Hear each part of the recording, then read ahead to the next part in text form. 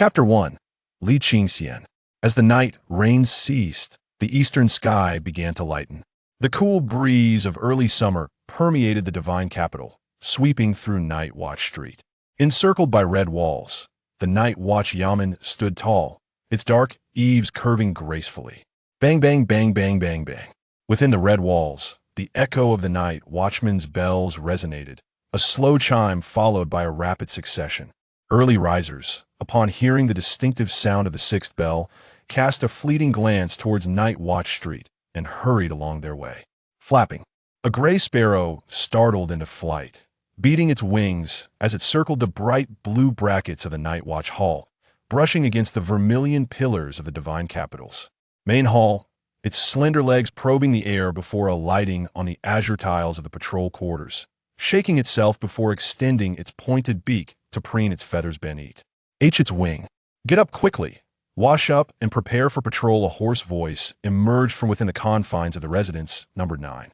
Silence enveloped the dwelling. They'll treat you to mutton soup. The hoarse voice brightened a touch. Oh, why didn't you say so earlier? The atmosphere within the residence grew lively. Li Qingxian, what do you say, can you join the patrol today? Zheng Hu's concerned voice broke through. The commotion subsided. Thick paper covered the windows, obscuring much of the morning light, casting the room into shadows. 5 beds were lined up, yet only 4 occupants stirred. 3 individuals sat up, their gazes fixed on the youth nestled at the far end. I can't. The young man yawned lazily, responding in a languid manner as he rose slowly. The 3 dressed and departed, while Li Qingxian donned a white shirt and, slipping into his shoes, ambled toward the bronze mirror. Li Qingxian gazed into the reflection before him, the tender age of 15 or 16, having just recovered from a grave illness. His pallid complexion rendered him somewhat more handsome than usual. Beneath his finely arched brows, his eyes seemed shrouded in shadows, devoid of luster.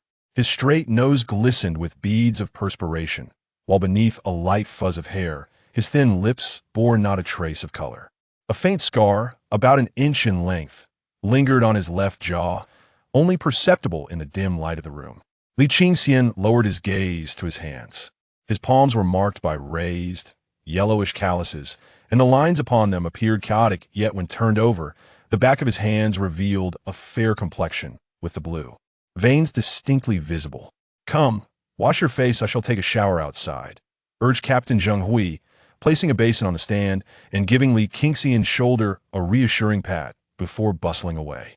After washing his face and donning his attire, equipped with a long knife, Li Qingxian returned to the copper mirror. His figure was slender, his hair tousled, still bearing the remnants of his recent illness.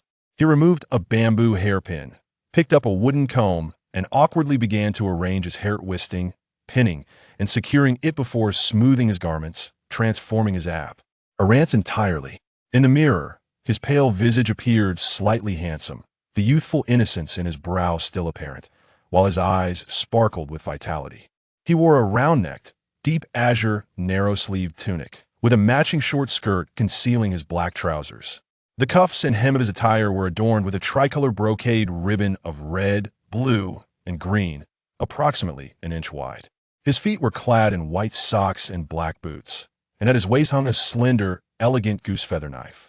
The black scabbard near the hilt bore the engraved character for night, its red lacquer having worn away considerably. A black cloth belt with a red cord dangled, at its end swaying a pristine jade pendant adorned with a deer and crane motif. Li Qingxian grasped the hilt of his long knife with his left hand, straightened his posture, lifted his chin, emanating an extraordinary air of valor. A youthful figure clad in azure, brandishing a sword. Gazing into the mirror, a myriad of emotions flickered across Li Qingxian's visage. Li Qingxian was not of this world. Originally hailing from a realm adorned with towering skyscrapers, where others indulged in hedonistic pleasures. In that world, Li Qingxian, like the majority, led an unremarkable existence. Attending school, facing examinations, and then remaining single. Binge-watching dramas, savoring films, engaging in games, and then still single. Upon reaching adulthood, he departed from his parental abode, migrating to a bustling metropolis to join a self-media enterprise, and once more, continued his solitary path.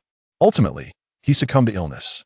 A renowned physician had dismissed it as a trivial ailment, unworthy of concern, yet he could not endure. In his final moments, Li Qingxian felt an overwhelming sense of regret. Perhaps fate had deemed it unfit for him to perish upon opening his eyes. He found himself in this world, inhabiting another's body. This new Li Qingxian, also beset by illness, bore the same name.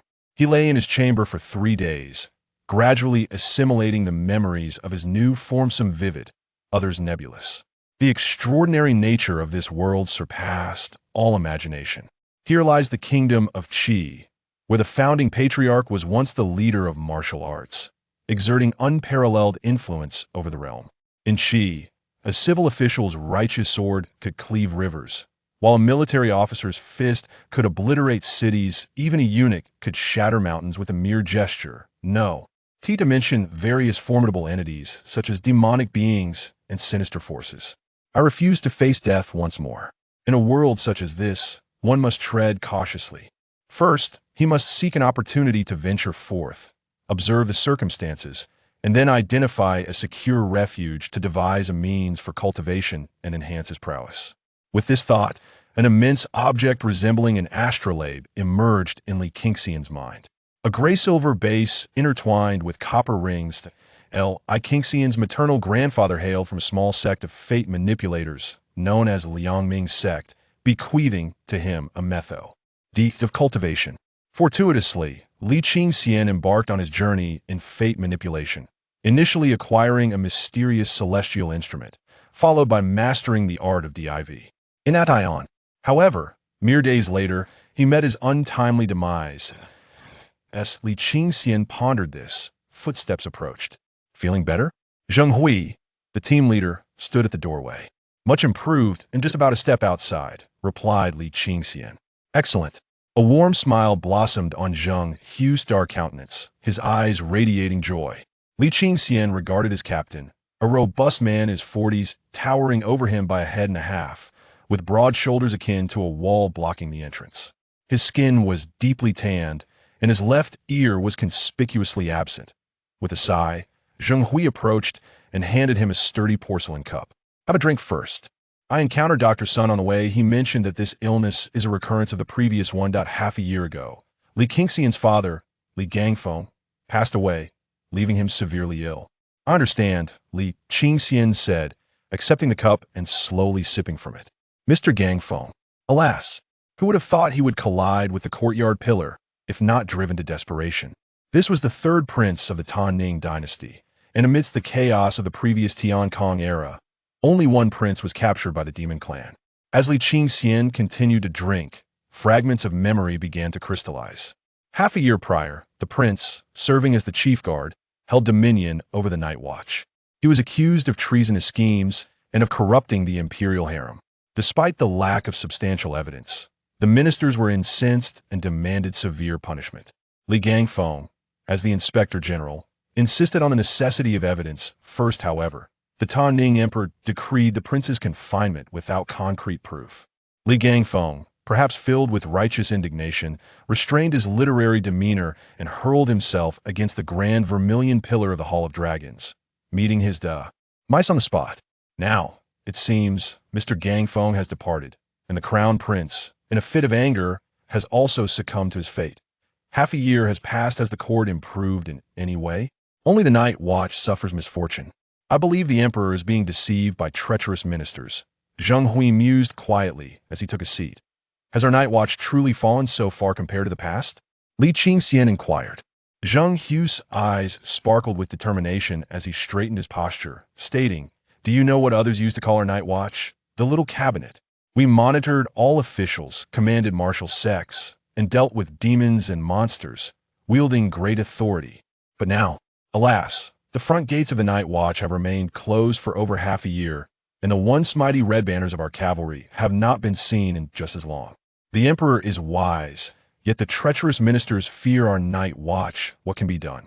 Is it true that the night watch is to be disbanded? This matter, I must credit to Lord Gangfeng.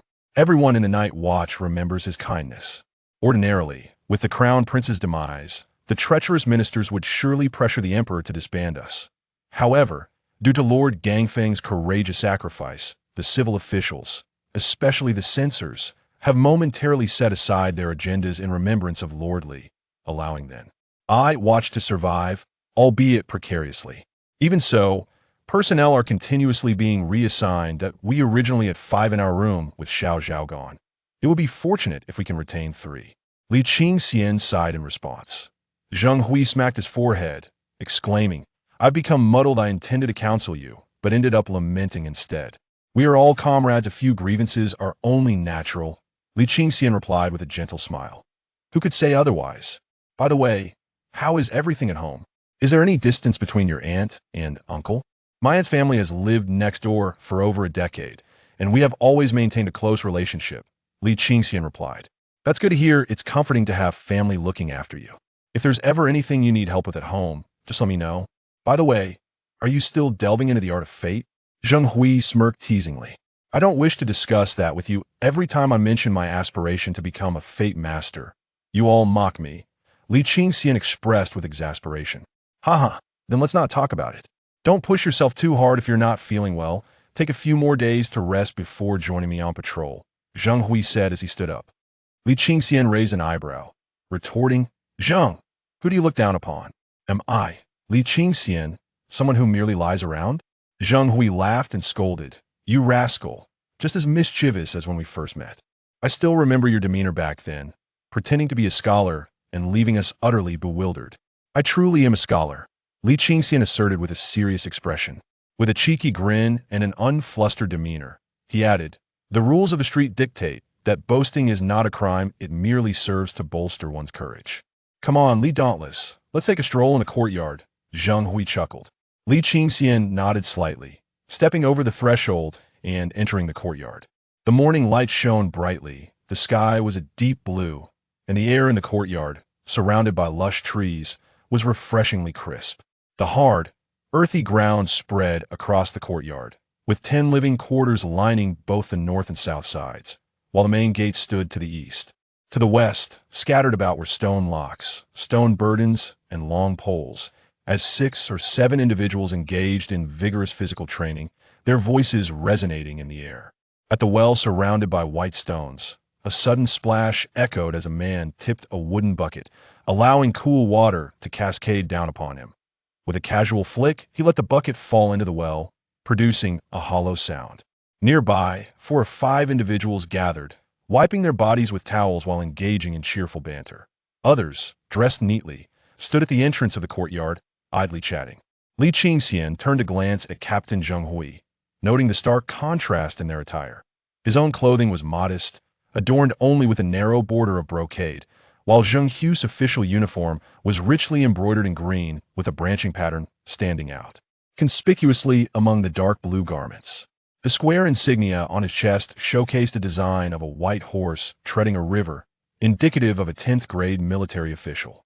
Zheng Hui rested his right hand on his leather belt and said, Qingxian, if you're patrolling the streets today, you must follow my lead without question. No matter the circumstances, refrain from taking action, just as we discussed last time. Understood? Li Qingxian touched the faint scar on his left jaw and smiled. All right, this time I shall heed your advice, Captain Zheng.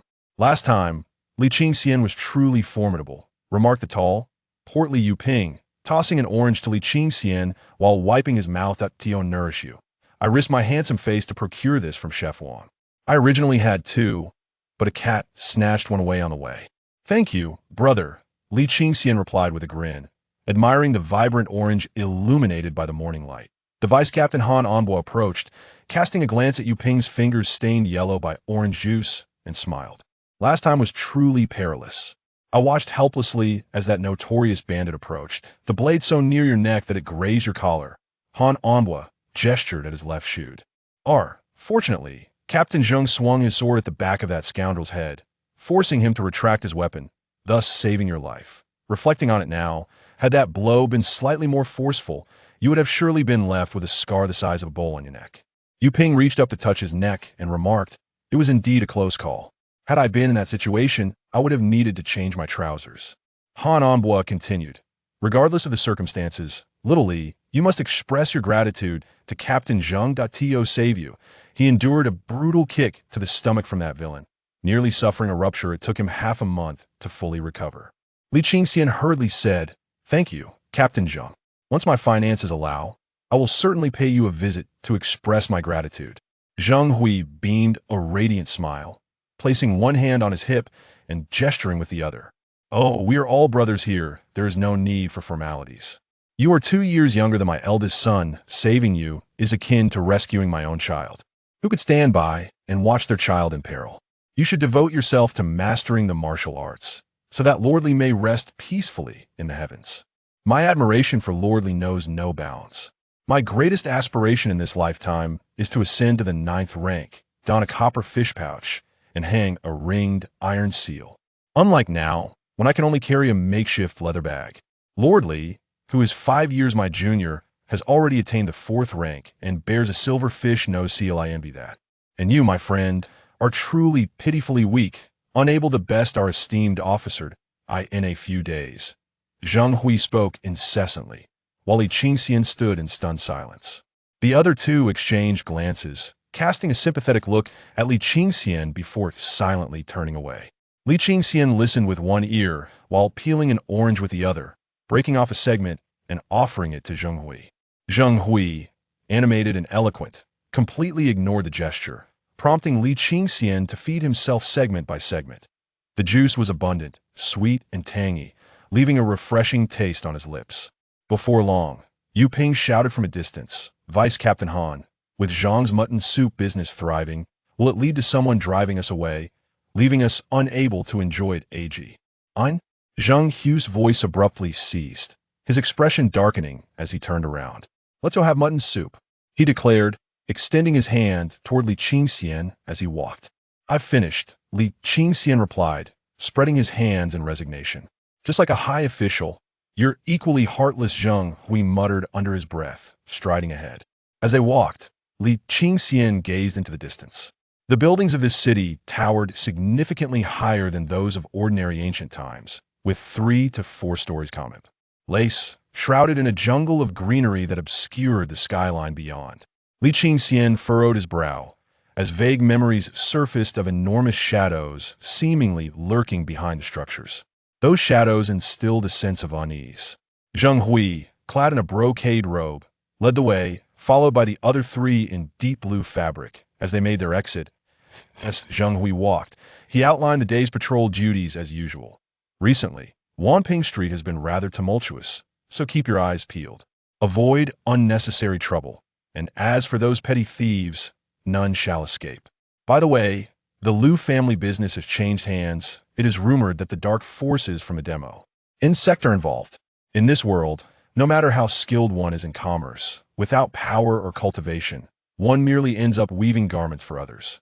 Old Liu is a decent man. His silk and fabric have always sold well. What a pity. Moreover, it is said that the heretical factions and the demon sect are vying for control of the Chong Liu Tavern. Let's steer clear of that for now. We cannot afford to provoke the Sigh. The night watch is not what it used to be. There was a time when I even raided the prince's residence. Li Qingxian remained silent, observing quietly, yet a peculiar unease grew within him. This was the divine capital, the largest and most powerful metropolis of the Qi kingdom, the very heart of the empire, where the imperial palace stood. How could the heretical factions and the demon sect act with such impunity? Why did the night watch, a crucial arm of the court, fear these dark sects? What manner of place was the Qi kingdom? Occasionally, he saw individuals greeting Han Ambua or Yu Ping.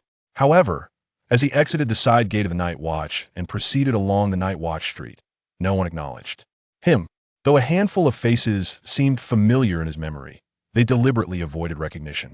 His aunt and uncle, his cousin and younger cousin remained unchanged, and the 2 childhood friends who had grown up together were just as before. As for his former classmates from the academy, apart from 2 close associates, he had lost touch with nearly all of them. As Zheng Hui walked, he remarked, "Do not disdain the complexities of these formalities. Everyone seeks to maintain their dignity. If others grant me, Zheng Hui, their respect, I too must extend my respect in return. However, remember this. Dignity is earned by oneself and can equally be lost by oneself."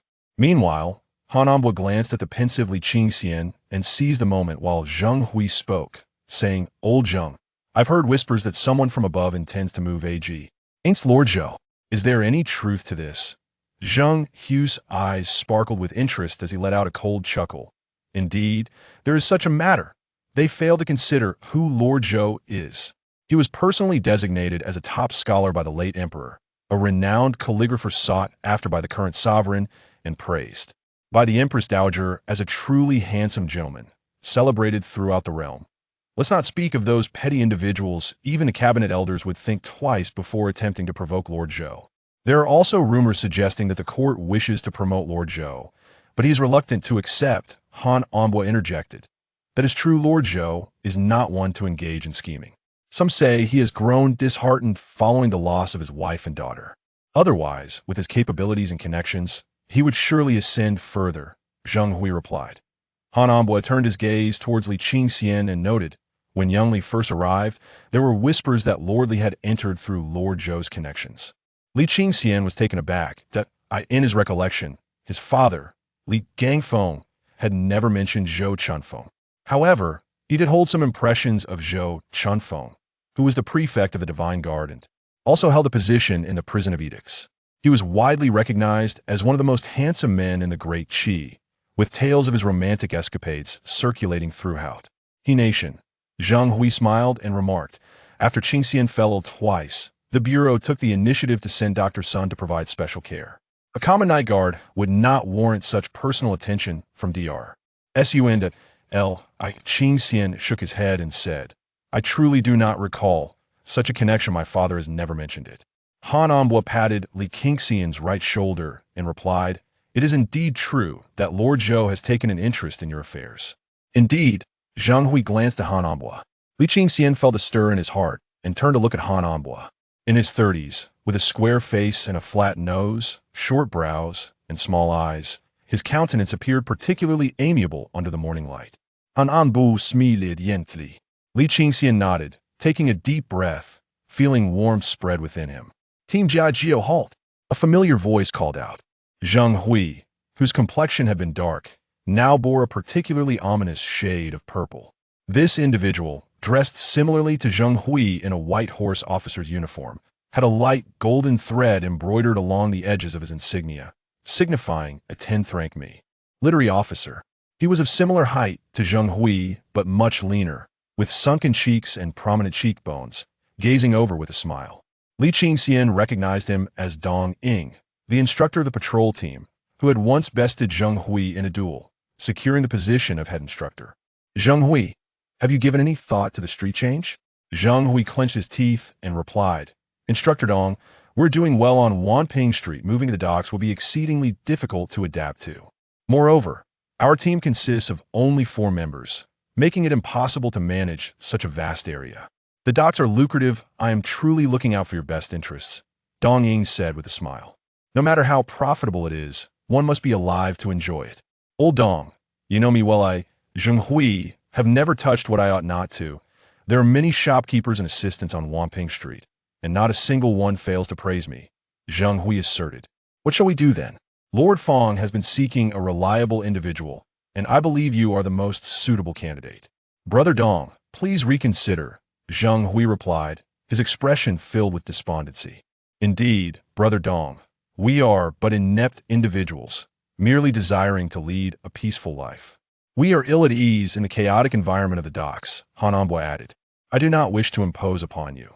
Yet Lord Fong is pressing, insisting that a decision must be made within the next couple of days, Dong Ying sighed. Li Qingxian furrowed his brow. Slightly, the docks were among the most tumultuous places, with casualties among the night watch being a common occurrence. Even someone as skilled as Zheng Hui, a 10th-tier martial artist, struggled to ensure his survival, let alone someone as frail as himself. A thought crossed Li Qingxian's mind as he silently recited the divination technique, directing his gaze towards Dong Ying. His eyes warmed slightly, and the world around him illuminated, with Dong Ying at the center of the radiance. Above Dong Ying's head, a withered, 3-foot-tall tree materialized, upon which flickered a series of images, each connected to Dong Ying. There were scenes of Dong Ying dining with family, weeping while holding an elderly woman, smashing things in the kitchen at home, and kneeling in mourning before a grave strewn with paper money, his head bloodied from repeated prostrations. In an instant, Li Qingxian felt dizzy and disoriented, his body swaying slightly, prompting him to cease the divination technique. Han Ambua hurriedly supported Li Qingxian, asking, "Are you all right, shall we?" Li Qingxian quickly reassured him, "I'm fine." "Zheng Hui, will you go or not? Please give us a response," Dong Ying urged. Zheng Hui lowered his head slightly. Suddenly, Li Qingxian clasped his hands in a salute and said, "Lord Dong, I have an urgent matter to discuss. May I have a moment of your time?" "Oh, the son of Mr. Gang Feng? Very well." Dong Ying cast a glance at Li Qingxian before proceeding toward the other side of Nightwatch Street. Zheng Hui, Yu Ping, and Han Ambua gazed curiously at Li Qingxian, who responded with a reassuring look before following her. "Lord Dong, I have learned divination techniques from my grandfather," Li Qingxian stated. Dong Ying narrowed his eyes slightly, saying, "I believe I have heard that you possess some understanding of divination. However, the skill of a diviner is of utmost importance. A lower-tier diviner often makes numerous errors when interpreting the fate of a higher-tier individual, and may even suffer backlash. I am of no rank. You are of the highest rank. The difference is merely one tier. So even if there's backlash, it would be minimal," Li Qingxian replied. "What are you trying to imply?" "I perceive an unusual aura surrounding you, Lord Dong, and inadvertently applied divination techniques. Upon calculation, I found that you are not in grave danger, but your esteemed mother may encounter significant peril today," Li Qingxian warned. "Nonsense. My mother is in good health. She can walk for half an hour without losing her breath, always busy with her affairs. How could she possibly be in danger?" Dong Ying said, his expression turning wary. Chapter 3. Lamb Offal Soup. Did your mother eat cornmeal pancakes yesterday? Dong Ying paused for a moment and replied, "My family often consumes corn pancakes." "Your mother must have a habit of soaking hard corn pancakes in water, am I right?" "Indeed." Dong Ying's expression turned serious. Li Qingxian remarked, "I just divined that the corn pancakes you consumed were infested with some mold, and coupled with your mother's oversight last night. When she let half a pancake soak overnight out of reluctance to discard it, she ended up eating it today." Dong Ying's countenance changed dramatically before leaving this morning. "My mother mentioned feeling a bit unwell in her stomach. That confirms it, unless something unforeseen occurs. Your mother is likely experiencing vomiting and diarrhea and is currently seeking a doctor. You must hurry and assist her with your true essence in conjunction with the physician's treatment. Otherwise, the consequences could be dire," Li Qingxian advised. "Tening Xing Tang," Li Qingxian called out. Dong Ying ran off in silence. "Qingxian, what is the matter?" Zheng Hui approached with the group. Li Qingxian responded, "It's nothing. We'll know by tonight." He smiled enigmatically. "Come, let us go have lamb soup." Yu Ping turned and walked away. Zheng Hui and Han Anbo gazed curiously at Li Qingxian, but seeing that he wouldn't elaborate, they chose to let it be. As Li Qingxian walked, he pondered. It seems that before reaching a higher level, he should refrain from using the qi observation technique, especially on those of higher rank. Using it once leaves him dizzy, and using it twice might lead to fainting. The qi observation technique is indeed powerful. However, what does that withered tree signify? It appears to be related to fate techniques, something he feels he has studied before, yet crucial memories remain elusive. After walking for a while, Yu Ping took a deep sniff. "We've arrived." The three individuals turned their gazes towards the sound, observing Yu Ping, who appeared to be in a daze. Hastily veering into a narrow alley about 10 feet wide, they exchanged knowing smiles before following suit. The weathered brick walls on either side were adorned with lush, green moss, and the crumbling light gray stone path stretched forth towards Shilla Street. Outside the alley, a bustling crowd surged by, a cacophony of voices merging into a rising hum. The air was increasingly suffused with a myriad of enticing aromas, growing ever more intense. After circumventing a filthy puddle, the trio emerged from the alley's mouth. The vibrant tapestry of market life and the palpable essence of everyday existence enveloped them completely. Yu Ping quickened his pace, while the others ambled along the uneven dirt road. The sizzle of oil cakes in the pan sent wisps of steam wafting through the air, a tantalizing mix of richness and fragrance. Beneath the rolling steam, the deep red braised meat bobbed enticingly. As the pot was lifted, a thick plume of white vapor dispersed, revealing the golden-hued steamed buns beneath. Li Qingxian surveyed the familiar surroundings and listened to the bustling sounds, a wave of joy washing over him as if he had emerged from a calamity. In his peripheral vision, he spotted a plump figure vigorously waving. Turning his gaze, he saw Yu Ping fervently beckoning with his left hand while pointing at the tables and chairs below with his right, grinning broadly and calling out loudly, "Hurry up. I've secured a seat." The trio hastened their steps. A weathered white striped awning fluttered in the breeze, with the words Zhangji clearly visible despite the grime.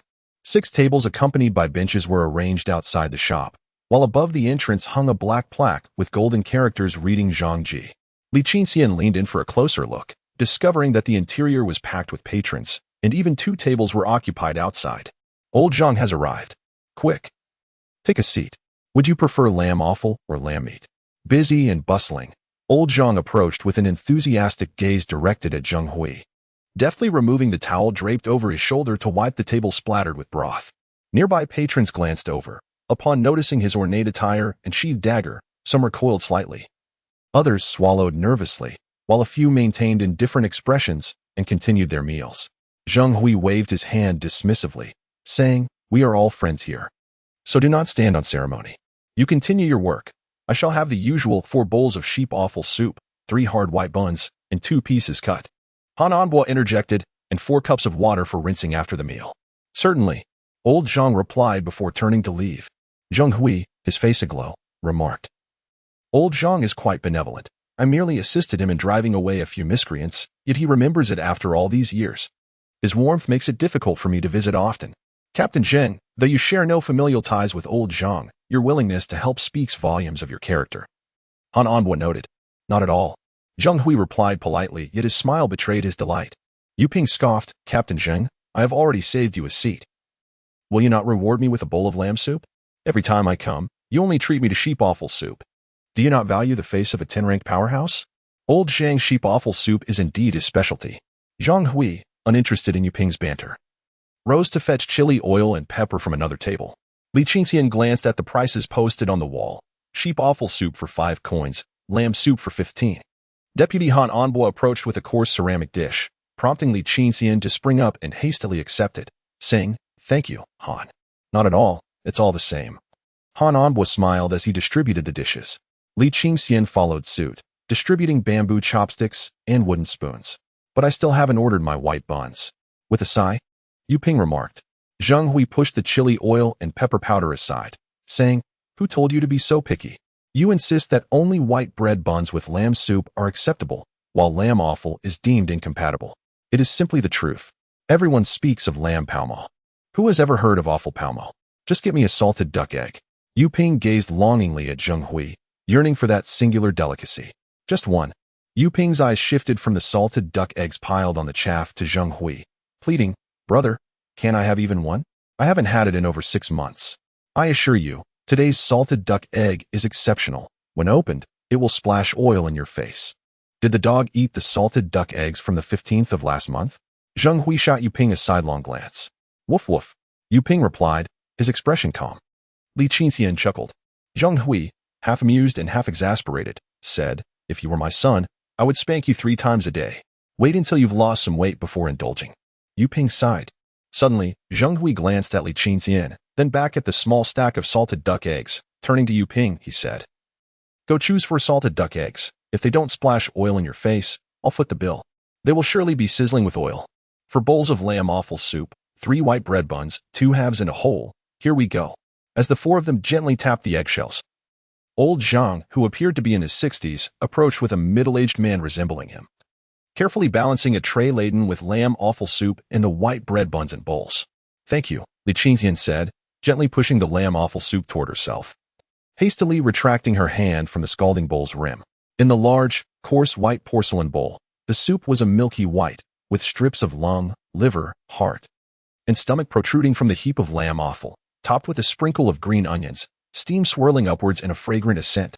Gently inhaling, a fragrant aroma mingled with a subtle hint of gamey and unpleasant scents fills the air.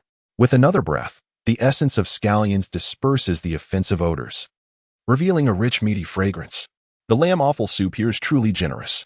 Li Qingxian glanced at the bowls of lamb offal soup on other tables, noting that none matched the thickness of the 4 bowls before him. "Mr. Zheng, please indulge." The father and son stood nearby. "Carry on with your meal.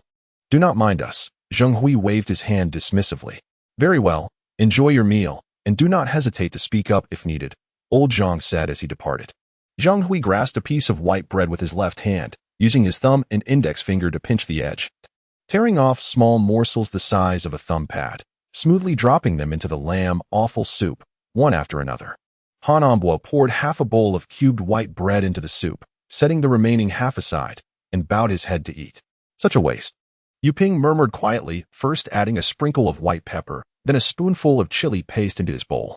Taking a deep breath, he stirred with his chopsticks and said, "Brother Han, lamb offal soup should be paired with pepper and chili to enhance its flavor. Eating it plain like this won't do it justice." Han Ambo smiled, continuing to savor the lamb offal soup with the bread, forgoing both the pepper and chili oil. Li Qingxian, adhering to his customary approach, emptied the entire bowl of cubed white bread into the soup, dusted it with pepper, and prepared to add a half-spoonful of chili oil. "You've just recovered.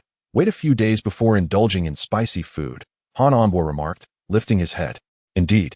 Refrain from spicy dishes for the next few days, and use less pepper," Zheng Hui added. "Understood." Biting into the egg yolk, it was soft and delicate, bursting with savory richness. The affluent indulge in their feasts, while the less fortunate make do with their own fare. The lamb offal soup, too, has its own unique method of enjoyment. Zheng Hui skillfully tore apart the hard white bread while engaging in casual chatter. The other three exchanged glances and hastened their eating pace. After only a few bites, Yu Ping suddenly glanced around, then stood up and disappeared into the crowd. Much like a monkey, carefree, one should not emulate his behavior. Zheng Hui shook his head and continued to tear the bread. Li Qingxian lowered his head, blowing gently on the steaming noodle soup before cautiously sipping a mouthful. The pepper masked any lingering odd flavors, and the rich aroma of meat filled the air. The lamb offal was cooked to perfection, with just the right amount of chewiness and tenderness. As Zheng Hui's piece of bread dwindled to the size of half a palm, Yu Ping approached, carrying a steamer basket. "Excuse me, don't bump into me." Yu Ping maneuvered around the obstructing patrons, settled onto the bench, and set down the steamer and a paper-wrapped soft pancake. 9 steaming dumplings were neatly arranged within the steamer. The 3 halted, their eyes fixated on Yu Ping. "What are you staring at? Continue enjoying your lamb offal soup." Yu Ping slowly pulled the steamer closer, bringing it to the edge of the table. The trio remained silent, their gazes unwavering. "Without bread, I certainly won't be full." The 3 continued to remain silent. Yu Ping gritted his teeth, let out a sigh, and declared, "One for each of you, no more?" With reluctance, he picked up his chopsticks, shielding the steamer with one hand, while serving each of the 3 a dumpling with the other. Zheng Hui finished his meal with a smacking of lips, exclaiming, "Ah, the beef and radish filling truly is nourishing." Yu Ping kept his head down. Li Qingxian and Han Ambo laughed while they ate. After finishing a dumpling, Li Qingxian returned to savoring the lamb offal. Yu Ping devoured 2 steamed dumplings and, in a sudden gesture, placed another onto Li Qingxian's plate. Under the astonished gazes of the trio, Yu Ping hesitated for a moment before adding yet another. No more than this. With a visage resembling one in despair, Yu Ping bowed his head and sipped the mutton offal soup. Zheng Hui and Han Ambo regarded him with gentle eyes. Li Qingxian gazed at the steamed dumplings glistening in the morning light, akin to radiant oranges, and smiled joyfully as he picked up a dumpling and savored it with hearty bites. After finishing the dumplings, he indulged in the mutton soup. The meat warmed the stomach, while the soup warmed the heart. Yu Ping looked up at Zheng Hui and asked, "Is it oily?" Zheng Hui glanced at the eggshell resting on the edge of the bowl and replied, "Indeed." Yu Ping sighed in relief. Han Ambo pushed the remaining half bowl of cubed white bread towards Yu Ping. "Thank you." Yu Ping beamed with delight, lifting the bowl as he made his way to Old Zhang, calling out, "Old Zhang, add half a bowl of mutton soup, but no meat, please." "Certainly. Now that is more like it." After Han Ambo finished, he surveyed the surroundings, his gaze momentarily lingering on several armed individuals. The sun gradually ascended, and the streets of Joyful Street became increasingly bustling. The 4 of them completed their meal, feeling warm and content, beads of sweat forming on their foreheads. What a relief. Zheng Hui cheerfully retrieved a handful of rusty coins from his leather bag, counted them, and selected some to settle the bill. Old Zhang hesitated, trying to refuse a few times, but ultimately accepted. Just a few steps later, a voice called out from behind, "Old Zhang, add some more mutton, don't be stingy." "All right, military sir." Zheng Hui suddenly halted, turning to regard the individual requesting mutton soup, his brow furrowing in concern. Li Qingxian felt a sudden curiosity. Zheng Hui was renowned for his amiable temperament, so what could have caused his sudden displeasure? Li Qingxian turned his gaze towards the man, who had removed his saber and laid it upon the table, one foot resting on the bench as he sat down with an air of authority. He cheerfully sprinkled pepper onto the lamb soup, steam rising in thick clouds, revealing generous mounds of lamb meat far exceeding that of the other tables. Upon closer inspection, the man's appearance was rather ordinary, dressed in the attire of a military officer, adorned with a rank insignia similar to Zheng Hui's, indicating a 10th grade status. Could it be that Captain Zheng had some prior connection with this individual? As Li Qingxian pondered, Zheng Hui maintained a stern expression and turned to walk forward. After satisfying their hunger and thirst, they set out to patrol the streets. Li Qingxian refrained from asking further questions and followed closely behind. The four men strolled along Sheila Street, resembling a colossal whale swimming through a school of fish, as the crowd parted to make way. Yes, Han Anbo responded. Thank you. Captain Zheng, Li Qingxian expressed. What is there to thank? As long as you refrain from causing me any trouble, that is more than sufficient. However, you seem more subdued today than usual. Have you fallen ill or gained some insight? Zheng Hui declared loudly as they walked, his voice somewhat muffled by the clamor of the street. Li Qingxian replied, I'm not entirely certain. I simply feel the need to adopt a different way of living. No longer muddled as before. But how exactly, I cannot say. Zheng Hui's eyes brightened, and he turned, delivering a hearty slap on Li Qingxian's shoulder, exclaiming, Excellent. Lord Li, in the heavens, must be greatly pleased. Well done, little Li. Han Anbo chuckled in agreement. Chapter 4. Demons and Spirits Coexisting with the Gentry. Upon leaving Sheila Street and entering Wanping Street, it felt as though a kettle had been removed from the heat. The clamor gradually subsided. Zheng Hui remarked, This street is frequented by the affluent and the noble. One cannot help but wonder which shop is backed by which high-ranking official. We must tread carefully. The times have changed, and we, as night watchmen, must be cautious. Qingxian, you are the youngest and most impulsive among us, but as your elder, I must advise you that the eastern district of the capital is fraught with peril, a place where dragons and tigers reside. It is no longer the carefree neighborhood of your youth.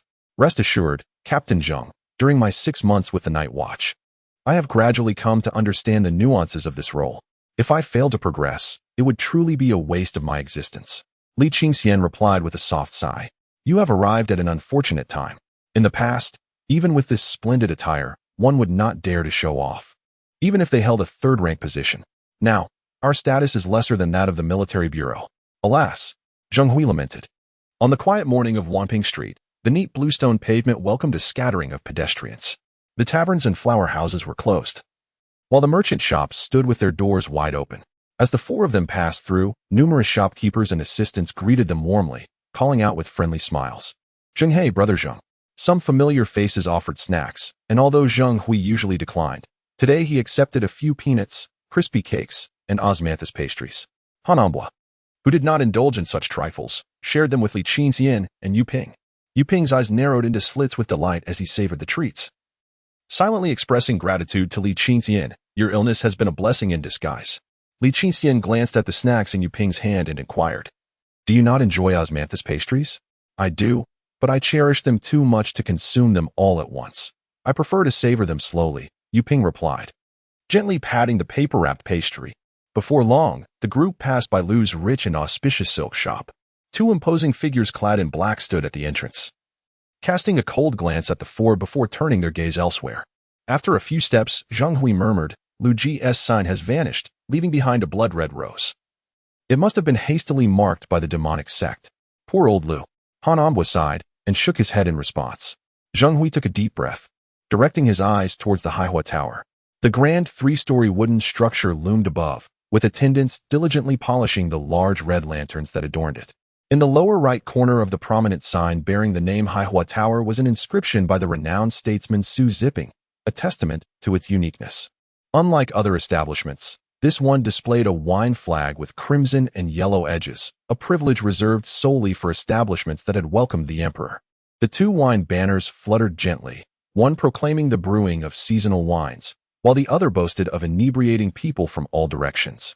Unable to restrain himself, Zheng Hui glanced at Li Qingxian and said, You mentioned last time that once you ascend to the 10th rank, or I to the 9th, you would treat me to a jar of Huahai Dinyang.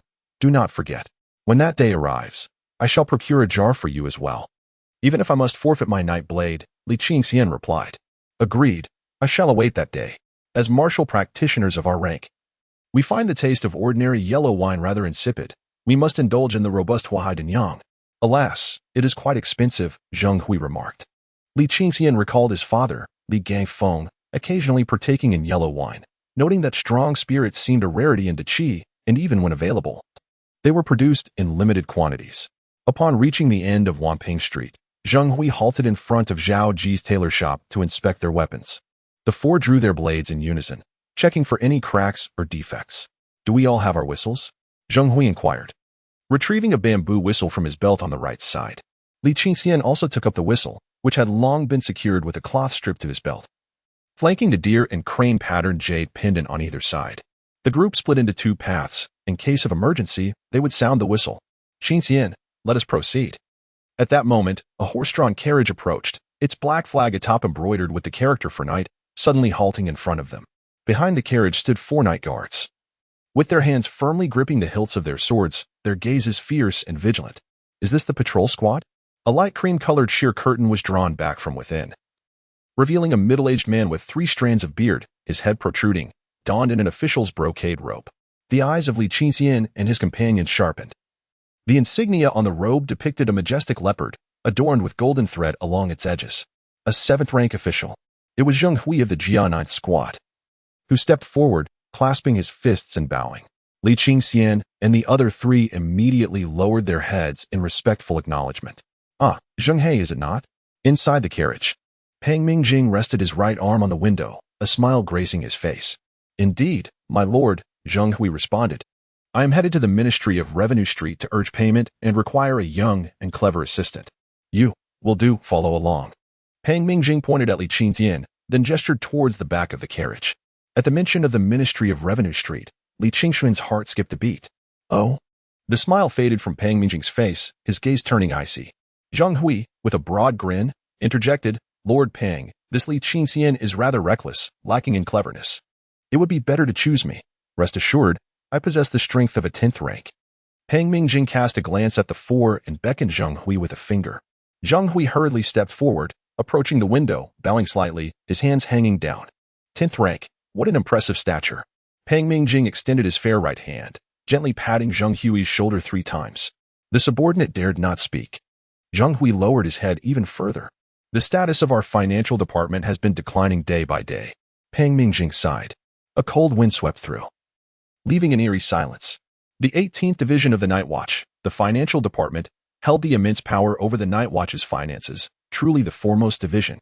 Zheng Hui raised his head, poised to speak, when a series of sharp sounds erupted from his body. Suddenly, his garments swelled, cracking at every seam, and in an instant, they exploded into tatters, fragments flying in all directions. Remarkably, Zheng Hui remained unscathed, his clothes reduced to mere rags that clung to him, fluttering in the wind and failing to conceal his dark skin. The onlookers gasped in shock, unable to utter a word. Nearby pedestrians and shopkeepers pointed and chuckled, their laughter echoing in the air. A deep crimson spread across Zheng Hui's dark face, engulfing his entire neck. Li Qingxian clenched his teeth tightly. Will you go? Or shall he? Peng Mingjing inquired. Zheng Hui, with a hunched back and clasped fists, replied. Li Qingxian is the son of Lord Li Gangfeng and has received special attention from Lord Shou Chufeng. He is currently gravely ill and unable to attend, but I am willing to serve you to the best of my abilities. Li Qingxian regarded this normally loquacious Zheng Hui, feeling a surge of emotion within. Peng Mingjing appeared momentarily taken aback, but after a brief pause, he tossed an object with his right hand. With a sharp sound, it landed at Zheng Hui's feet. Li Qingxian's gaze fixed upon it, his body stiffening. The wooden texture, the shape of a token, a black base with golden characters, it was unmistakable. A clear memory surged in his mind. This was the token of the Night Watch, and should it be defied, the bearer had the authority to execute anyone below the 9th rank. No one would produce a golden token for an ordinary soldier. Peng Mingjing had come prepared. Zheng Hui lowered his gaze to the golden command medallion, his mouth opening in a silent gasp, fists clenched tightly, veins bulging on his forehead, unable to utter a word. Suddenly, a piercing whistle shattered the stillness. Li Qingxian turned, only to see Yu Ping with a bamboo whistle, alternating between long and short notes, signaling for the Night Watch's assistants. Disarm them, commanded Peng Mingjing, and 4 robust night watchmen stormed forward, snatching the whistle from Yu Ping and disarming Li Qingxian and Han Ambua of their whistles as well. Li Qingxian looked at Yu Ping, who grinned and said, When you get rich, remember to treat me to lamb soup, unlike team leader Zheng, who is so stingy. Inside the carriage, Peng Mingjing leisurely produced a brass whistle and blew it 3 times, each time a sequence of 3 long notes followed by a short one. The alarm was lifted, and the smile on Yu Ping's face froze. Peng Mingjing turned to Li Qingxian, smiling, and asked, "Will you join us, or will it be the 3 of them?" "We 3. Zhang Hui suddenly raised his head, locking eyes with Peng Mingjing, stepping forward. Han Anbo and Yu Ping both advanced a step as well. Peng Mingjing frowned slightly, finding Zhang Hui's dark expression somewhat jarring. Li Qingxian glanced at his 3 companions, sighed, and said, "I shall accompany you, though I am still recovering from illness and will move at a slower pace." "Not a problem, sit beside me." "Qingxian," Zhang Hui called sharply. Li Qingxian, as if oblivious, picked up the golden command medallion and approached the carriage. Upon reaching the door, he paused, waved at the 3 behind him, and stepped into the carriage. The curtain fell. To Hobu Street. The carriage rattled forward. Suddenly, Han Anbo shouted, "Once we reach Hobu, propriety must be observed. There can be no sloppiness." "Damn it!" Zhang Hui gritted his teeth in frustration. Yu Ping gripped tightly, crushing the osmanthus cake in his hand. "I exclaimed." Yu Ping remarked. "And you?" Zhang Hui inquired. Han Anbo sighed, gazing at the retreating carriage, and said, "I shall follow from a distance, adapting as necessary." Zhang Hui swallowed hard, taking a deep breath, and replied, "You are always astute. This time, do take care. I am a night guard." As a Xiao Li, Han Anbo chuckled lightly, trailing behind Peng Mingjing's carriage. Yu Ping glanced down at his round belly, opened his mouth to devour the osmanthus cake stuck to his right hand, and cast all his snacks onto the counter of Zhao's clothing shop. "For you," he declared, before hastily making his way to the night guard's office. The sound of wheels clattered, while the carriage interior remained eerily silent. Peng Mingjing's voice resonated from within. Li Qingxian quietly gazed ahead, seemingly oblivious. "I have seen Lord Li's visage. You bear a resemblance," Peng Mingjing noted. Li Qingxian remained mute. Who could have anticipated that years later, it would come to this?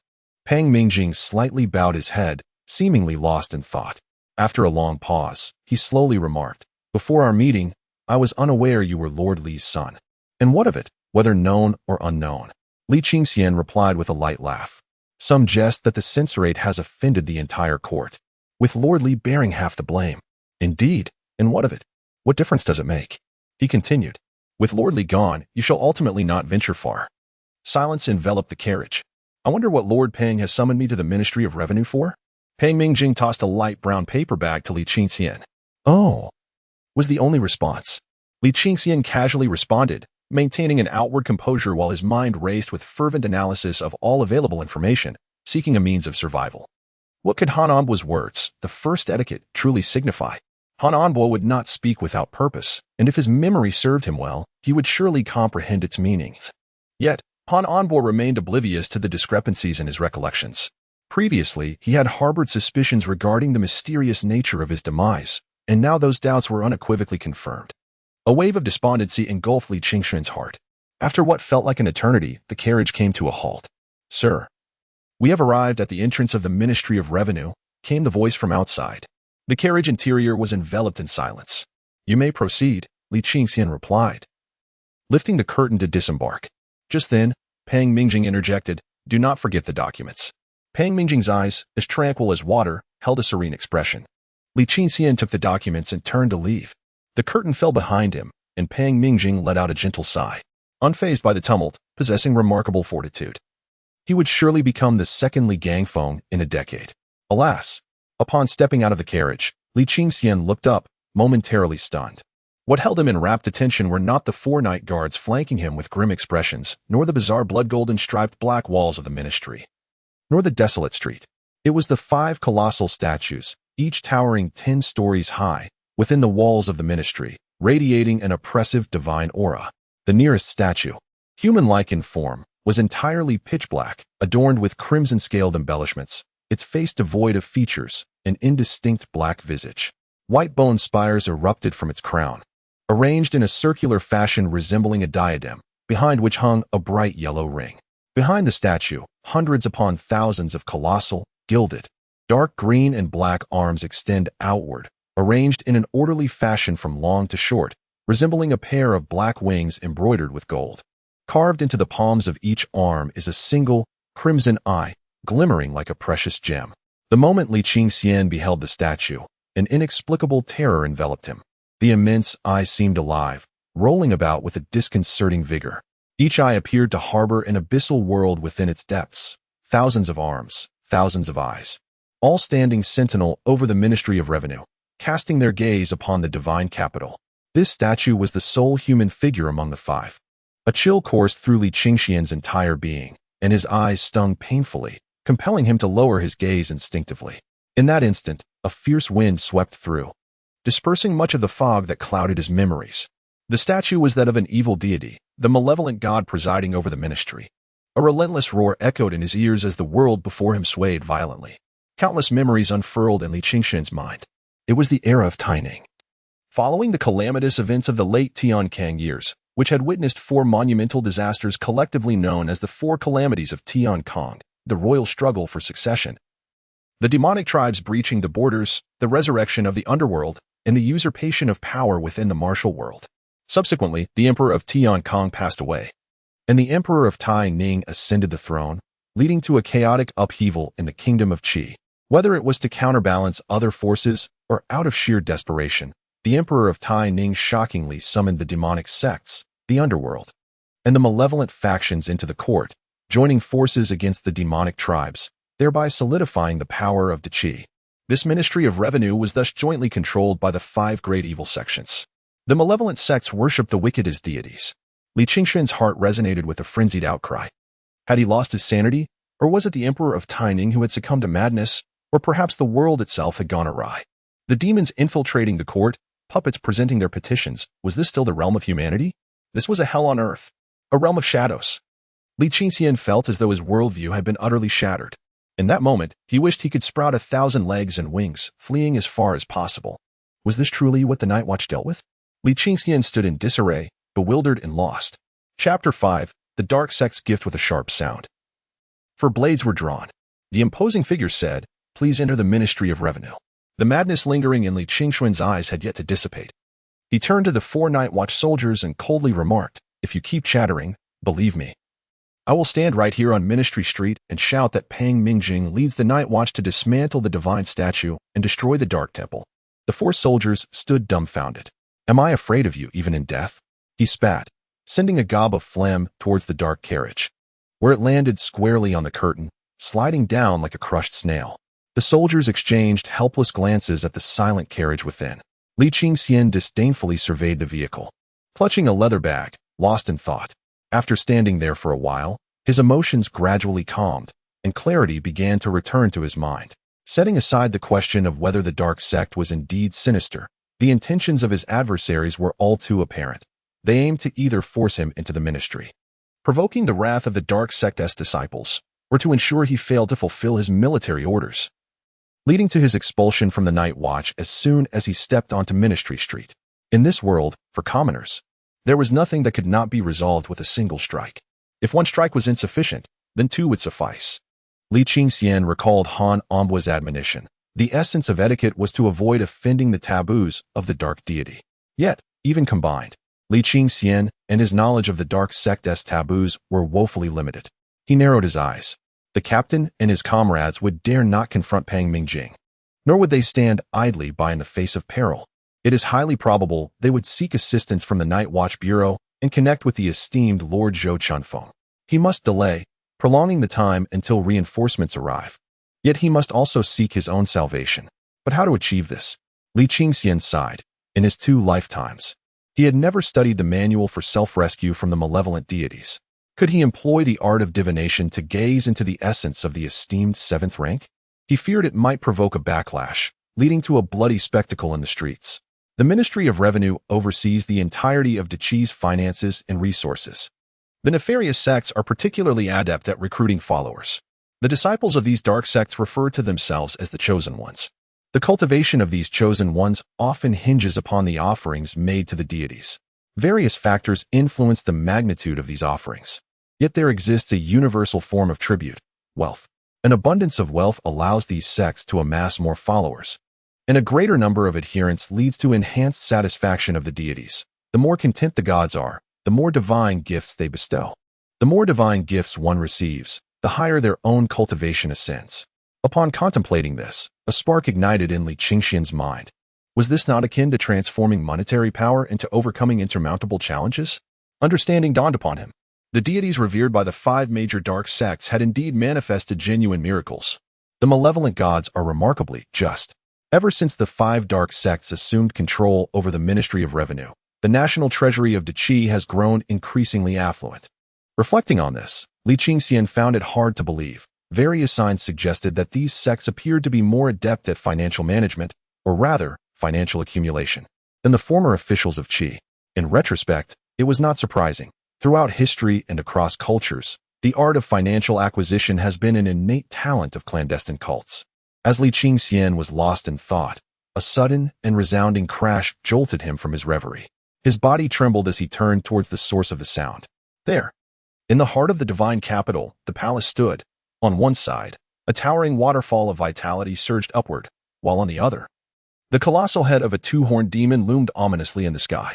Above the cascade of vitality and blood, a pair of diminutive suns and moons descended slowly, their resplendent light illuminating the capital, overshadowing the sun above. Upon the head of that monstrous being, similar celestial bodies appeared, their eerie power staining half of the azure sky a deep black. One side was shrouded in darkness, while the other was drenched in crimson. A tempest swept through, engulfing the world in shadow. In an instant, a colossal hemispherical blue shield materialized, enveloping the imperial city, isolating it from the outside realm.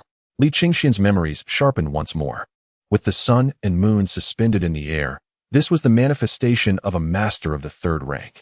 Since the arrival of the demonic entities in the court, the assemblies of Deqi had transformed into tales of the bizarre, as the various factions harbored profound grievances, often spanning hundreds, if not thousands, of years.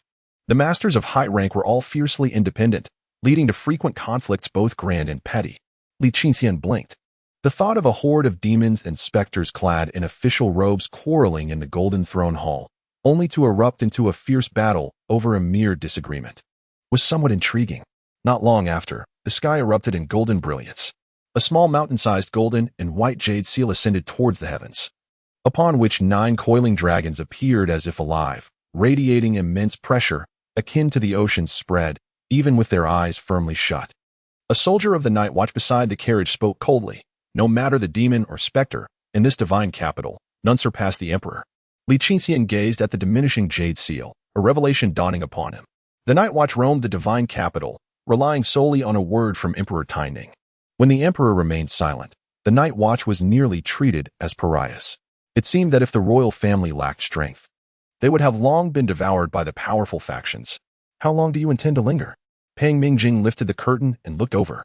Li Qingxian, acutely aware of his perilous situation, felt a considerable amount of trepidation towards Pang Mingjing. With a tone laced with sarcasm, he retorted, I shall remain here for as long as I please. Do you presume to govern the heavens, the earth, and even the most mundane of human affairs?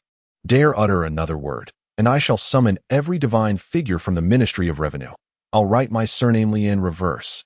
The 4 soldiers exchanged glances, bowing their heads to scrutinize the ground for ants. With a cold snort, Li Qingxian resumed his deep contemplation. Blowing the horn when necessary and preserving one's life were not mutually exclusive endeavors. Gradually, he began to recognize his own advantages. If one were to assess his political acumen by rank, he would surely be classified as a 1st-rank official, perhaps even with the potential to surpass that distinction. Before long, a carriage rolled to a halt several dozen paces away. The spacious avenue of the Ministry of Revenue could accommodate 30 horses side by side. Its expanse paved with a uniform gray-white stone, dividing the ministry into 2 courtyards, the northern courtyard for worship and the southern for administrative affairs.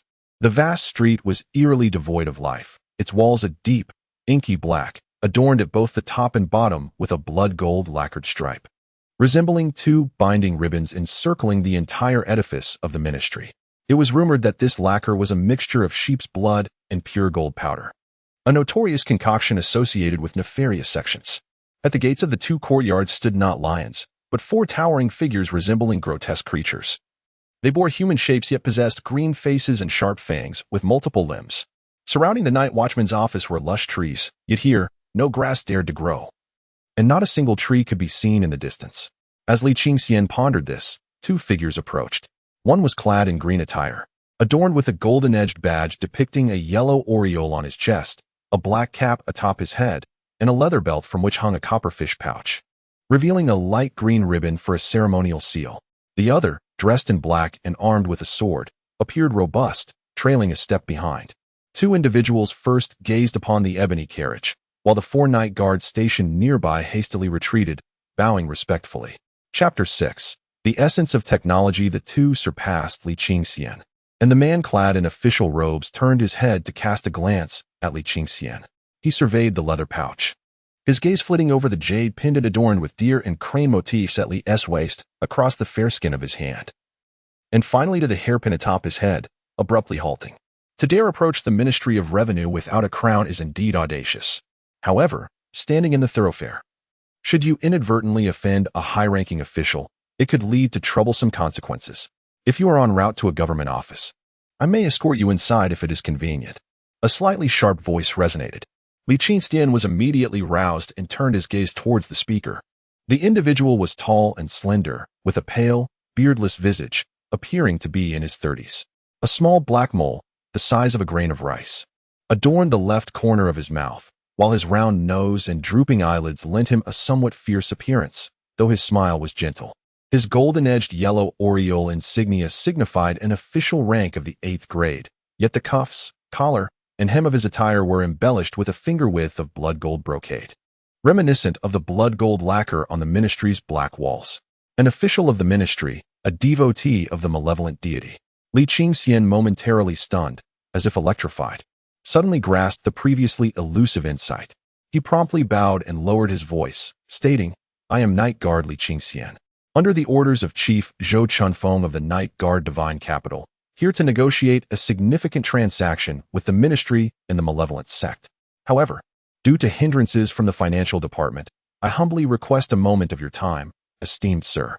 The two were taken aback, exchanging glances at the black carriage before turning their attention back to Li Qingxian. The 8th grade official smiled and inquired, "What magnitude of transaction are we discussing?" Li Qingxian slowly straightened his chest, fixating on the insignia of the 7th rank civil official, and lowered his voice. "In a year, conservatively speaking, we could save hundreds of thousands of taels, which would undoubtedly pave a smooth path for you towards the 3rd rank. The burly man with the saber darkened his expression, while the 8th rank official, intrigued, scrutinized Li Qingxian once more and smiled. "Let us discuss this further inside." "My lord," his guard whispered. The 8th rank official seemed oblivious, continuing as he walked, "My surname is Luo, with as my given name. As a mere 8th rank official, I hold little significance in the Ministry of Revenue. However, while deceiving me might be easy, fooling the gods is a different matter altogether. This street of the ministry is easy to enter but treacherous to exit." Li Qingxian promptly followed, asserting, "Every word I speak is the truth. There is no deception here." Luo Jing smiled faintly, choosing not to respond. The burly man with the saber coldly remarked, "You dare to make such bold claims at such a young age? Do you truly believe my esteemed master is easy to deal with? There may still be a chance for your survival here. But should you enter the yamen and continue with your reckless words, beware for your head."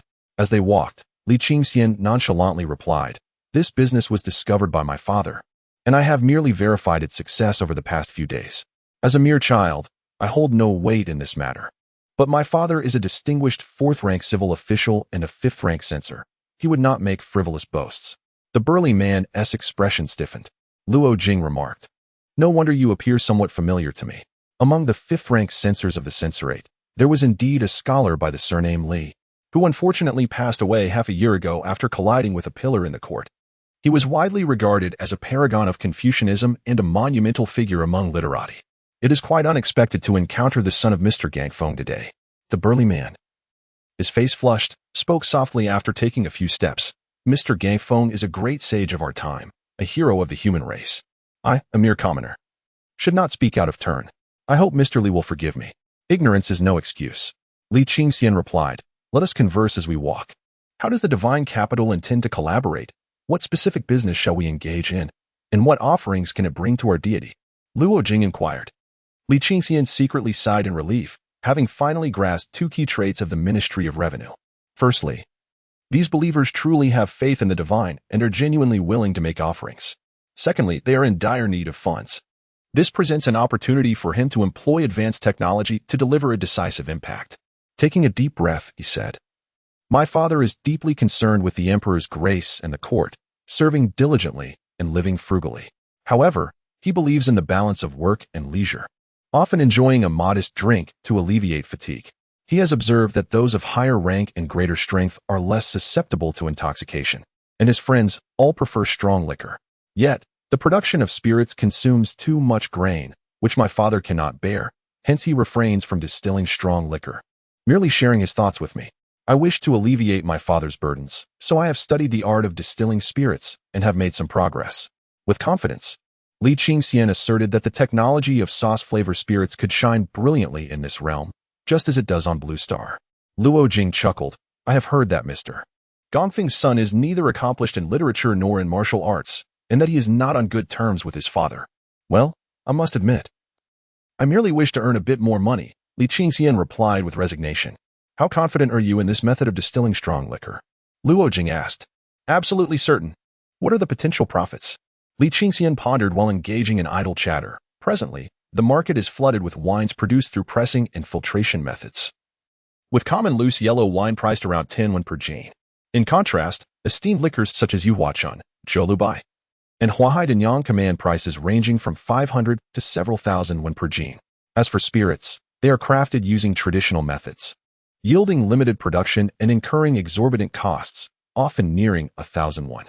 Even if we sell our spirits for merely 200 won per jin, after deducting costs, we could still profit around 150 won per jin. Our great Qi boasts vast territories and a populous citizenry.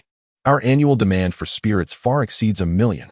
A cursory calculation indicates that the net profit from spirits could be as low as 200,000 taels or as high as 1 million taels annually. Luo Jing could not help but laugh, remarking, "You speak naively, spouting nonsense. The annual revenue of the inner transport treasury barely exceeds 1 million.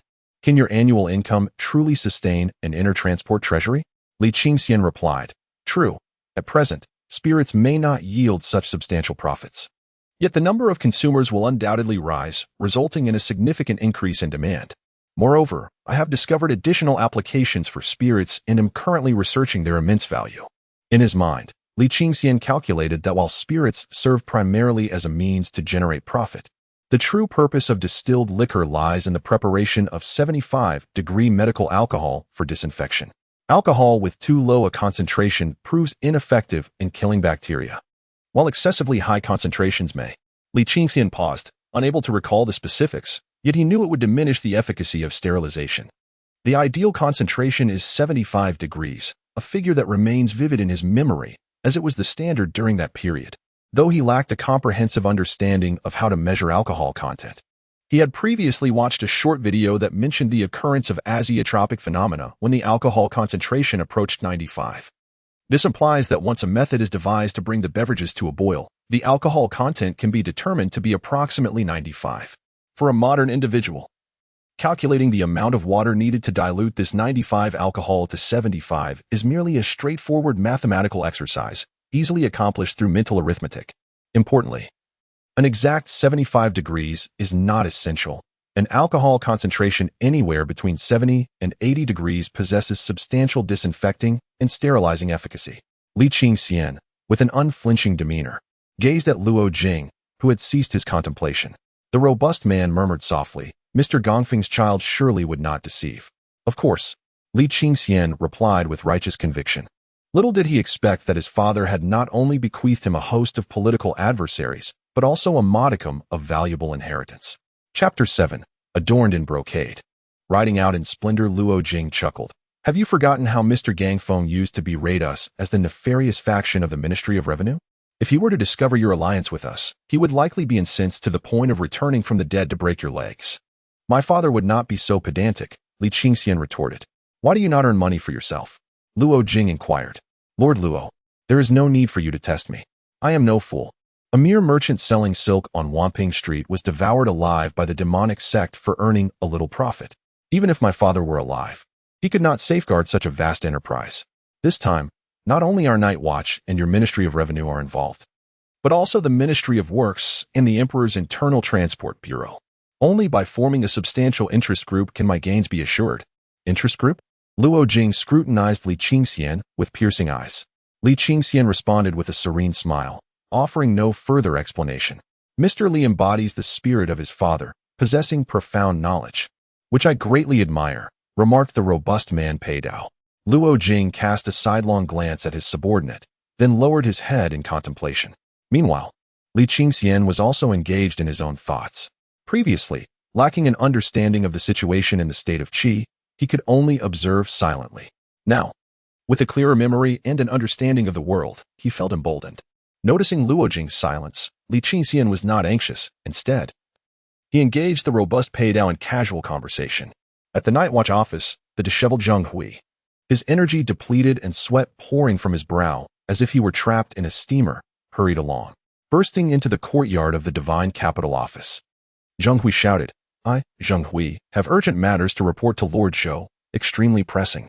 It concerns Li Qingxian." The two guards were momentarily taken aback. One quickly responded, "Lord Zhou is in the study in the back hall. I will escort you there, but please refrain from raising your voice, as the Lord may be in meditation." Who is Li Qingxian? Lord Zhou must certainly be aware. Zheng Hui, disregarding the truth of his statement, blurted out.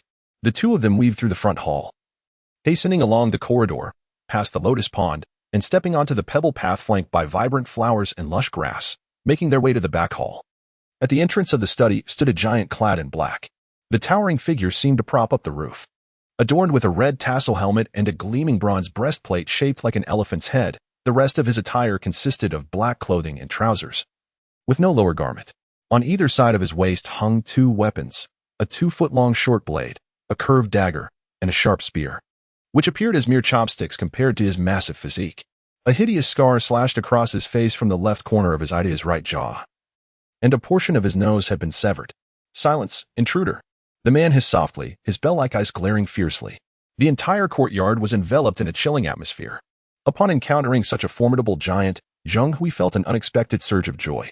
He quickened his pace and lowered his voice, saying, "Lord Zhou Hin, Li Qingxian is in trouble.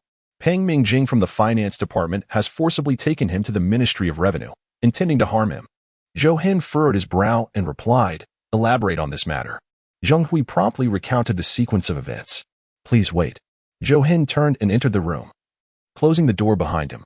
He approached a brass sphere on the left and tapped it delicately 3 times. "What is it?" A voice emerged, laced with a faint rustling sound, as if fine sand were brushing against the person's vocal cords.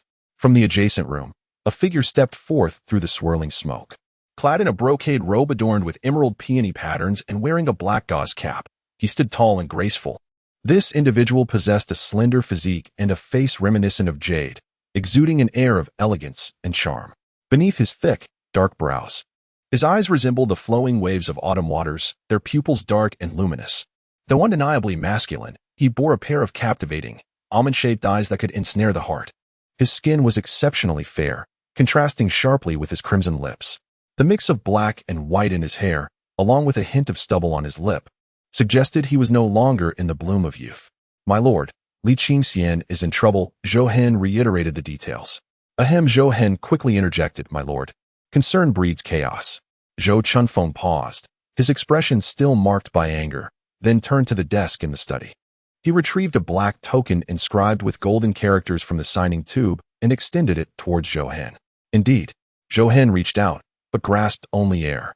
The scarlet ribbon and the copper seal were swiftly caught by Zhou Hin, who stood there, dazed, watching as Zhou Chunfeng's anger gradually dissipated. Dressed in resplendent garments, adorned with crimson silk and bound with scarlet sashes, the elite cavalry emerged. Zhou Chunfeng gazed out at the swaying emerald lotus leaves in the pond, his voice resolute and commanding. Not only did Zhou Hin freeze in astonishment, but even the guards outside, Zheng Hui and his companion, were momentarily taken aback. They exchanged glances. The guard's eyes were filled with concern, while Zheng Hui's face radiated unrestrained joy, nearly uttering a cry of delight. Indeed, Lord Zhou held a distinct regard for Li Qingxian. Since the untimely death of the crown prince 6 months ago, the gates of the night watch had remained firmly shut, instilling fear in the hearts of both officials and commoners alike. The formidable crimson-clad cavalry had not been deployed until today. Zheng Hui's eyes glistened with unshed tears, his heart swelling with hope. Qingxian was saved. Zhou Hen scrutinized Zhou Chunfeng for a few moments, then, cradling the official seal in his hands, bowed his head and declared loudly, "I shall obey your command." With that, Zhou Hen retrieved a copper whistle from his silver pouch and stepped outside, blowing it with urgency. The entire capital office sprang into action. In no time at all, the grand entrance of the night watch burst open, and a squadron of 50 riders surged forth. Their steeds were draped in crimson silk, and the riders themselves were adorned with scarlet sashes, creating a vivid tapestry of red against the thunderous sound of galloping hooves as they sped toward the Ministry of Revenue. As Yuping emerged from the alley, he stood agog at the sight of the approaching cavalry. Among the 50 riders, one wore tattered clothing, his face flushed with exhilaration. "Captain!" Yuping exclaimed. The mounted Zheng Hui turned to glance at Yuping, grinning broadly, raising his whip and gesturing toward the Ministry of Revenue. Dressed in resplendent garments, the cavalry rides forth. The rest echoed in unison. As they passed, pedestrians scattered in all directions, some showing concern while others eagerly followed the spectacle. Yuping watched the cavalry disappear into the distance, his blood surging with excitement, fist clenched tightly as he murmured, "This is the night watch." In the study, Zhou Chunfeng commanded, "Come forth." A gray falcon flew in, landing gracefully before transforming into a person who knelt and clasped his fists. "Investigate who covertly plotted against Qingxian. Pursue the matter to its conclusion." "Understood." With a resounding bang, the figure exploded into a cloud of smoke, which swiftly contracted and coalesced into a bird. Soaring out of the room, Zhou Chunfeng, with his left hand, delved into the small yet mystical silver fish pouch, retrieving an object. Although the pouch was scarcely larger than a palm, the disc he extracted measured over a foot in diameter, its brass surface glimmering softly. Adorned with an array of black incantations. Chapter 8, The Sunshine Boy, Li Qingxian. He pointed his finger above the disc, and a luminous pillar of light emerged from it, measuring about a foot in height and the thickness of a thumb. Subsequently, the brass pillar emitted fine strands of light, which rapidly intertwined to form 3 layers of illuminated brass discs, each progressively larger from bottom to top. Beneath each luminous disc, a ring of red talismans hung, comprising several sheets the size of 2 fingers held together. These semi-transparent yellow talismans began to rotate gently, and in an instant, one solidified. Zhou Chunfeng opened his mouth to convey a message. Upon completion, the talisman ignited, transforming into a small crimson bird that ascended into the sky, vanishing from sight. "On Hobu Street, Lord Luo, it is getting late. If you are unwilling to collaborate with our night watch, I shall seek another." With that, Li Qingxian patted the leather pouch before him. Luo Jing glanced at Li Qingxian, then turned his gaze elsewhere, remaining silent. Unmoved by the plea, Li Qingxian smiled and stepped towards the Ministry of Revenue, saying, "It has been a pleasure to meet you both today. Should our collaboration not come to fruition, let us uphold our friendship. I shall treat you to drinks another time. Farewell." Luo Jing, caught between amusement and exasperation, remarked, "You have truly sold me out completely." "Very well. Li Qingxian, is this matter truly at the behest of Lord Zhou Chunfeng? Go inquire at the North 12th Square in the Outer District. When have I, the radiant boy Li Qingxian, ever uttered a falsehood?" Li Qingxian spoke with earnestness. Luo Jing, filled with suspicion, pointed to the deer and crane-patterned jade pendant at his waist and asked, "Where did you acquire this?" "It is a family heirloom from my mother. Said to possess the power to ward off evil," Li Qingxian replied. "And beyond that?" Li Qingxian lowered his gaze in contemplation and slowly remarked, "This was bequeathed to my mother by my grandfather, who was a master of fate. This pendant is likely associated with his craft." "Indeed. This object resembles those of the fate measurement sect, which are not uncommon among practitioners, yet it is considered a treasure among the ordinary. I possess a rudimentary understanding of fate," Li Qingxian stated. "Fate is a discipline accessible to all, yet it is easy to learn but difficult to master, with a very high threshold." Luo Jing turned his gaze toward the black carriage and continued, "I have long admired Lord Zhou. If he were to express his will, I would undoubtedly facilitate this collaboration." Li Qingxian pondered for a moment and responded, "Uncle Zhou intends to train me by entrusting me with full responsibility for this matter. However, I did not anticipate that as soon as I stepped out, I would be targeted by Pang Mingjing, who is affiliated with the Treasury Department and has a contentious relationship with our Divine Capital Department. It seems he intends to use me to embarrass Uncle Zhou. If I can be safely delivered to the Night Watch office and meet with Uncle Zhou, we can commence formal discussions." Duan Hang whispered, "You address him as uncle. So the relationship must be sound. Both Lord Li and Lord Zhou are well regarded. They are undoubtedly on good terms. Pang Mijing holds the rank of 7th grade, whereas I am merely 8th grade. I fear my strength may not suffice. Luo Jing gazed intently into Li Qingxuan's eyes. Li Qingxian sighed and remarked, I possess not only the methods for crafting potent spirits, but also various other business acumen. Given that the path to the middle and upper tiers lies before us, and Lord Luo shows no interest, I shall seek assistance from others within the Ministry of Revenue. Among the 5 great sects of the ministry, there must be someone keen on this venture. Farewell. Having spoken, Li Qingxian took his leave. Luo Jing remained motionless while Duan Heng approached, casting furtive glances but daring not to utter a word. As the distance between them widened, Li Qingxian headed directly toward the side entrance of the Ministry of Revenue. Stop! Luo Jing called out. Li Qingxian feigned ignorance and continued onward. Upon hearing the divine token, he paused, feeling a quiet relief wash over him. When the divine token appears, one must not bow before the sovereign. Under the divine, all believers are equal. How sincere is my intent? Luo Jing inquired with a smile. Mediocre, I suppose. Li Qingxian replied. Luo Jing scoffed, about to retort, yet casually glanced at the black carriage and stated, Once everyone is gathered, we shall proceed to the night watch office. Li Qingxian expressed, Lord Luo, your righteousness is as steadfast as gold and stone, providing aid in times of peril. I am profoundly grateful and shall offer my sincere thanks in due time. Luo Jing, both amused and exasperated, responded, What value is your praise to me? A mere night watchman of no rank. Others would only mock me. If your father were still alive, a single word of commendation from him would surpass your 1,000 praises. Perhaps years hence, this exchange will resonate more profoundly in the annals of history than my father's accolades, Li Qingxian remarked. Luo Jing scrutinized him earnestly and chuckled. You possess ambition. It is not in vain that I noticed your extraordinary demeanor and took the liberty to inquire. Li Qingxian inhaled deeply. Unable to restrain himself, said, Spare me your nonsense. You approach me only after noticing the deer and crane-patterned jade pendant. Do you think I cannot perceive this? Do not defame me. I, Luo Jing, am a respectable and upright young man within the Ministry of Revenue. Ultimately, Luo Jing cannot bring himself to speak the truth.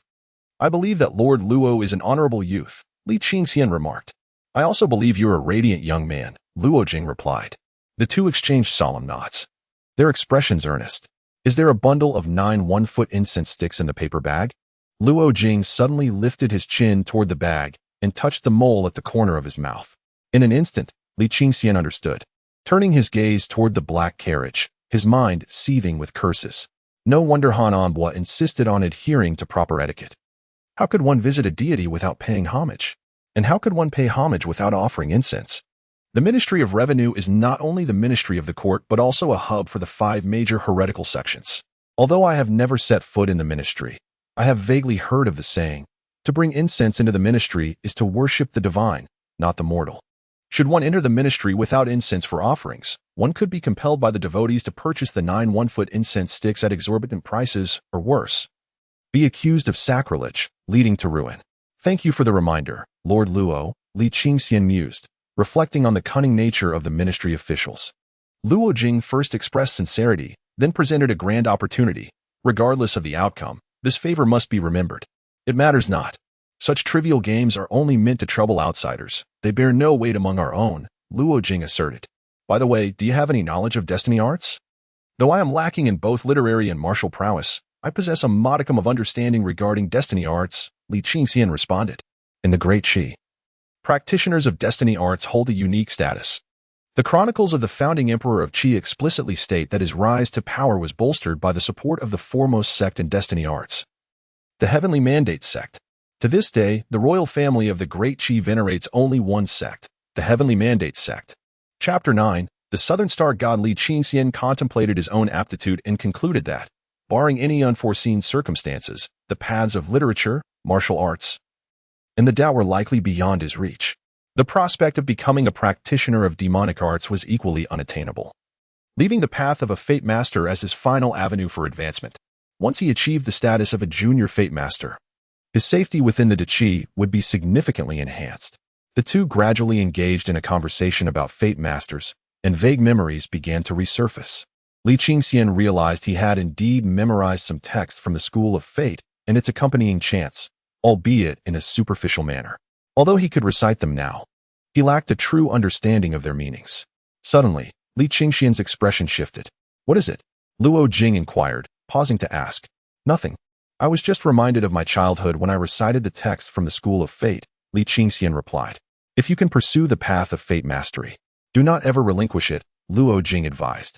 Li Qingxian nodded, yet his thoughts wandered to another matter. During the 3 days he had spent lying in bed, he had dreamt daily of the destiny instrument. In those dreams, individuals clad in black attire wielded long blades, their garments far less orderly than those of the night guards. Each was tall and formidable, their visages fierce. Duan Heng approached carefully, cradling a box wrapped in red silk. Luo Jing remained still, lost in thought for a moment before gesturing decisively. "Proceed to the night guard's office," with Luo Jing leading the way and Li Qingxian following closely. The others trailed behind as they made their way to the night guard's office. After a few paces, a black carriage appeared, and Pang Mingjing disembarked, positioning himself in front of Luo Jing. Both side soldiers tightened their grips on their swords, eyes locked in a tense stare. Pang Mingjing clasped his fist respectfully and smiled. "I am Pang Mingjing, and I have the honor of meeting this esteemed minister of the household." Luo Jing was compelled to bow slightly in return, acknowledging this humble official. "Luo Jing greets you, Lord Pang." A fleeting smile flickered across Pang Mingjing's face as he pointed to Li Qingxian, saying, "He is one of my night watchmen, dispatched on official orders to the Ministry of Revenue." "Why does Lord Luo take him away? Could it be that you possess documents from the ministry?" "This individual is under the jurisdiction of our financial department," replied Luo Jing. The two officials, Pang Mingjing of the 7th rank and Luo Jing of the 8th, exchanged glances. Pang Mingjing smiled and inquired, "May I ask, which warehouse or department does Lord Luo serve?" "None." Luo Jing's smile faded slightly.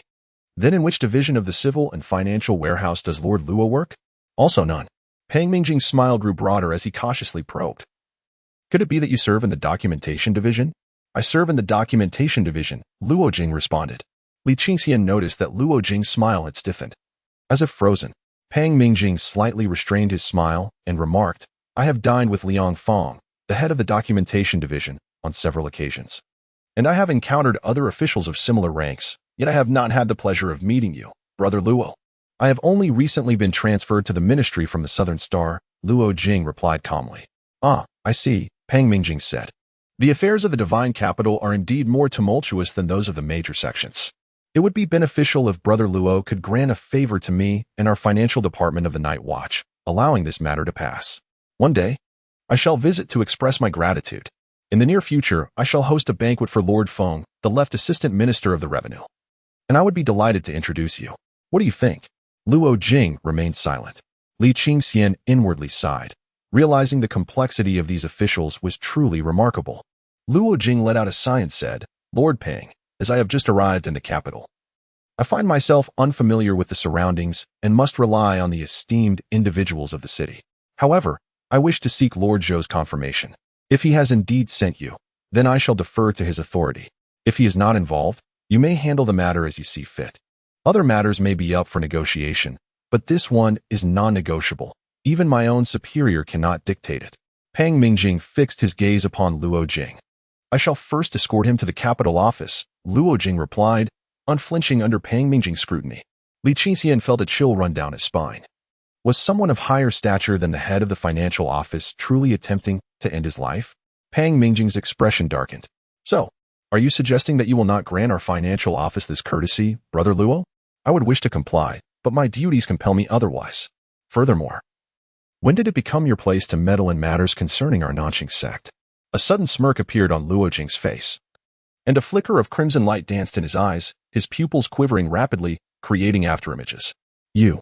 Pang Mingjing found himself unable to meet Luo Jing's gaze.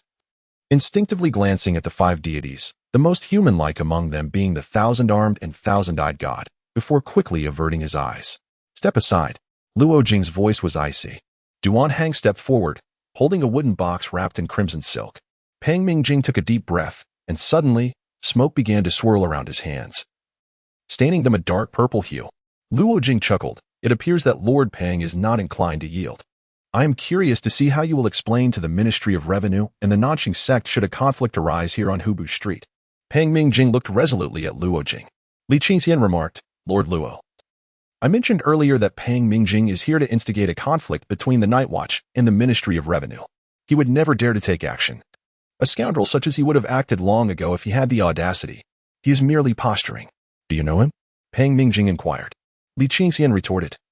Whether we know each other is of no concern to you. I advise you to step aside swiftly, otherwise. If you provoke a confrontation between the Ministry of Revenue and the Night Watch, the Director of Finance will be unable to protect you. You may look down upon an 8th rank official, but you must not insult the divine insignia. Pang Mingjing scoffed, as the head of the Night Watch's finance office. I have no business with you. My focus is solely on you, unrelated to the Nanqing faction. Are you coercing me to join the Nanqing faction? Li Qingxian queried. Pang Mingjing was momentarily taken aback, having never considered such a possibility. After the invasion of the Demon Clan, Confucianism suffered severe losses, allowing the evil sects to seize the opportunity to grow and flourish. For Li Qingxian, the son of the illustrious Li Gangfeng, to be forced into allegiance with the evil sect was unthinkable. The Ministry of Rites could unearth Li Gangfeng's tomb and desecrate Pang Mingjing's ancestral grave in the process. Pang Mingjing regarded Li Qingxian, momentarily at a loss for how to proceed. He spoke solemnly. I hope you have the courage to voice that sentiment in front of Deputy Minister Feng. The two parties faced off against one another. Li Qingxian noticed Han Anbo stealthily lurking in the distance. Though he did not fully comprehend the gestures and lip movements of the other, he could surmise that he was being urged to continue stalling. Chapter 10. Who gave you the audacity? As time passed, and the sun ascended higher in the sky, the shadows of the onlookers gradually shortened. Suddenly, a faint tremor resonated through the ground, the sound growing increasingly distinct. The crowd furrowed their brows and turned their gazes toward the source of the noise. This is indeed the divine capital. In the past, it was typically only the elite cavalry that would be mobilized. Pang Mingjing shook his head. The Night Watch had long been rendered obsolete. The sound of hooves gradually slowed as one knight after another turned from an adjacent street onto Hubu Street, appearing before the crowd. At the forefront was a figure adorned with a red tassel helmet, clad in a bronze armor shaped like an elephant, with a crimson belt cinched around his waist, and a black steed draped in red silk.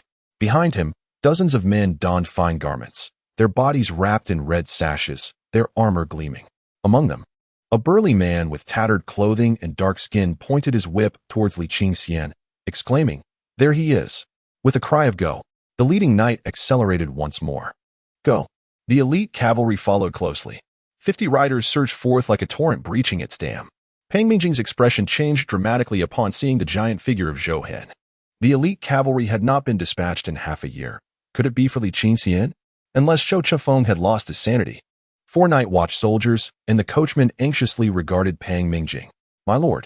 Pang Mingjing gritted his teeth and commanded, Do not move.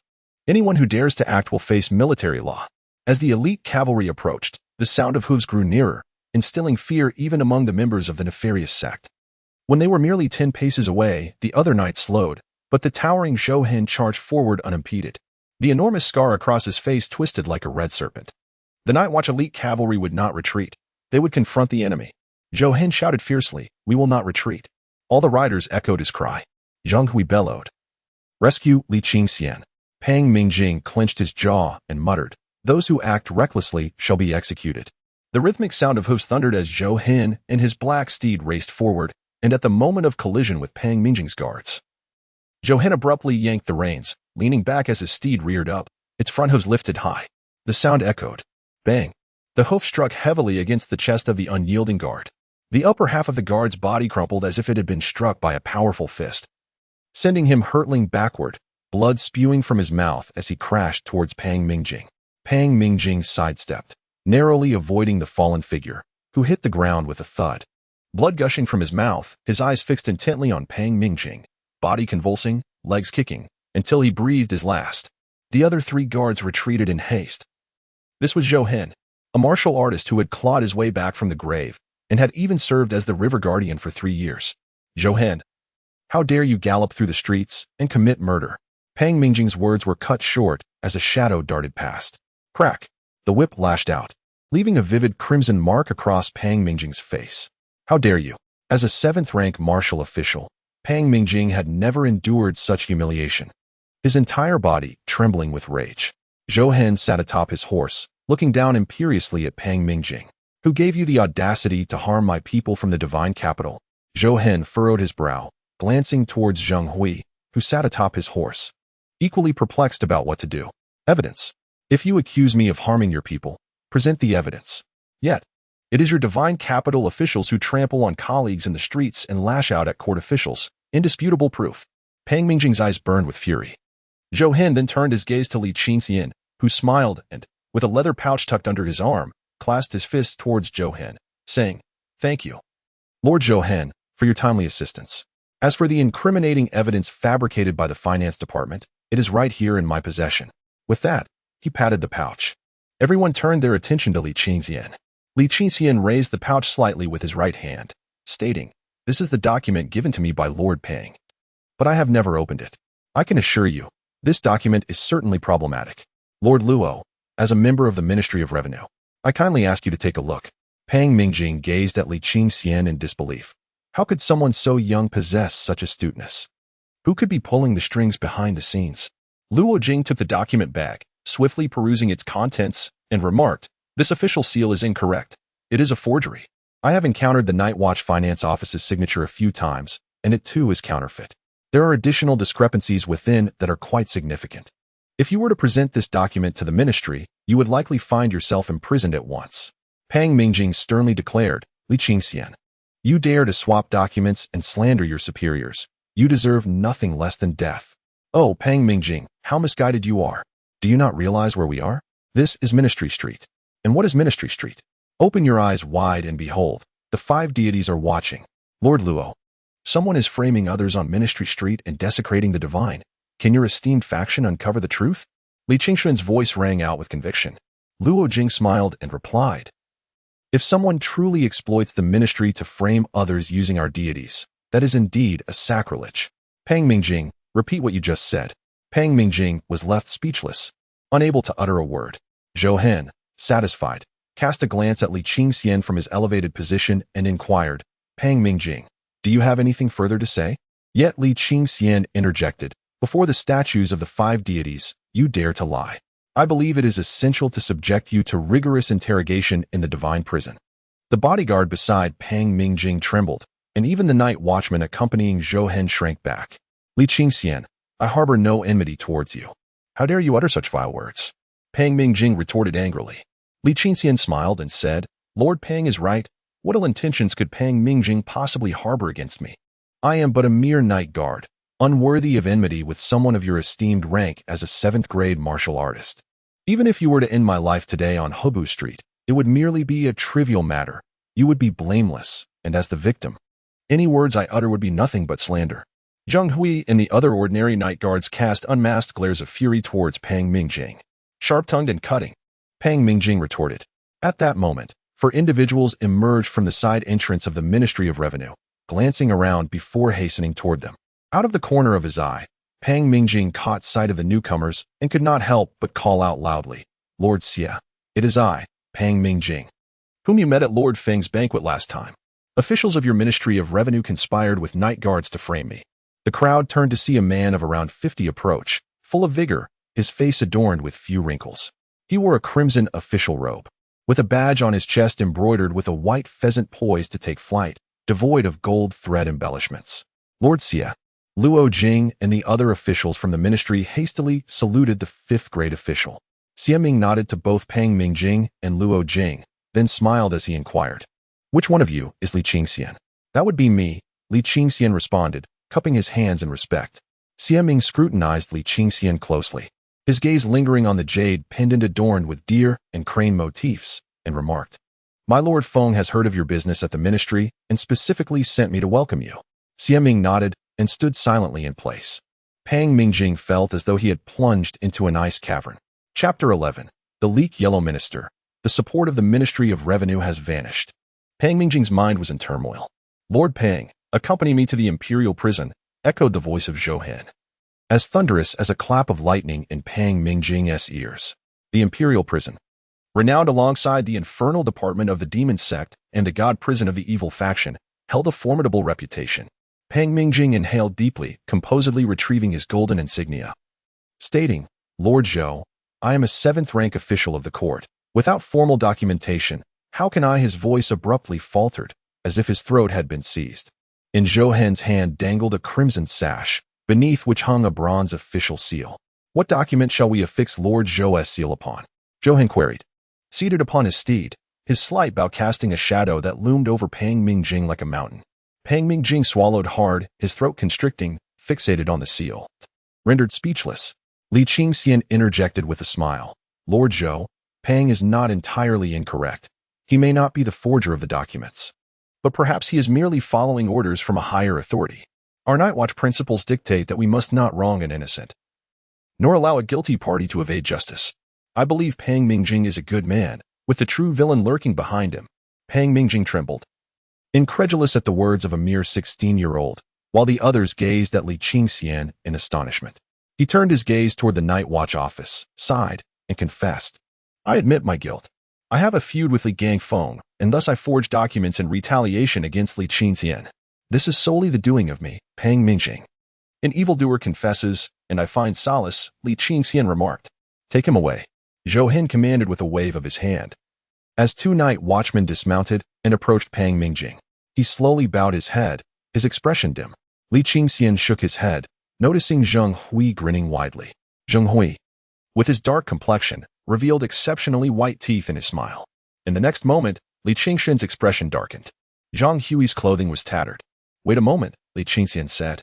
The two night watchmen halted, turning their gaze towards Li Qingxian alongside the others. Lord Pang, since you have already confessed, wearing the official garb of the Night Watch is rather inappropriate. You cannot bring shame upon the Night Watch, Li Qingxian declared coldly. The night watchmen were momentarily taken aback, casting envious glances at Zheng Hui. Surprised that Li Qingxian still considered him, Zheng Hui smiled joyfully. Li Qingyan, one should not overdo things in life. Pang Mingjing seethed through gritted teeth. It is not I who will strip you of your official attire, but rather the very Li Qingxian who could leave your corpse on Hebu Street. Tell me, will it happen or not? Li Qingxian questioned coldly. Pang Mingjing was left speechless. Strip him, Zhou Hen commanded. Two guards rushed forward, swiftly removing Pang Mingjing's official hat and attire, leaving him clad only in an undershirt and trousers. Li Qingxian continued. Keep stripping. A chill crept down Pang Mingjing's spine. In that moment, he finally felt regret. Strip, Zhou Hen ordered with an impassive expression. Pang Mingjing merely twisted a little in a symbolic gesture, begrudgingly accepting reality with a face full of shame and anger. His upper garment, boots, and socks were all stripped away, leaving him with nothing but a single pair of trousers. Li Qingxian approached, leaning in to whisper in Pang Mingjing's ear. If you wish to see me dead, be prepared to meet the same fate first. As the midday sun illuminated Li Qingxian, he shone brilliantly. Pang Mingjing's complexion turned ashen. The sunlight before him felt as cold as snow. Heroes emerged from youth. Xieming praised, his gaze falling upon Li Qingxian, revealing a hint of disappointment. Alas, he was merely a commoner. Luo Jing, he called. Present, sir, Luo Jing replied, bowing his head. As ordered. Luo Jing wore an expression of resignation. Zheng Hui and Han Ambo rushed over.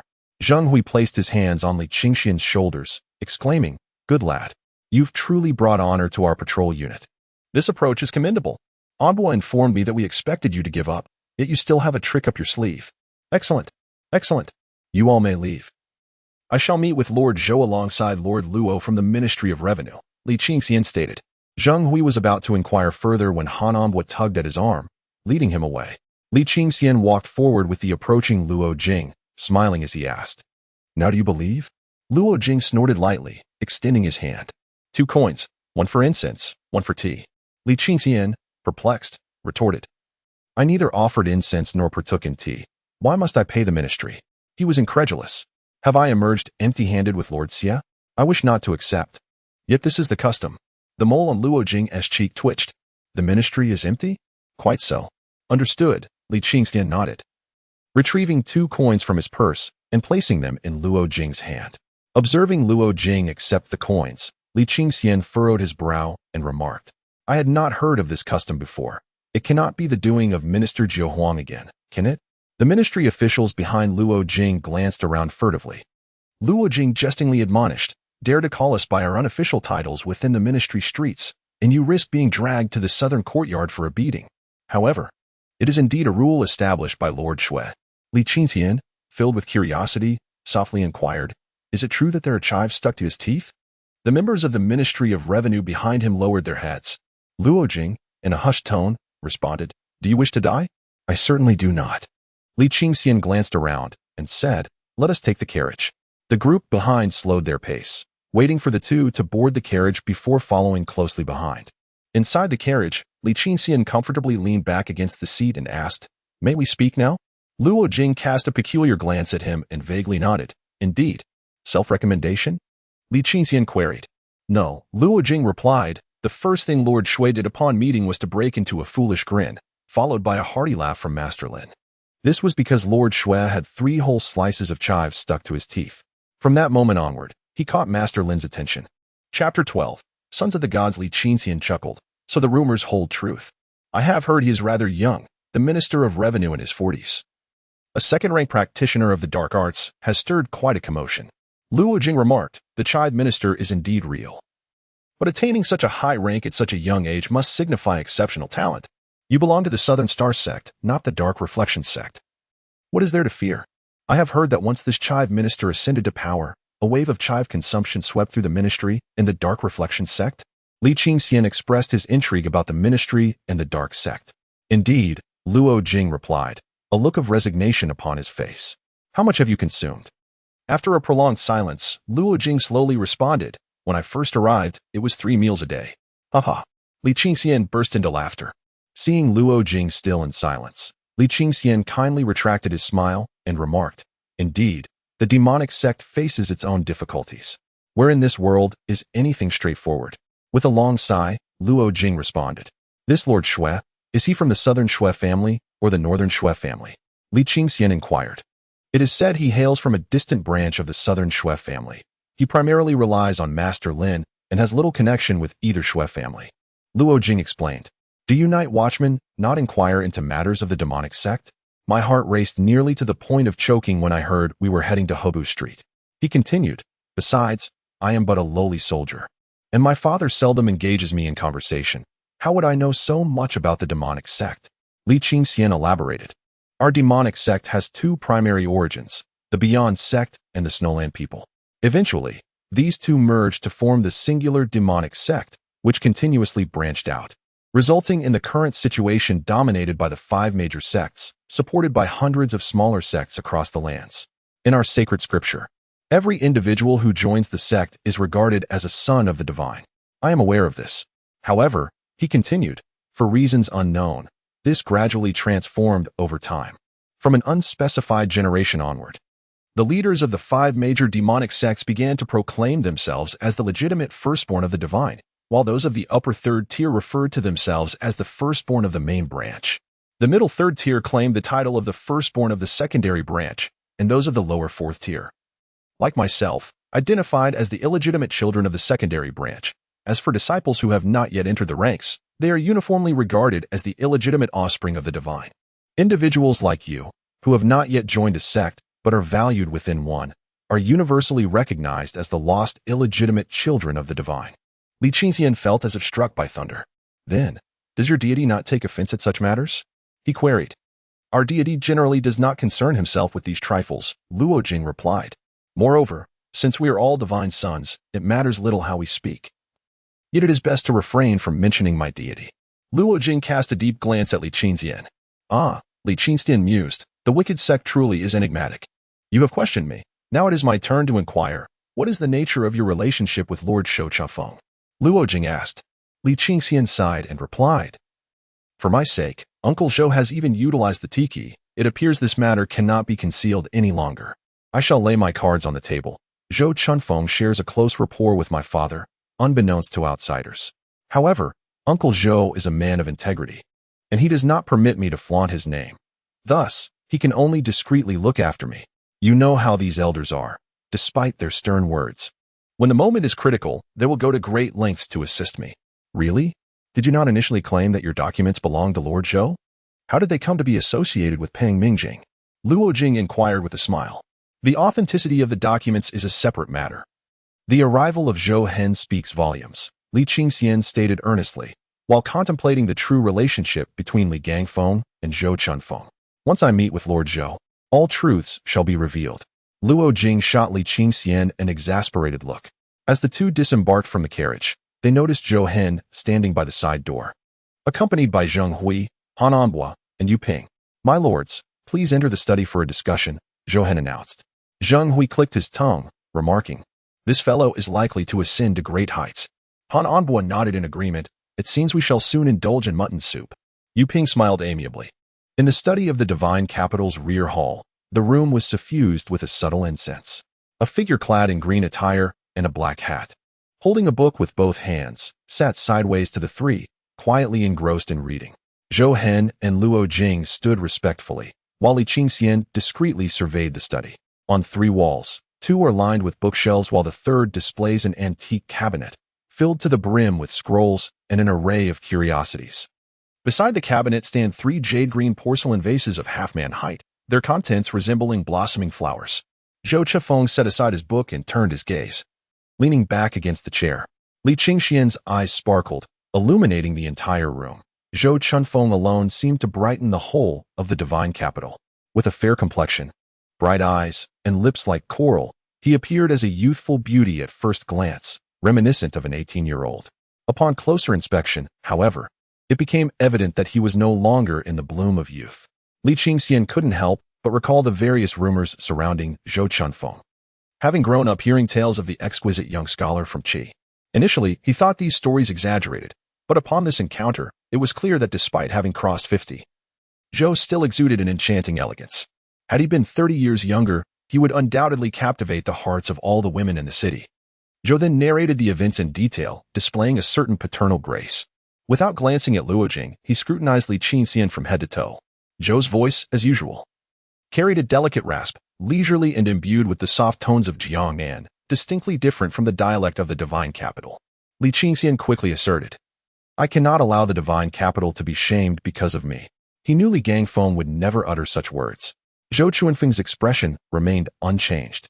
"My father would never be forced by the night watch to expose his body on Hebu Street," Li Qingxian remarked boldly.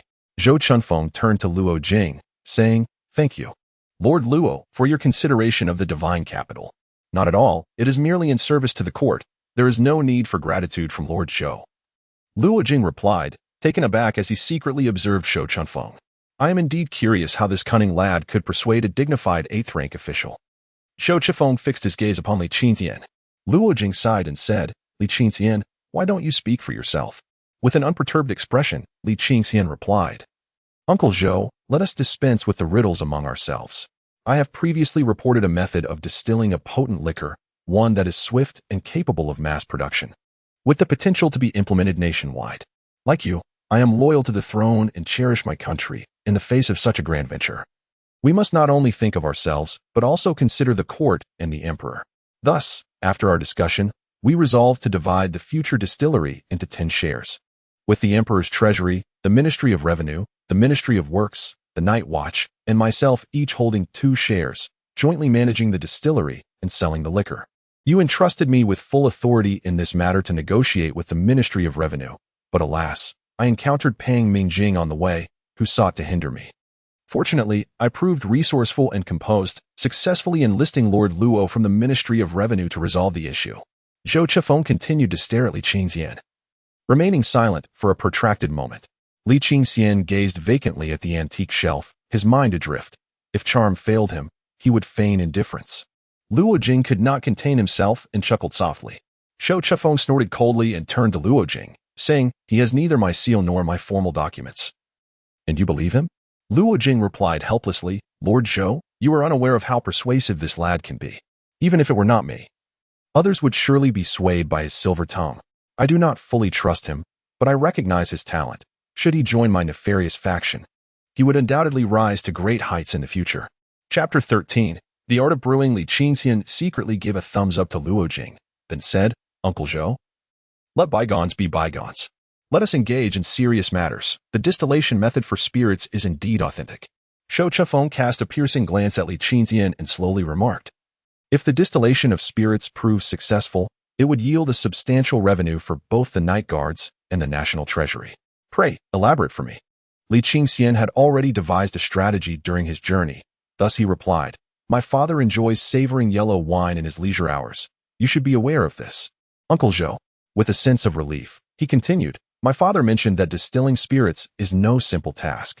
In a moment of financial constraint, I conceived a method for producing spirits. Having studied the art of divination, I calculated the feasibility before embarking on the endeavor, only to discover that it truly succeeded. Henceforth, as long as we can enlist a skilled brewer and knowledgeable officials from the Ministry of Works, we can conduct trials and ultimately produce authentic spirits for distribution across the nation. I inquired about the distillation method for spirits. Shou Chunfeng interjected. The three men furrowed their brows, as if grasping the concept yet remaining perplexed. Therefore, I devised a straightforward distillation process for spirits.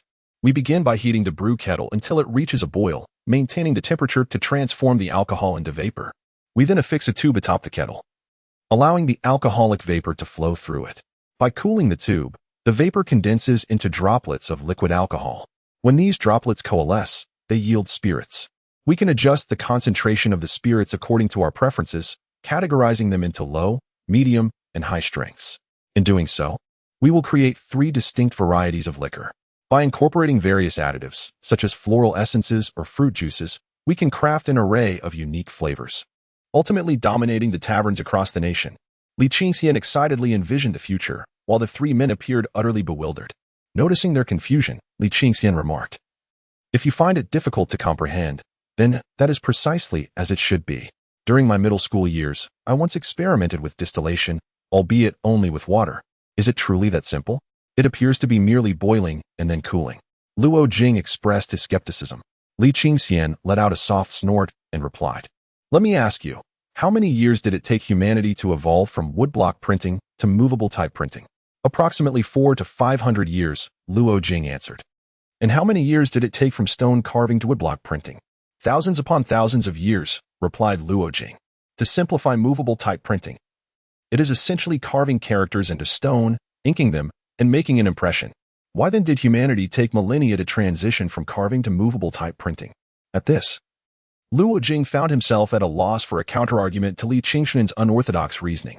Li Qingxian pointed to his own head and stated, "Success is composed of 99% perspiration and 1% inspiration. Oftentimes, that 1% of inspiration is far more crucial than the 99% of sweat. One must not seek shortcuts." Zhou Chunfeng spoke with gravity, his voice carrying the soft lilt of Jiangnan, resonating with authority. "Indeed, Uncle Zhou, my statement was an exaggeration. Contemporary movable type printing requires years of accumulated materials, techniques, and various other factors. Mere ideas alone cannot suffice. My method of distilling and brewing is not born solely from inspiration. It is after I have invested 99% of my effort that I achieve that 1% of insight. Without my labor, my continuous contemplation, and those sacrifices, the idea would remain unattainable." Li Qingxian's demeanor was earnest. Zhou Chunfeng smiled and nodded, but then suddenly lowered his head, covering his mouth with his hand, clearing his throat twice, his cheeks flushing briefly before returning to normal. In Luo Jing's heart, astonishment grew ever deeper. Despite the fact that the two were not particularly close, Zhou Chunfeng treated Li Qingxian with a familial warmth, offering both encouragement and admonition, while clearly holding him in high esteem. "Are you unwell?" Li Qingxian inquired. "It is a lingering ailment from years past. I have grown accustomed to it," Shou Chunfeng replied, gently caressing the cowbone fan resting on the table. After a moment's contemplation, he continued, "This method of distilling alcohol may appear commonplace, yet it possesses the potential to revolutionize the entire liquor industry. We must not act hastily. Let us keep this under wraps, collaborating discreetly with the Ministry of Revenue, the Internal Transport Bureau, the Night Watch, and the Ministry of Works. We shall find a clandestine location within the Night Watch to conduct our experiments, progressing slowly until we are entirely confident before officially proceeding with production." Li Qingxian and Luo Jing nodded in agreement. "Lord Luo, do you have any plans concerning the Ministry of Revenue?" Zhou Chunfeng casually inquired. Luo Jing's expression shifted, sitting up straighter. After some thought, he replied, "My father was recently promoted to the 5th rank, and our Luo family is considered a prominent clan within the Nanqing faction. I will report this matter to our Deputy Minister Liu. At the very least, it should not encounter any obstacles within the Ministry of Revenue. After all, this is an offering intended for the divine." Shou Chunfeng nodded and said, "Then I must trouble you, Lord Luo, to liaise with the Internal Transport Bureau. As for the Ministry of Works and the Night Watch, I shall take care of those arrangements.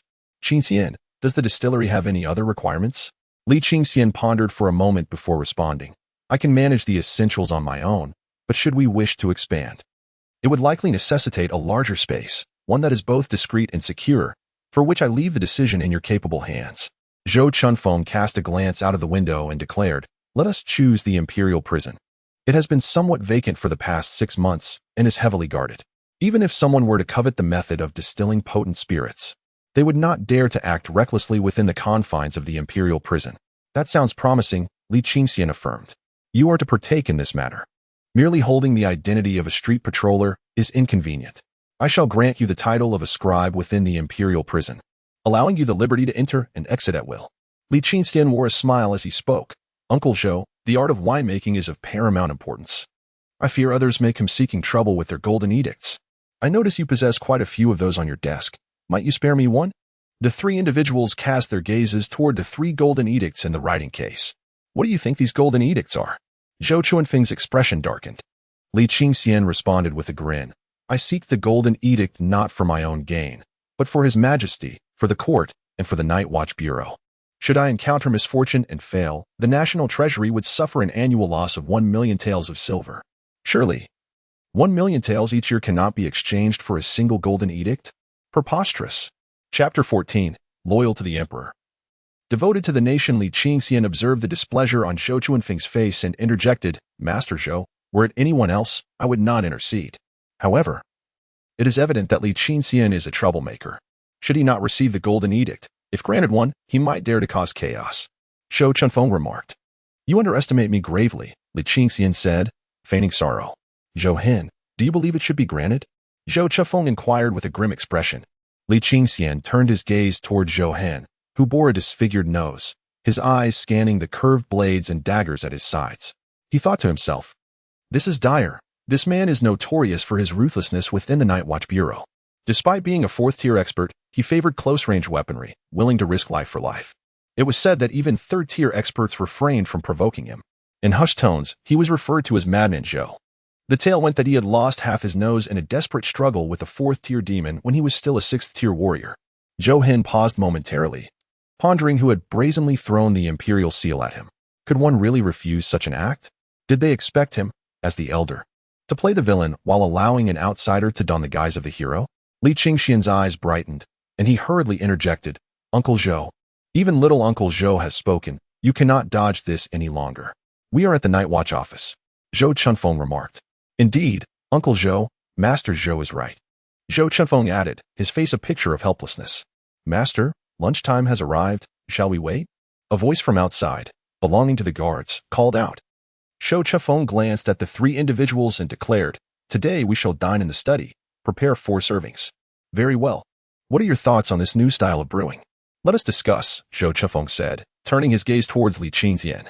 "Uncle Zhou, being young and inexperienced, I have neglected my studies. If you ask me to speak seriously, I am at a loss. However, if we were to discuss side ventures, such as the operation of this new brew, I have countless ideas." "Then enlighten us on the marketing of this liquor," Zhou Chunfeng prompted.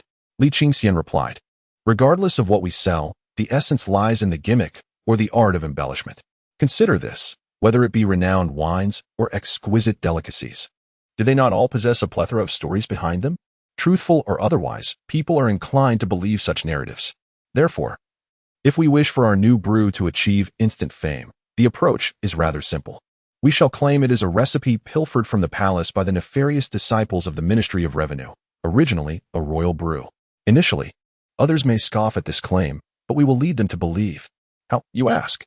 "The Night Watch riders will be dispatched to surround the place for 3 days and nights, feigning an investigation. After this duration, under the cover of night, they will depart, and the tavern shall remain open. Do you think they will not believe it? If all else fails, we shall hire a troupe of storytellers to spread the word far and wide." Zhou Chunfeng fixed a peculiar gaze upon Li Qingxian. Luo Jing whispered, "Pulling up radishes only to plant scallions, each generation spicier than the last. Ahem, this method is commendable. We, as the unorthodox faction, are unfazed by it. But will the Night Watch be willing to dispatch the cavalry?" Li Qingxian replied earnestly, "The Emperor's treasury holds a 20% stake. Our actions are in service of the Emperor. Whether they are willing or not is of no consequence. Wouldn't you agree, Uncle Zhou?" Zhou Chunfeng sighed and said, "If Brother Gang Feng could learn even a fraction of your audacity, he would not have found himself in such dire straits." The room fell silent, and Luo Jing swiftly interjected, steering the conversation back to the topic of distilling spirits. Before long, the meal was served, and as the attendant turned to leave, Li Qingxian remarked, "Please extend my gratitude to Chef Wang. The oranges delivered by Yu Ping today are exceptionally sweet." "Indeed," the attendant replied, perplexed, and departed. "Such a clever little one." "It's time to eat," Zhou Chunfeng said, shaking his head. After their lunch, Li Qingxian, Zhou Chunfeng, and Luo Jing resumed their discussion on the brewing of strong liquor. As evening approached, Luo Jing glanced at the sky and turned to Li Qingxian, saying, "This capital is like a torn sieve. No secret can remain concealed. You must never disclose that you possess a 20% stake. Otherwise, the scent of blood will attract cats one after another, even drawing in lions and tigers." "Master Luo has considered this thoroughly. Do you hear me?" Zhou Chunfeng inquired. "Rest assured, matters concerning my life and fortune will not be spoken of lightly," Li Qingxian replied. Bowing his head in contemplation, Zhou Chunfeng nodded in satisfaction. He then picked up his brush, pondered for a moment, and began to write. Luo Jing took a deep breath, suppressing his excitement, and stretched his neck to observe Zhou Chunfeng's writing with utmost seriousness. The character Chunfeng was worth 100 taels. Zhou Hen, accustomed to such displays, was taken aback to find Li Qingxian still lost in thought. It seemed the rumors were indeed true. Li Qingxian was not a scholar at all. After completing 4 pages of writing, Zhou Chunfeng waved his right hand, and the pale orange ink floated like a gentle breeze, sweeping across the dried characters. Luo Jing received the document and examined it closely, exclaiming, "No wonder it is the work of Chunfeng. My lord Lu will surely frame this piece." Zhou Chunfeng merely smiled, then turned his gaze to Li Qingxian. "Qingxian, what occupies your mind?" Li Qingxian, awakening from his reverie, replied, "Is the emperor approaching his 60th birthday?" "Indeed." "That is the case," Zhou Chunfeng affirmed. "I have made my decision. If this method of brewing proves unsuccessful, so be it, but if it succeeds, I shall offer my 2 shares as a birthday gift to the emperor." Li Qingxian's words struck like thunder, leaving Zhou Chunfeng and Luo Jing momentarily stunned, exchanging glances. Zhou Hen furrowed his brow, struggling to comprehend. Luo Jing sighed, remarking, "It is said that the son of the illustrious Mr. Gang Feng bears the weight of his father's reputation. Yet today I realize the world has been gravely mistaken. Who taught you this?" Zhou Chunfeng inquired, a flicker of doubt in his eyes. Li Qingxian clasped his hands toward the direction of the imperial city and stated earnestly, "No one taught me. I merely heard that in recent years, disasters have been relentless, leaving the people in dire straits, and the emperor's treasury is depleted from disaster relief. As a citizen of Deqi and a member of the Night Watch, I ought to alleviate the emperor's burdens." Hearing Li Qingxian's fanciful notions, Zhou Chunfeng could not help but smile, though he soon sobered, casting a glance at Luo Jing. After a moment of contemplation, Luo Jing grasped Zhou Chunfeng's intentions, feeling a profound sense of helplessness. It is often said that Zhou Chunfeng is a modest gentleman, kind-hearted and gentle, yet that must be in stark contrast to his commanding demeanor. As Luo Jing pondered Zhou Chunfeng's motives, he boldly retorted, "Nonsense. Mr. Gang Feng has met his untimely demise, and as his son, you have already relinquished 20% of your shares to the treasury. Now you wish to surrender additional portions. Does the emperor dare to accept? If he truly does, how will the common people and scholars perceive this? It seems to me you are merely courting favor." "I do not comprehend your discourse," replied Li Qingxian, exuding a sense of righteousness. Zhou Chunfeng responded with a sardonic smile.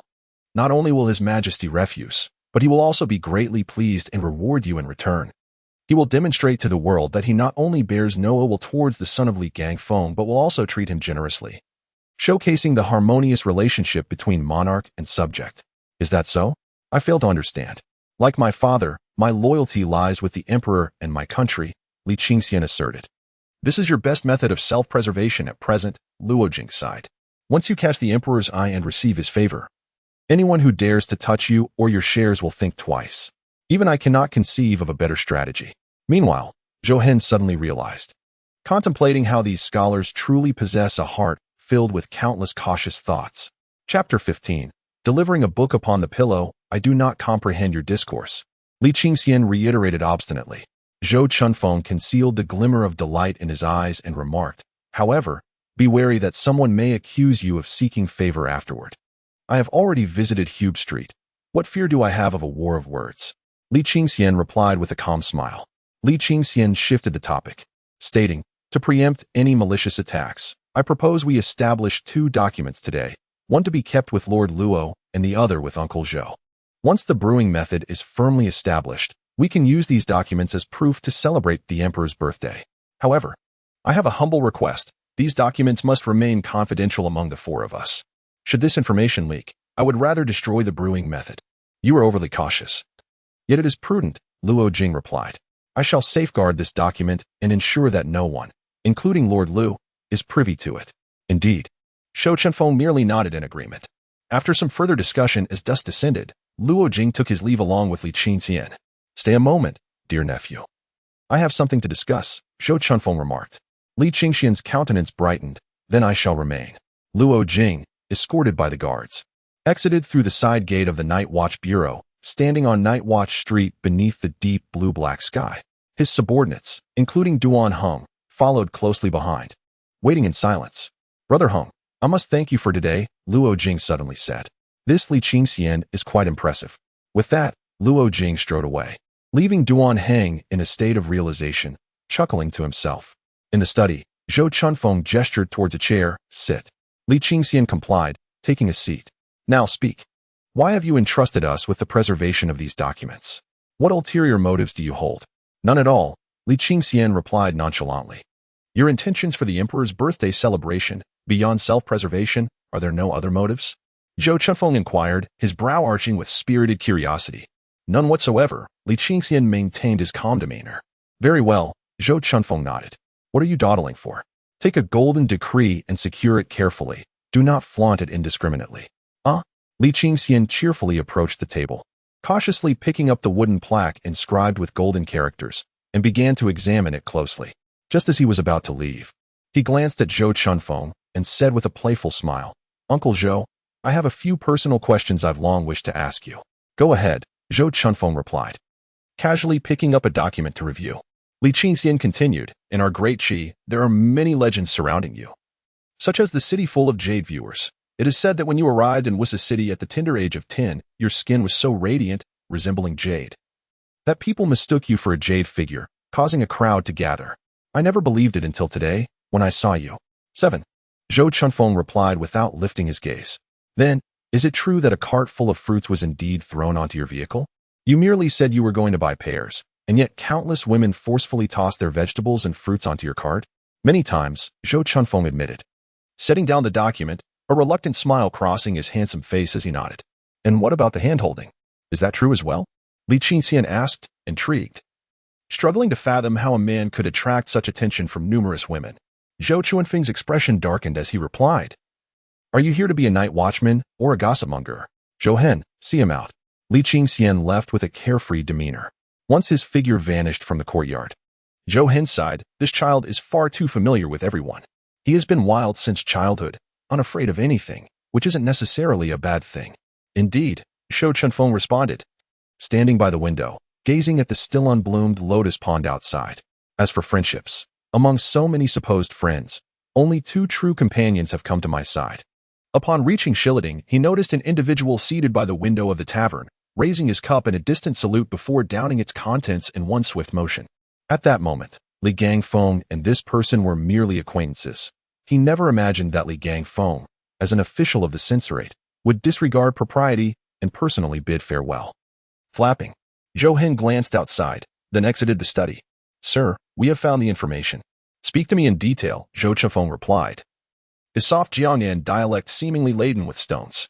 2 years prior, Lord Li Gangfeng had reported 9 grievous offenses committed by the Crown Prince of the Yuan, resulting in the Crown Prince being demoted to General of the Auxiliary State and subsequently placed under house arrest. 6 months ago, following Lord Li's demise, the Crown Prince regained residence in the Yuan Royal Palace, albeit without his title. Recently, the Crown Prince colluded with Yi Han, the illegitimate son of the Duke of Dingbei. Feigning friendship and intoxicating Li Qingxian, the Crown Prince's subordinates employed the 5th form of the heart-crushing palm on the inebriated Li Qingxian. The 5th form of the heart-crushing palm leaves no trace. If the victim is not of high caliber, their heart meridians will close within an hour, resembling sudden death. Perhaps the assailant was overly hasty, lacking sufficient force, allowing Li Qingxian to narrowly escape peril. A profound shadow descended in Zhou Chunfeng's eyes. Is it truly Yi Han? The evidence is irrefutable. Zhou Chunfeng sighed, retrieved an envelope, and inscribed the name Zhou Chunfeng upon its cover. He gazed at those 3 characters for an extended period. Zhou Hen, your subordinate is here. Zhou Hen entered the room. Let our men place this invitation upon the crown prince's pillow, Zhou Chunfeng instructed. Zhou Hen and the Huasun man both looked up in astonishment at Zhou Chunfeng. 6 months ago, it would have been acceptable. However, times have changed. Sir, the crown prince has recently gained significant favor with the emperor and is reportedly set to command the 2 imperial guards. Zhou Hen urged, go ahead. Zhou Chunfeng's voice was gentle. As you command. Zhou Hen grasped the weighty empty envelope with both hands and stepped outside. And please summon Yi Han. Zhou Chunfeng added. Understood. Before long, a young man clad in a common deep green night watchman's uniform approached with measured steps. His sharp brows and bright eyes complemented a face as fine as jade, yet his brow was tightly furrowed, and his lips were pressed firmly together. His left hand gripped the hilt of a sword, and his posture was slightly hunched, lacking the usual uprightness. Yi Han had just witnessed. Beneath the sprawling locust tree outside the patrol house, Zheng Hui animatedly recounting the entire episode of the Tiki rescuing Li Qingxian, his tattered clothing contrasting with his exuberance. While the crowd encircled him in tightly packed layers.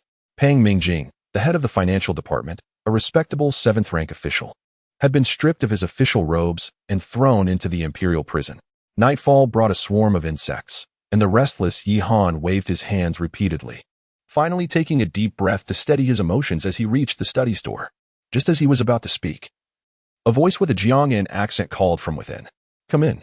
The tone was frigid, freezing Yi Han's very being. Chapter 16. 12 Longevities. Yi Han pushed the door open and saw Zhou Chunfeng standing by the desk, gazing out the window, turned slightly away from him. He proceeded as he usually did, but Zhou Chunfeng interrupted. Just stand at the door. The whispering voice resembled the sound of cold rain falling. Yes, Yi Han replied. Remaining in place, his head bowed, his eyes flickering. Our night watch is divided into 2 factions, the overt, which supervises civil and military officials and deals with demons and monsters, and the covert, which is widespread across the nation, lurking in various places like an expansive net enveloping the realm. Matters concerning the capital are sometimes concealed from the elders and the princes. Yet seldom do they escape the vigilance of the night watch. Zhou Chunfeng spoke slowly. Yi Han gritted his teeth, bending his legs, and with a thud, knelt upon the ground. Lord Zhou, I am guilty. The prince of the Yuan dynasty, relying on the grace bestowed upon his father by the former Yuan king, threatened me, and I was compelled to conspire with them. However, I swear to heaven that the prince only mentioned humiliating Li Qingxian and giving him a severe lesson. He never spoke of taking his life. It was only later that I realized his intent to kill Li Qingxian. You have yet to attain your rank. How dare you address me as I? Zhou Chunfeng gazed out the window, his voice gentle. Yi Han felt a chill envelop him. You know, I once held you in high regard, Zhou Chunfeng remarked. I understand, my lord. Were it not for you, I would tread upon thin ice, trembling in both the Marquis Mansion and the Night Watch. Had I known of your past with Li Qingxian, I would have rather faced death than comply with the prince's demands. Truly, I would swear upon anything, even a malevolent deity. Yi Han's mouth was filled with bitterness. Zhou Chunfeng clenched his teeth, his right hand tightening before slowly relaxing, ultimately releasing a soft sigh. You should be grateful that Qingxian is alive. I have heard of your recent fortuitous encounters. Seize the opportunity to sincerely apologize to Qingxian. Zhou Chunfeng advised. Yi Han suddenly raised his head, filled with fervor. Thank you, Lord Zhou, for your mercy. I shall find a way to atone. Rest assured, I will surely satisfy Qingxian and not disappoint your expectations. You may leave. Yi Han rose, expressing endless gratitude as he departed. In the study, Zhou Chunfeng let out a long sigh, unprepared for the realization that Yi Han, whom he had entrusted with so much, was so utterly lacking. He had originally intended to nurture him carefully. Old friend, the grace of that day concludes today. From now on, I shall have no ties with Yi Han. Zhou Chunfeng gazed blankly out the window, his eyes filled with desolation. Li Qingxian stepped out of Zhou Chunfeng's study, slowing his pace to contemplate and refine the plans swirling in his mind. This matter must not end here. With a cold chuckle, he gradually made his way towards the patrol quarters. Turning a corner of a long corridor, he arrived at the spacious courtyard outside the quarters, where an ancient locust tree loomed like a colossal umbrella, casting a shadow over half the yard. Do not doubt me. I was right there, just an inch away from Lord Zhou Hen's horse's hooves. As the hoof struck the ground, an aura of a fourth-tier master surged into the heavens, plunging the world into darkness, while fierce winds howled around me, causing the tattered rags on my body to flap violently, striking terror into the heart of the imposing Mingjing. Li Qingxian recognized the familiar voice of Zheng Hui and turned in its direction. Beneath the great locust tree, a group of night watchmen and oil lamp bearers had gathered, with Zheng Hui animatedly recounting the tale, his enthusiasm palpable. Li Qingxian shook his head, amused, realizing that Zheng Hui had yet to change his attire. After taking a few steps, he leaned against a nearby rock formation, listening to Zheng Hui's boastful narrative. Suddenly, a peculiar sound akin to jade striking against jade resonated, followed by the thunderous rumble of massive stones crushing the earth. Li Qingxian's vision flickered between darkness and light. In the void, a faint glow twinkled. At the edge of the world, a colossal object resembling an armillary sphere descended from the starry sky, obscuring the sun. Perched upon a gray-silver pedestal surrounded by 4 dragons, 12 brass rings with black patterns interlocked to form a grand disk. The immense object trembled gently, causing the disk to unfurl and the rings to rotate, resembling an armillary sphere. The 12 rings emitted a resounding roar, reminiscent of constellations trampling the void. Li Qingxian gazed at the inscriptions on the pedestal, discerning the words Destiny Instrument, although the marks preceding the words were crossed out, as if deliberately erased. He had encountered this object in a dream. It was called the Destiny Instrument. A misty white vapor descended from the heavens, settling upon the Destiny Instrument. The celestial instrument glimmers as the circular dial accelerates. The vast realm of fate and destiny is as profound as an ocean of mist, with the primary focus on the fate chamber, complemented by fortune. Practitioners of destiny believe that within each individual lies an intangible and formless fate chamber, wherein the elements of fate, such as the fate grounds, columns, stars, spirits, and configurations, determine the entirety of one's existence. Upon birth, a significant portion of this fate chamber is already fixed, rendering it difficult to alter. Destiny practitioners assess an individual's fate through the fate chamber, a process known as fate divination. This divination is typically categorized into 3 types: comprehensive fate, temporal fate, and annual fate. Comprehensive fate refers to the complete life destiny of an individual, and those capable of such profound insights are invariably great masters of fate. Temporal fate is derived from the fate chamber and the 4 pillars of destiny, used to gauge an individual's current situation, making it the most commonly practiced form of divination. Annual fate focuses solely on the auspicious and inauspicious events of the recent year, characterized by significant fluctuations. The most influential force on annual fate is fortune, categorized into 4 auspicious, 4 inauspicious, and 4 neutral elements. The 4 auspicious elements are longevity, crown, official, and emperor's prosperity. The 4 inauspicious are defeat, death, grave, and termination, while the 4 neutral are decline, illness, fetus, and nourishment. Suddenly, Li Qingxian recalled a moment from the early morning when he had gazed into the fortune of Dong Ying and beheld a withered tree. At that time, he did not comprehend its meaning, but now it became clear. That withered tree symbolized the decline among the neutral elements. Decline signifies that Dong Ying's fortune gradually wanes this year, akin to the natural aging process of an individual, hence termed neutral. Leaning against the artificial hill, Li Qingxian pondered the intricacies of destiny and the ethereal white fortune. This white fortune evidently radiated positivity, invigorating the celestial instrument, yet its origin remained elusive. As he contemplated, a sudden voice broke through the stillness. "Is that not Li Qingxian?" Li Qingxian turned towards the sound and beheld a throng encircling Zheng Hui, who all simultaneously turned to gaze at him, a dark mass that seemed to merge into the canopy of the large locust tree under the night sky. "Qi, Zheng Hui exclaimed with enthusiasm, parting the crowd and striding towards him. Han Ambua and Yu Ping followed closely behind, with the remaining night guards eagerly trailing along. "I heard Lord Zhou invited you for dinner, and you conversed all day long. How did it go?" Zheng Hui inquired loudly. Li Qingxian responded with a smile. "Lord Zhou believes I have too little to do, so he has decided to increase my responsibilities by assigning me the role of a clerk in the Imperial Prison Department." "And what of Pang Mingjing?" Zheng Hui pressed on. Li Qingxian replied, "Matters of duty must be handled with integrity. Betraying one's own kind as a night guard warrants severe punishment." "Good." Zheng Hui sighed in relief. At that moment, a deep voice resonated. "Qingxian, are you unscathed?" The clamor ceased, and all present turned respectfully towards the source of the voice, bowing in greeting. "We pay our respects to Chief He." Two night guards stood behind the man, holding aloft two crackling torches, the flames flickering and casting ephemeral shadows across his face. Note: the references to the 12 longevities and other terms are creatively invented and should not be confused with established philosophies or beliefs. This narrative is set within a fantastical context, distinct from conventional interpretations. The entirety of this book is a spontaneous concoction inspired by the conversations I overheard from the elderly by the grand locust tree at the village's edge. It is merely a fantastical tale of martial arts and has no relation whatsoever to feudal superstitions. Henceforth, I shall not elaborate further. Chapter 17. Profound gratitude. The head of the patrol, Li, sported a full beard that set him apart from the increasingly tall figures of typical martial artists. He was a stout man with a robust physique, his belly round and prominent, grinning as he gazed at Li Qingxian. Behind him, a strong guard hefted a 6-foot-long bright copper mace adorned with a dragon motif, the head of which was the size of a human head, towering slightly above Li. Reporting to head my subordinate has not sustained any injuries, he stated. Li Qingxian cast a glance at the rank insignia on Li's chest, noting the distinctive emblem of the 7th rank. Thank you, head Zheng Hui exclaimed joyfully. Approaching Li Qingxian, Li patted him on the left arm and inquired, "How is your health? If you are still unwell, take a few more days to rest." "I feel much better after the stir on Hobu Street," Li Qingxian replied. "Excellent."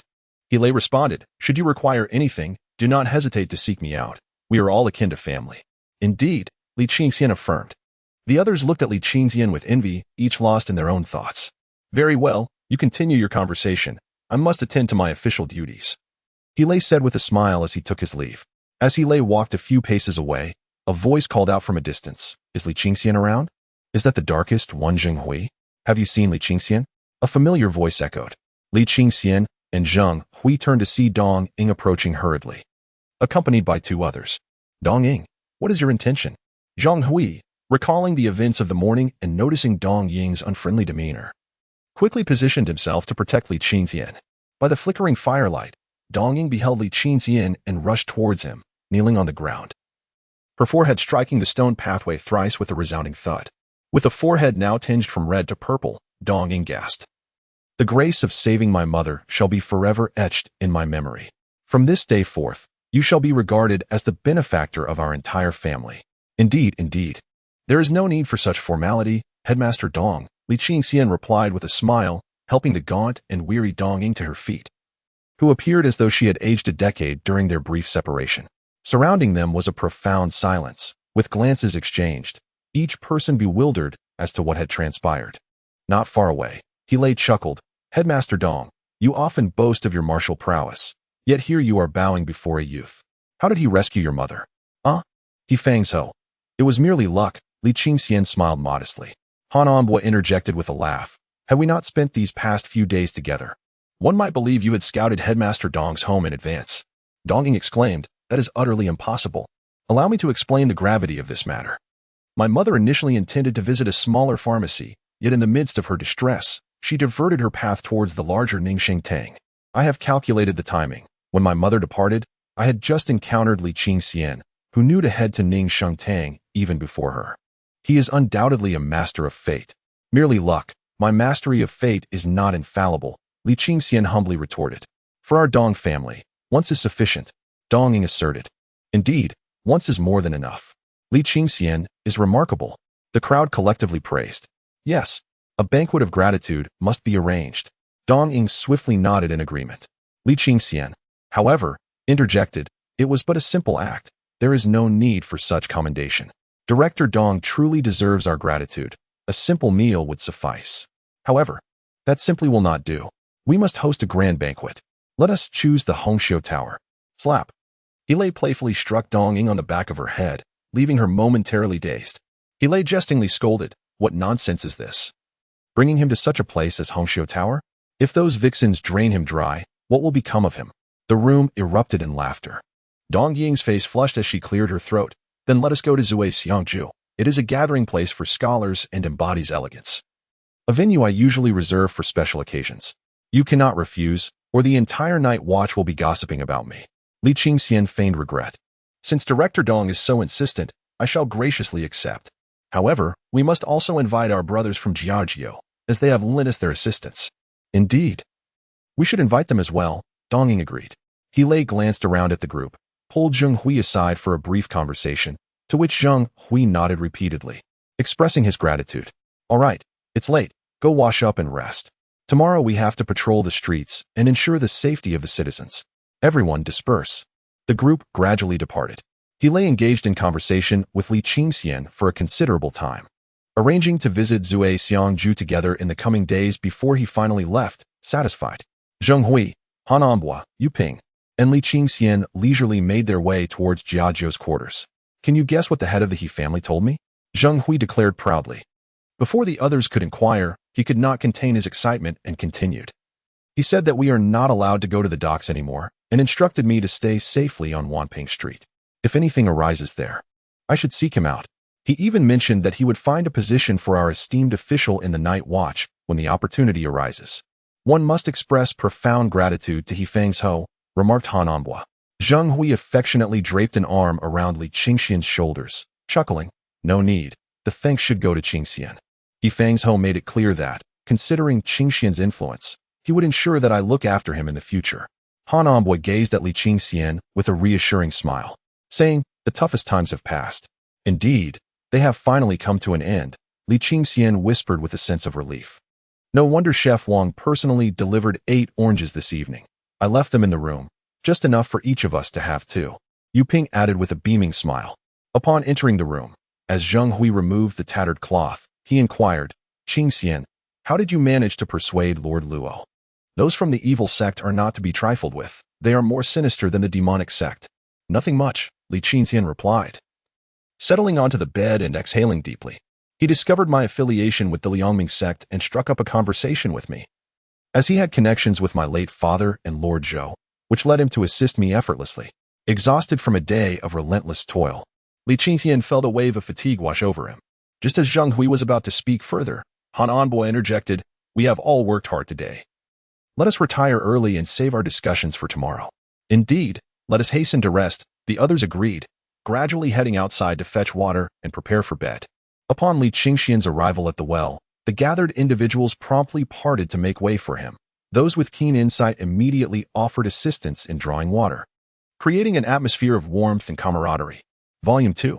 You are to feign the role of an injured saint, yet, with a mere gesture, you summoned the divine thunder of the heavens? Jiang Yofei. Zhouhen. Demonic sect 3rd rank. Li Qingxian. A most Navi demeanor indeed. The Fate Hunter Volume 2. You are to feign the role of an injured saint, yet, with a mere gesture, you summoned the divine thunder of the heavens? As dawn's gentle light began to filter through the paper windows, Zheng Hui's voice resonated, urging, rise and shine. There will be no lamb soup today. Let us head to the mess hall for swine fare and then patrol the streets. Hurry up. The 4 companions quickly gathered their belongings and made their way to the mess hall. Breakfast was a challenging affair, particularly in comparison to the previous day's lamb offal soup. Li Qingxian finally comprehended why Zheng Hui and Yu Ping referred to the food in the office as pig feed. It was not merely a metaphor, for the cooks were also responsible for feeding the pigs. A year ago, the cooks had confused thin gruel with swine feed, leaving many unable to discern the difference. After their meal, the quartet leisurely strolled towards Wanping Street, occasionally encountering acquaintances and exchanging pleasantries. On this day, many more greeted Li Qingxian than usual. Skipping the morning market at Sheila Street, the 4 proceeded directly to Wanping Street, where they divided into 2 teams to patrol the surrounding areas. Zheng Hui and Li Qingxian commenced their patrol at the hour of the rabbit, ambulating and pausing along the thoroughfare. Li Qingxian finally grasped the responsibilities of the street patrol. While the night watch bore an imposing presence, it was the skilled practitioners who truly commanded respect, those from the Imperial Prison Office who conducted interrogations and apprehensions. The street patrol was tasked with monitoring the capital and overseeing the entry-level cultivators. However, the various factions congregating around Wanping Fong rendered these cultivators particularly cautious. More often than not, the members of the 9th Squad resembled flamboyantly dressed ordinary soldiers. One morning was spent mediating merchant disputes, assisting the elderly across the street, and ensuring children stayed away from the main road. There were no encounters with thieves or bandits, nor did any weapons need to be drawn. The day passed smoothly. The imposing 3-character archway of Wanping Fang stood tall ahead, while Li Qingxian dragged his weary legs forward, moving with little vigor, without counting the breaks. He had walked for over 4 hours, his calves screaming in fatigue. Tired? Not too bad, Li Qingxian replied, forcing a smile. Thank you, Brother Zheng, he added cheerfully. Come on, Anbua and the others have arrived. Let us go for lunch. During the lunch break, like everyone else, Li Qingxian made his way to the large Chinese scholar tree in the center of the patrol house courtyard, gathering with the night watchmen from various rooms to engage in lighthearted banter. As the lunch hour drew to a close, the night watchmen remained rooted in place, immobile, until a quarter of an hour passed before they lazily rose. For individuals departed from the Shendu Sea, spending half an hour at a tea house enjoying storytelling and sipping 3 large pots of cool tea before resuming their patrol. The day's watch came to a formal conclusion. Upon entering the side door of the night watch, Zheng Hui said, "You are dismissed. Take your rest. I will report to the head of the He room." At that moment, Li Qingxian felt a cool breeze inexplicably wafting toward him, entering through his brow, reminiscent of the sensation he experienced when fortune graced him the previous day. He could not help but speculate whether this fortune was a reward for his diligent patrolling. Upon returning to his quarters, Zhou Chuanfeng's bodyguard awaited him, pulling Li Qingxian aside to present him with a waste token from the Jiayu Sea, whispering that the winery was in preparation and within 10 days, the Ministry of Works personnel would pay a visit. After Zhou Chuanfeng's bodyguard departed, Yu Ping and Han Anbua curiously borrowed the waste token to examine it, expressing their astonishment. Indeed, Li Qingxian chuckled. Has everything been resolved? Han Anbua inquired ambiguously. After a moment of silence, Li Qingxian replied, Lord Zhou stated that I need not worry. That's reassuring. With Lord Zhou's assurance, they would at least refrain from acting maliciously. If they were to confront us openly, Lord Zhou would be able to handle it. Just be cautious. Do not stray onto a path that could expose you to their schemes, Han Anbua advised. Li Qingxian smiled, rest assured. I have encountered all manner of underhanded tactics during my past altercations on the streets. The trio chose not to disturb him and instead engaged in casual conversation beneath the large locust tree before proceeding to the training grounds for martial arts practice. Another day passed, and after the official duties were concluded, a surge of fortune descended. The following day, after the day's work, the expected fortune arrived as anticipated. Drawing upon the books he had read over the past few days, coupled with his prior knowledge, Li Qingxian began to formulate a hypothesis. It was said that the 6 major factions, Confucianism, Taoism, the martial world, demonic sects, evil cults, and the underworld, were willingly aligning themselves with the court to absorb its fortune and thereby enhance their own power. Since the reign of Emperor Tiankong, the court had developed the ability to create powerful treasures imbued with fortune, bestowing them upon those who had rendered service. The imperial seal of the Qi kingdom was regarded as the most potent treasure of fortune under heaven. Just as individuals possess fortune, so too does a nation. A chill ran down Li Qingxian's spine as he pondered whether he was, in fact, usurping national fortune. Contemplating his own capabilities, he resolved to keep this matter to himself, silently amassing wealth. Regrettably, he could only sense the fortune and the heavenly mandate apparatus residing somewhere within his brow, yet he was unable to utilize them. Perhaps he would have to wait until he attained a certain rank. There was no need to rush. Lord Zhou requests your presence. I am not an official. You may simply call me Shaoli, Li Qingxian remarked, glancing at Zheng Hui and the others. I shall make my way to Lord Zhou's place. You need not wait for me. Zheng Hui raised his hand and playfully flicked Yu Ping's forehead, chiding him. Are you a fool, willing to sacrifice your life for food? Yu Ping tilted his head back and opened his mouth, mimicking the sound with remarkable precision. Li Qingxian and Han Anbua erupted into laughter, while Zheng Hui, caught between amusement and exasperation, waved his hand dismissively and departed. If there is any, I shall bring you some, Li Qingxian remarked with a smile. Following the guards, they treaded on the half-familiar path, entering the inner hall of the Divine Capital Office, gradually taking in the surrounding scenery. The artificial hills and flowing water. The lotus ponds adorned with flowers encapsulated the essence of spring and summer. As Li Qingxian gazed at the words Chunfeng residence at the entrance, he mused about when he might reside in such a courtyard. Uncle Zhou, I have arrived, Li Qingxian announced, knocking thrice before boldly pushing the door open. Zhou Chunfeng scribbled furiously at his desk, not lifting his gaze. Zhou Hen stood by the table, his brow furrowed in contemplation. Out of the corner of his eye, a delicate figure clad in white stood by the window. Li Qingxian turned to look. A slender woman gazed outside, the sunlight casting a gentle glow on her youthful, exquisite face, her skin translucent, smooth, and fair as snow. She stood half a head shorter than Li Qingxian, yet her waist was so slender that at first glance, she resembled a petite lamb.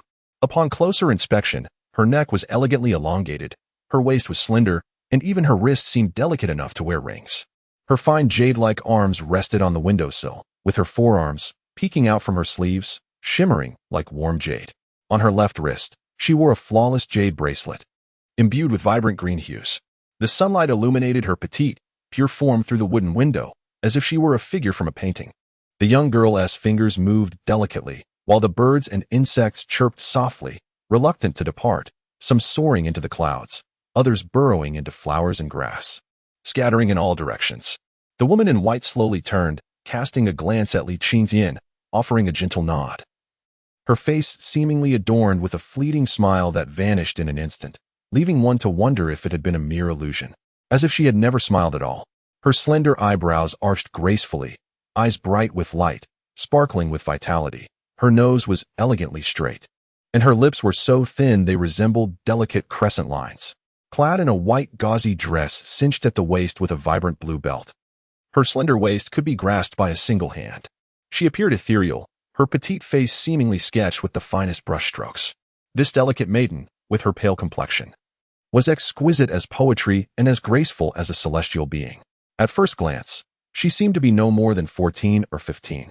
Yet the subtle air of nobility in her features and the ancient sword with a black sheath and blue patterns floating beside her suggested she was at least 18. Greetings. I am Li Qingxian.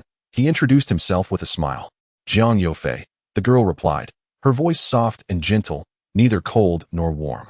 She then turned and walked towards Zhou Chunfeng, her petite figure standing tall, her white attire billowing, the hem of her skirt swirling, and her long hair cascading like a waterfall, swaying gently. A loose white gauze ribbon held her hair, allowing 2 strands to cascade down with her thick black locks. The sunlight of dusk illuminated her flowing hair, concealing her swaying waist. Zhou Chunfeng suddenly looked up, a smile playing on his lips as he glanced at Li Qingxian. Clearing his throat, Li Qingxian said earnestly, Jiang Youfei? That name sounds familiar. Zhou uncle, won't you introduce us? Chapter 19. The social anxiety of the social butterfly. Zhou Chunfeng remained silent, gently placing the brush tip into a porcelain ink wash, her wrist flicking gracefully as the ink flowed lightly. She lifted the pristine brush and set it upon the serpentine copper brush holder. As the current saintess of the Tianshao sect, Zhou Chunfeng raised her gaze and remarked, I remember you. I have long admired your esteemed name. Li Qingxian was immediately reminded, astonished that such a legendary woman would stand before him. This individual had remained largely unnoticed until a year prior when, during the 4th rank Qingyun trials, she wielded the ancient sword Qinglei, decisively defeating 37 practitioners of the demonic sect at the 4th rank, thereby obstructing their ascent to the 4th rank and earning the title of Breaker of Qingyun, which reverberated throughout the realm. After the 4th rank Qingyun trials, she entered the capital, her beauty unparalleled, captivating the entire city. Subsequently, a remark from the martial king Zhao Longu stirred the world, proclaiming, This woman is most akin to me. On the day she settled into Qingshao Temple, delegations from various factions came to pay their respects, with suitors lining from the southern city gate to the entrance of Qingshao Temple, well-wishers lauding her as the city's enchantress. Remarkably, the Empress Dowager even organized a banquet in her honor, attended by the entire youthful royal kin, with unmarried princes and descendants making every effort to present themselves favorably. On the day of the banquet, the Empress Dowager was utterly taken with concubine Jiang, pulling her hand to sit upon the phoenix throne, a seat that even the Empress had never occupied, reserved only for the 7th princess. The princes and descendants discreetly approached the Empress Dowager to inquire if she had any intentions of matchmaking, only to be met with her fierce rebuke. You gluttonous, foul creatures.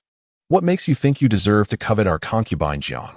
Her scolding sent the princes and descendants scurrying away in shame. Concubine Jiang stood elegantly at the table's edge, delicately pinching Zhou Chunfeng's calligraphy, savoring it with great appreciation. Zhou Chunfeng continued to write, while Zhou Hen closed his eyes in quiet contemplation. The room was enveloped in silence. Li Qingxian sighed internally, reflecting on how this place was a stark contrast to the bustling Jiazhou's residence. Those 3 individuals were excessively extroverted. One rambled incessantly. Another possessed a remarkable talent for comedic timing, and the last, with mouth full, was unable to refrain from speaking. If one did not make an effort, it would be impossible to interject. In contrast, here, the three were quintessentially introverted, the atmosphere so awkward that one could practically carve a pond for Loach with their toes. After a considerable time, a soft, delicate voice broke the silence. The strokes of your calligraphy are like dragons, and the structure is as robust as mountains. Uncle Zhou, your skills have advanced even further since the past. It seemed these years had not been wasted. Zhou Chunfeng beamed with delight. Could it be that their relationship resembled that of a father and his illegitimate daughter? The more Li Qingxian observed Zhou Chunfeng, the more he perceived a benevolent demeanor akin to that of a father-in-law. Uncle Zhou, would you be so kind as to teach me calligraphy? I would not wish to tarnish your esteemed reputation, Li Qingxian boldly requested. Zhou Chunfeng scoffed. Do you think I have not seen your atrocious handwriting? For the sake of my reputation, it would be best if you pretended to be illiterate. As if a gentle breeze passed through, the young girl holding the paper subtly trembled, her lips seemingly moving, though it might have been an illusion. Li Qingxian's expression darkened as he retorted, Uncle Zhou, there are outsiders present. Grant me a bit of face. The young concubine is not an outsider, Zhou Chunfeng replied. Then why not properly introduce her? Li Qingxian countered. Standing firm in his reasoning, Zhou Hen glanced over, bemused by this youth's audacity. Zhou Chunfeng, ignoring Li Qingxian, regarded Jiang Youfei with the same affection as he would his own daughter, smiling as he said, You are not familiar with this young man. Shall I speak on your behalf? Jiang Youfei nodded gently, her charming demeanor radiating obedience and grace. Li Qingxian surveyed the room, plucking a piece of peanut brittle from the table and taking a bite before lazily pulling up a chair to sit. We are all family here, no need for formality. Please take a seat, he proclaimed, asserting his presence. Jiang Youfei seemed oblivious to his words, while Zhou Chunfeng shot him an irritated glance and said, I called you here for a serious matter. You certainly wouldn't remember me otherwise. Li Qingxian replied nonchalantly. Zhou Chunfeng continued. You must have heard about the injury to the holy son of the Tianxiao sect, right? That holy son, El Run, happens to be Youfei's chief senior brother. She has come to the capital seeking vengeance for him. He praised her loyalty and valor, noting it surpassed even celestial grace and beauty. Li Qingxian raised his thumb in genuine admiration, while Jiang Youfei remained motionless, merely listening. Zhou Chunfeng glanced outside, feeling a twinge of awkwardness. Should I lead the way to the serpent? Li Qingxian thought, growing wary. Zhou Chunfeng explained, Our initial choice was, it's no harm to tell you. It was Yi Han. However, Youfei discovered some unsavory details about him and feared he might be loose-lipped, jeopardizing our plans. We need to find someone else. The criteria for the impersonator were stringent. The person must not possess any rank, lack true essence, ensuring they would not be detected by the demonic powers, and must have a physique similar to El Ren's, along with a pure aura. Most importantly, they had to be of impeccable character, possessing both courage and intellect. For any unforeseen mishap could easily lead to exposure. Zhou Chunfeng's gaze fixed on Li Qingxian. Upon hearing Yi Han's name, Li Qingxian found it peculiar. The man had recently been chummy with him but had suddenly vanished. I do meet the criteria of courage, intellect, and audacity, Li Qingxian mused, glancing at Jiang Youfei. But I must admit, I have a small flaw. I have a fear of death. I feel that I am not suited for this role, sighed Zhou Chunfeng. Initially, I did not consider you at all. After repeated deliberations with Zhou Hen at the Divine Capital Office, we truly could not find a suitable candidate. For such a critical task, it is impossible to recruit from outside. Most of my trusted subordinates are already at a high rank. Shall we incapacitate and disguise ourselves as the Holy Sun? I think that could work. Li Qingxian suggested. We need someone who can walk, appearing as if they have just recovered from a serious illness. Only then will the adversary seek to eliminate the threat and invite us into a trap, Zhou Chunfeng stated. Everyone thinks so. The young woman slightly lowered her head, her tone resolute, her fingers gripping the paper, turning pale. Exorcising evil and upholding justice is our duty. Uncle Zhou, can you truly bear to watch me walk into death? El Run is a formidable fourth-rank expert. The demonic sect will want to eradicate the threat completely, sending at least one third-rank expert, perhaps even two. What difference would it make if I were to go? Such a plan is muddled and violates the fundamental principles of warfare. I possess the Thunder Fire Seal and, with my fourth-rank status, can slay a third-rank foe. Jiang Youfei turned her head, lifting her chin, her eyes tinged with the fiery hues of the setting sun. Can one be slain?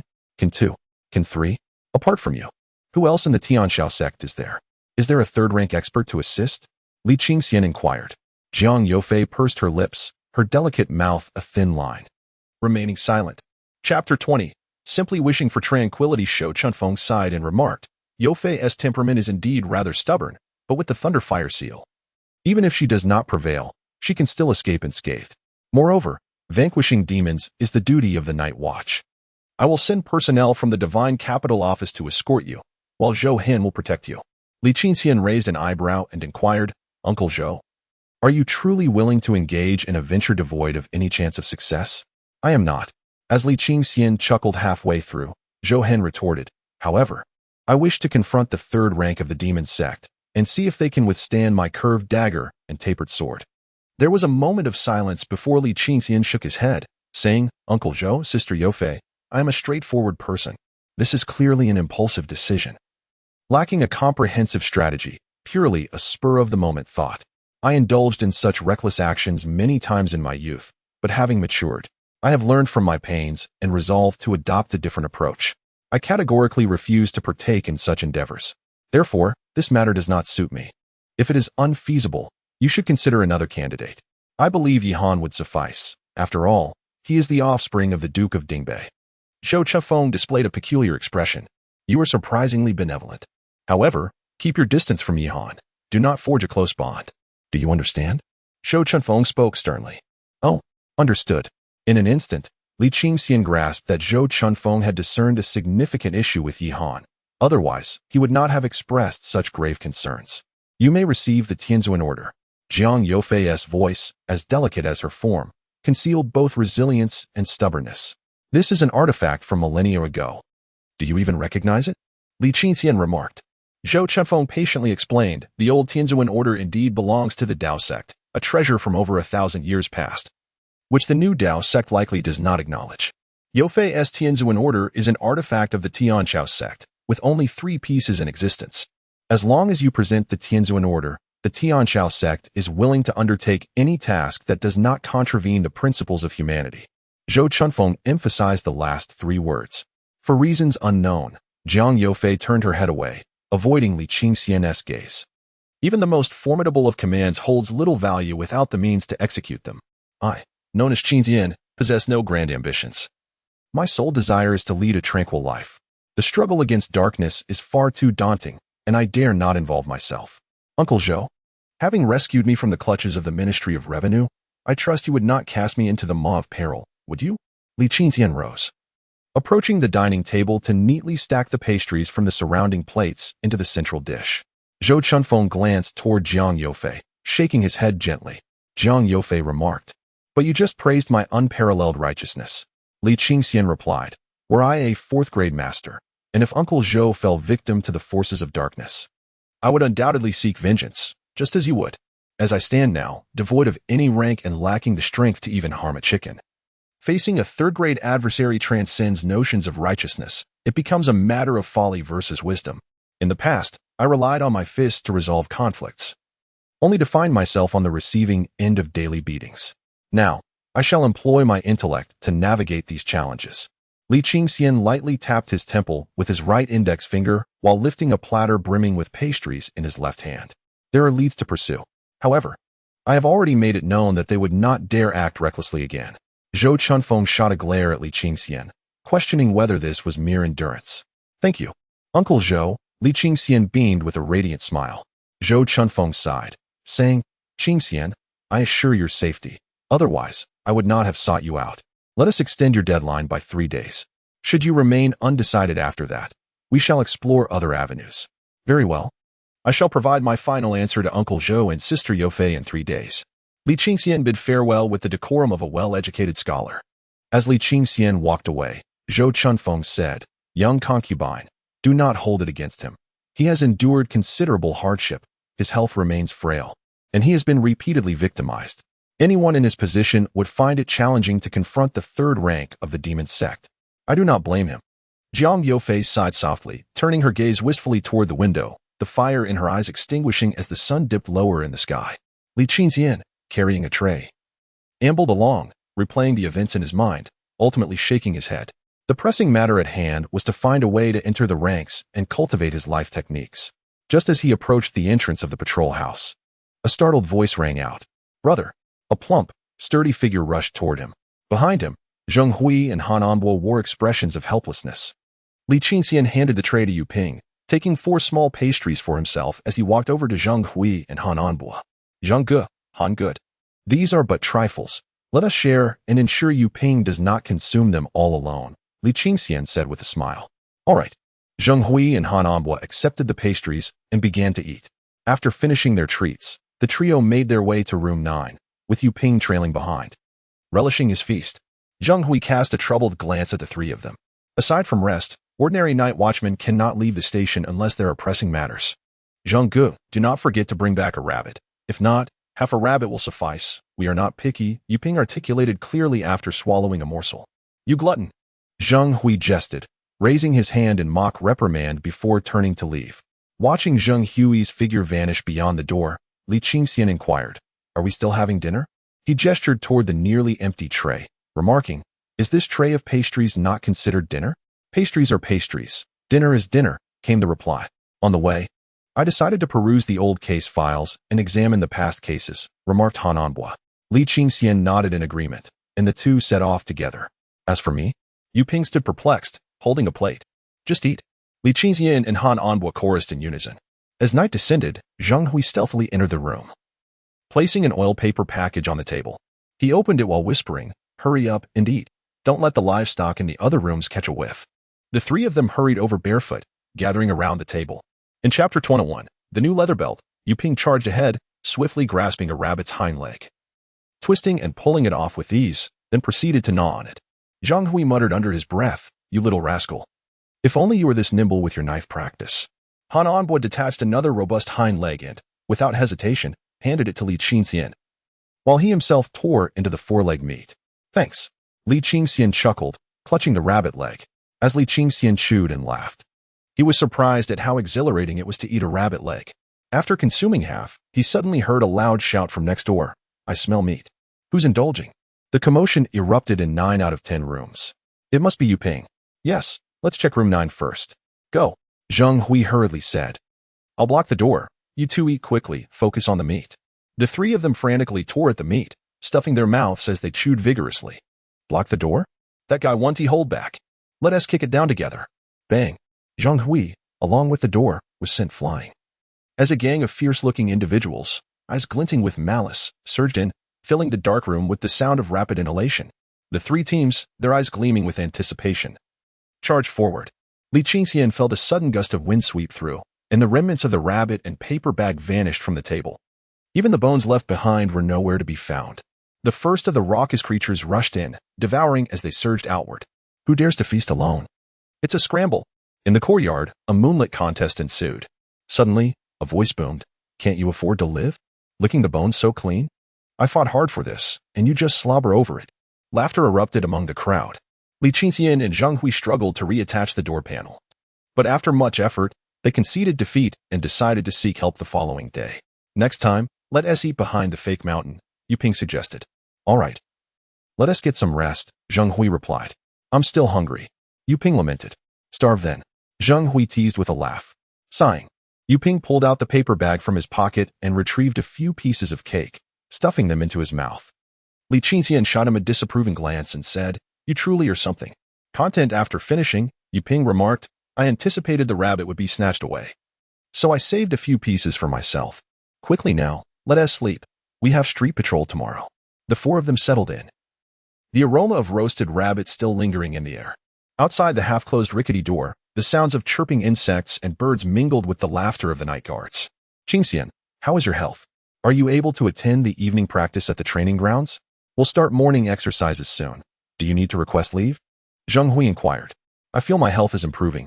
I'll give the evening practice a try tomorrow. If it doesn't work out, we'll see. If I don't exercise, I fear my body will give way, Li Qingxian responded. Very well, Zheng Hui concluded. Sleep now. The room gradually descended into silence. And soon, a medley of snores filled the air.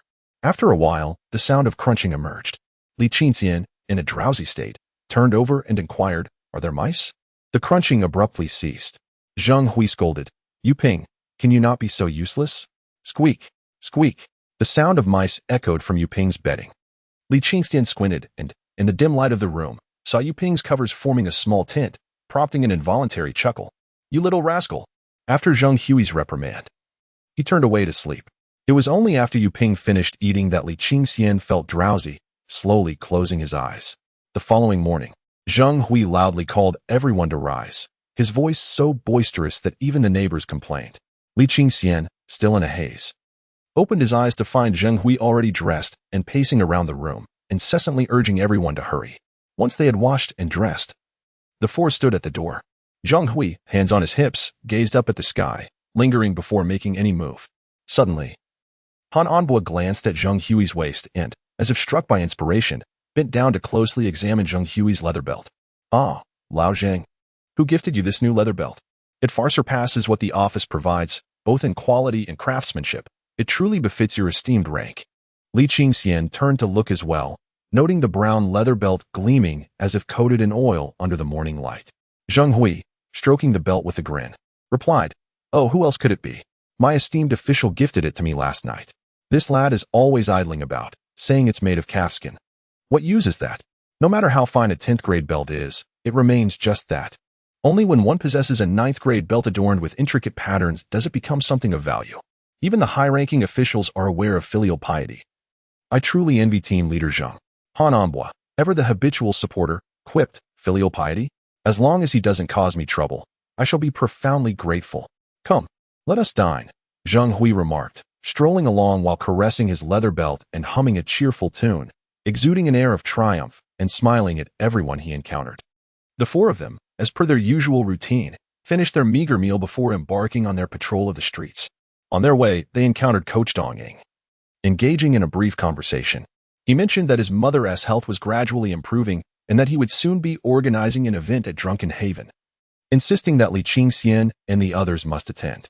Zheng Hui watched Dong Ying's retreating figure and, once he had distanced himself, patted Li Qingxian on the shoulder, saying, "We ought to express our gratitude to you for this.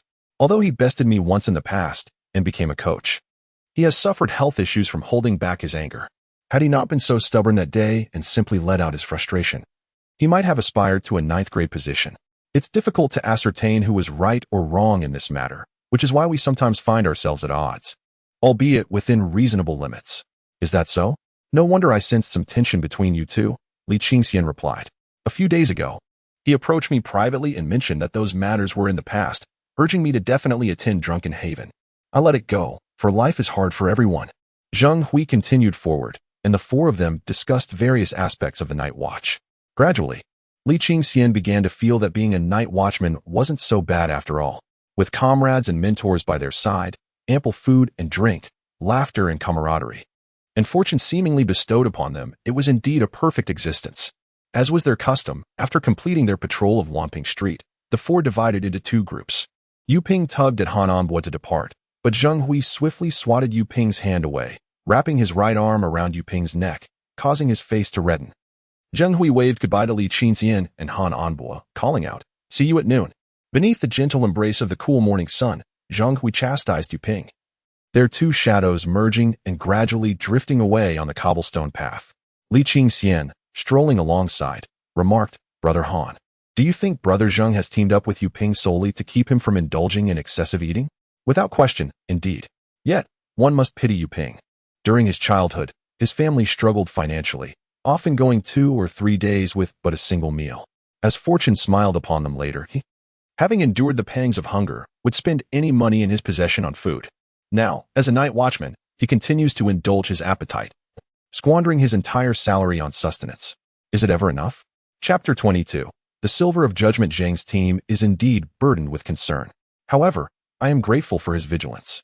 Had I been under another team, I might have been mercilessly bullied these past 6 months, Li Qingxian lamented. Indeed, I often reflect on my good fortune in encountering Captain Zheng. Despite my frequent distractions, often lost in old case files, he never seems to mind, Han Anbo added. After a moment's hesitation, Li Qingxian offered, "I possess the insignia of the Imperial Prison Office. Should there be any files you wish to peruse, do not hesitate to ask." "That alone suffices," Han Anbo replied, his short brows and small eyes crinkling together in a smile, radiating warmth. Li Qingxian chuckled softly, refraining from inquiring why he had such a penchant for delving into old case files. As the two conversed, they continued their patrol through the streets. Li Qingxian observed that Zheng Hui and Han Anbua operated on entirely different wavelengths. Zheng Hui preferred a more relaxed approach, advocating for a harmonious coexistence, while Han Anbua, though seemingly unassuming and indifferent, would meticulously investigate any issues that arose. Under Zhang Hui's tutelage, one could glean insights into social intricacies alongside Han Anbua. One would acquire knowledge of tangible affairs. As noon approached, the two made their way towards Wanping Street. Today was no different. Li Qingxian felt a tingling fatigue in his weary feet. Han Anbua's pace had noticeably slowed compared to the morning. Li Qingxian couldn't help but admire this meticulous deputy. As they walked, a sharp whistle echoed from afar. The two halted immediately, exchanging glances, focusing intently to discern the signal and its direction. A call for help. It was interrupted on the second round. Han Anbua, gripping his blade with his left hand, surged forward along the earthen path, prompting Li Qingxian to hasten his pace to keep up. Dust swirled behind them, helplessly settling. The vicinity of Wanping Street loomed ahead, and he hoped it wasn't Tizhenggu and Xiaoyu in distress. Han Anbua's brow furrowed deeply, and at that moment, he raised a whistle with his right hand, emitting the same plea for assistance. Li Qingxian remained silent, gritting his teeth to persevere. I can do this. He neither slowed nor quickened his pace, maintaining a steady run. Excellent. The two maintained a distance, yet Li Qingxian could always catch sight of Han Anbua's silhouette. Inhale, exhale. After a brief period of running, Li Qingxian felt as though scalding water had been poured from his nose to his lungs, a searing sensation. You should rest, Han Anbua shouted from ahead. A vivid image of Captain Zheng Hui's bright smile flashed in Li Qingxian's mind. I can do this. Gritting his teeth, Li Qingxian pressed on. Soon, Han Anbua reached the entrance of Wanping Street, waving to Li Qingxian before dashing inside. Li Qingxian quickened his pace and rushed forward. Upon arriving at the street entrance, he gasped for breath, flushed and drenched in sweat that cascaded down his forehead. Exhausted, Li Qingxian could no longer run and instead briskly walked into Wanping Street. Ahead lay a smooth path of blue stone, flanked by a multitude of shops, their lanterns swaying gently in the breeze. In front of the Fengxiang silk shop, an imposing throng of people gathered, craning their necks to catch a glimpse of the unfolding scene. Li Qingxian recalled that Zheng Hui had mentioned the forces of the demonic sect had taken over this establishment. Outside the crowd, a young man clad in the garb of a 7th-rank military officer sat astride a chestnut steed, the edges of his green attire adorned with chain patterns. With a flick of his wrist, he produced several silver notes, crumpling them into a ball and tossing them into the crowd as if they were mere scraps of waste. Chuckling, this is my official fine for transgressions. A mere 10th rank dares to meddle with the affairs of the demonic sect, utterly oblivious to the peril. With that, he spurred his horse onward, leaving Li Qingxian with a fading silhouette. Li Qingxian sighed. The concept of an official fine was a notorious invention of the Tai Ning Emperor, primarily targeting lower-ranking officials, allowing them to pay their way out of certain offenses. The man had carelessly discarded the fine. Yet he was a formidable 7th-rank officer of the demonic sect. The 10th-rank official was likely left to swallow his grievances in silence. 7th rank, beyond the capital, equated to a county lord, a magistrate of a modest district.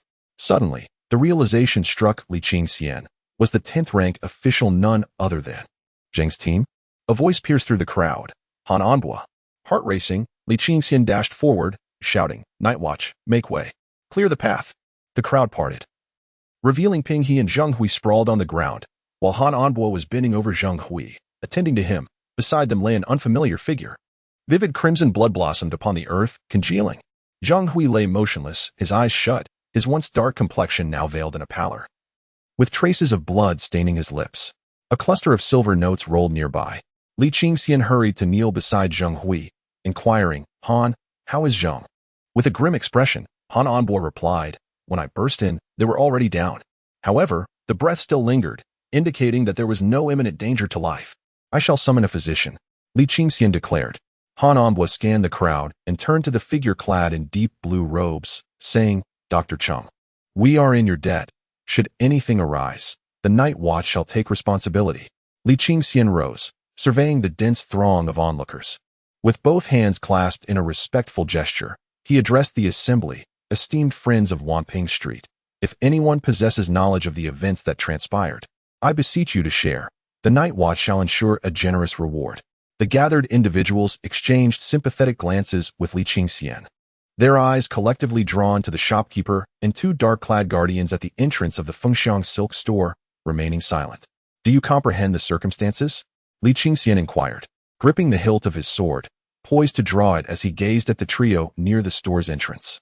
The shopkeeper, adorned in a floral-patterned dark green gown and a black square cap, displayed a congenial smile, replying, "Young brother, you misinterpret the situation. This matter bears little relation to us. Lu Mingho claimed that his father's belongings were left in our shop and sought to retrieve them. Yet, our proprietor has assumed control of Fengxiang, and all items therein now belong to him.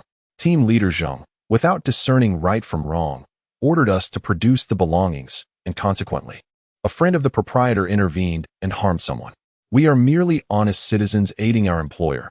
How could we dare to engage with the night watch? I trust you will see this clearly, young brother." Li Qingxian was about to press further when Han Envoy interjected, "You go check on Yu Ping. I will keep an eye on the captain. The captain is presently unharmed. Let us refrain from escalating matters." With that, he exchanged a knowing glance. Li Qingxian nodded in agreement and silently approached Yu Ping, crouching to examine him. Yu Ping's breathing was steady, however, his abdomen bore tattered clothing, suggesting he had been struck down by a powerful blow, and there was no trace of blood at the corner of his mouth. Li Qingxian meticulously examined the tattered sections of Yu Ping's clothing, an ominous premonition stirring within him as he abruptly turned his gaze towards Zheng Hui. The fabric around Zheng Hui's abdomen was similarly rent asunder by the force of true essence. The gleaming leather belt lay severed, the iron buckle shaped like a horse's head shattered, its fragments scattered about. "Captain Han, their dantians," Li Qingxian ventured to inquire. Han Envoy's eyes reddened as he lowered his head in silence. Li Qingxian was taken aback, a flicker of anger crossing his face. The area 3 inches below the navel, known as the lower dantian, is where a martial artist's true essence resides. To incapacitate the dantians of both men was tantamount to severing their futures. Drawing a deep breath, Li Qingxian spoke slowly, "It shall be fine. Once Captain Zheng awakens and restores his dantian, ascending to the 9th rank, I shall sell everything I own just to treat him to the finest wine from the flower sea." Han Envoy remained mute. Yu Ping, with his ample flesh, will surely safeguard his dantian, Li Qingxian murmured. Han Envoy kept his head bowed. The fragrance of the wine from Huahai Tower wafted through the bustling streets of Wanping, the crowd lingering for an extended time. Chapter 23. The crown and belt, how are they? Li Qingxian inquired.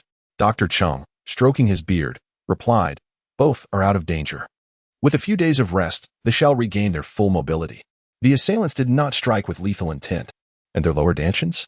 Li Qingxian pressed. Dr. Cheng glanced at him, saying, "I have not yet attained that level. I dare not make assumptions. We must await the arrival of the night watch for a definitive assessment." Li Qingxian nodded, falling silent once more.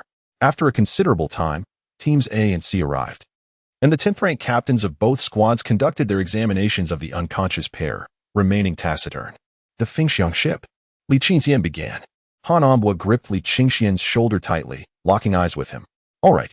Li Qingxian turned to gaze at the 3 individuals at the entrance of Fengxiang House, focusing on the smiling shopkeeper, the sign of Fengxiang House, and the small red rose in the lower right corner of the plaque. As if to engrave these images firmly in his mind, Han Envoy slowly bent down, picked up the crumpled banknotes from the ground, and stuffed them into Zheng Hui's leather pouch. The group hired a carriage to take Zheng Hui and Yu Ping to the medical clinic of the Night Guard. Dr. Sun of the Night Guard arrived at the same conclusion as Dr. Cheng. Neither of them was severely injured and would be able to walk by tomorrow.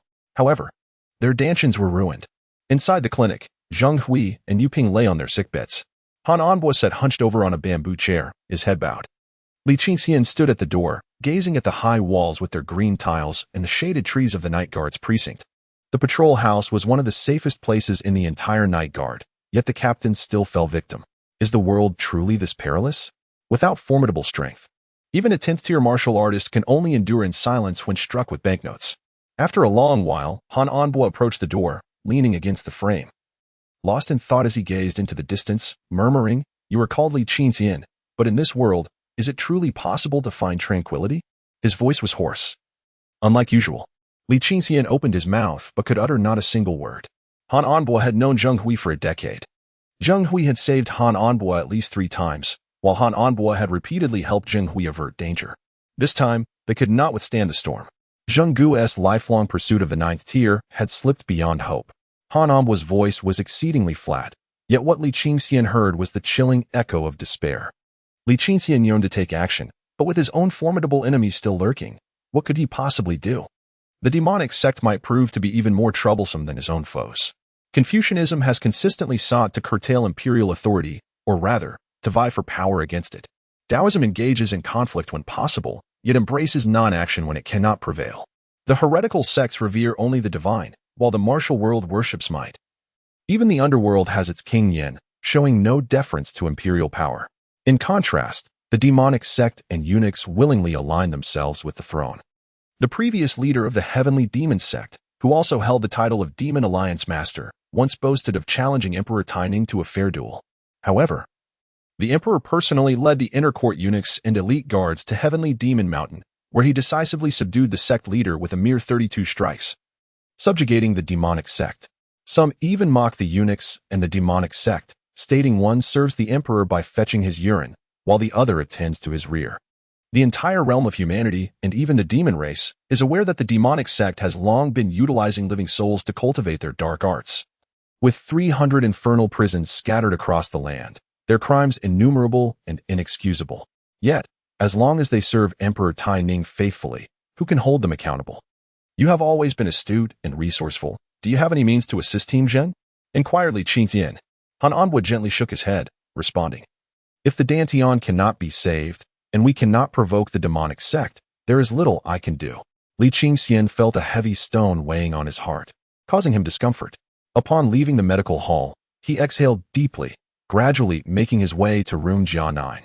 The afternoon sun was somewhat harsh, and along the way, the flowers and leaves drooped languidly. As he approached room Jia 9, a somewhat familiar voice called out, Qingxian, what are you pondering?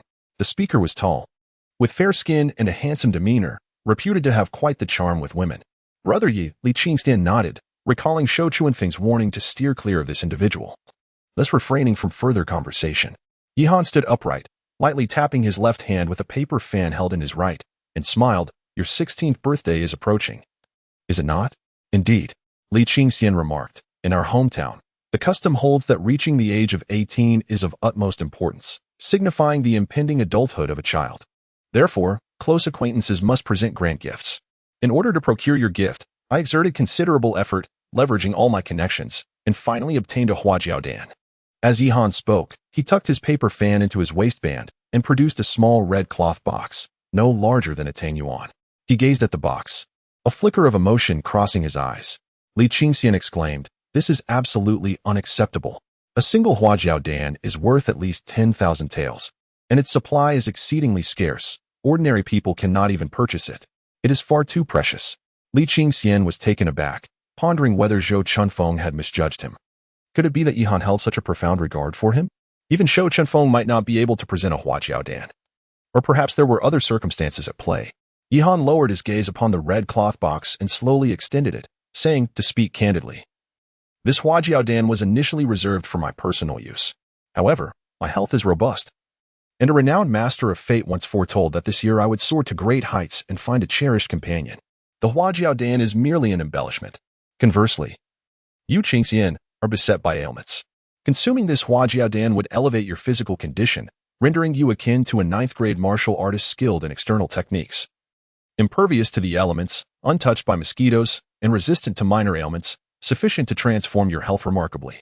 Brother Yi, this gift is far too extravagant. I cannot accept it. Li Qingxian understood the folly of seeking small gains at great risk. Benefits with obscure origins often conceal traps. Given our brotherhood, if you are in distress and I cannot even part with the huajiaodan, how could I ever be worthy of being human? Do not refuse, accept it. Yihan insisted, pressing the box into Li Qingxian's hands. He cast one last glance at the box before swiftly turning away. Yihan remained silent, his head bowed as he hurried along. Li Qingxian, filled with confusion, was suddenly startled by a tremendous roar. The destiny device had inexplicably activated, conveying a message that this Yihan bore significant relevance to him, warranting a scrutiny of fate and fortune, lest unforeseen consequences arise. However, Yihan's destiny was exceedingly potent, necessitating the expenditure of a fragment of luck to discern his fortune. Li Qingxian, already uneasy, promptly opted to proceed. A chill coursed into his eyes, and before him, centered around Yihan, an illumination burst forth. Above Yihan's head materialized an imperial crown of deep black adorned with golden beads, its 9 tassels glimmering. This ebony crown was enveloped in a swirling mist of white, its brim elegantly arched, and the beaded curtain shimmered. It was the 4th of the 12 long-lasting crowns. Characterized by its prosperity, the crown, akin to a youth donning a cap, signified an impending greatness with burgeoning potential. If the crown radiated white mist, it symbolized vitality, elevating his luck further. Should the brim of the crown rise, it indicated an upward ambition, resulting in a significant surge of fortune. If the crown sparkled, it represented magnificence. With luck at its zenith, unstoppable in its ascent, Yihan's crown embodied all 3 auspicious signs and was, moreover, an exceedingly rare 9-tassel imperial crown within the realm of destiny, the pinnacle of imperial crowns being the 12-tassel emperor's crown. Chapter 24. The fundamental great law. Li Qingxian was far more astonished than if he had obtained the transforming dragon pill.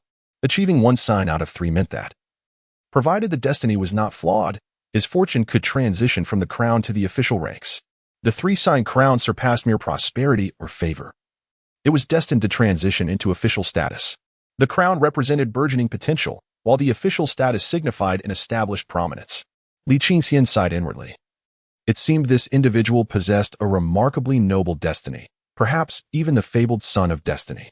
Even so, the burdensome aura of nobility inexplicably instilled a sense of pressure in Li Qingxian, leading him to believe that Yihan possessed exceptional qualities, should he choose to follow him. Great achievements would surely ensue. While Li Qingxian was momentarily lost in thought, vivid images emerged above the imperial crown. At the banquet of the Duke of Dingbei, Yihan faced humiliation at the hands of the Chong family brothers, who, in a fit of rage, shattered a cup and declared, 30 years in the east of the river, 30 years in the west, before storming out of the Duke's residence. Within a mysterious cave, Yihan retrieved 3 treasures from beside a desiccated skeleton, a crimson cloth box, a ring, and a rusted flying sword. In a tavern under the cloak of night, a figure garbed in finery stood with their back to Yihan, who bowed his head behind the individual. The figure remarked, "You shall intoxicate Li Qingxian. My people will act, and even if the truth surfaces, it shall not implicate you." Yihan smiled and replied, "Rest assured, it is but a trifling matter." Outside the Yi family cemetery, a cadre of cloaked figures advanced menacingly toward Yihan, who witnessed his subordinates fighting valiantly to protect him as he narrowly escaped. As dusk fell, he fled into the woods, suddenly glancing skyward. A streak of white light descended, akin to a meteor racing across the heavens, landing within the forest ahead. Curiosity piqued, Yihan approached to find a purple crystal encircled by thunder striking the earth, scorching the surrounding ground, and emitting wisps of white smoke. At dawn, amidst a cacophony of thunder, blue and white flashes illuminated the scene where a delicate woman lay prostrate on the ground, blood trickling from her lips. Yet her gaze remained fixed in astonishment upon Yihan. Yihan, with a serene smile, cast forth the purple crystal. Above, a vortex of clouds swirled as heavenly thunder crackled, and one by one, adept practitioners clad in demonic garb disintegrated into ash with anguished cries. The thunderbolts rained down upon Yihan, yet they were gentle as water, neither injuring him nor hindering him. Rather, they seemed to aid in tempering his physique. In that moment, Yihan appeared as if he were a celestial being. Suddenly, a surge of azure energy erupted from Yihan's head, and a grand palace with golden tiles, red walls, and crimson pillars ascended, radiating resplendent brilliance that dispelled the divination technique. Li Qingxian found himself momentarily enveloped in darkness before everything returned to normal. Beneath the afternoon sun, Yihan strolled along a pebble path flanked by verdant trees. Vanishing into an arched gateway, Li Qingxian examined his body. Unlike his previous experience with the divination technique, he felt no sensations this time. Likely due to the depletion of his fortune, this Yihan had feigned friendship, conspiring with an unknown accomplice to bring him harm. No wonder Uncle Zhou had advised caution. No wonder he had presented lavish gifts, perhaps sensing something amiss but unable to act against him, compelling him to offer treasures as an apology. This could not be overlooked. Yet, Yihan's fortune was truly remarkable, having discovered an ancient cavern and acquired the mysterious violet crystal. Wait a moment, the banquet at the Ho residence, the secret cavern, and the plot at the tavern all occurred in the past, while Yihan would face pursuit and a cataclysmic thunder crystal the following day. As for the moment Yihan cast aside the thunder crystal, that would be the day after tomorrow, and the woman who fell to the ground was Jian Yofei. Li Qingxian stood in contemplation for a long, while before swiftly piecing together the sequence of events. If I cannot thrive, then neither shall you ascend. I had already been devising methods to neutralize my adversaries. Li Qingxian narrowed his eyes. The vivid scenes of recent days flashed through his mind. To come without reciprocation is indeed impolite. The palace that emerged last was likely the fabled residence of the celestial star. His celestial abode could even contend with the decree of destiny, a matter of no ordinary significance, should I attempt to seize it forcefully. I risked being influenced by his celestial residence, which could lead to failure. According to the oracle, even if one were to obtain that purple crystal, it would require a life for a life. This is the fundamental principle of fate, which cannot be violated. I must devise a comprehensive plan. As Li Qingxian pondered, he rushed into the Night Guard's library, searching for any text concerning life for life or the fundamental principles of fate. After a considerable time, Li Qingxian set the book down and made his way to Chunfeng residence. On this early summer afternoon, the flowers bloomed resplendently, their fragrance wafting through the air. Zhou Hen, stationed at the entrance, nodded in acknowledgement. Li Qingxian took a deep breath and called out loudly, "Uncle Zhou, your most benevolent nephew, Li Qingxian, has arrived. Have you come to a conclusion?" The door opened without a breeze. Li Qingxian stepped inside, adopting a serious demeanor. "Every time I recall my father's teachings and Uncle Zhou's assistance, my heart is filled with regret. I care not for the likes of concubine Jiang, the enchantress of the city, or the heavenly sovereign's decree. However, if it brings joy to Uncle Zhou, I would brave fire and water without hesitation." Zhou Hen couldn't help but give Li Qingxian a sidelong glance. Shou Chunfeng, seated behind the writing desk, did not even lift his head. Continuing to review documents as he inquired, "Speak. What is your condition? Is Sister Concubine not here?" Li Qingxian glanced around. "She is at Qingxiao Temple, attending to Lu Ren with her sister-in-law," Shou Chunfeng replied. "Are you aware of the situation with Team Zhang?" Li Qingxian's smile faded. Zhou Chunfeng continued. "The one who forcibly seized the Fengxiang was the nephew of the Deputy Minister of Justice, Kong. The assailant who injured Zheng Hui is also of considerable stature, a direct descendant from Wam Mountain. Although this descendant does not know Kong's nephew, they have met Kong on several occasions. This incident appears to be an unfortunate coincidence." Li Qingxian then recalled the numerous officials of the Qi Kingdom, where the 6 ministries had, in addition to their regular deputy ministers, established additional deputy positions. "Having paid the penalty for the crime, we are powerless against him," inquired Li Qingxian. "The penalty is a decree set by the emperor. What can we do?" He was acutely aware of the gravity of the matter, knowing that inflicting harm without taking a life could lead to further repercussions if the Night Watch pursued the matter. Zhou Chunfeng set down his pen, his expression darkening. Li Qingxian suppressed his thoughts, realizing that pressing further would only place Zhou Chunfeng in a difficult position. "I possess a transformation pill. Might it heal Captain Zhang's Dantian?" Li Qingxian asked. Zhou Hen turned in astonishment to gaze at Li Qingxian, surprised by his willingness to part with such a treasure. Zhou Chunfeng glanced at the red cloth box and shook his head, stating, "This transformation pill is a sacred elixir of cultivation and cannot mend the Dantian. Across the realm, there are no more than 3 divine medicines capable of such restoration, each worth its weight in gold. This particular medicine is best consumed upon reaching the appropriate level, allowing Zhou Hen to assist in unlocking its potency." "Oh, so. Does Uncle Zhou imply that Yihan gifted me this transformation pill?" Shou Chunfeng remained silent.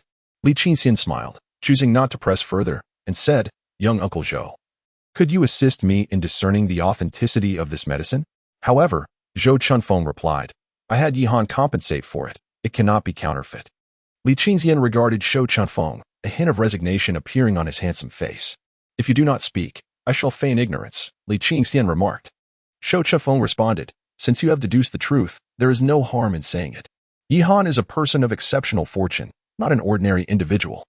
This year he has subtly begun to exhibit the potential to transform into a dragon.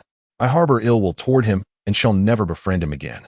You too must refrain from forming an alliance with him, yet do not take a confrontational stance either. He is remarkably patient, and should the opportunity arise, he will undoubtedly strike back against us. Receiving the Huajiao Dan signifies a complete severance, unless one possesses absolute certainty of victory. It is imperative to refrain from any rash actions. Do you comprehend?" Li Qingxian chuckled softly and replied, "Rest assured, Uncle Zhou, having navigated the streets since childhood, I am acutely aware of whom to avoid provoking. At present, my sole desire is to preserve my life peacefully. Chapter 25. The Proposal. I sincerely hope so. I have compiled a reading list for you. Do peruse it when you have the opportunity. Zhou Chunfeng picked up a sheet of paper and gently tossed it. And as if it possessed a will of its own, it floated gracefully before Li Qingxian. He took it in hand. Strategic Treatises, The Art of Deceit. The Book of Concealment, The Manual of the Devious, the Treatise on Officialdom. Rest assured, I shall study them diligently, and I will not betray Uncle Zhou's earnest efforts. I fear you may claim to read them while spending your days engrossed in those divination texts. While fate studies are not without merit, they are excessively mystical and suited only for the rarest cultivators. It would be prudent for you not to squander your time. Zhou Chunfeng remarked. Uncle Zhou, your words are as sweet as honey. Li Qingxian replied helplessly. Speak, what other conditions do you have? Zhou Chunfeng inquired. Li Qingxian said, Tomorrow I intend to pay homage to my father, but I fear there may be disturbances, particularly from Yihan. Therefore, I hope that you and Sister Yofei can collaborate to ensure that Yihan remains here in the study, behaving himself for the entire day. What scheme are you concocting? Zhou Chunfeng's gaze turned skeptical. How so? I have recently made significant advancements in my mastery of fate, and I have discerned that Yihan's brothers plan to harm him while he pays respects to his mother tomorrow. I had no intention of meddling, but after much contemplation, I, Li Qingxian, known by the epithet Sunshine Boy, decided to act with benevolence and retain him within the night watch, thus averting the tragedy of fratricide. Truly? Indeed. Without a doubt, Li Qingxian affirmed. Zhou Chunfeng gazed out the window, pondering the mysteries of fate, and remarked, Can I not bear this burden alone? As you just spoke. His fortune surged, akin to a dragon's transformation. I even suspect that, even with Sister Yofei's assistance, I could not hold him back. Li Qingxian stated with clarity that he had yet to reach his potential and lacked the means to wield fate to suppress Yihan. Even if he were to arrive at the location of the purple crystal ahead of time, he would inevitably be influenced by Yihan's destiny, encountering unforeseen misfortune. However, Zhou Chunfeng was different from Jiang Yofei. One was a prominent figure within the Night Watch, while the other was a revered saintess of a great sect. Collaboratively, they could certainly subdue the current Yihan. Is this matter of great significance to you? Indeed, it is of utmost importance, one that could influence a lifetime. Li Qingxian fixed his gaze intently on Zhou Chunfeng. After a long period of contemplation, Zhou Chunfeng replied, For you, and for Yofei, I shall raise the stakes. Though the discourse on fate may be elusive and uncertain, historical figures have proclaimed that while human determination may not necessarily triumph over the heavens, a sufficiently strong life can indeed sway destiny. Since Yihan's fortune is flourishing, I shall add another ally. Please issue the command, Master Guardian. The King of Misfortune? Li Qingxian expressed skepticism. Do not act recklessly. His Highness, the Prince of Leisure, is merely tolerant and uncontentious. Rumors are not to be trusted. Indeed, after all, he is a master of the third rank, and thus still possesses value, Li Qingxian acknowledged. Zhou Chunfeng replied with resolve, Your humble servant is here. You carry my token to seek a decree from the Master of Guards, instructing that all members of the Night Watch remain on standby tonight. Without my command, none shall venture forth, including Yihan. Furthermore, send someone to investigate the sons of the Duke of Dingbei. Zhou Chunfeng replied, As you command. Watching Zhou depart, Li Qingxian inquired, Uncle Zhou, do you trust me so readily? I ask you, after tomorrow's affair is concluded, can you impersonate Lu Ren? Li Qingxian declared with conviction. As long as I can delay Yihan tomorrow, I dare confront the third rank of the demon sect. What other conditions do you have? Speak freely, Zhou Chunfeng encouraged. Today, I need to go out to procure offerings, and I require a directive from you. Tomorrow, there may be those who scheme in the shadows. Could you have young Uncle Zhou discreetly follow them and resolve the matter? Certainly, Zhou Chunfeng responded, bowing his head and clearing his throat softly. Li Qingxian's face lit up with joy. Thank you, Uncle Zhou.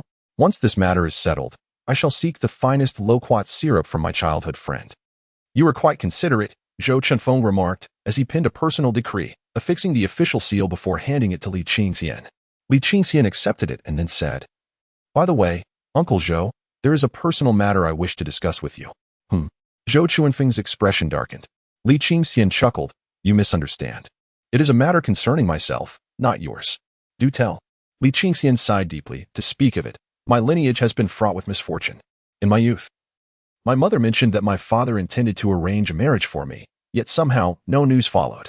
Half a year ago, my aunt informed me that my father seeing I was nearing 16, was indeed making arrangements for my betrothal, but once again, there was no further word. Thus, I pondered, Uncle Zhou, could you possibly refrain from allowing my life to continue in this state of adversity? Uncle Zhou, Zhou Chunfeng, lost in thought for reasons unbeknownst to him, only awoke when Li Qingxian's voice rang out, exclaiming, "Are you suggesting that I propose marriage on your behalf?" "Not exactly a proposal," Li Qingxian clarified. "Merely assist me in observing which families possess suitable daughters, ensuring that outsiders do not seize the opportunity first. Wouldn't you agree?" Zhou Chunfeng nodded in agreement, stating, "I shall keep an eye out for you." Clearing his throat, Li Qingxian added, "Uncle Zhou, I hope you do not misunderstand. I am not insisting on finding someone akin to Zhang Youfei. However, should you insist on such a match, I would not be opposed." "Leave, Uncle Zhou. Leave. Alas, let the Li family come to an end." With a shake of his head, Li Qingxian departed, carrying a plate of pastries. Zhou Chunfeng wore a look of helplessness. This little rogue is just like his father. With that thought, he rose and gazed out the window. Through the haze, he discerned a middle-aged man crouching before a sniffling little girl, waving a candied hawthorn stick and smiling. "Yinger, I shall give you this if you promise to marry our little Qingxian, all right?" The little girl gazed longingly at the treat. Then it settled. The man placed the glistening candied hawthorn in the girl's hand, and she skipped away joyfully. That night, in the early summer, Zhou Chunfeng, having resigned from his official duties and residing in the Jiangnan region, drank to excess with his visitor, Li Gangfeng. In the throes of intoxication, Li Gangfeng slammed his hand on the table, vehemently berating Zhou Chunfeng for being frightened into inaction by the demon race, possessing skills yet idly residing in Jiangnan, neglecting the greater good of humanity for personal gain. From that moment onward, the two never shared another drink together. Inger craved candied hawthorn. Li Qingxian, holding the hand decree of Zhou Chunfeng, departed from the night watch bureau. He procured some offerings and casually acquired yellow paper, chicken blood, money swords, peachwood talismans, and other items commonly utilized by fortune tellers. Setting down the tray, Li Qingxian cast a glance at the two individuals lying on the sickbed. Han Ambwa nodded slightly and murmured, "You are still young. One should strive for greater heights. However, whatever one undertakes, one must exercise caution. In this world, being a good person is a challenging endeavor. Just look at Zheng." "I understand," Li Qingxian replied, gazing at the unconscious Zheng Hui. "It's not that being a good person is impossible. It's just that it is tenfold more difficult than being a villain." Han Ambwa sighed. Chapter 26. Li Qingxian, a true gentleman. After a moment of hesitation, Han Ambwa said, "All right, I shall take my leave. I will come to keep watch tonight." After bidding farewell to Han Ambwa, Li Qingxian remained lost in thought for quite some time before opening the text known as the true explanation of the Seven Stars' Fate, dedicating himself to its earnest study. The original work, Seven Stars' Fate, was obscure and profound, with its principles so intricate that many fortune tellers spent their entire lives without claiming to have comprehended it fully.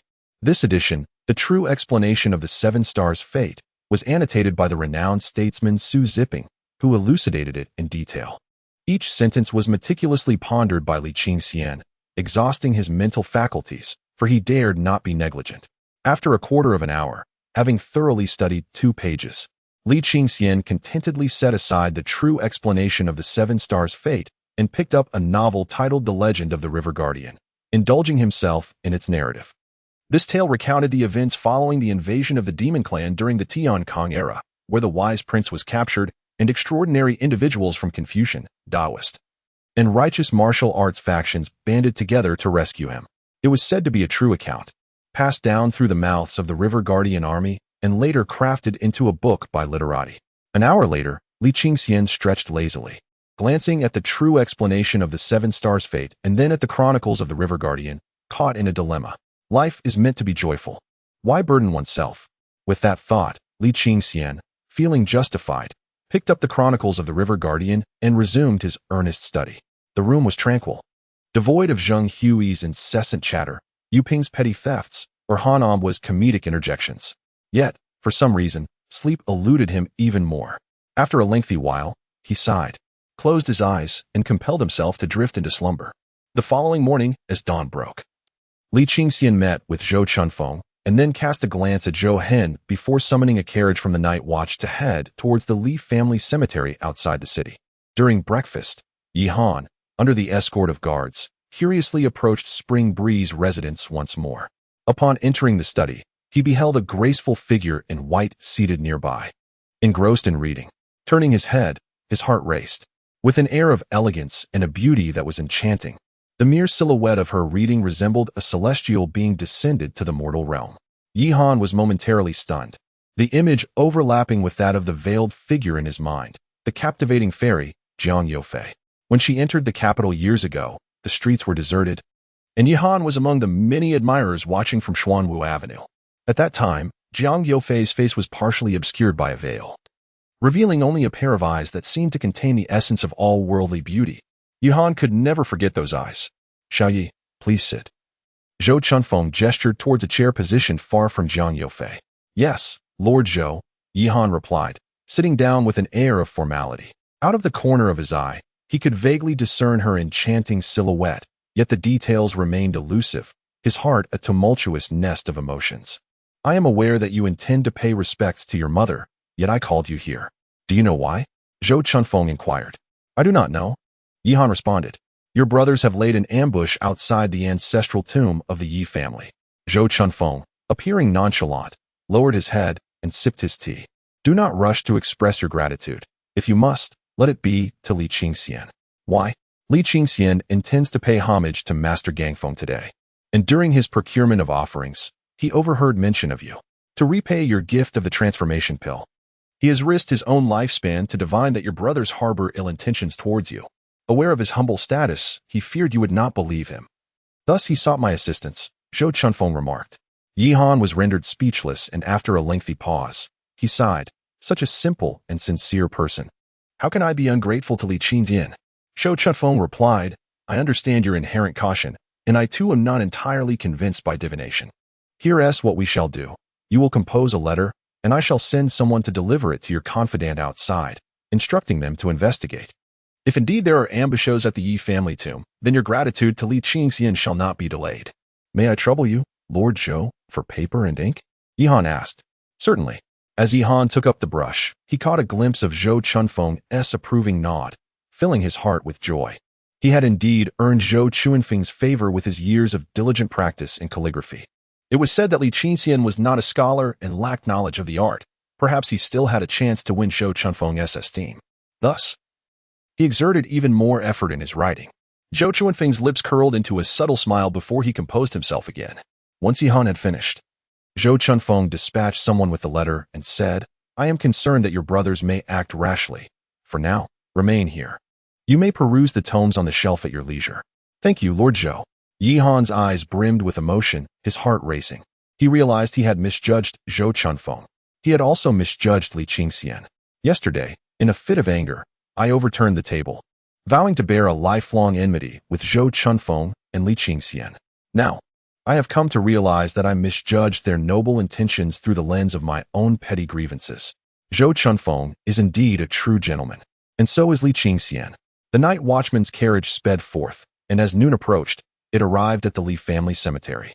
Though Li Gangfeng hailed from a different region, he had numerous distant relatives among the esteemed Li clans in the capital and had long since established kinship ties, securing a burial plot in the Li family cemetery. Li Qingxian stood outside the Li family mausoleum, surrounded by verdant mountains, the cemetery standing out in its elegance. A path of white jade, intricately carved with representations of various birds and beasts, ran through the center, flanked by white jade steps for one's ascent. Beneath his feet lay 12 tiers of steps leading from the main entrance of the mausoleum, each tier comprising 6 levels, adhering to the convention of odd numbers for residences and even numbers for tombs. On either side of the path stood stone figures of guardian spirits, including the stone Wangzhong, stone Gondan, ghost-catching warriors, and demon subduers, all in pairs. The gravekeeper approached to inquire, and upon discovering that he was the son of Mr. Gangfeng, he became deeply respectful, willingly accepting the offerings and following closely behind to guide Li Qingxian. Soon, Li Qingxian arrived at a particular grave. 2 tombs lay side by side, the resting place of Li Gangfeng and his wife. Li Qingxian gazed at the dark green granite tombstone for a long while, then glanced down to see the incense and candles still fresh, surrounded by vibrant fruits. He asked, May I inquire, esteemed gravekeeper, do many come to pay their respects to my late father? Mr. Gongfeng's illustrious name resonates far and wide. His integrity and loyalty are well known. Over the past 6 months, visitors have come in steady numbers to pay homage. The entire Li family diligently attends to his grave, never daring to be careless, replied the gravekeeper. Li Qingxian nodded and said, I appreciate your efforts, esteemed gravekeeper. It is my humble duty, he replied. Li Qingxian then presented his offerings in reverence before taking his leave. Before departing, he took out a piece of silver to express his gratitude to the gravekeeper, who adamantly refused, stating, I may accept the silver of others, but I cannot accept that of the Gongfeng family. If I do, the master will surely break my legs and expel me. At noon, Li Qingxian and the coachman hastily consumed the pancakes and pickles prepared in the morning, and in the afternoon, they arrived at Luoqingshan. Li Qingxian instructed the coachman to halt by the roadside, standing atop the cart to survey the surroundings.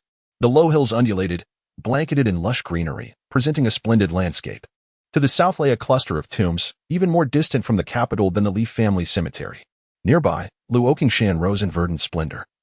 Its height no more than 200 or 300 meters, with gentle slopes and a broad expanse, utterly deserted. Li Qingxian meticulously examined Luoqingshan, searching for the location of the purple crystal from his memory. Out of the corner of his eye, he perceived something and turned to gaze into the distance. There, over 100 miles away, a series of peaks stretched in undulating lines. From this angle, they aligned perfectly, resembling the spine of a colossal dragon. With the dragon's head peaked directly facing the capital, Li Qingxian contemplated the mountains for a moment, intrigued. Subsequently, he instructed the coachman to drive the cart to various positions at the foot of Luoqingshan, observing from different angles until he quickly identified the spot. He then called out loudly, Uncle Zhou, if you please. After shouting, Li Qingxian slung his pack over his shoulder and ventured into the woods. Zhou Hen emerged from behind a white poplar, signaling to the coachman before stealthily entering the thicket. Half an hour later, panting heavily, Li Qingxian arrived at the location of the purple crystal from his memory. Surrounded by towering red pines, the ground was adorned with a thick carpet of interspersed green and yellow pine needles, while fist-sized pine cones lay scattered among them. Filling the air with a gentle fragrance of pine, Li Qingxian lowered his gaze to find his shoes caked in mud and decaying leaves, and his garments marred with several rips. He stood in quiet anticipation, estimating the passage of time before unwrapping his blue cloth bundle, from which he carefully extracted yellow paper, chicken's blood, and a money sword, items commonly associated with the arts of wandering sorcerers. Drawing forth a goose-feather knife, he proceeded to excavate 4 small pits in the cardinal directions, placing peach talismans within, anointing them with chicken's blood, and covering them with yellow paper. Once everything was meticulously arranged, Li Qingxian grasped the money sword and began to circle the 4 points, reciting incantations under his breath. Observing from the tree, Zhou Hen initially paid rapt attention, but soon grew weary of the familiar tricks of the trade, lazily surveying his surroundings. Suddenly, Zhou Hen's hair bristled as an incomprehensible and overwhelming force manifested, threatening to shatter his inner essence. He was gripped by terror, experiencing a sensation that even a second-tier master had never evoked. A line of blue and white light flickered in the sky.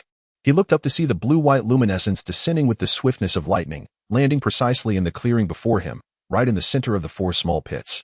White smoke billowed upwards, revealing a purple, diamond-shaped crystal resting upon the scorched earth, its surface crackling with interwoven blue and white electricity.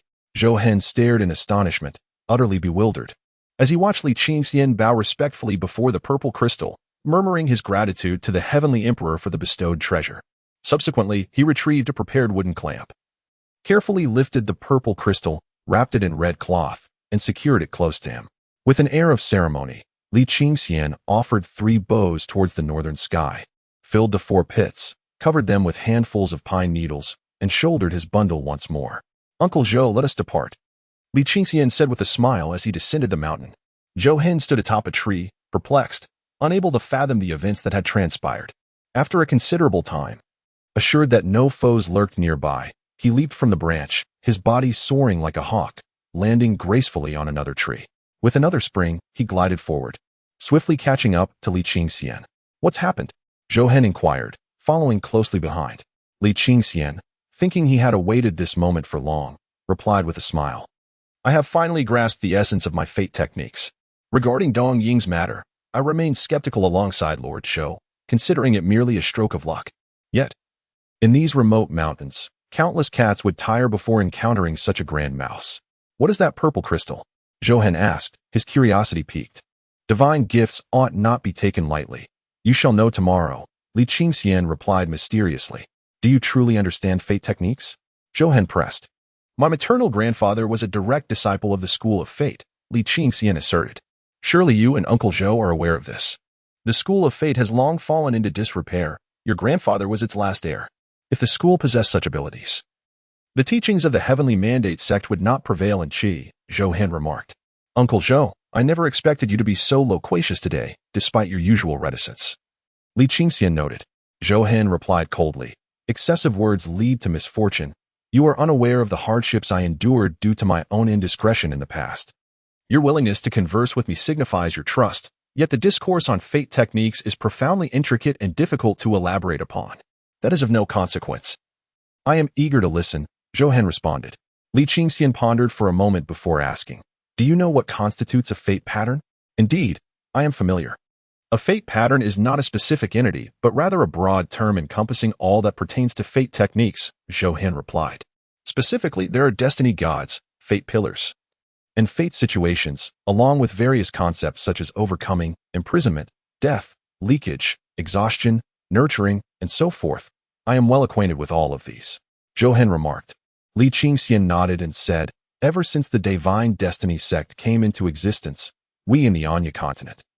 Let us speak less of Anya and more of Qilu. In years past, many have fallen prey to taboos due to their adherence to old nomenclature and were thereafter barred from serving in the court, Zhou Hen interjected. Upon hearing the name Qilu, Li Qingxian recalled a matter and inquired, fortunately, we are in a secluded area. I wish to ask about certain royal secrets. Zhou Hen cautioned. Ensure that Lord Zhou remains unaware. Rest assured, it is rumored that the founding ancestor of the Great Qi was a descendant of the snow-dwelling people, who once roamed the grasslands as horse bandits, later turned to piracy, obtained ancient heritage in the Western Sea, and mastered formidable skills, ultimately seizing the position of the Wulin leader and overthrowing the Yin dynasty, taking over the nest of the magpie. Is this true? Zhou Hen chuckled and replied. This is no longer a secret. The origins of Qi's founding ancestor as a horse bandit and pirate are indeed true, as is the acquisition of ancient sect legacies, and the subsequent establishment of the Qi dynasty as Wulin leader. However, people from the Eastern Ding Kingdom have never held a favorable view of Qi and tend to obscure such matters. Are you aware that even my grandfather hailed from the Eastern Ding Kingdom? There is little that can be concealed from the Night Watch, Zhou Hen observed. Casting a penetrating glance at Li Qingxian, will my Eastern Ding lineage bring about trouble? Li Qingxian inquired. Indeed, for several decades following the establishment of the Great Qi, the bloodline from Eastern Ding was a source of trouble. However, as time passed, Eastern Ding, like other smaller nations, submitted to authority, and over a century has elapsed without issue. Moreover, the ancestors of Eastern Ding originated from a distant and enigmatic Eastern realm. It is not merely the founding ancestor of Qi, but even the forces of evil and the puppet demons that hold them in trepidation. Thus, it is often said that as long as the Eastern Ding Kingdom remains in its corner and does not seek to conquer the world, it will endure even after the fall of the Qi Kingdom. After Zhou Hen finished speaking, he slightly lowered his eyelids to conceal his gaze. That is well. However, once war breaks out between the two nations, the bloodline of the Eastern Ding Kingdom may be the first to suffer. By the way, continue discussing the purple crystal, Zhou Hen said. Zhou Hen looked at Li Qingxian with suspicion and inquired, surely you are not fabricating this on the way? Young Uncle Zhou, do you think I, Li Qingxian, am the sort of person to engage in such antics? Li Qingxian feigned anger. Back in the outer district, the troops of the military commission treated you like a rat fleeing the street. What reputation do you still possess? Zhou Hen appeared puzzled. The intelligence from the Night Watch is unreliable, Li Qingxian grumbled as he moved forward. After a few steps, Zhou Hen sighed and remarked, do not take childhood matters to heart. It was the mischief of Mr. Gay Feng that led to you being bullied by those political rivals and their subordinates. However, revenge can be savored slowly. There is no need to rush. Opportunities will arise. Indeed.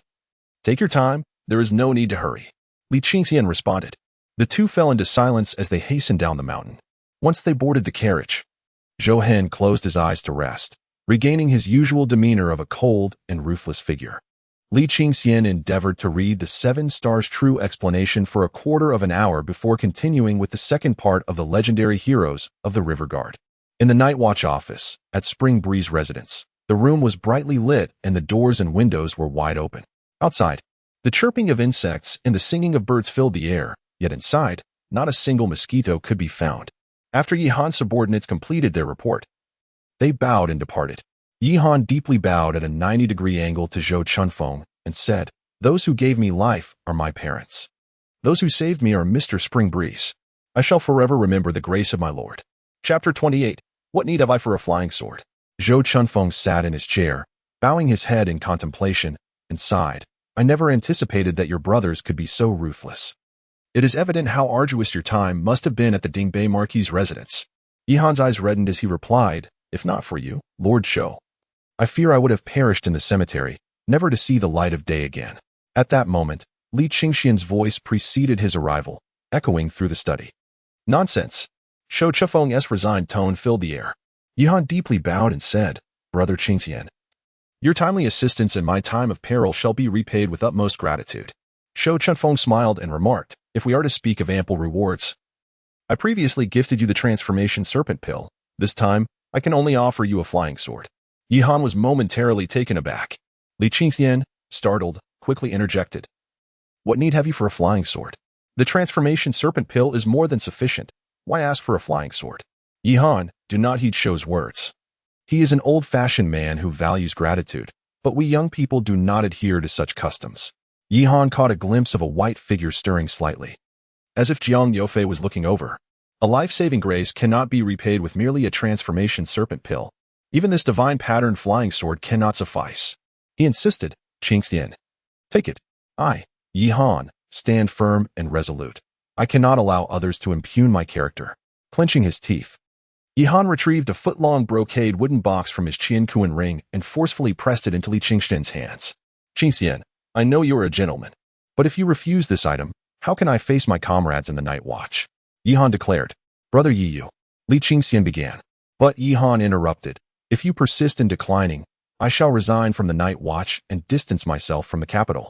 I, Yi Han, may have erred in the past, but I have long since reformed. I cannot afford a second mistake." Yi Han's voice was resolute. Li Qingxian sighed, holding the brocade wooden box, at a loss for words. Could it be that Yi Han was truly left with no choice, having misunderstood the past? Yi Han smiled and said, "Qingxian, in gratitude for you and Lord Zhou saving my life, I have decided to host a banquet at Huahai Tower in a few days to express my thanks to my 2 benefactors. I wonder if you would do me the honor of attending?" Li Qingxian looked towards Zhou Chunfeng, who smiled and replied, "Since Yi Han has such intentions, we must not let him feel disheartened. We shall certainly attend." "Very well, Brother Yi, we shall be there," Li Qingxian affirmed.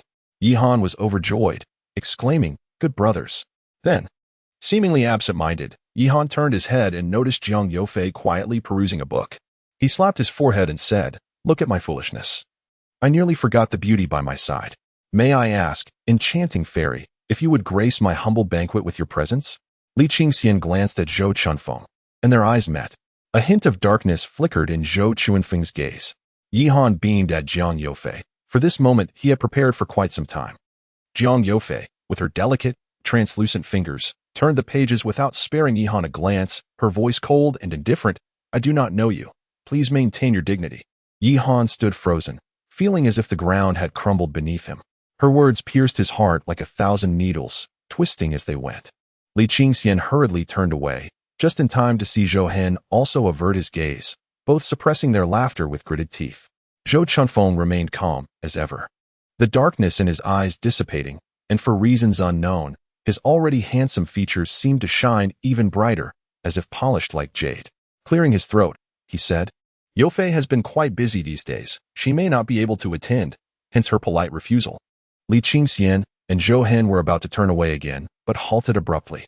Was this what one called a polite refusal? Yi Han was bewildered.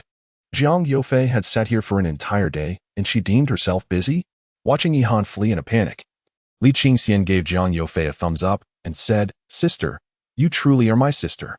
Jiang Yofei continued to gaze at the words on the page, her demeanor unruffled as she replied, "Had it not been for my reliance on you, I would have long since torn your mouth apart." Li Qingxian smiled softly, her tone a stark contrast to the earlier chill. Zhou Chunfeng looked at Li Qingxian and remarked, "You are indeed fortunate. You've now witnessed Youfei's temperament." "My sister is wonderful in every way," Li Qingxian replied with serene composure. Zhou Chunfeng shook his head. Li Qingxian caressed the brocade covering the wooden box, turning her gaze toward Zhou Chunfeng. "Uncle Zhou, was that remark made without thought, or was it intentional?" she inquired. "If you have a flying sword, wield it," Zhou Chunfeng advised. Li Qingxian chuckled, saying, "I never anticipated this tactic. TSK, age does bring wisdom." She mused, "It seems we three have set a trap. Ensnaring Yihan, Haven Tiwi? If there is indeed a trap, it is one that teaches restraint from greed." Zhou Chunfeng nodded in agreement. Li Qingxian added cheerfully, "Uncle Zhou speaks truly. Now that the matter is settled, let us discuss how to draw the snake out of its hole. If trouble arises, what will Sister Youfei do?" She cast her gaze toward the girl in white. "I can escape," Jiang Youfei stated calmly. Li Qingxian sighed, saying, "Uncle Zhou, while Sister Youfei may appear delicate, she is, in fact, as stubborn as a mule. Would it be possible for you to dispatch more personnel?" A chill seemed to emanate from the girl in white. "This matter is deeply entangled. Sending Zhou Hen is already a stretch. Rest assured, Youfei knows her own limits. Sister, do not act impulsively. As long as the Green Mountains remain, one need not fear the absence of firewood." Zhou Chunfeng wore a stern expression, while the young concubine, Jiang Youfei, appeared demure and soft-spoken. "It is good to know," Zhou Chunfeng nodded with a faint smile.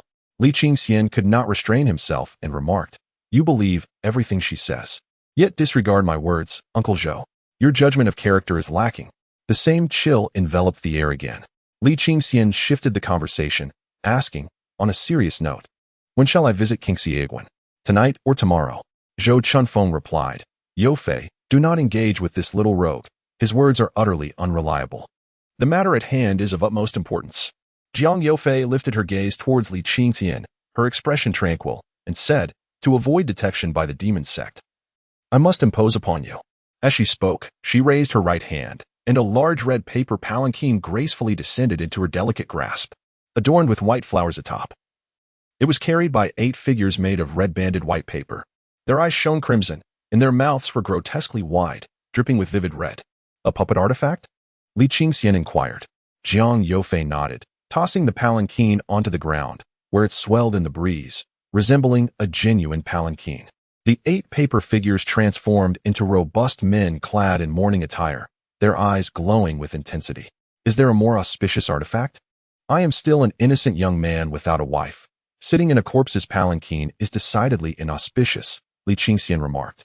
Zhou Hen and Zhou Chunfeng exchanged glances, sharing a similar sense of helplessness. The recommendation votes and monthly votes during the new book period are crucial. Let us not forget to cast a few votes casually. Xiaohu would be immensely grateful. Chapter 29, The Fairy Under the Moon. "Yes, there is the blood prisoner carriage of the demon sect," Jiang Youfei said, her lips curving into a smile that was neither fully a smile nor a frown. "What else? Is there anything from the righteous sect?" Li Qingxian asked. "I can envelop the universe within my sleeves, but you mustn't fear the tumult within," Jiang Youfei remarked. Li Qingxian cast a glance at Jiang Youfei's voluminous sleeves, her arms fair and delicate. "Never mind, I shall take the palanquin instead. Zhou Shu, should I encounter misfortune, please ensure that I am laid to rest alongside my parents. Fear not, I shall personally excavate your grave." "Zhou Shu is forever charming and sweet-tongued," Li Qingxian retorted with exasperation. "Upon summons, I shall respond promptly." As if bound by a decree, Jiang Youfei gestured, and the resplendent red palanquin swiftly diminished to the size of a palm, vanishing into her sleeve. Zhou Chunfeng gazed at the petite Jiang Youfei, exhaling a sigh, and cautioned, "Be exceedingly careful." Jiang Youfei slightly bent her knees, offering a courteous bow, before turning to exit. "Zhou Hen, I am grateful for your assistance," Zhou Chunfeng stated. Zhou Hen clasped his fists in acknowledgement and followed closely behind Jiang Youfei. Upon stepping outside, Jiang Youfei swept her hand across her face, the white veil draping over her features, revealing only her eyes. As she exited the Night Watch Bureau, her dainty white shoes lightly tapped the ground, her form resembling a graceful white swan as she leapt elegantly towards the rooftop. With a gentle step upon the roof, Jiang Youfei soared forth, gliding several hundred meters before alighting on another rooftop, heading towards the southern city gate. Beneath the brilliant moonlight and the shroud of night, Jiang Yofei, clad in flowing white, resembled a celestial being gliding upon the waves. Zhou Hen trailed not far behind, occasionally surveying the capital. Onlookers scaled walls and rooftops, exclaiming at the arrival of the moonlit fairy in the capital. Occasionally, a late-night traveler would pause after a few ascents, gazing longingly at the ethereal figure traversing the night sky. A brazen expert called out, "Which fairy graces the capital tonight?" Zhou Hen replied assertively, "The Night Watch Bureau is conducting official business. Those unrelated please stand back." The rooftop was instantly serene.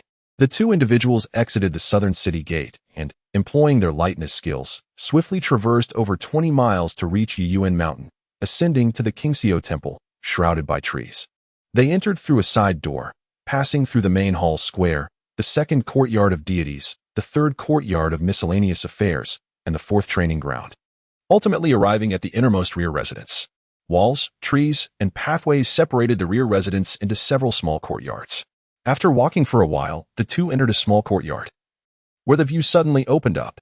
A gray-black stone wall loomed ahead, with a bright white waterfall cascading down into a dark, circular pond, creating a melodious sound.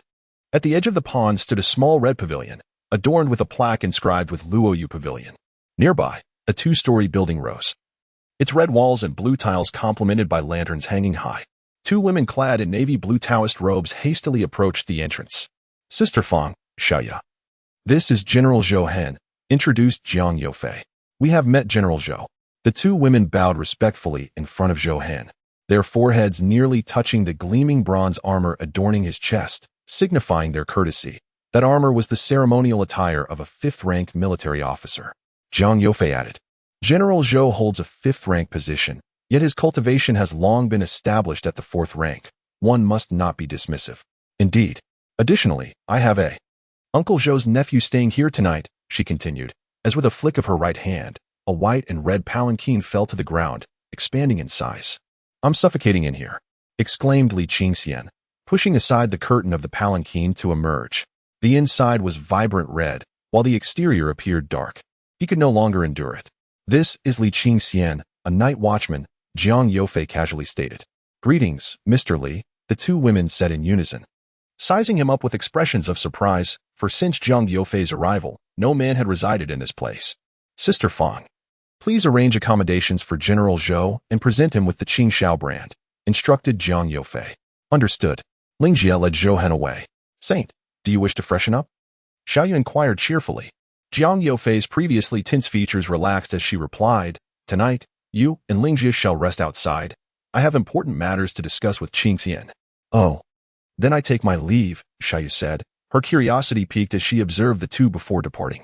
Li Qingxian surveyed the surroundings and, upon noticing the cascading waterfall and the serene garden pavilion, remarked, "Sister Yofei truly has an eye for exquisite locations. This Liuding boasts unparalleled scenery, worthy of exchange for any in the capital."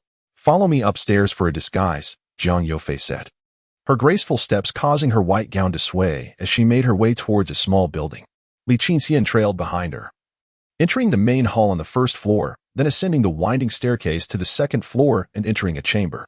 The sitting room exuded a refined elegance, dominated by hues of white, green, and gray, with a crimson carpet laid upon the floor. In the center, a sandalwood couch awaited, and the air was filled with the delicate fragrance of incense.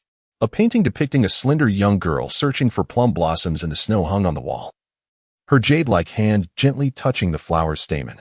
On either side, there were bookshelves and antique display cases, showcasing an array of porcelain and jade artifacts, all arranged in immaculate order. At a glance, Li Qingxian felt that the furnishings here surpassed those of Chunfeng residence.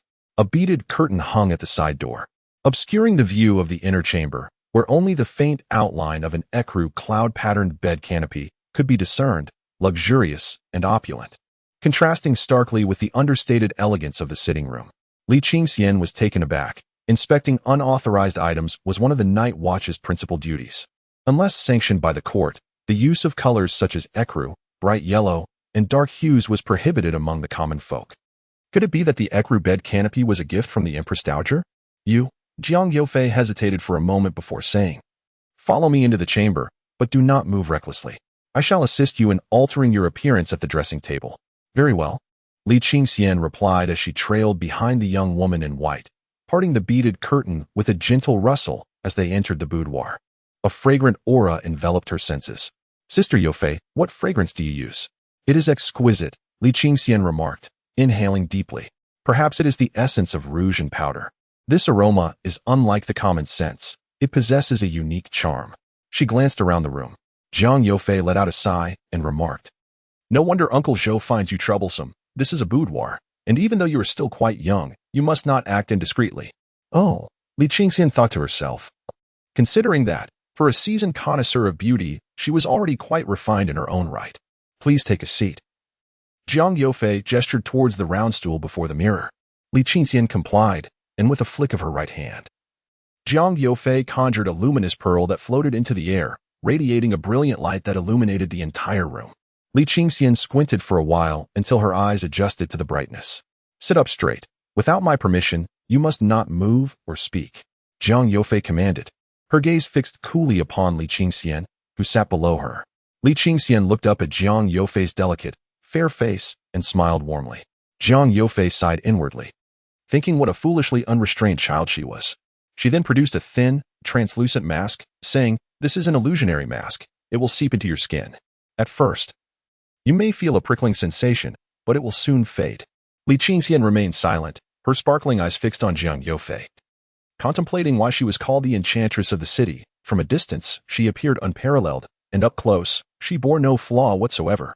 She lifted her gaze as Jiang Yofei continued. Li Qingxian tilted his head back as Jiang Yofei bent down, applying a mask-like illusionary skin to his face. She gently smoothed it out with her fingers, meticulously adjusting the edges. Chapter 30. The fairy caresses my face. Bear with it. It won't hurt, Jiang Yofei said softly. Her countenance gentle, her eyes sparkling under the illumination of the luminous pearl. Li Qingxian let out a soft hum. During my time in the mountains, I often took care of puppies, kittens, and little monkeys. Jiang Yofei seemed to glance at him seriously. Li Qingxian couldn't help but chuckle. Little monkey, don't move, or we'll have to start over. Jiang Yofei smoothed the illusionary mask once more. Hey. A discontented sound escaped Li Qingxian's slightly parted lips. Ever-changing, manifesting myriad forms. Hastily as commanded, Jiang Yofei pressed her palm against Li Qingxian's face, channeling her magical powers.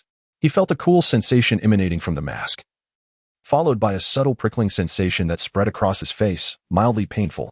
Be good, little monkey, it will only hurt for a moment. Jiang Yofei's voice was soft and soothing. Li Qingxian gazed at Jiang Yofei, noticing her gaze was even more tender than before. For the first time, he realized how beautiful she truly was, her lively eyes enchanting, her delicate nose lovely, and her soft pink lips even more so. He faintly sensed her breath brushing against his face, fragrant and sweet. Jiang Yofei gradually applied more pressure as the illusionary mask began to dissolve, transforming into a crystalline, viscous liquid that seeped into his skin. Li Qingxian's features slowly morphed into that of an ordinary, pallid middle-aged man, while Jiang Yofei's fingertips glided delicately across his face, providing a gentle and smooth massage. Li Qingxian wore an expression of helplessness, utterly perplexed as to whether Jiang Yofei was intentionally provoking him or simply speaking the truth. After a considerable pause, Jiang Yofei suddenly exclaimed, Your eyes, so shifty and bright, surpass even those of my senior brother. No wonder you don't resemble him. Unable to contain himself, Li Qingxian replied, Sister Yofei, do you know why my eyes shine so brightly? Why is that? Jiang Yofei inquired, blinking. Because within my eyes lies the most radiant light in the world. Nonsense, Jiang Yofei retorted, her expression indifferent. If you don't believe me, come closer and take a good look. I, Li Qingxian, never deceive. Li Qingxian spoke earnestly. After a moment's hesitation, Jiang Yofei lowered her head, gently leaning in to gaze into Li Qingxian's eyes. After a prolonged moment, all she could discern was the reflection of a girl in white attire. A mischievous smile crept onto Li Qingxian's face. Jiang Yofei was momentarily taken aback, a flush of color sweeping across her cheeks as she playfully chided. You are the most mischievous little monkey I have ever encountered. Did you see clearly? Li Qingxian could not help but continue laughing. Jiang Yofei shot him an exasperated glance and said, Enough of this. Look in the mirror.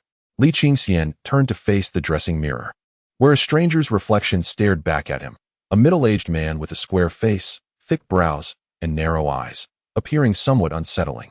Still handsome, Li Qingxian declared. Now, you should retire to the guest room next door, which was previously occupied by Jin Quan. It is fully equipped. Jiang Youfei instructed. Li Qingxian stood up, chuckling. Sister Youfei, was your previous residence filled with little animals? Jiang Youfei removed the luminous pearl and guided Li Qingxian outside, stating, I have resided in the back mountains of the Tianshao sect for over a decade. Apart from Granny Tian and my occasionally appearing master, I have only had small creatures for company. As they walked, Li Qingxian inquired, how did you come to know Uncle Zhou? I admire Uncle Zhou's calligraphy. He shares a good rapport with my master. Once, while passing by Tianshao sect, he came to visit, and my master introduced us. My master remarked that if there were anyone in the world who treated me well, it would be Uncle Zhou, Jiang Youfei explained. Is it because of my acquaintance with Uncle Zhou that you have grown close to me? Li Qingxian asked. Jiang Youfei, walking ahead, replied, close? Not at all. You might resemble a little monkey from the mountains, always up to mischief.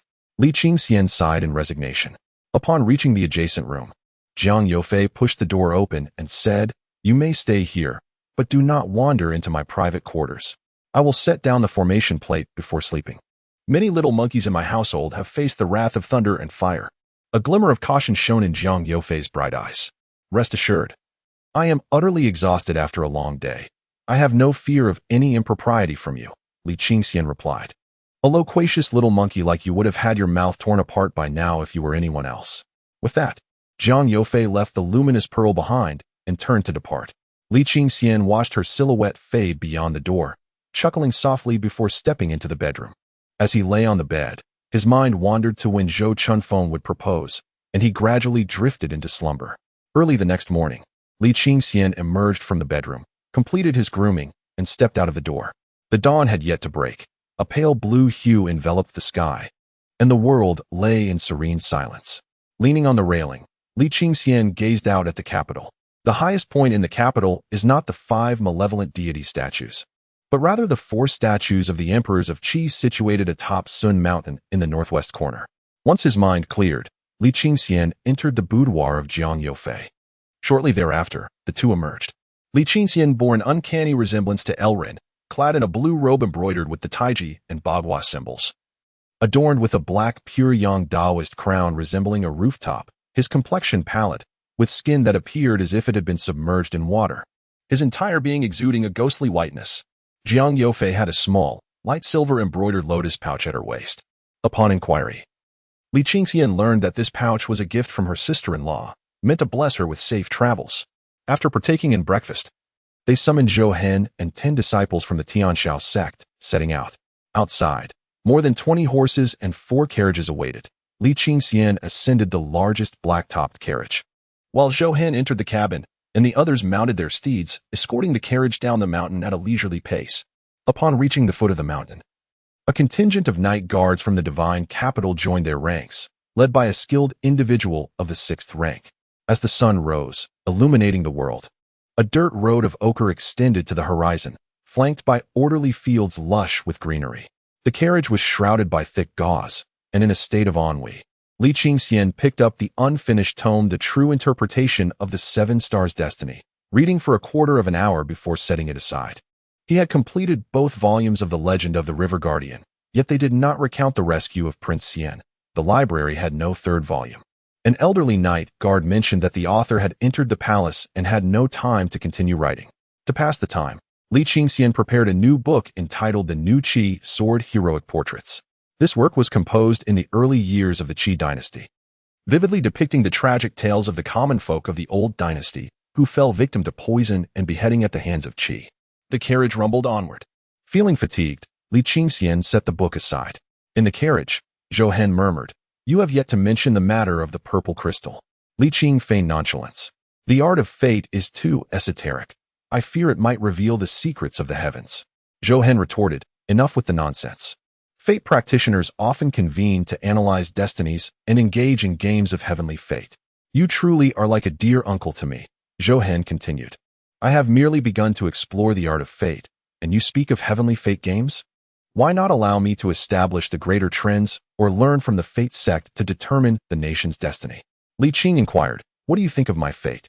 Zhou Hen, suddenly enlightened, nearly laughed aloud, realizing that he wished for Li Qing to read his fate, but felt too shy to ask. Clearing his throat, Li Qing said, "You are esteemed as a fourth-rank martial practitioner. I have yet to attain any rank. To scrutinize your fate recklessly would surely invite backlash. You need not deceive me. If I were to guard against you, you would naturally encounter backlash. However, if I seek your guidance, requesting you to read my fate, you would not suffer any repercussions." Zhou Hen countered. "You possess considerable knowledge," Li Qing remarked. "Do you practice fate urging?" Zhou Hen cast a penetrating gaze at Li Qing. "Are you aware of what fate urging entails?" Li Qing queried. "It involves activating one's fate, temporarily enhancing it. The superior becomes even more formidable, while the inferior descends further into adversity," Zhou Hen replied with a calm demeanor. Li Qing was taken aback by Zhou Hen's profound understanding of the art of fate. And after a lengthy silence, glancing at the grotesque scar on Zhou Hen's face and contemplating the consequences of refusal, he finally said, "Let me first attain a rank." "Very well." The atmosphere in the carriage grew considerably colder. Li Qing picked up the new Qi Sword Heroes map, glanced at it for a moment, tossed it aside, and earnestly delved into the true interpretation of the 7 stars' destiny, contemplating how to read Zhou Hen's fate. The complete art of destiny calculation is divided into 4 steps: casting the chart, analyzing the situation, determining the fate, and interpreting events. Each step comprises a distinct process. The casting of the chart involves identifying the elements present in one's fate, while the analysis delves into the intricate relationships at play. The determination of fate assesses the impending fortunes, and the interpretation elucidates occurrences from the past and future. Techniques akin to life prediction belong to the broader realm of destiny arts, rooted in the practice of destiny calculation yet transcending it. To be recognized as a master in this field, one must command at least one form of destiny art. Otherwise, even the most skilled practitioner remains merely a wandering sorcerer, far from the esteemed halls of mastery. The foundational step of casting the chart is subdivided into 5 to 7 minor procedures. First, the arrangement of the 4 pillars. Second, the determination of the fate's location. Third, the analysis of the destiny stars. Fourth, the calculation of the divine influences. And fifth, the examination of concealed elements. Concerning the subsequent 2 steps, it is said that only a select few sects are privy to their intricacies. Li Qingxian resolved to first cast his own 4 pillars, ostensibly for the purpose of observing the fate of Guanming Zhou Hen. He was born during the year of the Jiazi, on the 23rd day of the 5th lunar month at noon, which corresponds to the Jiazi year, Jingwu month, Dinghai day, and Bingwu hour. His 8 characters are thus Jiazi, Jingwu, Dinghai, and Bingwu. Upon inspection, Li Qingxian chuckled, taken aback to discover that his fate indeed bore the legendary dual encapsulation of Zi and Wu. Within his 8 characters, the presence of 2 Wu characters alongside 1 Zi character signifies a remarkable destiny. Different schools interpret the cause of this dual encapsulation variably. Some claim that Zi and Wu represent the abodes of the southern and northern emperors, while others assert that Zi signifies the imperial throne and Wu the front gate. Yet all interpretations are fundamentally linked to royalty, promising extraordinary fortune. However, Li Qingxian's amusement quickly faded, as he recalled that he had once faced death. Could this truly be termed a great fortune? Had the dual encapsulation of Zi and Wu ensnared him in demise? And, moreover, was he fated to perish alongside another? Reflecting on his current rudimentary level of understanding, Li Qingxian concluded that merely deciphering the 8 characters was a commendable feat. Any further considerations would be beyond his grasp. Traditional destiny calculation, aside from being grounded in the year, month, day, and hour of a person's birth, must also take into account various other factors. Ultimately, through the esoteric arts of different schools, one can deduce the nature of an individual's fate star, whether a destiny pattern can be established, and if it has the potential to transform into a divine essence, a process far more intricate than one might imagine. Chapter 31. The invasion of the demon sect. One has finally found the motivation to delve into the destiny texts, while another remains silent. The carriage suddenly plunged into darkness. "Be cautious," Zhou Hen whispered. "Halt." The delicate voice of Jiang Yofei carried an unfamiliar authority. All the horses came to a standstill. Zhou Hen exchanged a glance with Li Qingxian, lifted the curtain, and stepped outside. The once clear sky was now choked with rolling black clouds, within which emerged the grotesque visages of demons, their jagged teeth glinting, laughter piercing. The ground was engulfed in thick, dark sludge, and a faint white mist rose from several miles away. A chilling wind swept through, causing everyone to involuntarily shiver and draw their cloaks tighter around their necks. A disciple from the Tianshao sect exclaimed in shock. The 12 capital celestial demon formation. It requires at least 12 fourth-tier demon masters to execute. Gather close to the carriage of our senior brother, Jiang Youfei instructed. The Tianshao sect and the Night Watch rushed to encircle the carriage of Li Qingxian. Jiang Youfei turned to Zhou Hen and said, General Zhou, please ensure the safety of our senior brother. Understood. A warmth spread through Li Qingxian's heart. Demon sect, show yourselves. Jiang Youfei's voice was sharp and unyielding, akin to the freeze of a cold spring. Ah, Jiang Youfei, we meet again. A flippant voice emerged as a pale, slender youth stepped forth from the white mist, clad in a crimson scholar-esque robe, with a cloud and wild goose embroidered on his chest. Poised as if ready to take flight. 5 individuals trailed behind him, all adorned in crimson official robes, their insignias depicting embroidered clouds and geese or leopards. Devoid of gold thread, indicative of 4th-rank attire. The edges of their garments were encircled with dark red chain patterns. Li Qingxian furrowed his brow, realizing that those who had injured Zhang Hui were indeed from Huama Mountain. Today, you and I shall compete once more, declared Jiang Youfei. As she finished speaking, a soft chime resonated beside her, and a plume of white vapor erupted as an ancient sword soared forth. The blade, obsidian in hue with a silver edge, was entwined with azure patterns. Jiang Youfei ascended into the air, stepping onto the celestial ladder. Zhang Tongshi laughed heartily and remarked, Fairy, you have misunderstood my intentions. I have come for 2 matters. The first is to deliver a marriage proposal from my esteemed master, your uncle. I wish to marry the fairy.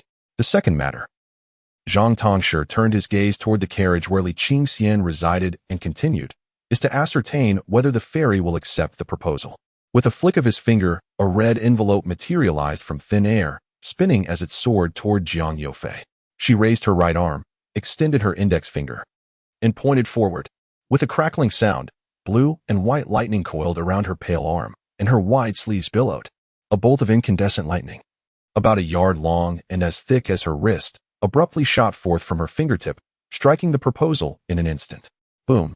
Sparks flew, and the proposal disintegrated into wisps of pale blue smoke. Zhang Tongshi maintained a smile as he remarked, It has been a year since we last met, and your lightning techniques have indeed improved, which is commendable. However, this lightning strike upon the proposal has wounded my heart. I have long admired the fairy, and with the marriage proposal from Huama Mountain's master, how could you be so heartless? Thus, I am left with no choice but to proceed with the second matter. Surrender Lu Run, and we shall allow you to depart unscathed. What say you? A man, adorned in slick hair and a painted face, dares to negotiate terms with me. Jiang Youfei? Jiang Youfei's left hand shimmered with a golden hexagram, her thumb deftly tracing the intricate design as a tempest erupted around her. Her white garments billowing and her long hair dancing in the wind.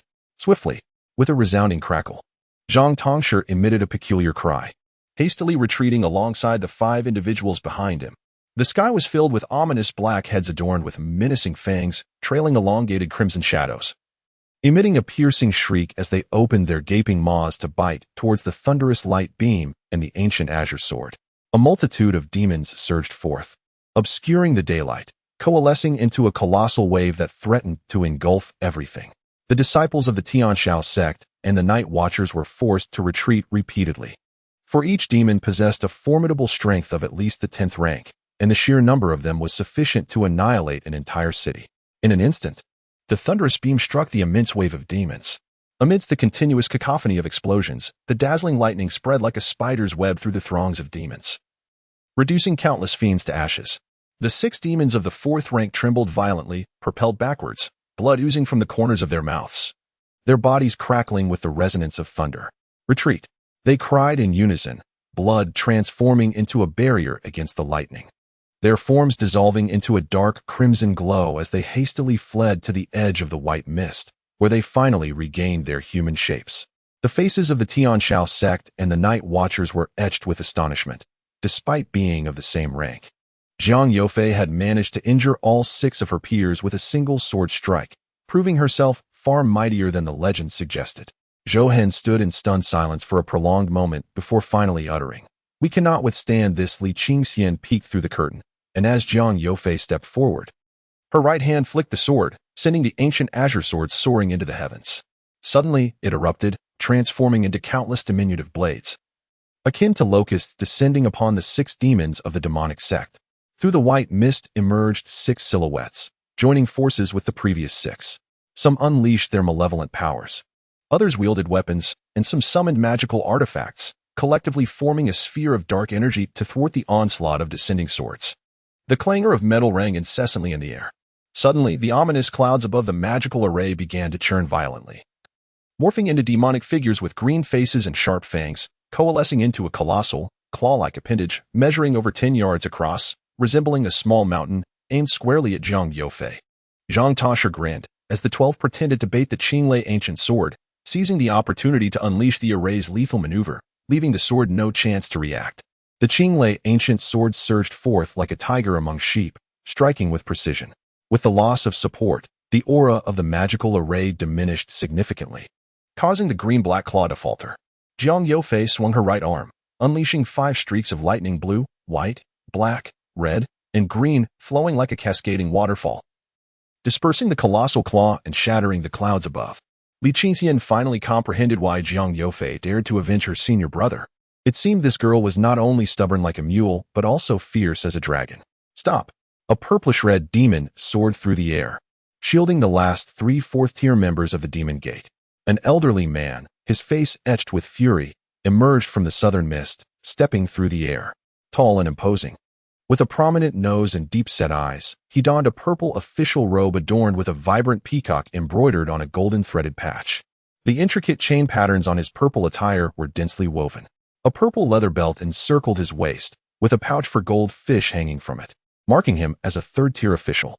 He surveyed the battlefield, where the 3 fourth-tier members of the Demon Gate stood, while the remaining 9 lay sprawled on the ground.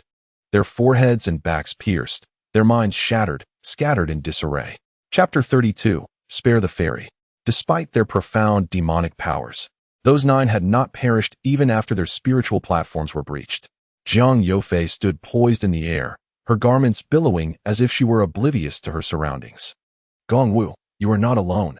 Others, come forth, and let us conclude this matter together. From the east, west, and north emerged 3 figures, each adorned in attire identical to that of the elder from before, all holding the rank of 3rd-grade officials. Alas, the wretched Huama Mountain, having finally nurtured a promising talent of the 3rd grade, was now on the brink of ruin. Old Palace, you ought to have acted sooner. The figure from the east, a corpulent man of the demonic sect, stood tall, his ears resembling the size of palms, adorned with slender white bones that dangled beneath them. The individual from the north remained silent, his eyes swirling with a frenzied green vortex. Gongwu unfurled his left hand, and a tricolored flame materialized, a sphere of crimson on the outside, white within, and a core of black, about the size of an adult's fist. Behind Gongwu loomed a colossal shadow, pure black and towering at approximately 10 zhang, resembling both man and bird. An invisible wave of heat radiated outward, igniting an uncontrollable fervor within each individual present. Zhang Yufei's hands suddenly clenched into fists, slowly descending. The disciples of Tianqiao sect and the Night Watch stood frozen, paralyzed by the fear instilled by the otherworldly demonic fire. Li Qingxian transmitted a message to Zhou Han. The 2 are the current deputy minister of the criminal department, while the other 2 have also held the title of deputy minister. United, they possess the strength to suppress Zhang Yufei, who wields the Thunder Fire Seal, not to mention the demonic fire from Huama Mountain. Although the Thunder Fire Seal is slightly stronger than the otherworldly demonic fire, one is in the hands of a 4th-grade official and the other in that of a 3rd-grade official, rendering their powers equivalent. There is no need to contemplate further. The demonic sect has seen through their guise. They did not come for Elrin, but rather to eliminate Zhang Yufei. Prepare yourself. I can take you away at any moment. Li Qingxian sighed softly, having anticipated this possibility long ago. This was one of the reasons for his initial reluctance to comply. If the demon sect could be so easily ensnared by Zhang Yufei's scheme, they would have long since been obliterated by the Confucian and Taoist factions. Gongwu waved his hand, instructing his attendants to carry away the unconscious 3rd-rank members of the demon sect. A sinister grin spread across his face, each of his teeth intricately carved with black human heads, all of which appeared to be laughing, with wisps of demonic energy seeping through the gaps. The 4 3rd-rank members of the demon sect slowly approached, mere 4 individuals encircling dozens. Li Qingxian wondered what was happening. Was there a traitor within the Night Watch? who mistakenly believed that Yihan was merely feigning the identity of the Holy Sun Lurin. Ah, the demon sect is truly commendable. A sixth-rank disciple from the Tianqiao sect exclaimed loudly. Jiang Zhaomin is risking his life to restrain the demon sage for the sake of humanity. Why do you, as members of the human race, turn against one another? Little one, do you harbor some misunderstanding towards our demon sect? The four third-rank members laughed in unison. Allow us to leave, and I shall settle matters with the four of you. Jiang Yofei gripped the ancient sword of Qi Lei tightly. Gong Wu chuckled. It seems that the misunderstanding regarding the fairy is quite profound within the demon sect. As the future leader personally trained by Jiang, you are of far greater significance than that Lu Ren. The demon sect has dispatched us four third-rank members to ensure your demise and absolute certainty. These individuals are merely instruments for your slaughter. With his left hand supporting the foreign demonic fire, Gong Wu pointed at the sixth-rank Taoist who had just spoken, saying, "One by one, your people will perish. Can your resolve remain untainted?"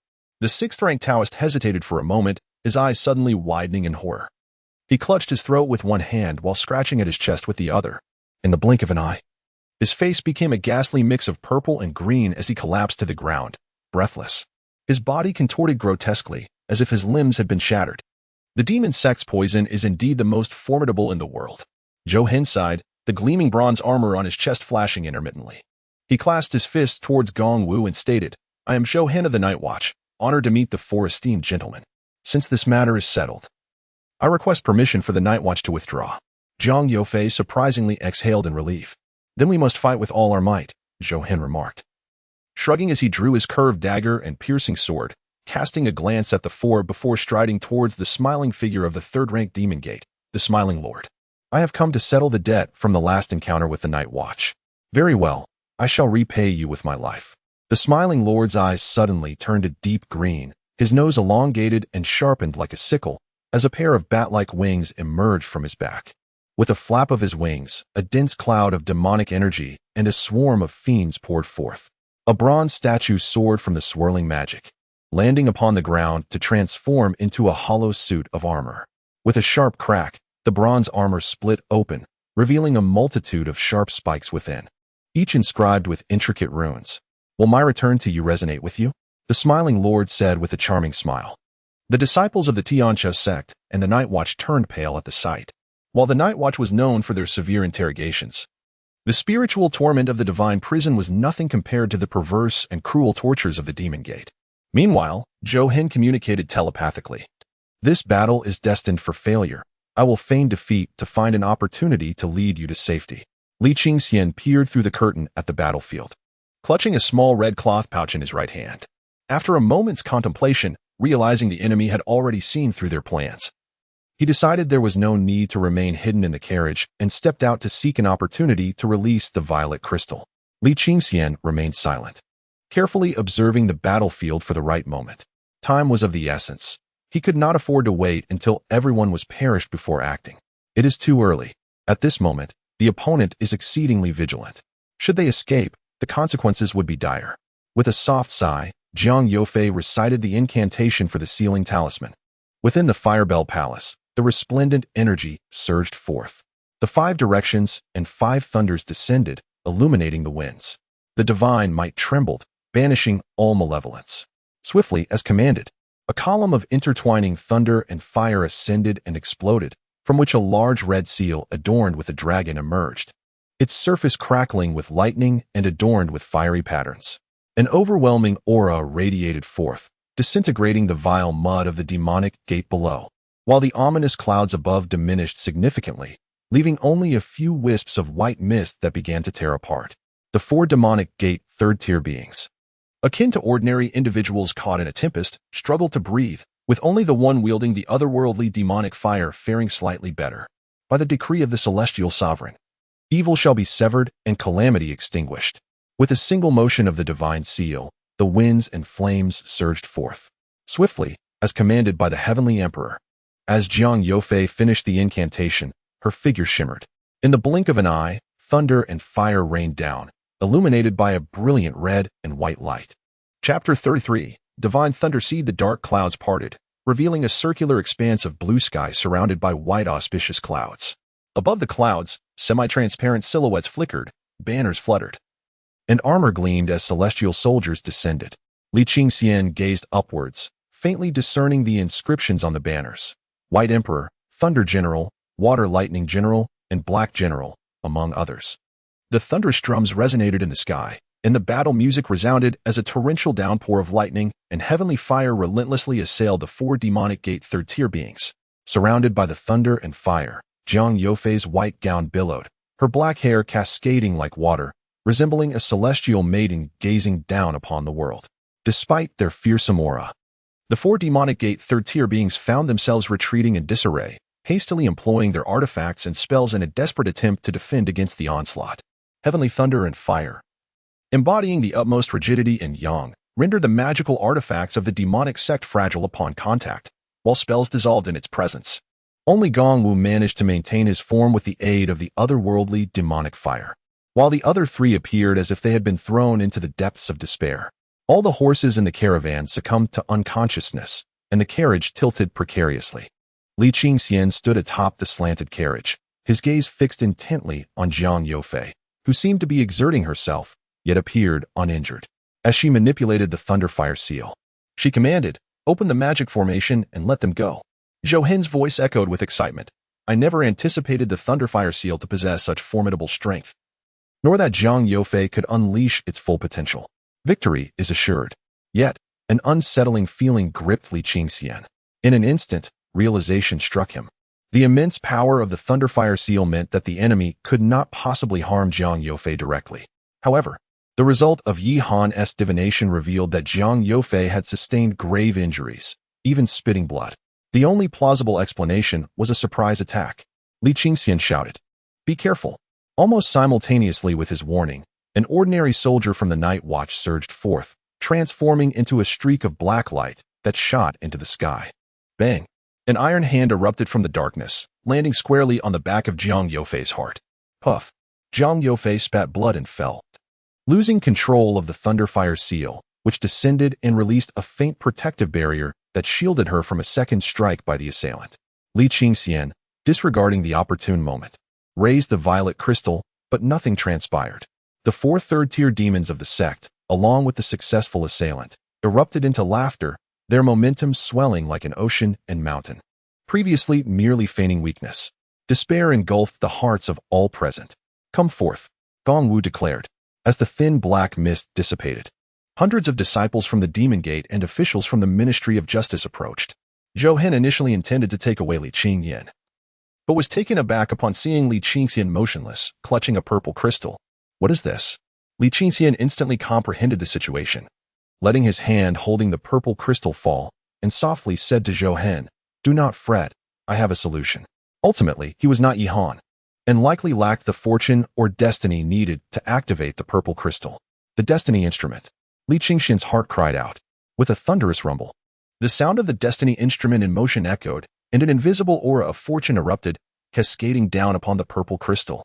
5 formidable figures from the Demon Gate slowly approached, their demonic flames raging, and their terrifying presence transformed into a howling gale that gradually drove even the heavenly soldiers away. Jiang Yofei, seated on the ground with her right arm propped up, glanced at Li Qingxian, a flicker of self-reproach in her eyes. Turning her gaze towards the 5 figures of the Demon Gate, she declared, "Release them, or I shall sacrifice myself to unleash the Thunderfire seal. None of you shall escape." With a wave of his right hand, Gongwu unleashed a torrent of dark demonic energy, surging towards Jiang Yofei. With a resounding crash, Jiang Yofei, along with the Thunderfire seal, was propelled backward, crashing heavily before the carriage. She spat a mouthful of blood, staining her white dress. Her delicate voice reached Li Qingxian's ears. "Little monkey, run quickly. I owe you this." Yet, Li Qingxian merely smiled and replied, "Jiang stubborn donkey. Will you still be obstinate in the future?" Jiang Yofei sighed, tightening her grip on the Thunderfire seal as she faced the approaching 5 figures from the Demon Gate. Gongwu raised his right arm high, as a multitude of fiends surged behind him like an imposing wall. Zhou Hen sighed, lamenting that Jiang Yofei, a prodigious talent, could have contended with the 4 supreme third-rank beings had she not been ambushed.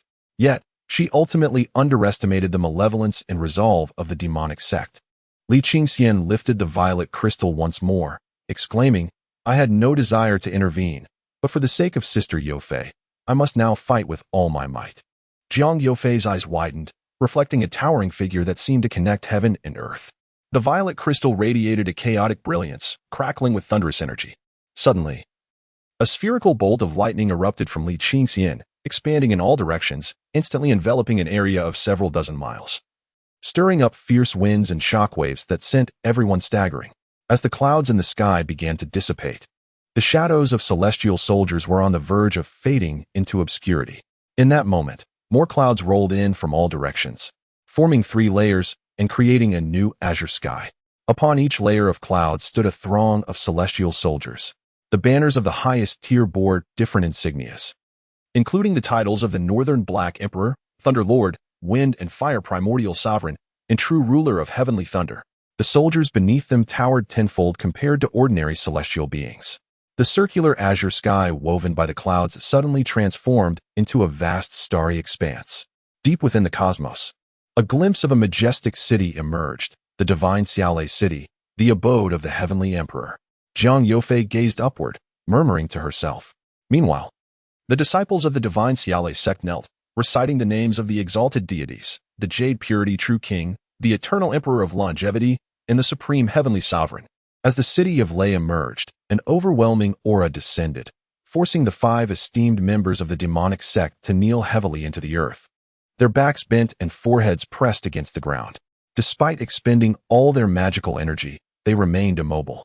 The younger generation of the demonic sect was crushed into the soil by an invisible, colossal force, arranged in the shape of large characters. Jiang Yofei, how dare you insult the Deputy Minister of Justice? Gongwu initially believed Jiang Yofei was responsible and raged vocally, but his words abruptly ceased mid-sentence. High above, the heavens resounded with the thunder of divine drums, and the celestial soldiers shouted in unison. A vast circular formation formed by 3 layers of auspicious clouds was suddenly filled with an endless expanse of pure white lightning. From a distance, a colossal pillar of thunder, over 10 miles in diameter, descended from the starry sky, piercing through the firmament and striking the very spot where Li Qingxian stood. The land of Qi appeared as if a deity had descended, thrusting a spear of thunder into it. Scholars from Jiangnan, fishermen from the East China Sea, farmers from the west, soldiers from the north, and even the demon tribes from beyond the great river all gazed upwards in awe. The myriad beings of the world collectively observed the spectacle of thunder. Practitioners of destiny magic across various regions erupted in excitement. Powerful thoughts soared into the sky, directed towards a location south of the capital of Qi, over 100 miles away in the Tianming Mountains. An elderly man gazed at the thunderous pillar, stroking his long beard with a smile and saying, "It must be that Yihan's destiny is taking shape, and fortune is favoring him. If so, it shall aid him in ascending the Dragon Court and fortify our destiny sect." In the capital, within the imperial palace, an elder clad in a bright yellow robe, his skin sagging and his eyelids drooping, bore a face speckled with age spots. His eyes transformed into a brilliant azure sky as he peered down from the heavens, surveying the mortal realm. With a mere glance, he lowered his head, continuing his review of documents while instructing, "Investigate this matter." "Understood, Your Majesty." A eunuch clad in a dragon robe transformed into a wisp of black wind and vanished without a trace. Chapter 34. The heavens stretched to the ninth sky. The divine realm at its pinnacle outside the city of Shindu, where the thunderbolts descended, including the infernal flames from beyond, all disciples of the demonic sect. Even the 5 distinguished third-tier masters were reduced to mere ashes, their forms and spirits utterly obliterated. In their final moments, those 5 masters glimpsed a figure reminiscent of a thunder deity descending from the heavens. Among the disciples of the Tianshao sect and the Night Watch, for met the same fate as the demonic disciples, disintegrating into fine dust, while the remaining individuals were spared from the onslaught of the storm. Amidst the celestial display of lightning, Jiang Yofei, lying prostrate on the ground, gazed incredulously at Li Qingxian. Suddenly, her waist pouch ruptured, releasing a wisp of black smoke. The divine thunder seed. Jiang Yofei fixated on the purple crystal in Li Qingxian's grasp, which gradually melded with the thunder. After the colossal thunderbolt struck the ground, it retracted, most of it coalescing into a stream of purple lightning, cascading over Li Qingxian, flowing rhythmically up and down his form. Li Qingxian's eyes transformed into a tempest of lightning, the brilliant light crackling and writhing with energy. A small portion of the thunder radiated from him, expanding in a radial pattern in all directions, akin to innumerable electric serpents dancing wildly across the sky, accompanied by resounding roars and blinding flashes. From a distance, it appeared as though a disk of thunder hovered behind Li Qingxian, as if a divine being had descended, wielding the authority of the heavens. An elderly night watchman, initially paralyzed with fear at the sight of the third-tier demonic masters, witnessed his companion struck down by the celestial lightning, leaving him in terror-stricken paralysis, believing himself destined for death. Yet, upon raising his gaze, he beheld a figure radiant with thunder standing before him, compelling him to kneel and fervently bow his head, exclaiming, "The divine spirit has descended! The divine spirit has descended!" The remaining night watchmen and Tianshao disciples exhibited a mix of fear and envy. Observing the demise of the demonic sect, Li Qingxian felt an inward elation, yet soon experienced a sensation of numbness and swelling throughout his body. Lowering his head, he observed his body gradually swelling, the skin becoming increasingly translucent. Pulses of violet lightning coursed through his skin, veins, and muscles, igniting a feverish heat accompanied by sharp pangs of pain. Li Qingxian instantly recalled that Yihan's fortune diagram did not resemble this. It appeared devoid of the 3 tiers of heavenly soldiers and generals, nor was there the presence of the divine Thunder City. The celestial thunder was overwhelmingly abundant. Zhang Youfei spat out a mouthful of blood, struggling to swallow a healing pill as she rose unsteadily and staggered towards Li Qingxian, shouting, "General Zhou, quickly save the little monkey. He cannot endure much longer." A 7th-tier female disciple hurriedly rushed over to support Zhang Youfei as she moved forward. Zhou bellowed, "Immediately consume the transforming flood dragon pill." Li Qingxian hastily retrieved the pill, but before it could reach his mouth, the celestial thunder enveloped it, transforming the originally white pill into a deep crimson and then a vibrant purple, adorned with intricate black dragon patterns. Without a moment's hesitation, he swallowed it whole. Li Qingxian felt as though he had ingested a sun. A thunderous roar reverberated in his ears as flames engulfed him. This was not right. The potency of the medicine was overwhelming. Zhou stepped forward, attempting to channel his true essence to stabilize the violet celestial thunder coursing through Li Qingxian. Boom! Zhou was flung backward by the thunder, his hair singed and his face darkened. Zhou was at a loss. The onlookers could only watch in horror as Li Qingxian's skin morphed from white to purple, gradually swelling. "General Zhou, please lend me your protective power." Zhang Youfei wiped the blood from the corner of her mouth, supporting herself against the cart's yoke, her delicate right hand outstretched, summoning a copper bell shaped like a pair of soaring phoenixes, which ascended into the wind, releasing a gentle white mist that pushed away the surrounding crowd, enveloping the two and creating a barrier from the outside world. Raising her voice, Zhang Youfei declared, "Life and death are at stake. I can only defy the precepts of the Taoist sect to save you. I shall recite the Leizu Baogao. You must silently repeat it in your heart, ensuring utmost sincerity without any trace of disrespect or errant thoughts." Upon finishing, Zhang Youfei gracefully lifted her delicate hand, and a wooden tablet inscribed with yellow patterns and black characters emerged, floating before Li Qingxian. With no alternative, Li Qingxian gazed at the tablet, mentally reciting each character. "Leizu Baogao. With utmost devotion, I offer my reverent allegiance." In the 9 Heavens Response Palace, the Supreme Jade Purity King. Transforming, it fills the 10 directions. Upon completing the recitation of the Leizu Baogao, Li Qingxian felt a refreshing coolness envelop him, the surrounding thunder seeming significantly more docile, the sharp pain diminishing. Zhang Youfei instructed, "Now, recite the Shenshao Zonggong with me. I shall utter a line, and you shall echo it. Once the recitation is complete, the incantation shall naturally imprint upon your spirit platform, aiding you in subduing the divine thunder of Shenshao." Nodding in agreement, Li Qingxian softly complied. Zhang Youfei continued, "The heavens possess 9 layers, and Shenshao reigns supreme, soaring into the clouds, traversing vast distances." Li Qingxian echoed, "The heavens possess 9 layers, and Shenshao reigns supreme, soaring into the clouds, traversing vast distances." Zhang Youfei proceeded, "As for thunder, it is the pivotal force of heaven and earth." Li Qingxian followed her lead, slowly reciting the Shenshao Zonggong. In the instant of completion, a radiant light erupted before Li Qingxian, revealing within the depths of his spiritual platform a formidable seal of thunder and fire. Atop the seal, a coiling dragon reared its head, clutching a sphere of thunderous light, gently spinning as if cradling a great star. Below the seal, a square imprint bore a dragon carved in red script, flames resembling scales, ceaselessly burning.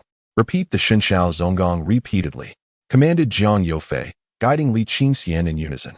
The heavens possess 9 layers, and Shenshao reigns supreme, soaring into the clouds, traversing vast distances.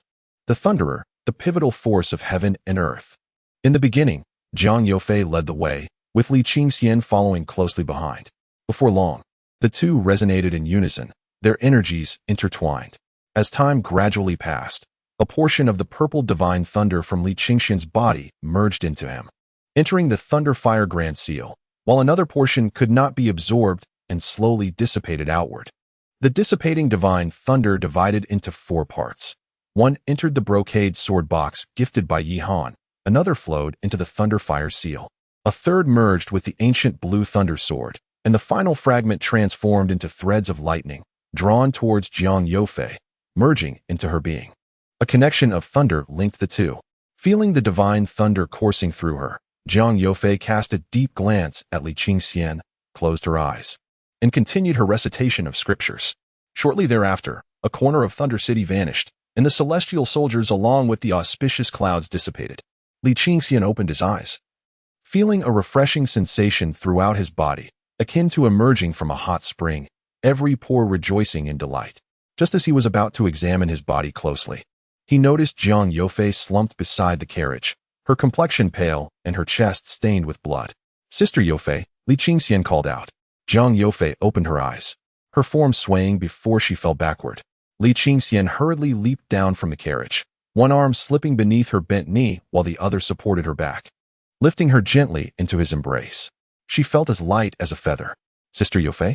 Li Qingxian lowered his head, gazing down at her face, her lashes fluttering like delicate brushes. "You," Jiang Youfei, in a daze, opened her eyes to feel Li Qingxian's breath upon her face, a mix of anger and urgency washing over her. Having never been touched by a man throughout her life, the sensation of being held was unprecedented. "You are gravely injured. Do not move recklessly. If one wishes to repay kindness, it is essential to nurture oneself first. I am not in a hurry."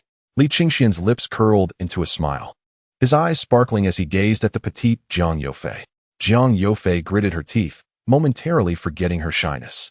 Just then, a copper bell fell, and the mist dispersed.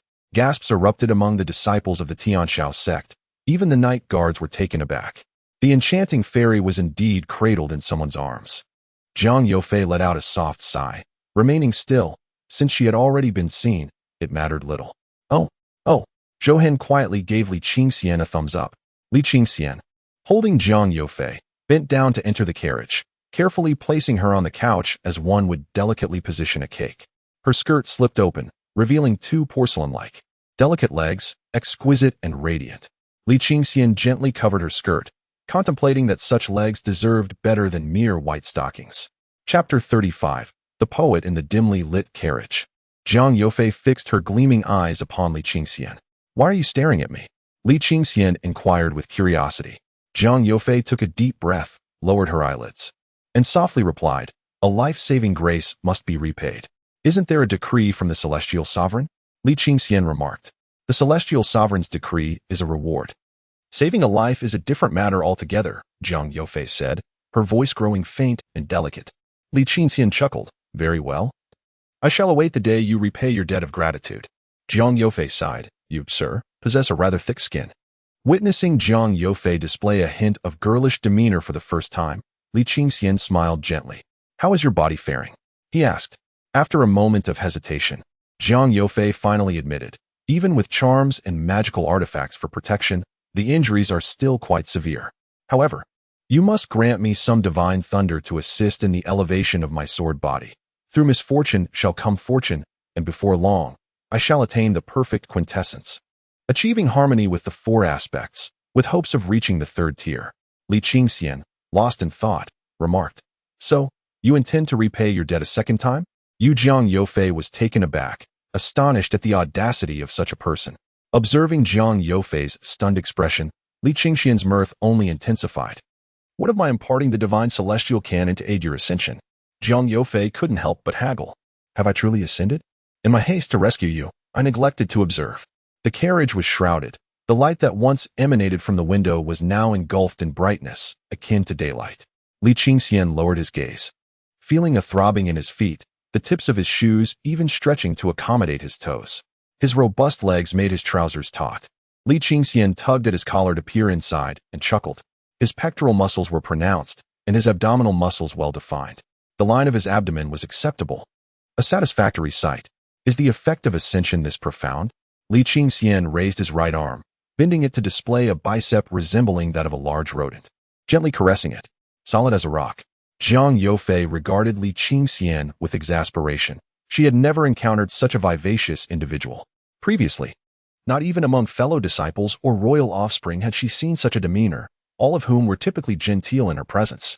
Though Zhang Youfei had not intended to speak, the thought of having transmitted the divine celestial canon and the possibility of inviting her master to accept him as a disciple brought her unexpected joy. She realized she had yet to mentor a junior disciple. Zhang Youfei patiently explained, I cultivate soft techniques, which do not contribute to height. Among our sect, those who practice hard techniques, upon reaching the intermediate tier, typically stand just over 7 feet. Your guardian stands over 10 feet tall, with even taller ones among them, such as that third-grade demon cultivator. There are certain fundamental principles of cultivation that I wonder if you are aware of. For instance, martial cultivators focus on the lower dantian, while literary cultivators concentrate on the middle dantian, and Taoist cultivators on the upper dantian. Will engaging in the path of cultivation impede my fate? Fate cultivation and Taoist cultivation share the same origin. They both refine the upper dantian, which is the spiritual platform. Fate practitioners are not particularly skilled in direct combat. To compensate for this shortcoming, they often delve into Taoist techniques for self-preservation.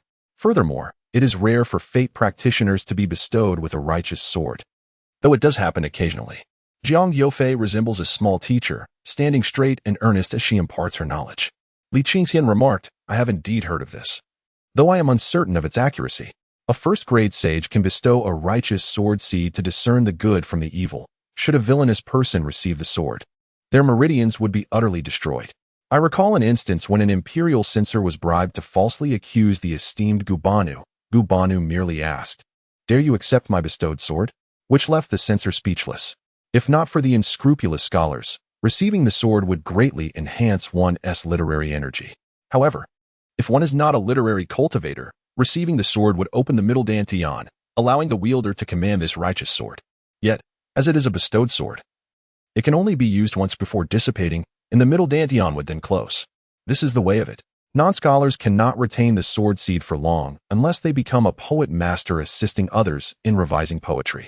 Uncle Zhou has long sought to find you a righteous sword seed, but alas, first-grade sages are exceedingly rare, and those of the highest grade are even scarcer, making them difficult to come by. Zhang Youfei remarked, Uncle Zhou is truly considerate. Li Qingxian sighed. How difficult it is for a first-grade sage to bestow a righteous sword seed. Zhang Youfei continued, Now, focus your intention on the spiritual platform. You will be able to introspect. There, a hazy expanse will manifest, with streams of energy swirling, which signifies the presence of magical power. Next, you shall refine the Thunderfire Pearl. However, you must formally join the Heavenly Sky sect to learn the methods of refinement. Li Qingxian fell silent for a moment and quietly inquired, What does it mean to focus on the spiritual platform? Zhang Youfei paused for a brief moment and replied helplessly, In simpler terms, it means to concentrate your thoughts on your brow, feeling your intentions linger there, akin to seeing, but not with your eyes. Rather, it is with your mind and intention. This is called inner observation. Very well. Zhang Youfei, diligently instructing as if she were a mentor, reassured him. Initially focusing on the spiritual platform is quite challenging. It requires fasting and bathing while sitting cross-legged. Generally, it takes several hours to fully enter a meditative state. I fared somewhat better. I only took. Suddenly, Zhang Youfei halted, staring blankly at Li Qingxian.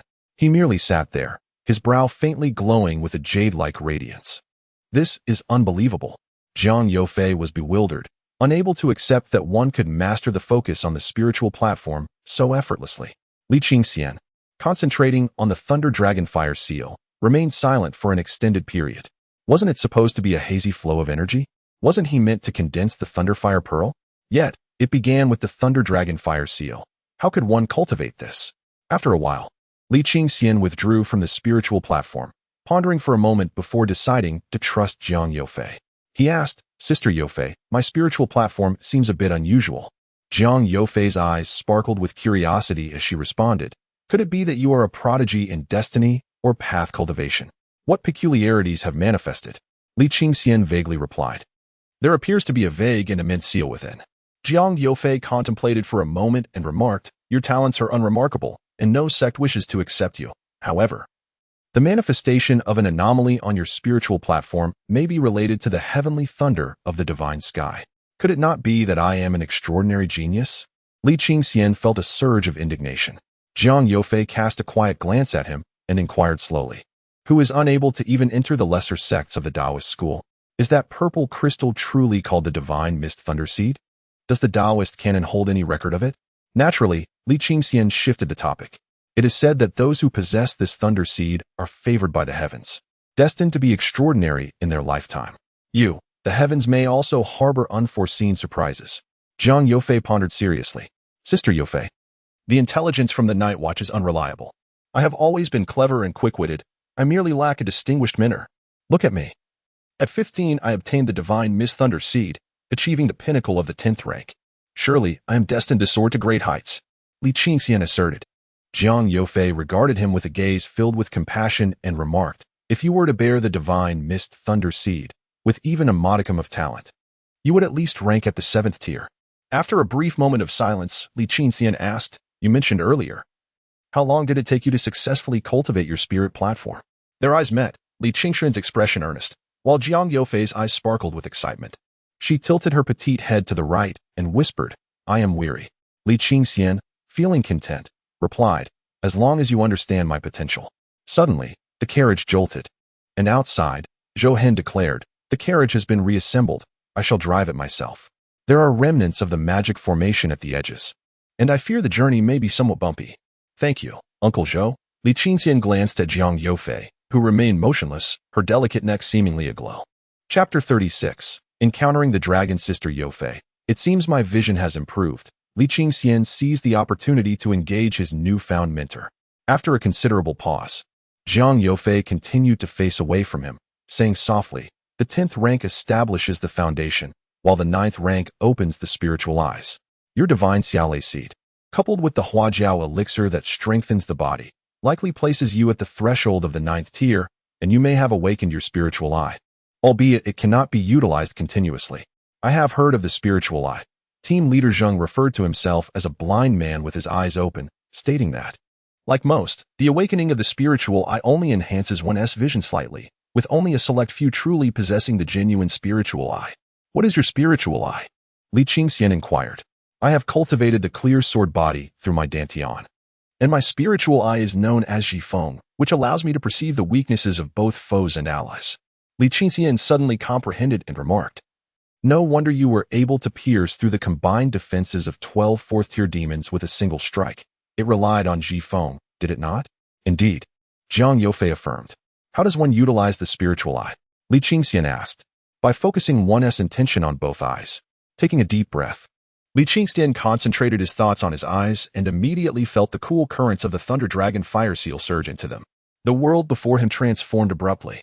High above, a golden dragon coiled in the sky, surveying the realm and exuding an aura of dominance over all. His eyes overlapped with the dragon's, and the world shifted dramatically. The entire continent morphed into streams of peculiar energy, flowing over mountains and surging through the earth, each displaying varying colors and tempos.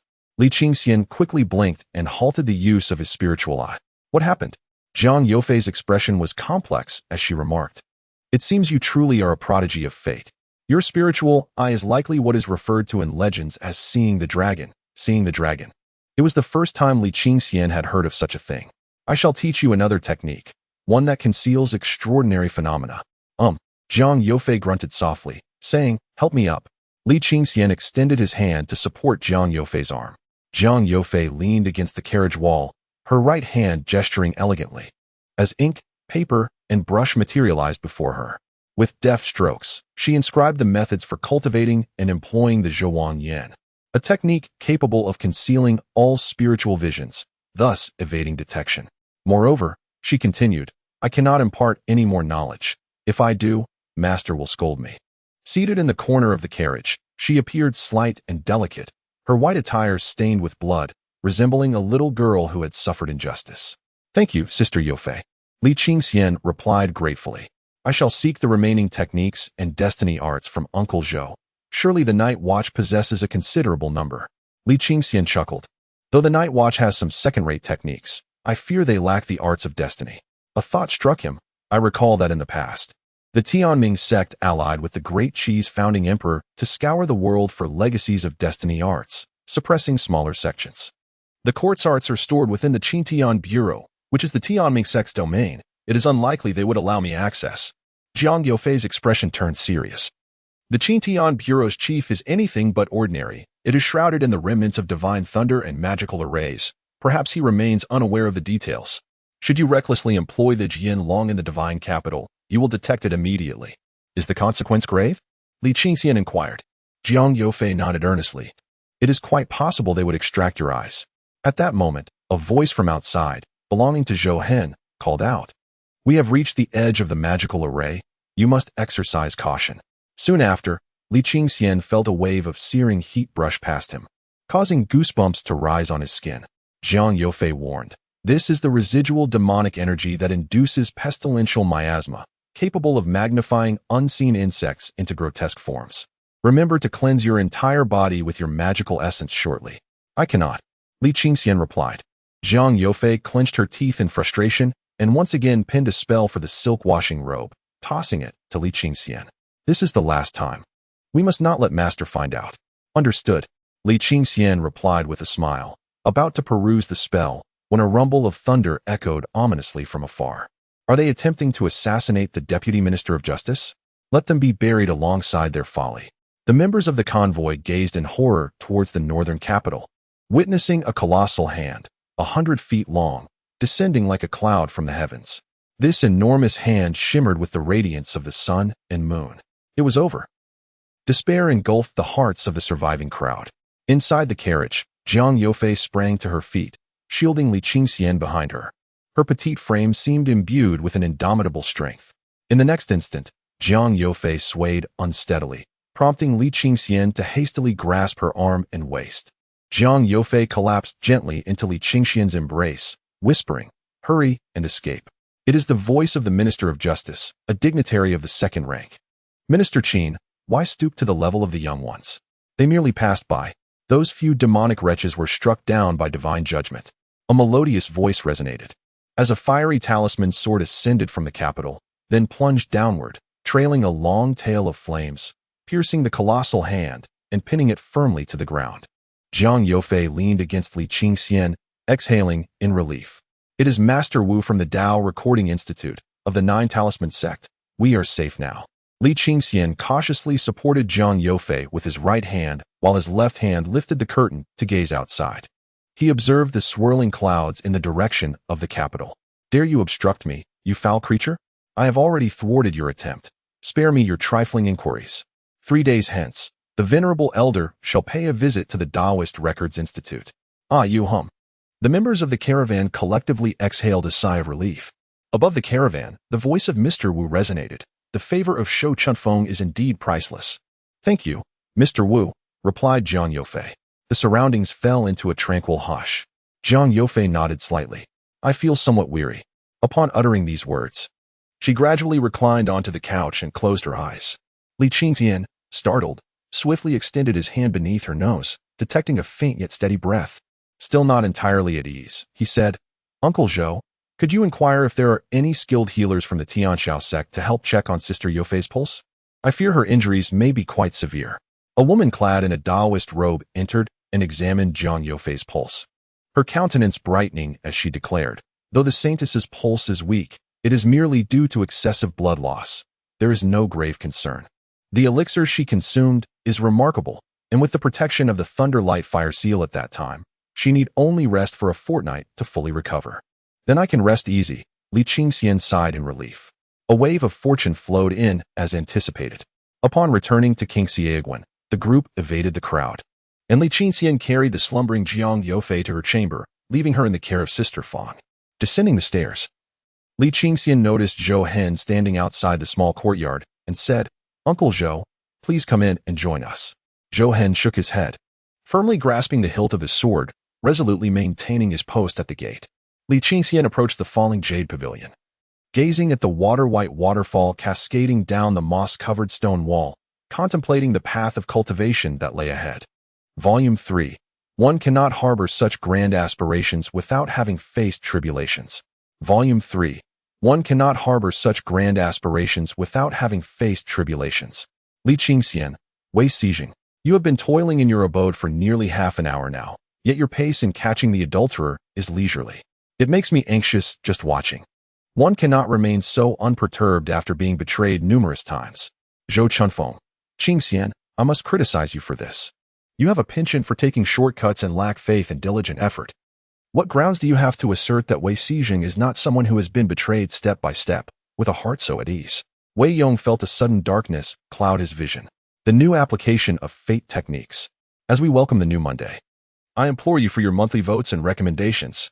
When initiating a new volume, updates may arrive earlier, though it may also be a plea for votes. In the third volume of The Fate Hunter, one cannot maintain such composure without having faced betrayal numerous times. The content is being diligently crafted. Please hold on for a moment. After the update, refresh the page to access the latest developments. In Chapter 37, can one slay the third rank? What has transpired with the Holy Sun? Li Qingxian inquired. Xiaoya sighed and responded, near noon. The Holy Sun suddenly let out a terrible scream and began to spew blood. The Holy Sun's wife desperately tried to save him, wailing and lamenting. We were occupied for quite some time before we could conclude our efforts. How grave are the Holy Sun's injuries? Li Qingxian asked. Xiaoya hesitated for a moment and replied, The Holy Maiden has mentioned that you are one of us and the nephew of Lord Zhou. So I shall not keep anything from you. The Holy Sun was initially gravely injured, and this time, it appears to be a case of soul departure. He might have injured his spiritual platform. How could he have been harmed so suddenly? Is there someone scheming against him? Li Qingxian said. Xiaoya whispered. Other senior brothers and sisters have inquired as well, but the Holy Sun's wife insists it was not the case. It is merely, I fear a woman is to blame. Why? We all heard the lady of the Holy Sun gnashing her teeth and cursing a few times, referring to someone as a wretched creature, yet her target remains unknown. Perhaps it is a woman from the demonic sect. After a brief conversation, Xiaoya took her leave. Not far away, within a stately 3-story building, a middle-aged man lay unconscious on a sea-blue bed in the master bedroom on the 2nd floor, his complexion ashen, the air thick with the pungent scent of elixirs. Beside the bed sat a middle-aged woman clad in a deep blue robe. She wiped her tears and murmured, Ringo. This time it is not your fault. It is all that little wretch is doing. I had thought she would surely be injured. Allowing you to influence her with the soul control technique, yet she summoned the divine thunder from the heavens, destroying a fragment of your soul. Rest assured, I will find a way to seize that little wretch's magical prowess, and then eliminate her. The woman sighed. Ever since the disappearance of the sect leader, Jiang Zhijian, the Tianshao sect had changed, and so had she and her husband. The following day, Li Qingxian rose early and entered Jiang Youfei's chamber. Jiang Youfei lay in bed, covered with a pale yellow blanket, resting her head on an embroidered soft pillow shaped like twin phoenixes, looking quite unwell. Li Qingxian spent time amusing her, asking about cultivation knowledge, and the hours slipped away swiftly. Although still young, Jiang Youfei was a prodigious talent in cultivation. Proficient not only in Taoist techniques, but also possessing considerable skills in fate manipulation, martial arts, and literary cultivation. In just one day, she helped Li Qingxian establish a preliminary framework for both Taoist and fate cultivation. Henceforth, he merely needed to fill this framework to achieve rapid advancement. On the way to Chunfeng residence, he encountered Zhou Chunfeng. Zhou Chunfeng observed that Li Qingxian was not only unscathed but also brimming with vitality. He softly remarked, Good. As Zhou Chunfeng continued to express his concern, the three entered Chunfeng residence. Beside the artificial hill outside, a figure stepped onto the grass, watching as the trio vanished amidst the vibrant flowers and lush trees. Yihan sighed and murmured, If only I had been more resolute back then. Outside Chunfeng residence, a gentle breeze rustled the banana leaves.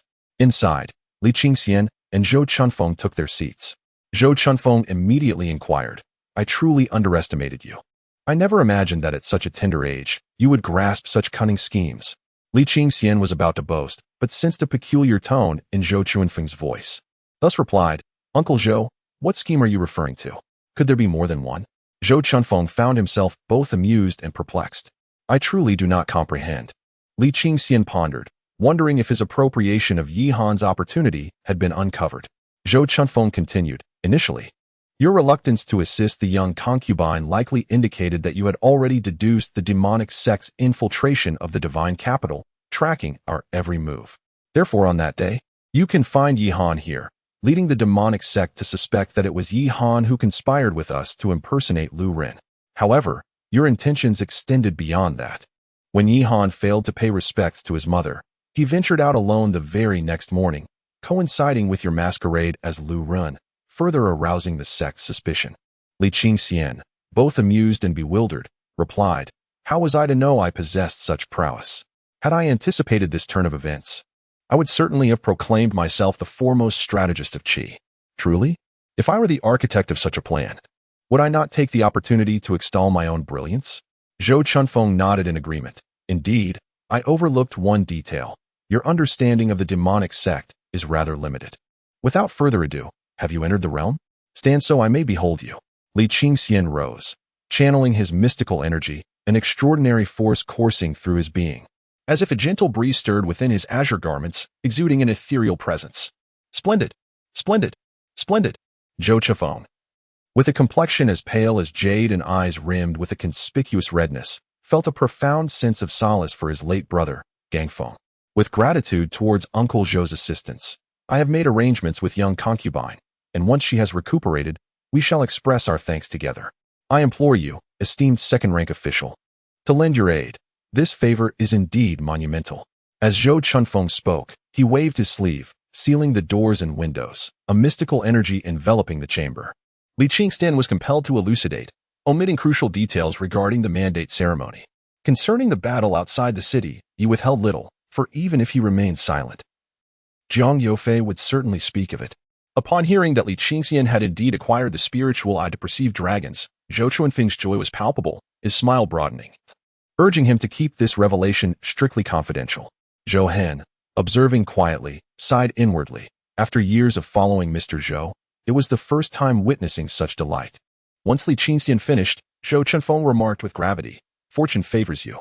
Is it so easy for a top-tier expert to meet their demise? Those four from the demonic sect, aware of Jiang Youfei's prowess yet lacking worldly experience, had long concealed their true capabilities. Even with Youfei's desperate invocation of the Thunder Fire Mark, it would not suffice to vanquish them. Fortunately, the ancient remnants of Thunder City were summoned, amplifying the divine thunder to an extraordinary level, thereby swiftly suppressing the three blossoms atop those four individuals. If the divine thunder of the celestial realm were even slightly weaker, the four demonic sects of the third rank could unleash their demonic powers or treasures in the blink of an eye and escape. I once thought the demonic sects were feeble, remarked Li Qingxian. Zhou Chunfeng shook his head and replied, the disparity between the upper third rank and the middle third rank is beyond imagination. The young consort is a direct disciple of the head of a major Taoist sect, endowed with the enlightened sword body and a first-grade treasure, not to mention her extraordinary fortune stemming from her celestial encounters, which allows her to withstand their prowess. An ordinary fourth rank would not last beyond 3 moves in their presence. And you too belong to the righteous fourth rank? Li Qingxian inquired with curiosity. Zhou Chunfeng pondered for a moment and said, without the righteous sword, I would not be a match for the third rank. However, wielding the righteous sword, I could indeed slay one of their kind. Lord Zhou is remarkably strong, Zhou Hen added, a rare compliment. I am impressed, Li Qingxian responded. But I have heard that the longer the righteous sword is nurtured within the central dantian, the greater its power becomes. After use, it requires renurturing, which significantly diminishes its strength. Perhaps it would be best not to employ it at all. Certainly, the righteous sword of a scholar is solely for the purpose of self-preservation. As for the matter concerning the righteous sword, I shall contemplate a solution, Zhou Chunfeng stated. Then I shall await good news from you. Uncle Zhou, Li Qingxian said. Zhou Chunfeng contemplated for a long while, then raised his gaze to Li Qingxian, his enchanting peach blossom eyes shining brightly. Qingxian, would you be interested in returning to literary cultivation? Chapter 38. The academic slacker's literary pursuit. Li Qingxian, half amused and half anguished, replied, my literary cultivation has been interrupted. To resume would mean starting anew. The Confucian path requires the study of the 4 books and 5 classics, 1 volume per year.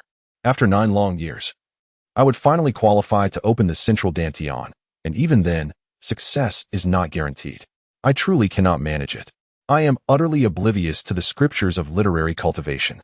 In contemporary times, the esteemed Chancellor Zhao Yishan, having recommenced his literary studies at the tender age of 12, devoted 2 decades to arduous study before finally achieving enlightenment.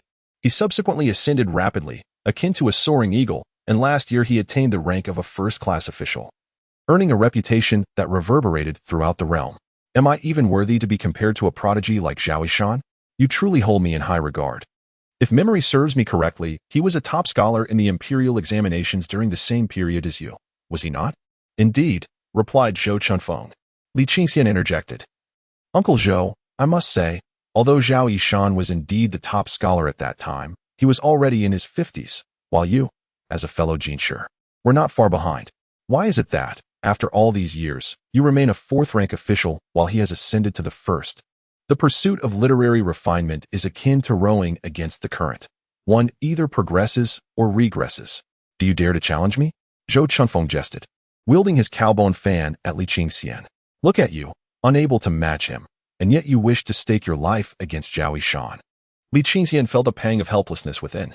Just the other day, he contemplated the pursuit of literary refinement, yet in the Blue Star, he was merely an underachiever. Not to mention the profound Confucian classics. He had not recited ancient poetry since high school and had long forgotten much of it, retaining only fragmented verses and words. The crux of the matter lies in the fact that advancement in literary rank can only be achieved through the comprehension of sacred texts and the pursuit of Confucian truths. No amount of poetry recitation can elevate one's literary spirit. With his meager poetic cultivation, he could barely succeed in minor endeavors, occasionally aiding others in revising their war poems, thereby earning the title of a poet. Yet, the literary essence gained as a poet could not lead to rank advancement. It merely served to nourish the righteous sword. Furthermore, possessing the destiny instrument in hand, it would be utterly misguided to squander time on the uncertain path of literary cultivation rather than honing one's fate techniques. Observing the silence between the two, Zhou Hen could not contain himself. How did you come across the divine thunder seed? Zhou Chunfeng also turned his gaze towards Li Qingxian. Clearing his throat, Li Qingxian replied, as I mentioned, it was discovered by chance through fate techniques. At that moment, I was uncertain of its authenticity. I merely endeavored to experiment, and to my surprise, it bore fruit. Zhou Hen inquired, what about those talismans, the chicken blood, and the money sword? Are they genuine? Li Qingxian chuckled, of course, they are counterfeit. Fate practitioners utilize sheep's blood, not chicken blood. Zhou Hen pressed, what exactly is this divine thunder seed? Li Qingxian shrugged, honestly, I do not know. However, Sister Youfei mentioned it is a treasure bestowed by the Heavenly Emperor. Zhou uncle, are you aware? Zhou Chifeng shook his head. This must undoubtedly be an ancient divine artifact, reserved for the virtuous. Since you have obtained this item, it signifies the favor of the heavens. However, it must remain undisclosed. I have issued a gag order to the remaining members of the Night Guards and the Tianshao sect, Li Qingxian remarked. The few individuals from the Night Guards and Tianshao sect who perished by heavenly lightning must have had dubious origins, correct? Zhou Chunfeng affirmed, upon investigation. It was confirmed that the Night Guard impersonating a 3rd-grade demon had long been deceased, and among the 2 Night Guards struck by lightning, one was a demon cultivator and the other a sinister cultivator. The 2 disciples from the Tianshao sect were also demon cultivators. Li Qingxian, leaning back in his chair with a smile, said, Uncle Zhou, I assisted the Night Guards in eliminating 5 3rd-grade demons, not to mention countless lesser minions, and terminated for internal traitors. I believe this merit deserves recognition. Zhou Chunfeng shook his head. If this credit is attributed to you, what of Yihan? Li Qingxian suddenly realized and remarked, I believe you should promote Yihan, ensuring that the demon sect is more convinced of his identity. Zhou Chunfeng nodded in agreement. Then said, yesterday, I learned of your promotion to the 10th rank and sought the chief guardsman to prepare for your elevation to the position of captain of Team 9. However, I was too late. The chief guardsman had other arrangements. Li Qingxian sensed something amiss in Zhou Chunfeng's tone. I argued my case vigorously, and ultimately the chief guardsman had no choice but to abandon his choice for the captaincy, yet he insisted on appointing the vice captain. That vice captain is none other than Wei Yang's trusted aide from the Night Watch's financial department. Zhou Chunfeng elaborated. Li Qingxian's expression darkened. The very person who had previously caused him trouble, Peng Mingjing, the head accountant from the financial department, was indeed Wei Yong's confidant. For days he had been discreetly inquiring about matters and individuals related to the financial department. Wei Yong played his cards well. He understood that I would never allow one of his people to assume the captaincy, and I would inevitably confront the chief guardsman. I could only resist once. To do so a second time would undermine the chief guardsman's authority and complicate our future interactions. Hence, sending a vice captain to sow discord was his true intention. I could not foresee this until the chief guardsman proposed the vice captain, by which time it was too late, Zhou Chunfeng noted. Li Qingxian sighed in resignation. You officials are full of cunning schemes. Surely, Wei Yong must have offered some incentive to the timid Wang. It is merely a trivial matter, Zhou Chunfeng smiled. Are you not angry? It is merely a trivial matter. Zhou Chunfeng seemed entirely unconcerned about Wei Yong's interference within the divine capital's administration. Li Qingxian found it difficult to comprehend this nonchalance and turned his gaze toward Zhou Hen, who bore an expression suggesting that such machinations were best left unexamined. Zhou Chunfeng, with a smile, finished her tea and said, Tomorrow is the meeting at the Xizheng Hall. Since you have been appointed, you may participate in the inaugural gathering. I shall introduce you to some people. The Divine Department can directly appoint from the 10th rank. And tonight, I will send someone to deliver the appointment documents and the attire for the 10th rank official. Li Qingxian inquired. When I am promoted from the 10th rank to the formal 10th rank, must I, like others ascending in rank, partake in the Qingyan assessment? The two conversed for a while longer, during which Zhou Chunfeng imparted numerous reminders. Only then did Li Qingxian, under the helpless gazes of Zhou Chunfeng and Zhou Hen, take the pastry tray and depart. Upon leaving Chunfeng residence, Li Qingxian hastened to the medical hall, where she learned that Zheng Hui and Yu Ping had already left for the Jiajio room. Before she could enter, she heard Han Anbo sighing deeply. Brother Zheng this time seems to have lost his vitality, such dark complexion, and at over 50 years of age, not a single strand of white hair. In just one day, half of his hair has turned white. As Li Qingxian stepped inside, Han Anbo and Yu Ping turned their complex gazes toward her. The room felt somewhat dim, perhaps due to the thick paper on the windows. What has happened to Captain Zheng? Li Qingxian inquired. The plump Yu Ping forced out an unappealing smile, unceremoniously accepting the pastries and sharing a piece of osmanthus cake with Han Anbo, while he silently consumed his portion. Why don't you persuade him?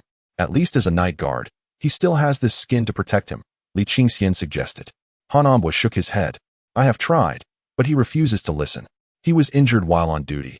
Even without the 10th rank salary, as long as he does not err, he retains his identity as a night guard and continues to receive the standard salary of an ordinary night guard. Unsure of what to say, Li Qingxian sat quietly to the side. Yu Ping swallowed a piece of horsehoof cake and murmured. Now the officials are saying you have been appointed and will take over the Jiajio room's captaincy? Chapter 39. The robe of honor. Han Anbo and Yu Ping exchanged nods. The once lively atmosphere of room 9 grew unusually subdued. Li Qingxian inquired. Shall we visit team leader Zheng today? Han Anbo replied in a hushed tone. Zheng Gu is currently troubled. It would be prudent to wait a few days. Li Qingxian silently acknowledged this, recognizing that Zheng Hui had lost his true essence while he himself had ascended to the position of team leader. Making an immediate visit seemed rather provocative. Han Anbo chuckled, the short brows and small eyes of his relaxing as he remarked, do not overthink it. Your appointment as team leader is a positive development. If someone else were to take the position, who knows how they might complicate matters for us. With you at the helm, Yu Ping and I can look forward to better days. There is no rush regarding Zhang's situation. We shall address it later. Indeed. It's better for someone familiar to take charge, Yu Ping added. Typically, one would celebrate such a promotion with great fanfare, yet I sense you lack the inclination. Perhaps after some time, we can invite Zheng Gu to join us. Let us not forget the Grand Brew from the Flower Sea. Agreed. Li Qingxian responded. By the way, is it true that a new deputy leader is being appointed? Han Anbo inquired cautiously. Li Qingxian scoffed. Lord Zhou mentioned that the chief of the finance department, Wei Yong, is obstructing the process. However, it seems Lord Zhou is rather indifferent to the matter. I cannot quite grasp his intentions. Please elaborate. I shall assist you in strategizing. Han Anbo encouraged. Li Qingxian recounted the details of the situation. Upon hearing it, Han Anbo smiled, saying, Lord Zhou's reluctance to assist you is, in fact, a test. This is the role of an uncle. He cannot always shield you. Being a deputy leader is neither too low nor too high. It serves as a perfect sharpening stone for your skills. Now I understand, Li Qingxian said, enlightenment dawning upon him. Thus, one must not betray Lord Shou's favor. One should never act impulsively, advised Han Anbo. Yu Ping cast a glance at Han Anbo while lowering his head to savor the glutinous rice cake. Li Qingxian paused for a moment and inquired, there can only be one deputy in a team. What will you do? My rank is inconsequential. Whether I serve as deputy or not makes no difference to me, Han Anbo replied with a carefree demeanor. Li Qingxian maintained a stoic expression, bowing his head as he pondered internally. Qingxian, you must not act rashly this time. As a night watchman, you must adhere to the rules of the night watch. Your conduct will determine whether Lord Zhou can place his trust in you. The political arena is vastly different from the struggles of the streets. In politics, regulations hold paramount importance. Interests are calculated. Compromises are essential. Harmony is sought after. Positions are contested. And power is the ultimate prize. Yet, at its core, one must either refrain from drawing blood or face the consequences of doing so. The conflicts among various factions have long been exposed, marked by continuous strife and bloodshed. However, within the same department, we cannot afford to act in such a manner. Are we to disregard fairness and justice in all this? Li Qingxian retorted. Suddenly, Yu Ping interjected. Stop right there. If you continue, I may burst into laughter, and wasting food is unacceptable. No wonder Captain Zheng constantly berates you. You deserve it. Li Qingxian said, exasperated yet amused. Han Anbo analyzed, with Pang Mingjing imprisoned in the imperial prison, Wei Yong, as his superior, naturally feels aggrieved. Thus, unable to confront directly, they opt for underhanded tactics. Following their usual methods, they will deliberately provoke you, highlight your flaws, and tarnish your reputation. The sword has already been unsheathed. If it does not draw blood, it must continue to strike. Therefore, you must cultivate patience. Li Qingxian remained silent, lost in thought. Han Anbo said, do not be overly anxious. Over the next few days, I shall assist you in familiarizing yourself with the duties of the team leader, so as to prevent others from finding fault. I have served in various offices within the Night Watch. While my skills may be lacking, my experience is substantial. Li Qingxian replied, Brother Han, I sincerely hope you will guide me well. The intricacies of this matter elude my understanding, and I find little desire to delve into them. Neglecting to understand is not an option. If you aspire to ascend, you must grasp all aspects. The scholarly, the martial, the demonic, and the sinister. Why do they all strive relentlessly towards the court? It is to vie for a share of fortune and bolster themselves. The higher your rank, the more you are shielded by fortune, granting you greater stability in these tumultuous times. The chief guardian is exceedingly cautious, having never faced defeat, nor victory, yet still dedicates his life to serve the court. In my view, the chief guardian is the most astute individual in the realm. Han Anbo spoke earnestly, while Li Qingxian remained contemplative. Eventually, Li Qingxian smiled and assured, rest easy. I shall ponder this further and ensure everything is executed flawlessly. That is reassuring. By the way, Brother Han, please enlighten me on how I should fulfill my role as team leader and what I must pay attention to, so I do not recklessly jeopardize matters.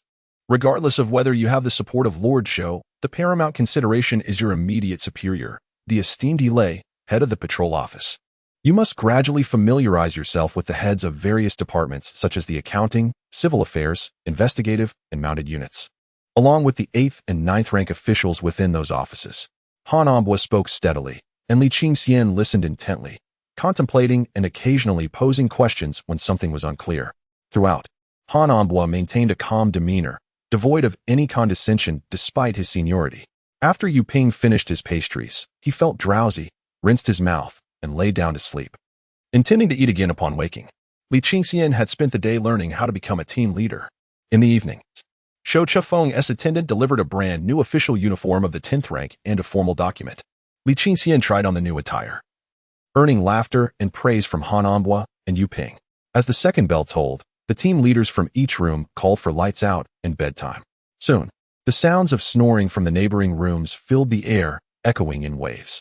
Li Qingxian lay in bed, his mind racing with thoughts on how to effectively lead as a 10th rank captain, how to master fate manipulation, and sleep eluded him. Perhaps it would be wiser to commence formal training in fate manipulation? He contemplated the methods of cultivating this arcane art. Prior to achieving rank, the scriptures of the Destiny sect appeared as inscrutable as celestial texts, utterly beyond comprehension. However, upon entering the ranks, the profound knowledge of fate manipulation began to thaw like ice over a fire. The core ability of a fate manipulator lies not in discerning fortune, nor in predicting auspicious or inauspicious events, nor in fortune-telling, but rather in utilizing one's own strength to analyze the intricate relationships of destiny, to clarify the connection between heavenly will and human fate, thereby influencing or even irrevocably altering a person's destiny. It is not merely about knowing fate, but about determining it. Observing fortune is merely the most rudimentary skill. Every individual of high rank possesses the protection of courtly fortune alongside their own destiny. Only through initial calculations of destiny can one derive a clearer understanding of their fortune. The ability to glimpse Dong Ying's fate was due to the weakness of his destiny. And even then, he experienced minor backlash. The crucial point is that he is merely at the 10th rank, lacking any official seal, and thus devoid of the court's protective fortune. The insight into Yihan's fate was entirely reliant on the proactive use of the heavenly mandate instrument. Yet, even this was met with resistance from the opposing destiny, preventing any deeper understanding. After much contemplation, Li Qingxian resolved to first gain entry into the realm of fate manipulation before pursuing further knowledge. To embark on the study of destiny measurement and fate techniques, one must first invest a substantial sum in crafting the destiny gauge and fate scale, an extravagant expenditure of 1,000 taels of gold. Li Qingxian found herself momentarily stunned. That amounted to 10,000 taels of silver. Coming from a family of modest means, her maternal lineage had only attained the 9th rank. Where could such wealth possibly originate? Could it be that the assets of the Li family were drawn upon? Yet, her mother could scarcely afford decent medicine. Li Qingxian momentarily set aside this troubling thought. The destiny gauge serves to measure one's fate, while the fate scale determines the celestial star governing one's destiny, representing one of the rare tools capable of gauging the authenticity of a life star. However, why does the destiny scripture assert that the instruments of the measurement sect are often inaccurate? Not only the measurement sect, but all schools of fate techniques, including the sect of heavenly mandate, fail to achieve absolute precision. After a brief period of bewilderment, Li Qingxian discerned that this was one of the fundamental principles of fate techniques. Chapter 40. The beginning in a small dilapidated dwelling. Infinite approaches but never absolute correctness. The inability to measure, the uncertainty of fate, constitutes a core tenet of destiny techniques. Li Qingxian contemplated. When faced with indecision, should one consult the art of fate? She realized the crux of the matter. The fundamental principles refer to immutable truths and unshakable laws within the realm of destiny techniques. Even the most formidable fate practitioners, employing the art of gazing upon the aura, perceive merely a vague, nebulous essence. As for the life palace and fate configuration, no one can truly see them. They can only be inferred through rigorous deduction. Yet Li Qingxian possessed the ability to perceive them. Did this signify that she had shattered a fundamental principle? No, rather, she was mastering one. A fervor ignited within her. The scriptures also indicated that ancient fate practitioners believed the path to mastery lay in visualizing the life palace. Yet the practitioners could not truly envision it. Hence, they turned to visualizing the fate instruments. It appeared she could focus her spirit on the ethereal platform. The Thunder Dragon Fire Seal hung majestically in the void, as lightning danced and flames surged. Tendrils of pale white mana twisted like serpents, continuously weaving and coalescing around the Thunder Dragon Fire Seal. With a resolute focus on the Mansion of Destiny, a thunderous roar reverberated through the cosmos, overwhelming to the senses. In the depths of the boundless void, a flicker of light suddenly erupted, unleashing an infinite cascade of resplendent brilliance that soared to the heavens and spilled over the ages. It was as if the very fabric of creation had been torn asunder, heralding a cosmic explosion. In an instant, the radiant light converged and interwove into a thatched cottage. Li Qingxian was taken aback. Straining to concentrate on the Mansion of Destiny, he realized it was indeed a humble wooden hut, solitary and adrift in the pitch-black void. The walls were of yellow wood, crowned with a thatched roof of white reeds. Was this truly the Mansion of Destiny? Wasn't Yihan's mansion adorned with golden bricks and jade tiles, resplendent and opulent? Why was he relegated to a mere dilapidated shack? It was hardly better than a grave. Suddenly, Li Qingxian fell silent. Having faced death, perhaps this thatched cottage was not so bad after all. It was certainly preferable to starting with a grave mound. As he surveyed his surroundings, he realized that his consciousness bore no tangible form, akin to an infinitesimal point invisible to the naked eye, capable of observing everything in this realm and moving freely. In the small courtyard of the wooden door, a layer of coarse blue stone slabs covered the ground, while in the center lay a black stone water basin. A one-person-high gray-white artificial mountain stood resolutely within the pool. The faux peak was a solitary marvel, its features exquisite. If magnified, it would undoubtedly be hailed as a celebrated mountain by literati and poets alike. The basin featured a white base with chaotic black patterns, the water crystal clear, revealing several tiny, translucent white fish gliding gracefully. This was Li Qingxian, fixated on the little fish, sensing the essence of fortune. The manifestation of destiny aligned perfectly with their numbers. Above the small courtyard, a solitary cloud, the size of a single bed, floated gracefully. This cloud was believed to be a fate cloud, a phenomenon where individuals of great innate fortune, possessing an exceptionally powerful celestial star, could not enter the realm of destiny before their maturation, thus lingering above the fate cloud. However, the celestial stars residing upon the fate cloud were also susceptible to being seized. Li Qingxian approached the quaint wooden cabin, its door creaking open gently. Inside, the ambience was warm and radiant, with the wooden walls showcasing a natural grain, and the earthen floor was smooth and firm. 3 paces from the entrance lay a square white stone slab, elevated slightly above the ground, meticulously divided into 9 equal squares, forming a perfect grid. Surrounding the central square, the 8 outer squares were arranged to depict the Bagua, with Qian positioned above and Kuan below, representing the primordial 8 trigrams. In the first row, 3 black stone pillars stood resolutely, while the second row remained vacant. The central square of the third row also supported a black stone pillar. Each pillar towered half a person's height, pure black and unadorned, exuding simplicity. Drawing upon his knowledge of fate arts, Li Qingxian discerned that the white stone slab's 9-square grid and bagua symbolized the realm of destiny. The 4 pillars above this realm represented the pillars of fate. According to the principles of fate arts, celestial stars should hover above these fate pillars. Yet, above the 4 fate pillars, there was an utter void. Li Qingxian fell into silence. Wasn't it said that his destiny was one of great fortune? Wasn't it promised that he possessed the dual envelopes of the Zi and Wu? But now, everything seemed to have vanished. Even an ordinary person would at least harbor a single celestial star, influencing the course of their entire life. Even in the absence of a heavenly star, many could still condense a life star. Here, there was nothing at all. Li Qingxian glared at the fate pillars in dissatisfaction and peered deeper into the dim interior of the cabin. It was shrouded in darkness. Unwilling to accept this fate, he began to search the surroundings. A select few not only possess standard life stars on their destiny pillars, but also harbor hidden and latent life stars. Regrettably, they achieve naught. Indeed, I am one among the majority, which is a blessing. It is the aberrant who constitute the minority. Li Qingxian silently reassured himself. After examining the destiny abode, my next course of action involves 2 endeavors. Firstly, I shall cultivate my fate arts. Secondly, I must devise a means to acquire life stars and affix them to my destiny pillar, thereby enhancing my fate. Li Qingxian contemplated the hunting fate technique of the destiny measurement sect. This technique is extolled in extravagant terms, claimed to be the most formidable fate art derived from the sect's collective fortune. Yet, it remains unused. The hunting fate technique necessitates the crafting of a fate fishing rod, employing life stars as bait to ensnare the life stars of others for personal gain.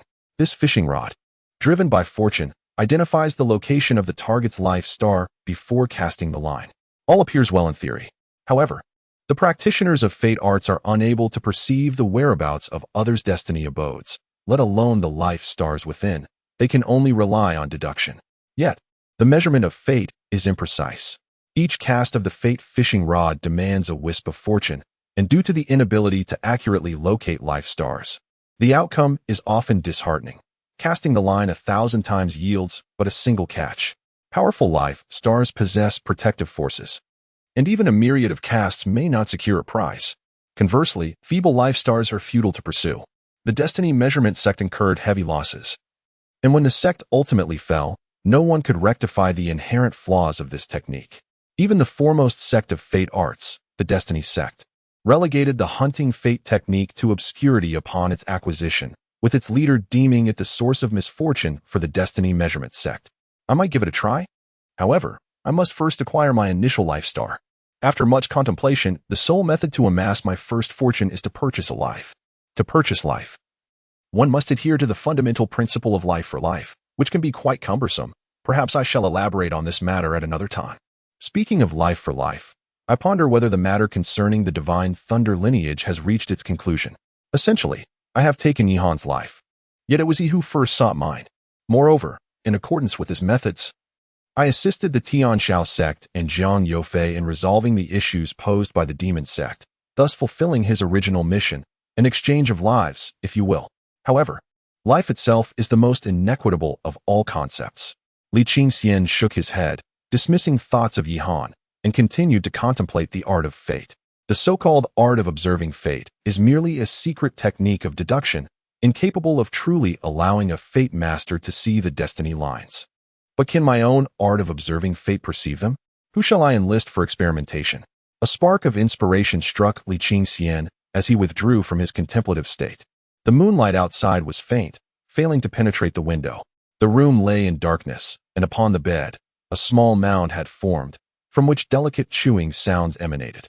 Once again, you find yourself sneaking snacks beneath the covers. This habit began with you. In the future, I shall bring you more treats, an exchange of lives. And you shall reap great rewards. Li Qingxian chuckled to himself, silently reciting the verses of the art of observing fate from the sect of destiny. He reflected, the universe is one breath, movement and stillness divide into yin and yang. The old and the young transform into the four symbols, which in turn give rise to the five elements. The cycles of the seasons interact and manifest. The fate of the five elements arises through creation and destruction. After thoroughly committing the art of observing fate to memory for a good 5 or 6 minutes, Li Qingxian resumed his contemplative state, directing his gaze towards the hidden figure of Yuping beneath the covers. He felt a gentle flutter at his brow, akin to a small rabbit leaping. As the thunder dragon fire seal exhaled pure magical energy, which flowed into his own destiny abode. The abode absorbed the magical energy, transforming it into an intangible essence that permeated his eyes. Chapter 41. The star of life before me, the figure of Yuping, nestled within the cocoon of his bedding, emanates a radiant light. Through the thin coverlet, a pair of intersecting swords gleams above Yuping's head, followed by a small, earthen-hued mound that hovers overhead. This mound bears a striking resemblance to the elevated shape of Yuping's bedding. As Li Qingxian gazes upon the mound, he finds himself unable to discern Yuping's past or future. It appears that he is endowed with a favorable fate, surpassing even Dongying, which renders it impossible for me to bypass the fate and glimpse the tapestry of destiny. Contemplating this, Li Qingxian first observes Yuping's annual fortune. The four disasters comprise defeat, death, grave, and absolute. Defeat can be interpreted as encountering unexpected hardships of varying severity. Death signifies the facing of grave calamities. Grave suggests the possibility of death, while absolute denotes an inevitable demise. The swords symbolize defeat. Not long ago, Yuping sustained damage to his dantian, aligning with the notion of defeat. Following defeat, death looms, intertwining the two calamities, rendering divine intervention challenging. However, should one traverse directly from defeat to the grave, bypassing death, a phenomenon referred to as leaping over calamities, there exists the potential for misfortune to transform into fortune. The intricacies of fate are indeed unfathomable. The grave unequivocally signifies an entry into the earth, yet one wonders, is it one's own grave or that of another? Is it an ordinary grave or an ancient royal tomb? If an individual enters a grave, aside from death, could there be a possibility of returning laden with treasures? Thus, the diviners, through their calculations, ascertain that the grave is illuminated, while the treasury remains shrouded in darkness, as the grave and the treasury are inherently linked. The so-called treasury is akin to a trove of riches. Consequently, there exists a verse among the divination practitioners. In youth, when the treasury appears, one may stumble in confusion. In young adulthood, it brings bustling pursuits. In middle age, it heralds countless fortunes. In old age, it proclaims the arrival of a coffin. The youth, in their naivety, often lack understanding. The young adults, in their impetuosity, tend to act rashly.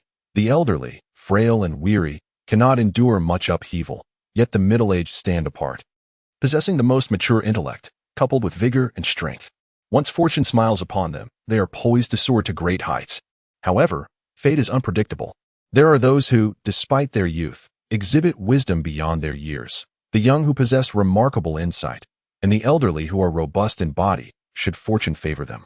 They too may ascend to prosperity. Li Qingxian carefully examined Yu Ping's grave, a slight smile gracing his lips. Previously, he had observed Yihan's site, full of vitality, proud and resplendent. A grave of ill omen possesses three symbols: the casket, burial, and the monument. Yet Yu Ping lacked one of these symbols, indicating that misfortune bore no mark upon him, suggesting a proximity to good fortune. Li Qingxian was pleased to note that right atop the mound of earth, a fissure had formed. This young man was not as unfortunate as he might seem.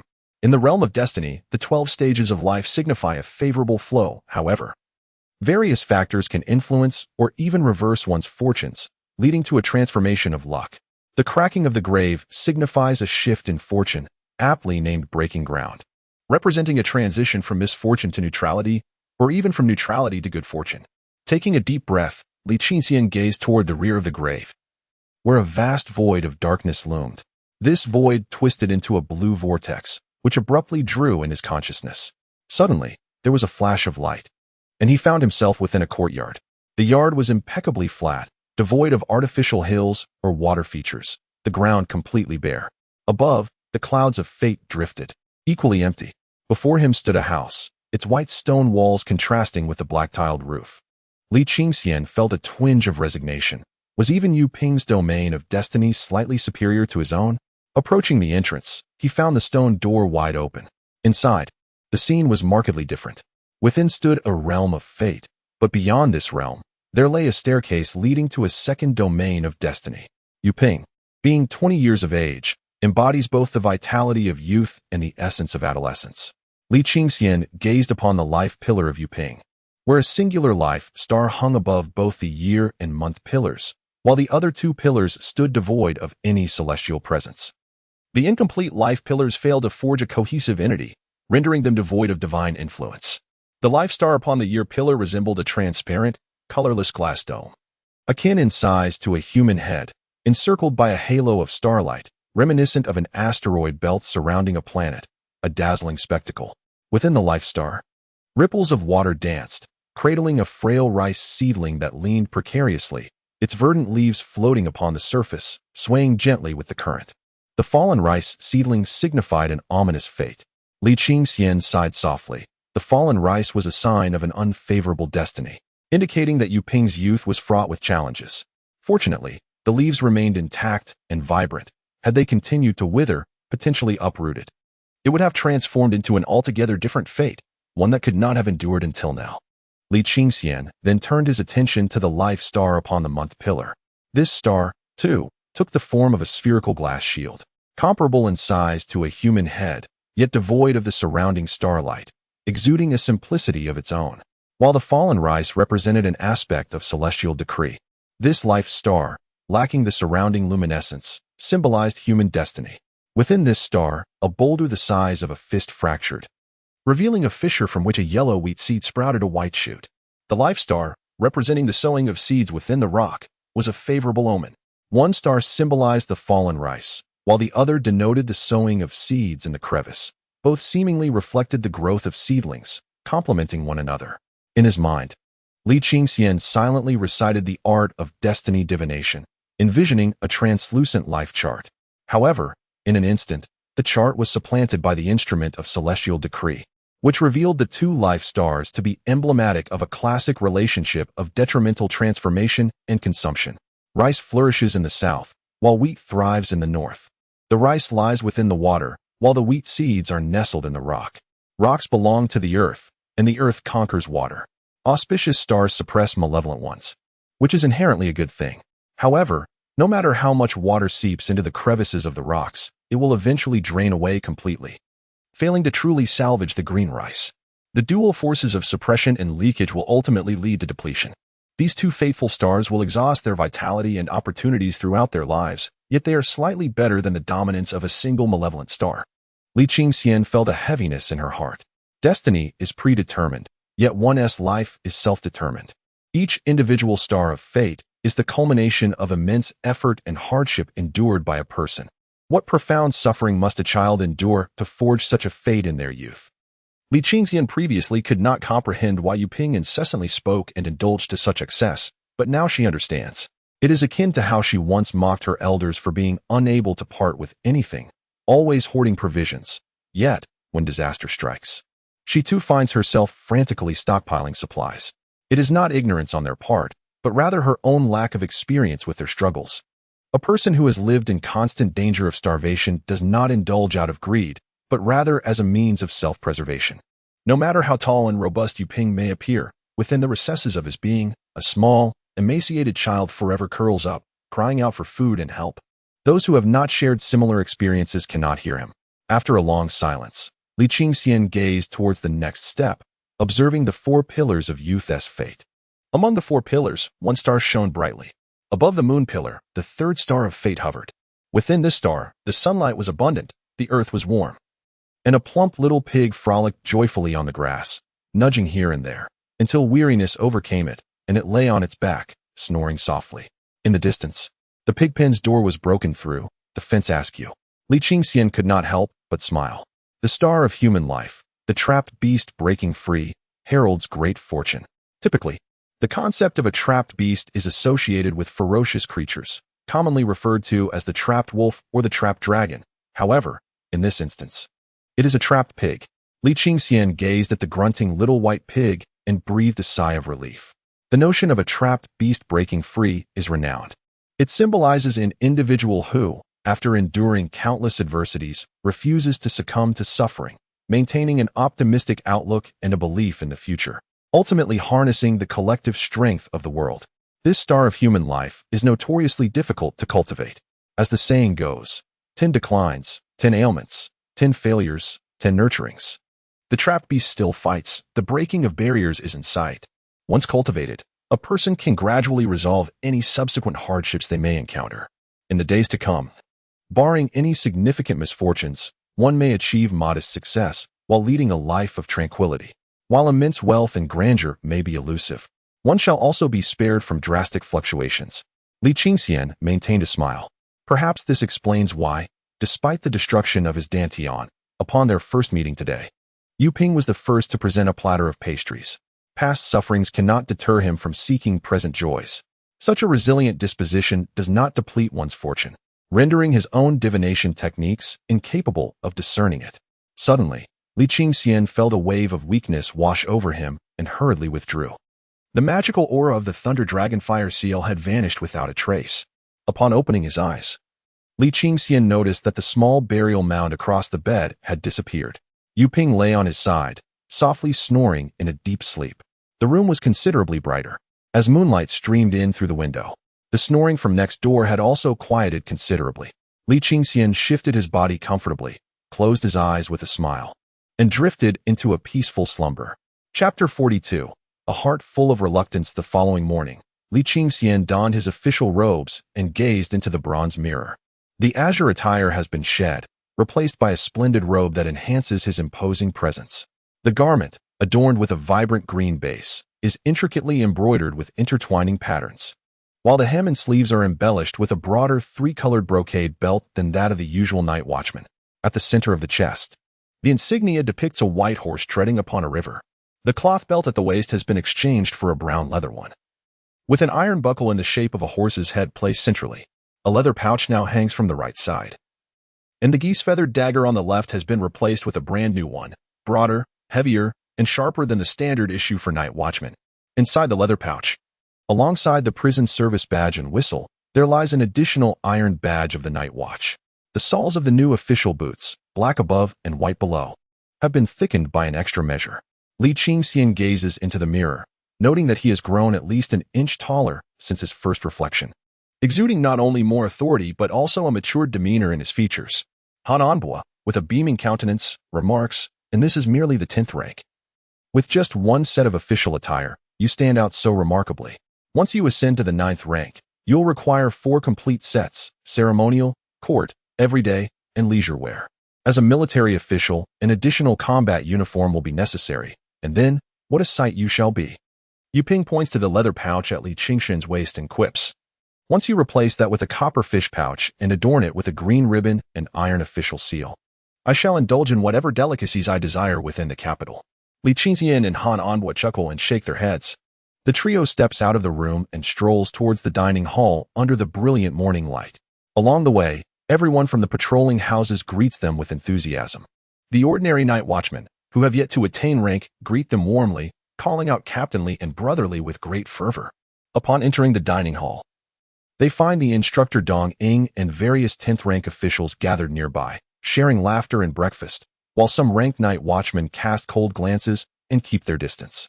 Before long, Zhou Chunfeng and Li Qingxian led the way, with Zhou Hen following closely behind, as they exited Chunfeng residence and traversed the cobblestone path towards the night watch pavilion.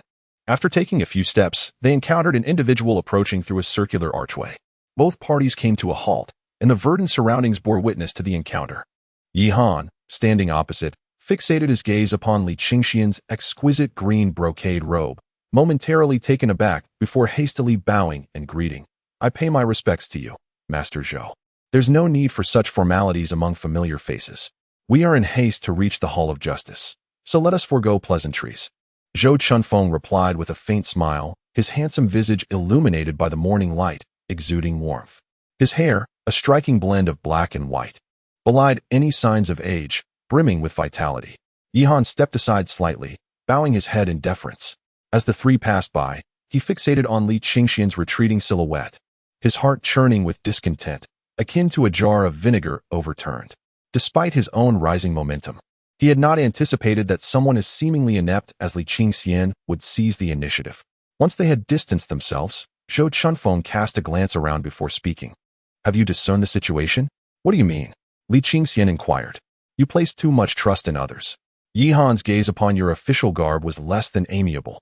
"He addressed me as master yet refrained from conversing with you, which undoubtedly reveals his resentment," Zhou Chunfeng stated. "You possess a kind heart. Alas, I hope Yi Han exercises caution." Zhou Chunfeng sighed, shaking his head. The trio arrived outside the Night Watch Pavilion, a venue routinely utilized for meetings of the Hall of Justice, and over time, it had come to be known as the Hall of Justice. Rows of columns adorned the entrance, leading the eye inward, where a grand red threshold marked the separation. The solemnity of the gray stone floor, flecked with white veins, was accentuated by 2 rows of 6 resplendent red pillars, while the ceiling, with its vibrant blue-green beams, radiated an extraordinary brilliance. The flickering candlelight cast gentle shadows between 2 rows of crimson pillars, where 6 neat columns of chairs were arranged, 3 on the left and 3 on the right, facing each other, leaving a spacious aisle in the center. At the end of the aisle lay a black stone platform, about a foot high, conspicuously devoid of a seat.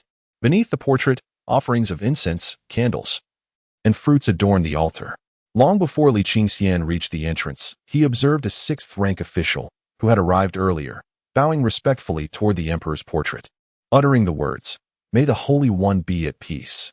After this, the official entered. Li Qingxian cast his gaze around.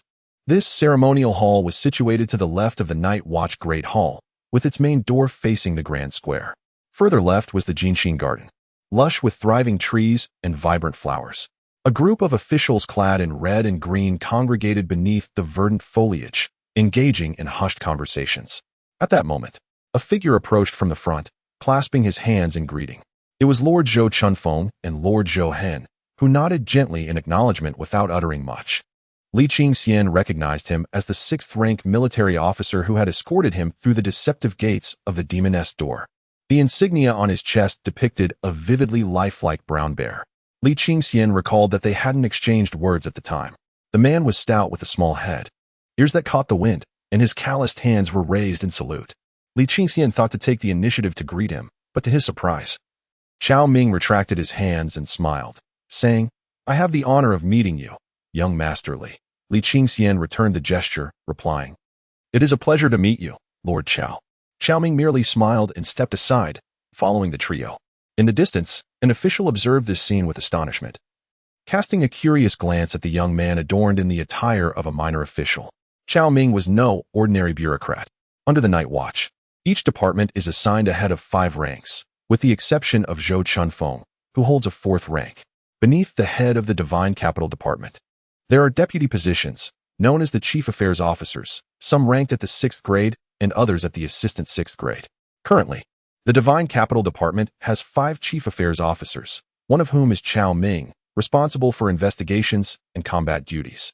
Whenever significant cases arise in the divine capital, his presence is invariably felt, embodying true authority. Even the governors of provinces dare not take him lightly. It is indeed intriguing for a chief affairs officer of the 6th grade to extend greetings to a mere 10th grade official. For a reclusive martial artist, who typically immerses himself in solitary cultivation, to do so is a considerable challenge. Li Qingxian lagged half a step behind Zhou Chunfeng, approaching the threshold of the hall of the head officer, and along with Zhou Chunfeng and others, bowed respectfully before the portrait of Emperor Tai Ning, saying, "We humbly wish for your peace." Upon entering the hall, Li Qingxian halted his steps. Some officials were seated, while others stood behind the pillars. Recalling Han Ambo's instructions, he moved toward the rear of the pillars to observe discreetly. The foremost 4 grand chairs made of rosewood remained vacant. Those seated in the front row on rosewood armchairs were clad in crimson official garments, with ranks varying from the 4th to the 6th. The individuals seated in the back row on willowwood chairs bore ranks from the 7th to the 9th, adorned in green official attire, with copper fish bags at their waists.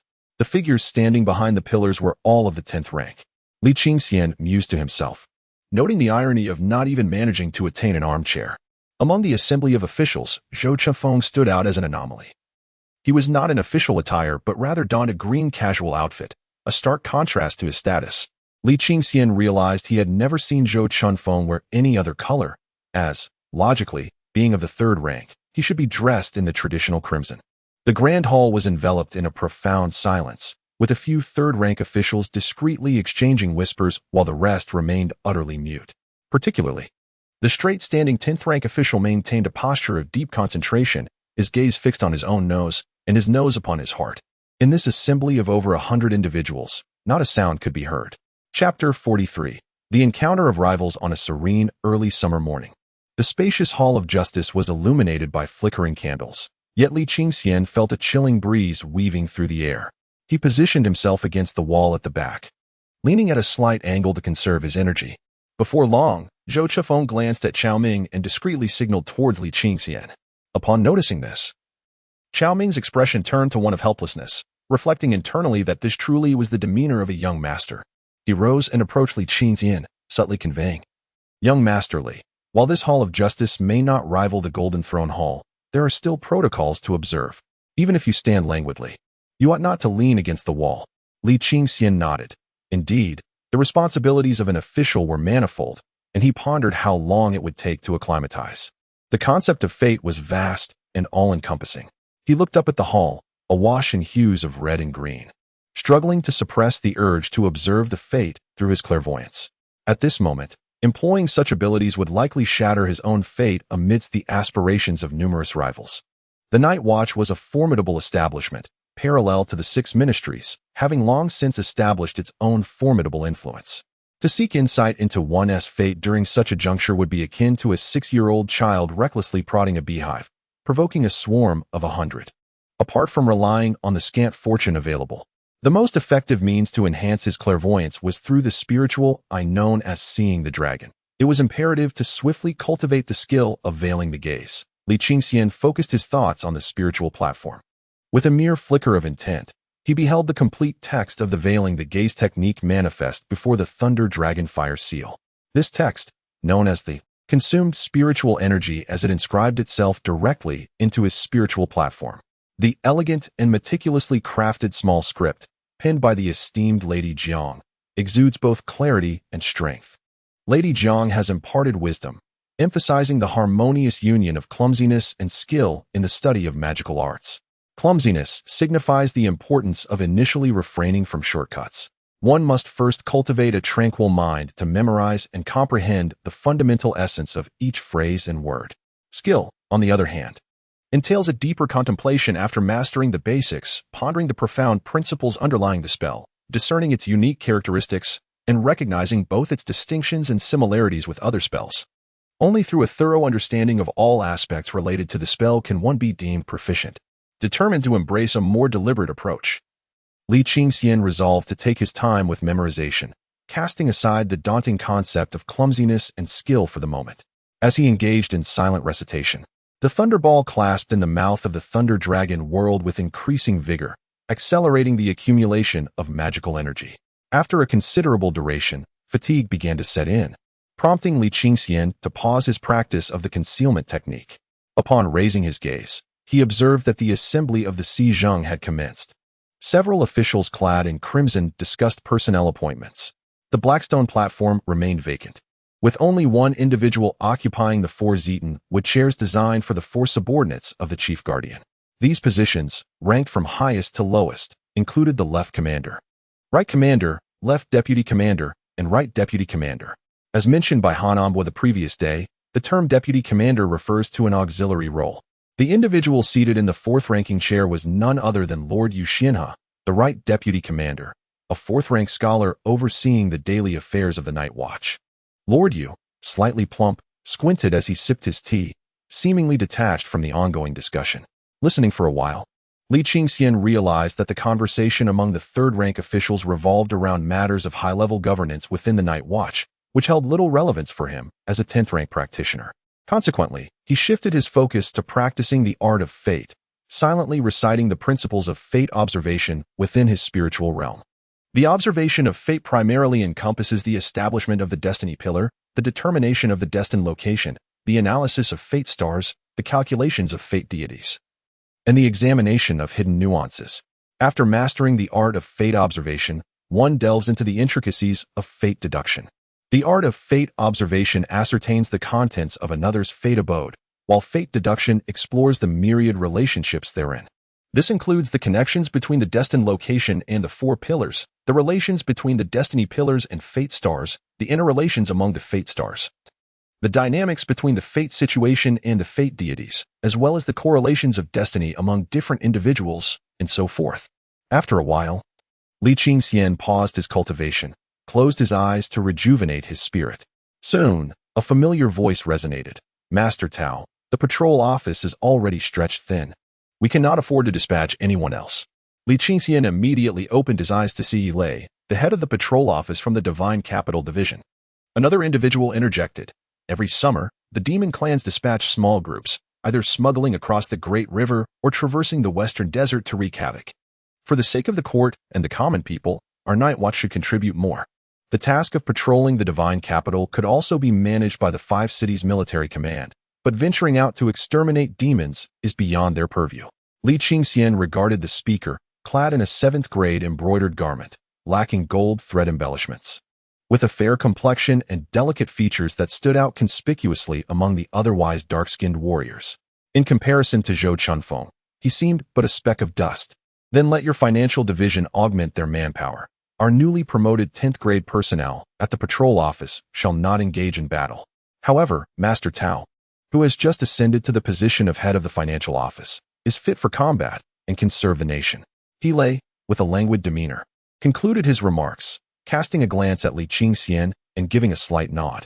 The financial office, the newly appointed head of the financial office, the patrol office, the extermination of demons outside the city, the newly promoted 10th grade. Li Qingxian's eyes widened slightly. Could this be directed at him?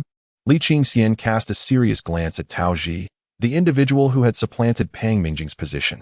Subsequently, he squinted, searching for Wei Yong, the head of the finance department. It was he who had dispatched Pang Mingjing to orchestrate his downfall. Soon, Li Qingxian's gaze fell upon a figure clad in a 5th-rank crimson robe, whose appearance was unremarkable, yet whose eyes shone brightly. Of average stature, he bore a black mole on his left ear and his hands were darkened from practicing the iron sandpalm technique. He bore an uncanny resemblance to Wei Yong, as described by Han Anbua. Wei Yong, too, glanced back, offering a slight smile before diverting his gaze elsewhere. This man's demeanor was gentle, seemingly offering a casual glance and smile devoid of any peculiarities, as if he were merely observing a stranger. Yet, Li Qingxian was acutely aware that the other had recognized him. His youth rendered him conspicuous among the multitude of 10th-rank officials. When enemies meet, the atmosphere remains deceptively calm.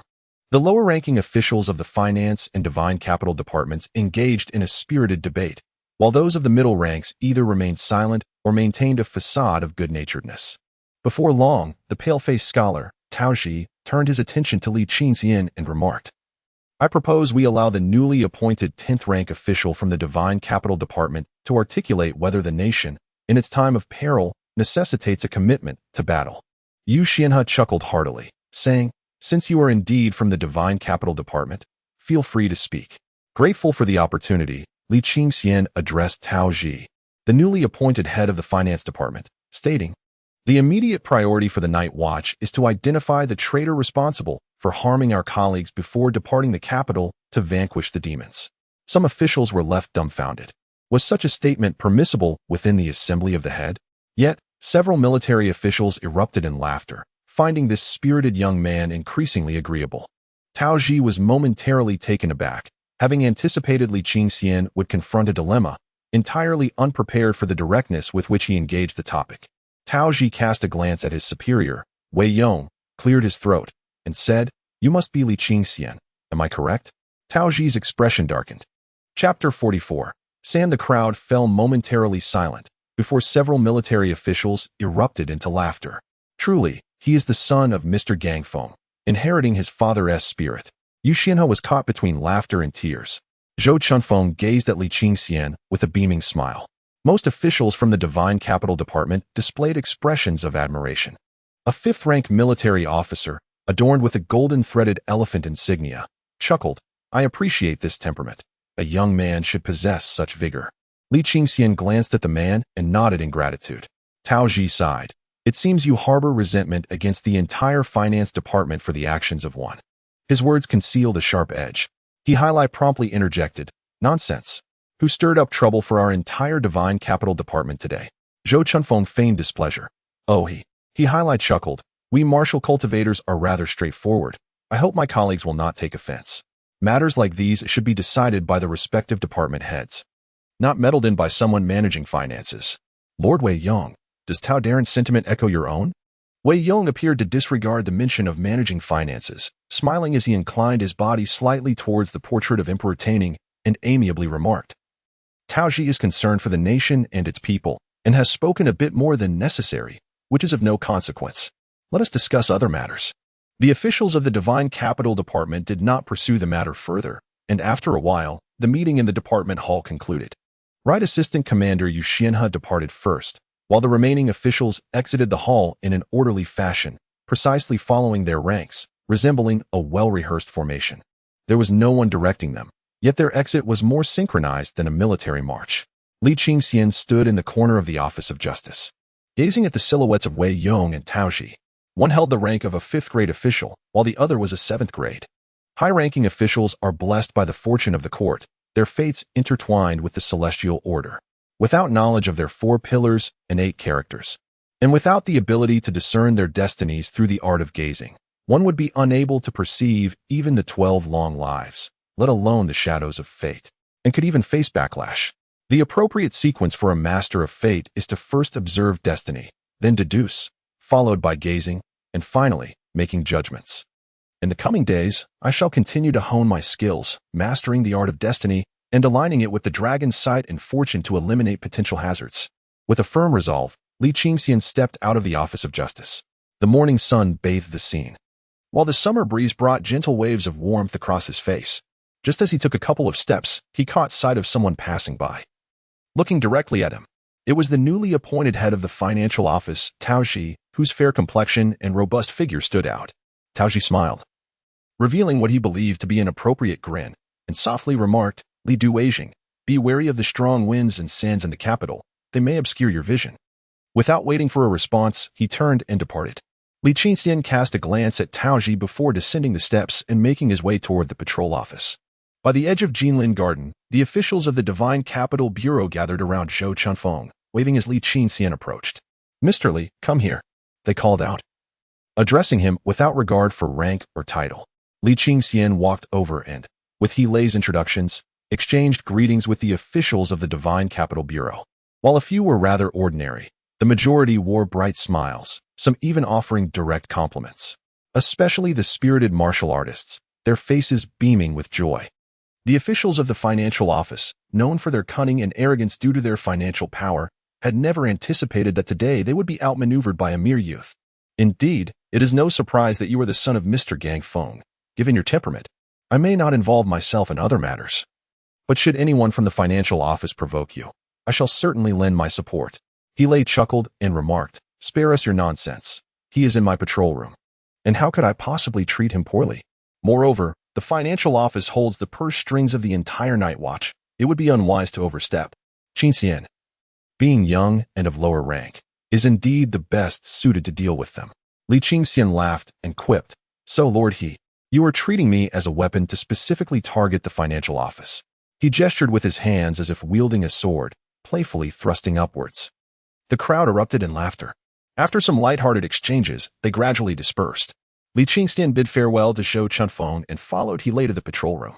He first praised Li Qingxian before clearly outlining the responsibilities of his team with remarkable clarity and generosity, articulating certain points more thoroughly than Han Anbo, which greatly benefited Li Qingxian. When Li Qingxian expressed a desire to schedule an official visit, He waved his hand dismissively, saying, "We are all under Lord Zhou's command. No need for such formality. A casual gathering at Drunken Village in a few days will suffice." Upon arriving at the patrol room, the two parted ways. As Li Qingxian pondered Li's words, he made his way toward the Jia 9 room. Upon entering the courtyard of the Jia department, a familiar young night watchman from the Jia 6 team approached and whispered, "Captain Li, your newly appointed deputy had a confrontation with Brother Han, and Han suffered a minor setback." The man's eyes flickered, betraying a mix of anxiety and anger. Li Qingxian furrowed his brow, inhaled deeply to suppress his emotions, and replied, "Thank you, my brother." With a serious expression, he added, "Do take care." The night watchman turned and left. Li Qingxian slowed his pace, steadied his breathing, and walked towards the Jia 9 room. The gazes from the other rooms flitted about. As Li Qingxian stepped into the partially ajar door, he encountered a robust stranger with his back to the entrance, standing at least a foot taller than himself. The insignia on his back also depicted a white horse treading the river. Yet what set it apart was the golden thread encircling it, an indication of his status as a first-rank official. Li Qingxian's gaze sharpened, previously identified as a 10th rank. He had unexpectedly ascended to the esteemed first rank today. The man chuckled, "Brother Han, I sincerely apologize for not controlling my strength. I've left you with panda eyes. I assure you, I shall be more cautious next time. It truly isn't my fault. Your skills were impressive during our practice at the training grounds, but upon contact, I discovered you were merely feigning prowess. It's merely a contest. Fists and feet possess no eyes, hence I bear no grudge," Han Anbo replied. Li Qingxian turned his attention to Han Anbo, who wore a faint smile, his hair in disarray, with a dark bruise encircling his right eye. His left sleeve bore a gaping tear, dust and blood smeared around the opening. Behind Han Anbo, Yu Ping squinted, fixating on the stranger. "Was it you who initiated contact?" Li Qingxian stood at the threshold, backlit by the sunlight, his shadow cast within the room. Behind him, Han Anbo discreetly signaled. Li Qingxian feigned ignorance, smiling at Hong Chung, and remarked, "I hardly deserve such accolades. I am but a 10th rank, while Lord Hong is a first rank." Hong Chung responded, No. In our night watch, the official rank precedes the grade, and many first-rank officials must heed the commands of their superiors. Did you simply acquiesce upon inquiry?" Li Qingxian's gaze remained indifferent. Han Anbo interjected, "I readily agreed. Sparring among colleagues is commonplace. I have even had my nasal bridge fractured by team leader Zhang." Hong Qing chuckled and said, "Brother Han, with Zhang Hui having departed, it seems inappropriate to still refer to him as Captain Zhang. Fortunately, I regard you as one of my own. Otherwise, I could easily find an excuse to speak ill of you to those above, and you would undoubtedly face reprimand." Li Qingxian ignored Hong Cheng and turned to Yu Ping, saying, "You speak." Han Anbo signaled to Yu Ping, who replied blankly, "Hong Cheng wishes to compete with Brother Han." But how could Brother Han contend with someone of Zhang's caliber? He has continuously declined. Eventually, this person insisted on a match with me. And only then did Brother Han reluctantly agree. Is that correct? Li Qingxian looked toward Hong Cheng. Chapter 45. Paying respects to the deities of the Ministry of Revenue. Hong Cheng laughed heartily and said, "Captain, we are night watchmen. Not mere sycophants of the divine capital's offices, nor petty ruffians of the military command. We, the night watch, have earned our place through strength. Of course, you are the captain, and I would not dare to provoke you. However, if you wish to join me in a friendly contest, I am more than willing. Even if I end up with a bruised face, should I ever cry out for mercy, that would be a disgrace." Upon finishing his words, Hong Cheng grinned, revealing his pearly white teeth, his body swaying slightly, with his joints emitting a crackling sound akin to popping beans. Li Qingxian fixed his gaze on Hong Cheng, who, With a beaming smile, declared, "We practice the hard-bone technique. While we may lack in other areas, we excel in combat." With that, he lightly struck his fists together across his chest, the sound resonating like metal clashing. "Captain Li, these matters are trivial. I hardly pay them any mind," Han Anbo remarked with a smile. Li Qingxian nodded and replied, "Indeed, they are mere trifles. I had originally intended to invite our newly appointed vice-captain for a drink to foster camaraderie. However, Lord Zhou has just assigned our Jiajio team a task. And since you are here, let's attend to it together." With that, Li Qingxian turned and walked outward. Hong Cheng paused for a moment, observing Han Anbo, and Yu Ping brushed past him. After a brief hesitation, he took a step to follow. Along the way, Li Qingxian maintained a stoic expression, remaining utterly silent. Even when questioned several times about their destination, he seemed oblivious to the inquiries. As they passed the intersection of Wanping Street, Han Anbo hesitated, casting a glance toward Yu Ping, who also wore a look of confusion. This path was familiar. It was here that Li Qingxian had been coerced into a carriage by Pang Mingjing. The four continued onward, until the statue of the malevolent deity receded behind the buildings. Han Anbo's expression shifted slightly, and he quickened his pace to catch up with Li Qingxian, lowering his voice to say, "Do not act impulsively. I am the captain. Heed my words." Li Qingxian replied. Han Anbo walked alongside, gazing at the youthful visage of Li Qingxian. A wave of warmth surged within him. "For my sake, it is not worth it," he murmured. Li Qingxian remained silent. Yu Ping looked up at the statue, recalling the events of that day. Initially, Hong Cheng spoke to himself, but as they neared Hoba Street and the statue loomed larger, he fell silent. The matter of Pang Mingjing was well known among the night watchmen, and all were aware that to rescue Li Qingxian, Zhou Chunfeng had leveraged connections within the Ministry of Revenue. Hong Cheng cast a dubious glance at the statue, then at Li Qingxian, his uncertainty deepening.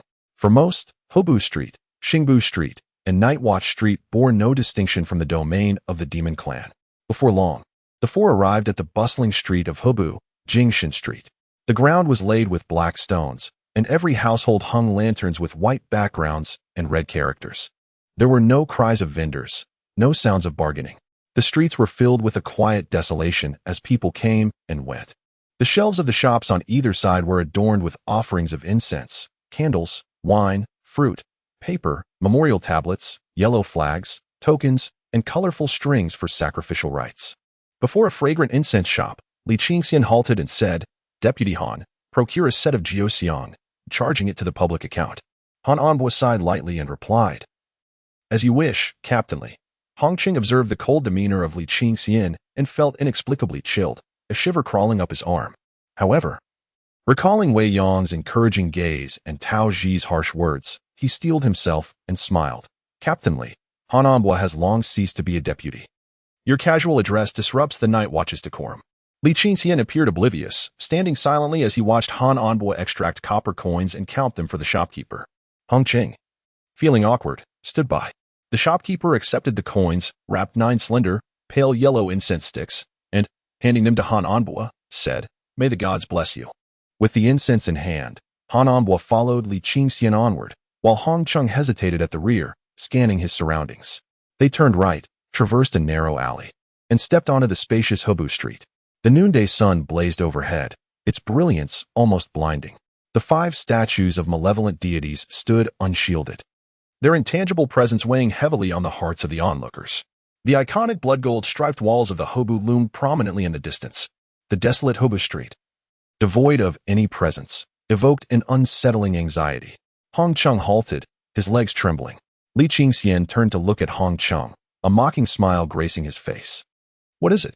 Are you afraid? What are we doing here?" Hong Cheng asked, forcing himself to inquire. "To collect debts, of course. What else could one possibly do at Hobu?" Li Qingxian replied, his expression one of disbelief.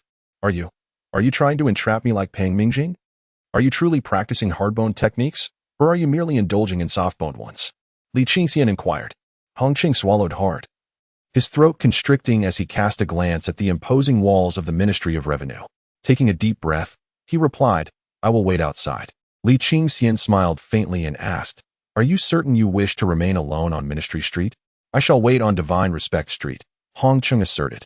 Li Qingxian fixed his gaze upon Hong Cheng and slowly remarked, "On your first day as deputy, You defy the orders of the esteemed Zhou Chunfeng of the Divine Capital Division. Are you aware of the consequences? Hong Chung fell silent.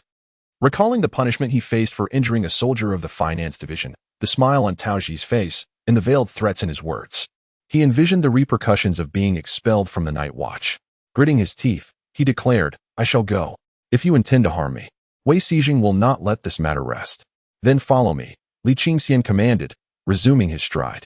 The four of them arrived at the side entrance of the southern courtyard, where Li Qingxian produced his night watch insignia, requesting the guards to summon Luo Jing. Young Master Li, it has only been a few days since we last met, and you have already been promoted. Congratulations, Luo Jing said, bowing politely. We are comrades. Such formalities are unnecessary, Li Qingxian replied coolly. Luo Jing's smile faded as he regarded Li Qingxian with surprise, then his eyes drifted to the three companions behind him, finally resting on Hong Qing. A mere 10th rank is trailing at the back of the procession? Hong Qing felt his body stiffen, his heart racing. Luo Jing, adorned in golden-edged yellow plumage, was an 8th rank official. Why was he so deferential to Li Qingxian? Noticing Luo Jing's gaze upon him, Hong Chung hurriedly bent forward and said, Deputy Hong Chung of the Night Watch, I pay my respects, my lord. Upon hearing the title of deputy, Luo Jing glanced at Han Anbua, contemplating, before turning his attention back to Li Qingxian. Was it Lord Zhou who assigned you to this task? Li Qingxian said, First, leave me to pay homage to the deities. We must not disrupt the established protocols. Very well, Luo Jing replied, guiding the group across Hobu Street and into the northern courtyard of the Ministry of Revenue. Upon entering, a vast square unfolded before them. At the center of this grand expanse, 5 statues of deities loomed high above, as if suspended among the clouds, their tops beyond reach. Li Qingxian chose not to gaze upward any longer, instead catching glimpses of dark clouds swirling in his peripheral vision, within which countless eyes flickered and surveyed their surroundings. He surveyed the vicinity. The ground was adorned with a deep, blood-red lacquer that gave the illusion of congealed blood spread across the surface. Flanking the statues, numerous smaller effigies of deities stood in alignment, resembling the guardians of the 5 principal deities. Li Qingxian felt a disorienting loss of spatial awareness. Although this place resided within the heart of the divine capital, it felt boundless for reasons unknown. Not far ahead lay precisely 30 intricately patterned red wooden altars, each adorned with offerings of pigs, cattle, sheep, and fowl, alongside pears, tangerines, and nashi pears. In the center of the foremost altar, a brass incense burner held a tall stick of incense, from which wisps of white smoke ascended gracefully. Chapter 46, No Sand to Rub. Li Qingxian nodded. Casting a glance at the blood-red line not far from the altars, he retrieved 9 one-foot-long incense sticks from Han Ambua's hands, igniting them in the copper furnace adorned with cranes and cloud motifs. After a brief shake to extinguish the flames, he approached the nearest altar. Han Anbua, Yu Ping, and Hong Chung hurriedly followed, holding their breaths, lowering their heads in silence. Crossing the blood-red line, Li Qingxian's heart raced as he arrived at the black meditation cushion. With incense held aloft in both hands, he bowed deeply 3 times. Rising, he circled the cushion and placed the incense in the burner, then slightly bent forward, retreating slowly. Exiting the blood-red line, the 4 of them collectively exhaled in relief. Follow me to the document section. In the bustling realm of the Ministry of Revenue, voices abound. Yet it is only upon entering my quarters that discourse may commence. Occasionally, when encountering esteemed officials of high rank, a few would pause in deference, awaiting the departure of such dignitaries before resuming their journey.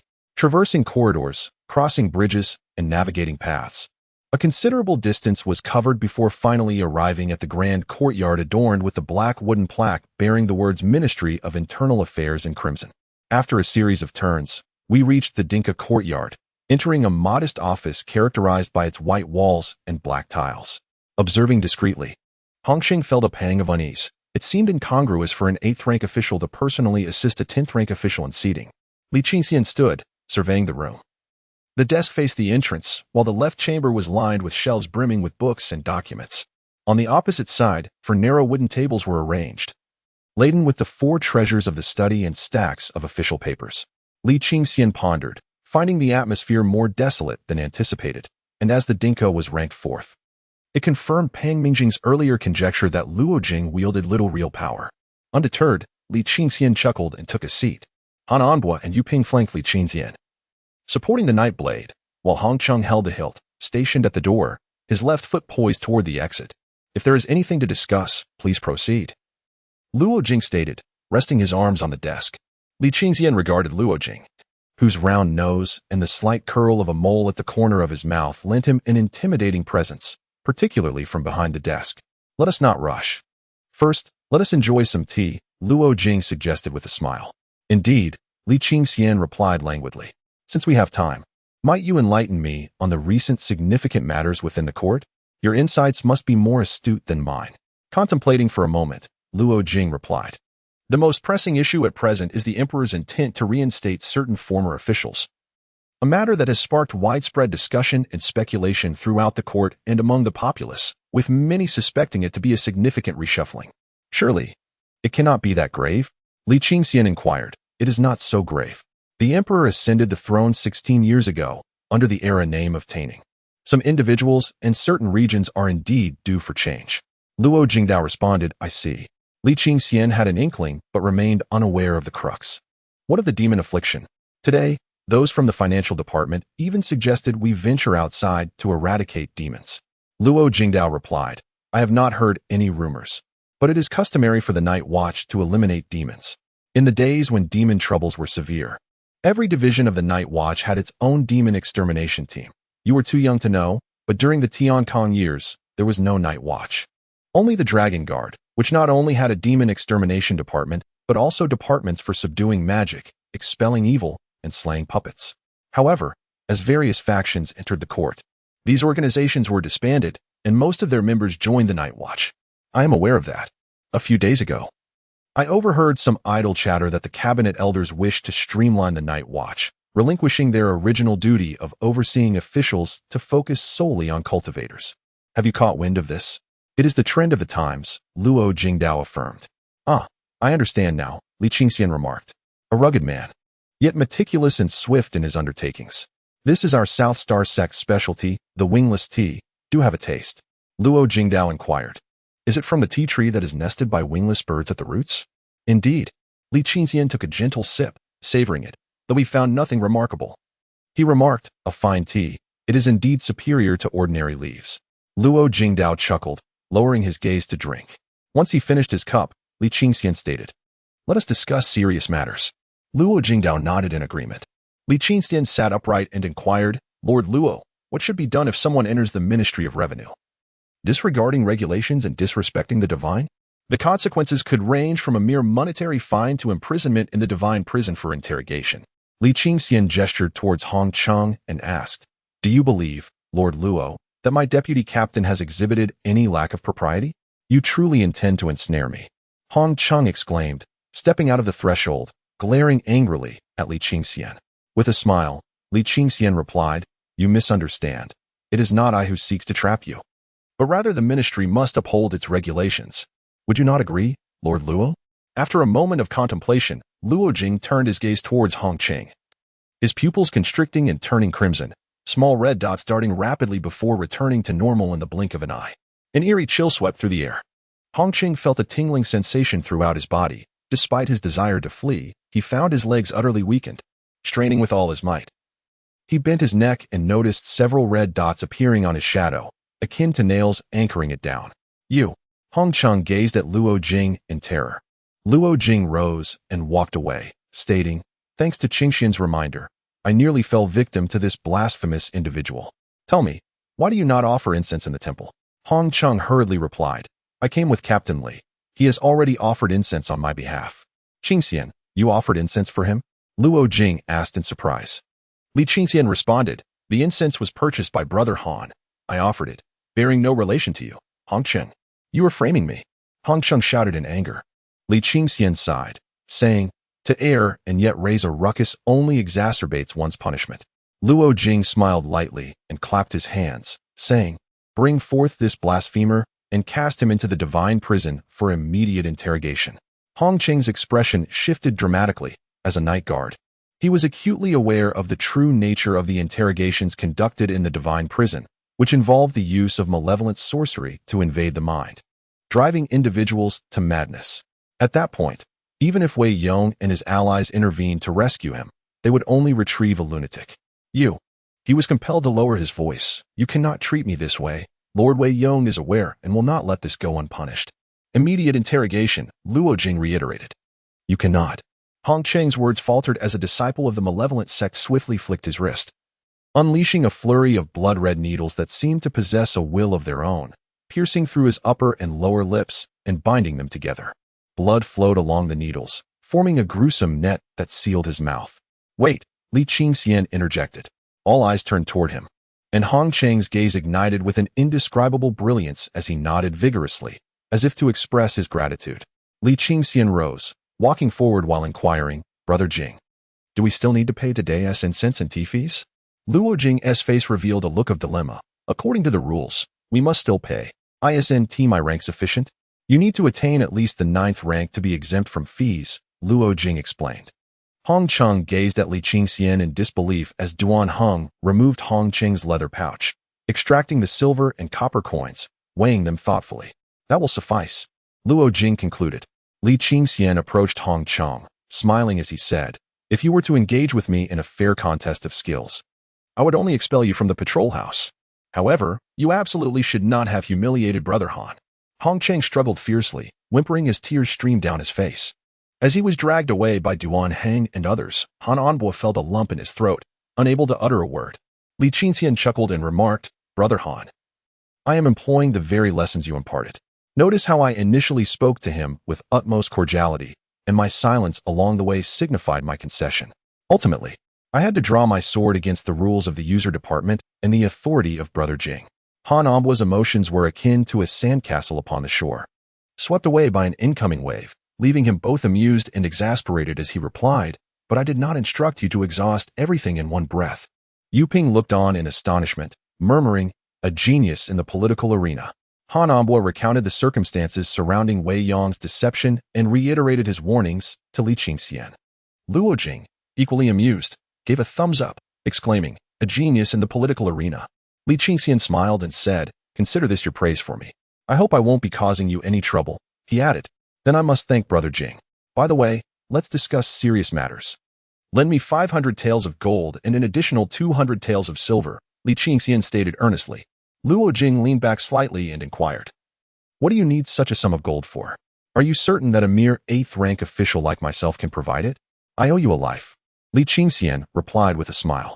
Luo Jing's eyes widened. A look of indescribable surprise etched on his face as he leaned forward and inquired, are you capable of utilizing life techniques now? Li Qingxian nodded. 5,200 taels of silver for a life. It is worth it. No need for reimbursement. Consider it my purchase. Upon finishing his statement, Luo Jing's expression turned slightly awkward, and he cleared his throat, asking, you aren't deceiving me, are you? Otherwise, why would I demand 500 taels of gold instead of 5,000 taels of silver? Li Qingxian retorted. Luo Jing slapped his forehead in realization, exclaiming, it was my mistake. You are crafting life instruments with gold, and the 200 taels are for acquiring other life materials. Li Qingxian nodded. Are your finances stretched thin? Luo Jing inquired. Li Qingxian was about to retort that this was rather obvious, but quickly recognized that officials seldom spoke directly. Thus, he replied, after my father's passing, the Li family in the capital, along with my father's friends, indeed sent some silver. Part of it was entrusted to my aunt and uncle, while another portion was used to purchase estates, overseen by the clan elder of the Li family. They fear I might squander it. So they provide me with merely 2 taels a month, intending to hand over the rest when I come of age. However, the total silver they can procure does not exceed 3,000 taels. No wonder. Then I shall grant you an additional 100 taels for your daily expenses. Your current status is different. Receiving only 2 taels a month is far too little, Luo Jing remarked. Once the strong liquor goes on sale, I shall not lack for that little amount, Li Qingxian replied. Luo Jing cast a glance at Han Anbo and Yu Ping, saying, there has been a minor hiccup at the Ministry of Works. Didn't Lord Shou inform you? What has transpired? Li Qingxian asked. The 10 kings of hell are in dispute over something, and the puppet masters are aligned with each king. Naturally, with the upper echelons fighting. The lower levels are far from tranquil. Listening to the implications from over there, it seems that in the coming days, a craftsman from the ministry will arrive, accompanied by individuals from the internal treasury, to hear your detailed explanation before making a decision. However, you should prepare yourself. We do not comprehend what you mean by distillation and alcohol. Those puppet artisans are quite knowledgeable about such matters. Rest assured, the more understanding, the better. Yet, I am intrigued. What has prompted the Netherworld to take an interest in human craftsmen? Li Qingxian inquired curiously. Luo Jing chuckled, explaining that the unique structure of puppets necessitates a substantial demand for craftsmen. Moreover, the Netherworld is filled with skeletal figures. Thus, effectively utilizing these skeletal remains also requires the expertise of artisans. Additionally, those puppets lack intellect. How can they be compared to living beings? Hence, after the resurrection of the Netherworld, the various Yama lords vigorously promoted the development of skilled craftsmen. Before the emperor ascended the throne, more than half of the lower-ranking officials in the Ministry of Works were puppet artisans. Allowing the Netherworld to take over the ministry was merely a natural progression. Do those craftsmen harbor any resentment? Li Qingxian asked with keen interest. Initially, they were reluctant, but later realized that being alive and repairing puppets had little impact. Before their demise, they could transform into puppet forms, retaining their memories, which was akin to extending their lives by several centuries, thereby dissipating their grievances. Eventually, many elderly individuals aspired to become puppet artisans, yet the transformation required precious resources from the Netherworld, leading to stringent controls on the number of puppet artisans, only accepting those with genuine skills. I see. Then let us set a specific time for me to discuss matters in detail with the officials of the Ministry of Works. Li Qingxian proposed. Set a time? That may prove challenging.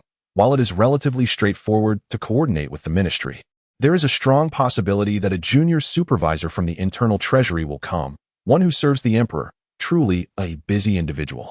It would be fortunate if we receive any word half a day in advance. Luo Jing scrutinized Li Qingxian carefully. Li Qingxian smiled and replied, no worries.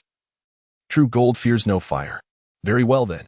Indeed, gold does not surpass silver. I need to prepare for a few days. You truly pose a challenge for me.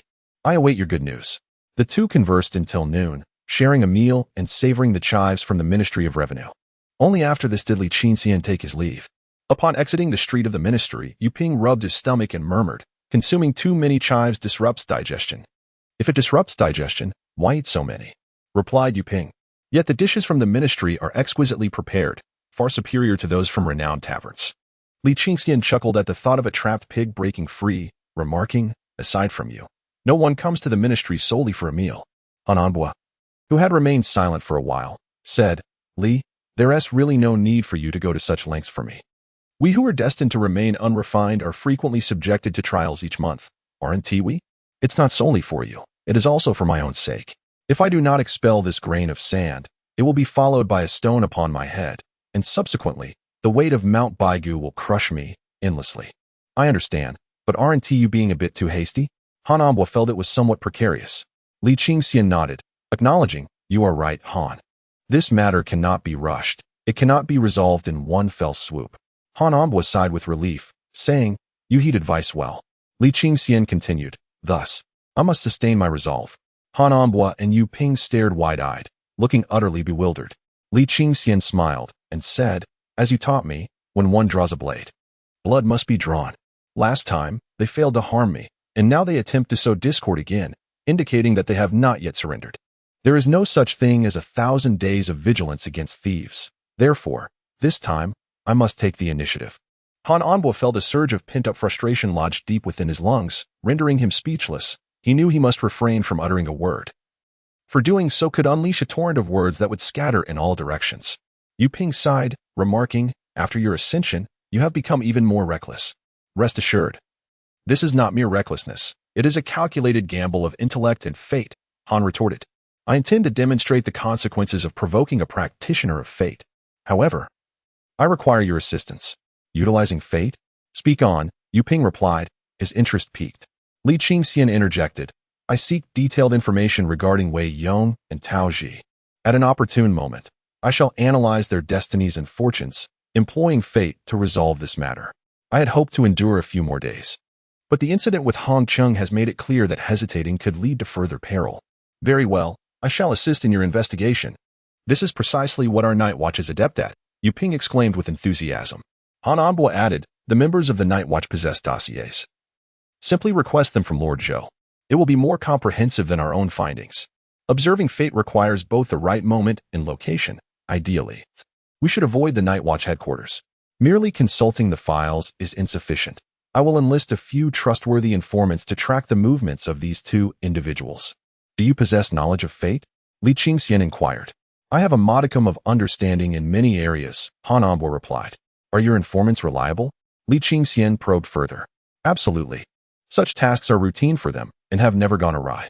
At worst, I will assign them various tasks to obscure our true intentions, Han Ambo assured him. Agreed. I trust you, Brother Han. With determination, Li Qingxian made his way to Chunfeng residence, contemplating how best to resolve this predicament as he walked. Even the most formidable diviner requires assistance from trusted allies like Han and Yu. As for how to confront Wei Yong and Tao Ji, it is prudent to first examine their fates before making a decision. Upon entering Chunfeng residence, I found that Zhou Chunfeng was absent, so I perused a book on divination casually placed on the shelf. For reasons unknown, since my foray into the realm of divination, I have developed a newfound patience for reading such texts. After immersing myself for a full quarter of an hour, I felt my mind grow weary, prompting me to set the book aside in search of a novel. After a prolonged period of reading, I heard footsteps approaching from outside, followed by Shou Chuanfen's slightly husky voice, laced with the soft cadence of Jiang An. Did you send Hongqing into the divine prison? I turned to face Zhou Chunfeng, who was indeed an exquisite figure, tall and graceful, radiating beauty under the afternoon sun. Uncle Zhou. He was the one who violated the taboo of the Ministry of Revenue and was apprehended by Luo Jing. What does that have to do with me? Zhou Chunfeng shook his head, saying, Are you still going to claim you are a sunshine boy? Uncle Zhou, you noticed that too? I truly am, I replied. Zhou Chunfeng glanced at the novel before me, then moved to sit in a carved Wangwali chair at the table. If Wei Yong can remain composed, he will say nothing today. If he cannot hold his temper, he will certainly come to seek retribution, Zhou Chunfeng remarked. Oh, I responded, maintaining my calm demeanor. I would prefer he comes immediately. If he does not, it will become rather troublesome. Plotting mischief? I mused to myself, acknowledging our mutual sentiments.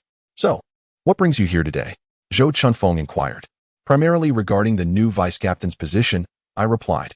It should still be Han Ambo, Zhou Chunfeng asserted.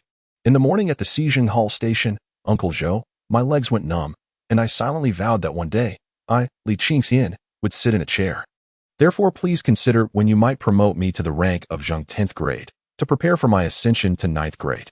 Li Qingxian wore a broad smile. Zhou Chunfeng, both amused and exasperated, replied, You expect me to clean up your mess and promote you as well? These are two separate matters. Now, let me get to the crux of the matter. Please procure a copy of the Thunder Law Manual for me. I have observed that when Sister Yofei strikes, it is with the might of thunder and lightning, a truly awe-inspiring sight. Li Qingxian stated, Do you think the Thunder Law is merely that simple? Well, if you possess the divine Xiale seed, your mastery of the Thunder Law will indeed progress rapidly. Are you not aspiring to be a Fate Master?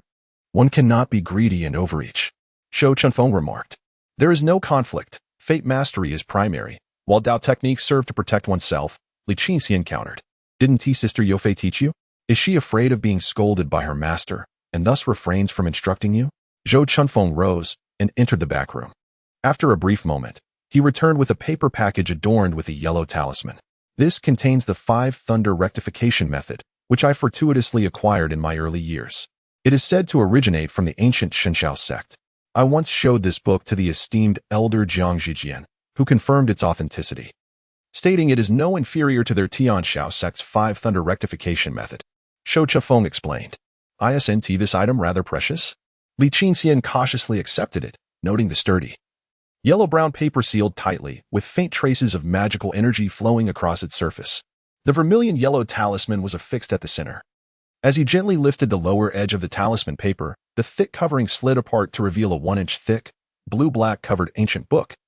Inscribed with the 6 prominent characters, Collection of the 5 Thunder Rectification Method. Li Qingxian abruptly lifted his gaze towards Zhou Chunfeng, who was bent over sipping tea. Even as a novice cultivator, Li Qingxian understood the immense value of concentrated cultivation texts, a mere 30 to 50,000. A major sect would undoubtedly be willing to pay such a sum. With great caution, he opened the book and began to read the preface, growing increasingly astonished. Each annotator of this tome was renowned in the cultivation realm. Wang Dujiang of the Xinjiao lineage, the eminent founding minister Su Ziping, Li Xiaowei, the founding master of the 5 Thunder sect, and the esteemed Zhang Yunyan, among others. Uncle Zhou, from which grand sect did you procure this treasure? Li Qingxian inquired. I stumbled upon it in the Night Watch's storeroom, initially without a cover, mistaken for an ordinary ancient text. Upon observing the profound calligraphy, I realized it was extraordinary. And thus, to prevent this gem from gathering dust, I retrieved it, added a cover, and inscribed the title myself. Do you not recognize my handwriting on the cover? Shou Chunfeng replied. Understood.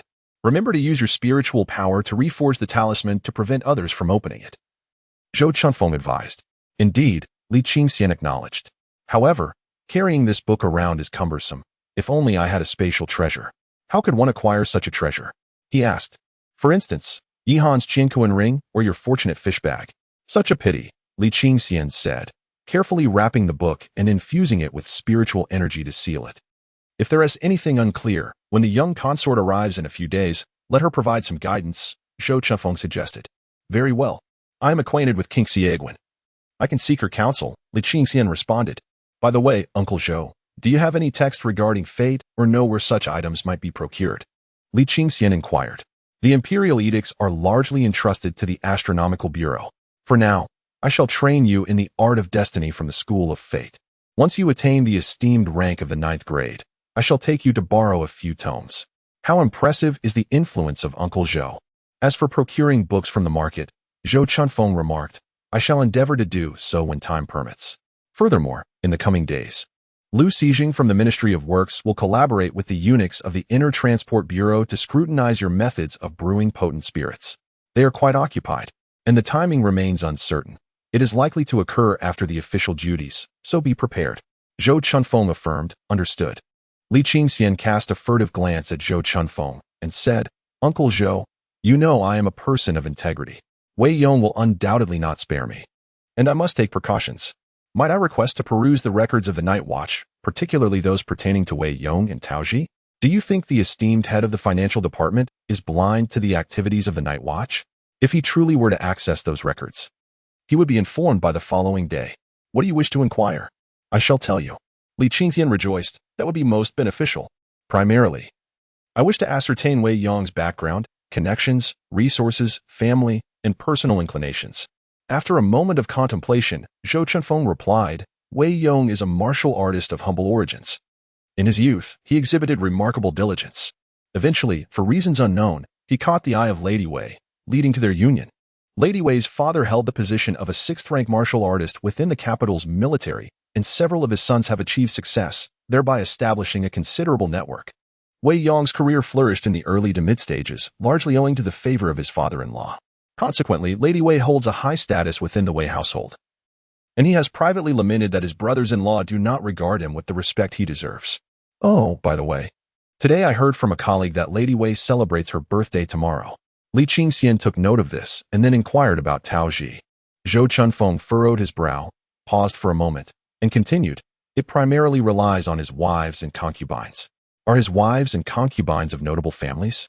Li Qingxian asked.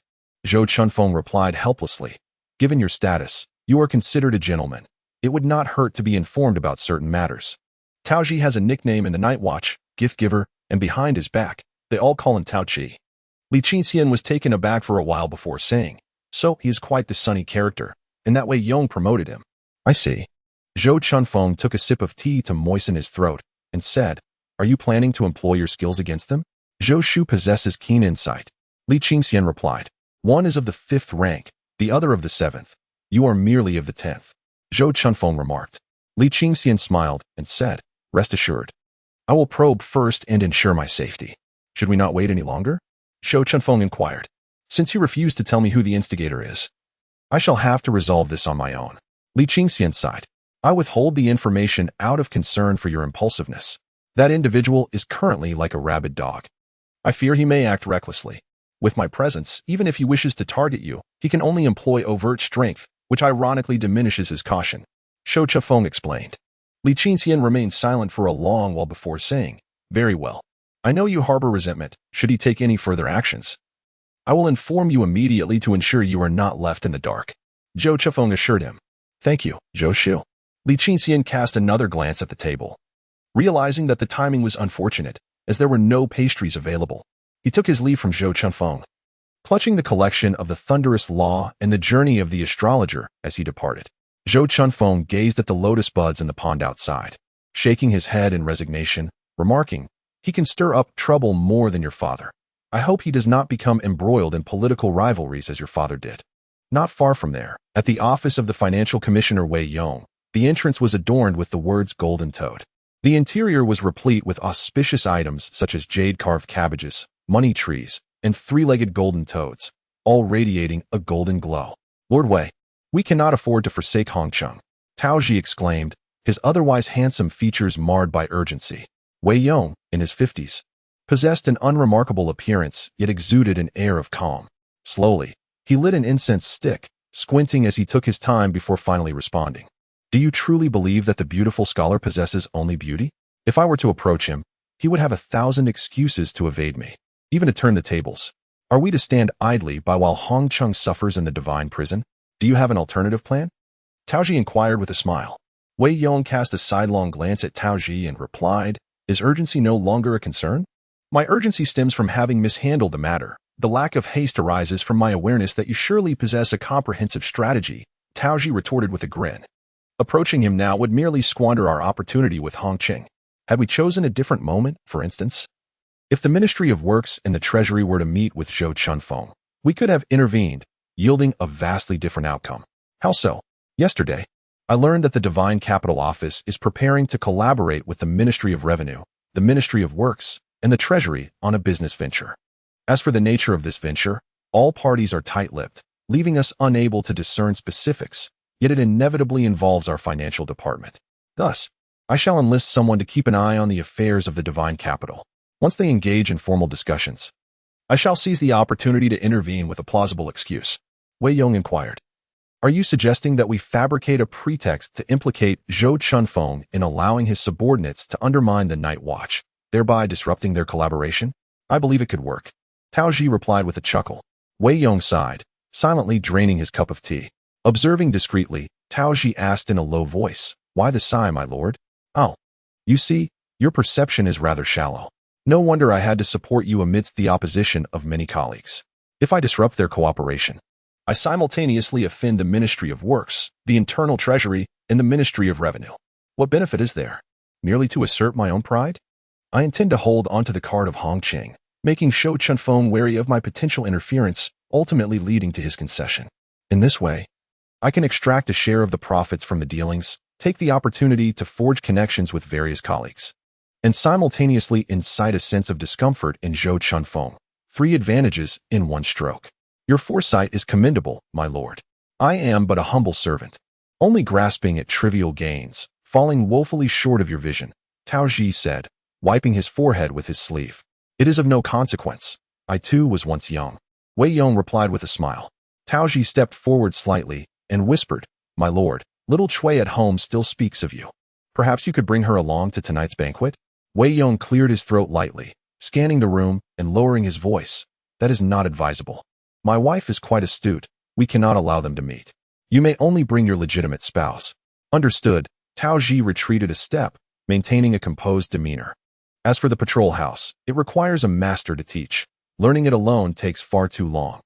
Li Qingxian contemplated this while closing the 5 Thunder corrective practices and opening the chronicles of the astrologer, realizing that an entire hour had passed.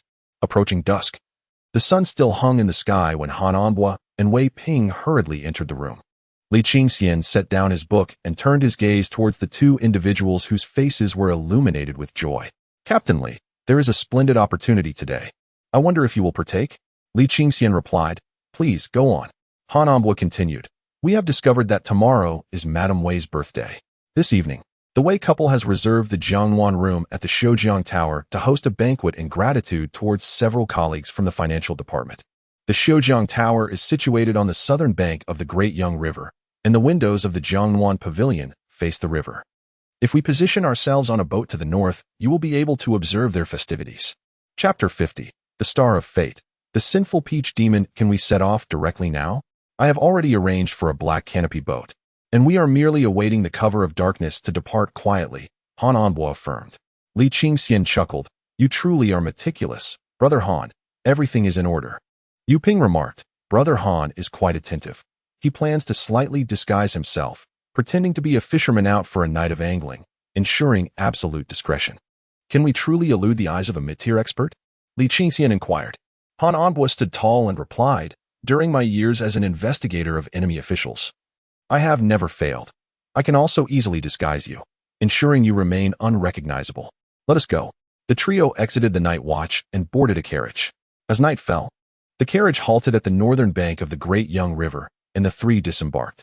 Clad in ordinary blue coarse cloth garments, Li Qingxian bore a few freckles on his nose, his thick brows and dark skin rendering him somewhat simple in appearance.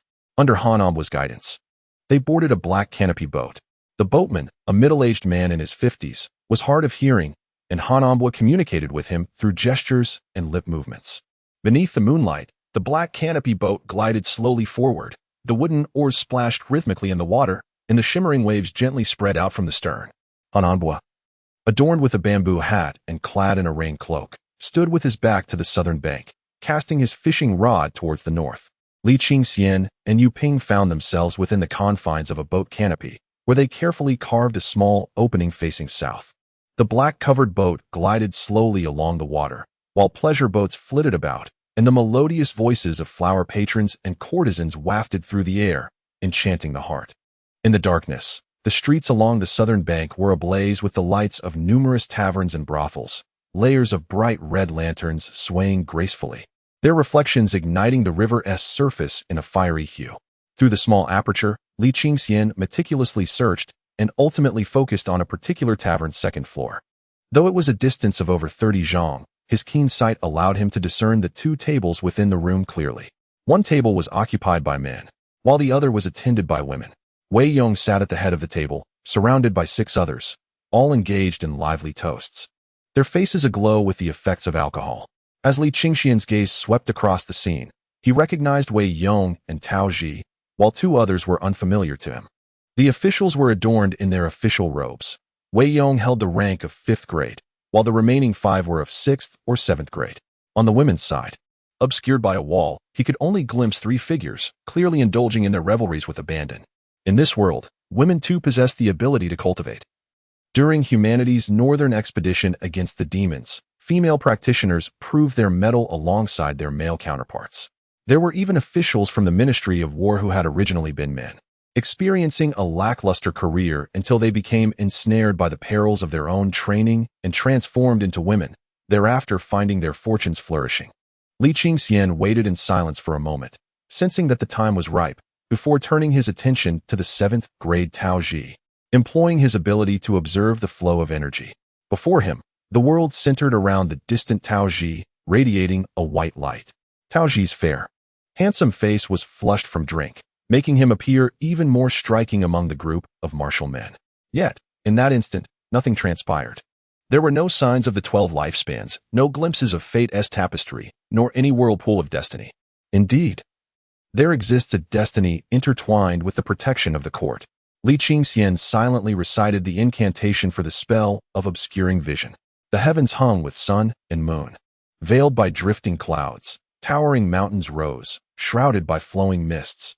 The sea embraced the great leviathans, hiding their glimmer beneath the waves. Within the spirit platform, the power of the thunder dragon fire seal surged, flowing into his eyes, transforming into a faint mist that flickered and vanished. Li Qingxian invoked the divine eye to perceive the dragon, yet there was no longer the celestial phenomenon of the coiling dragon in the sky. Above Tao Ji's head, an official seal materialized, square and resolute. It bore the mark of the 12 lifespans and 4 auspicious signs of the eminent official. This individual was undoubtedly basking in the glory of success. The seal was notably elevated, representing the advancement in the 3 symbols of entering wealth, indicating that this person had recently been promoted to the chief accountant of the household department, his fortune in alignment with his position. Though the dragon gazed upon the currents of fate, it still could not discern the shadows of destiny. Li Qingxian silently chanted the art of observing fate. As the technique reached completion, he suddenly beheld, hovering above the thunder dragon fire seal, a pair of golden dragon eyes. The power of the seal penetrated through these golden orbs, entering the realm of destiny. A cool breath emanated from within, settling into his eyes. Li Qingxian inhaled deeply, casting his gaze towards the official seal, which revealed a swirling blue vortex. In the blink of an eye, Li Qingxian found himself in a flat courtyard. the dragon entered the realm of destiny. The courtyard and the clouds of fate were devoid of substance, with a stone house standing tall within. Li Qingxian contemplated the stone structure, reflecting. The fate book states that the destiny is predetermined. Once a person is born into a certain fate, it remains unchanged. Unlike the fateful stars divided into heavenly and earthly mandates, it seems that this individual's origins are not significantly different from Yuping's. Li Qingxian stepped towards the stone door, which remained immovable. Tao Ji, being of the 7th rank, held a position far superior to his own. Even with the vision of the dragon, he could only reach this point. If it were merely of the 9th rank, and the Life Palace was not particularly formidable, I would undoubtedly be able to penetrate directly into the Life Palace. Li Qingxian had long anticipated this outcome, manipulating the Life Palace.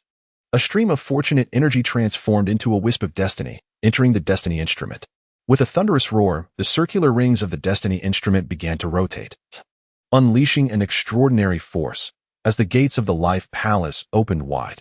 Peering inside, Li Qingxian observed that Tao Ji, having surpassed 30 years, possessed 3 distinct life realms: the minor life realm, the green life realm, and the central life realm, each with its own celestial bodies suspended above them.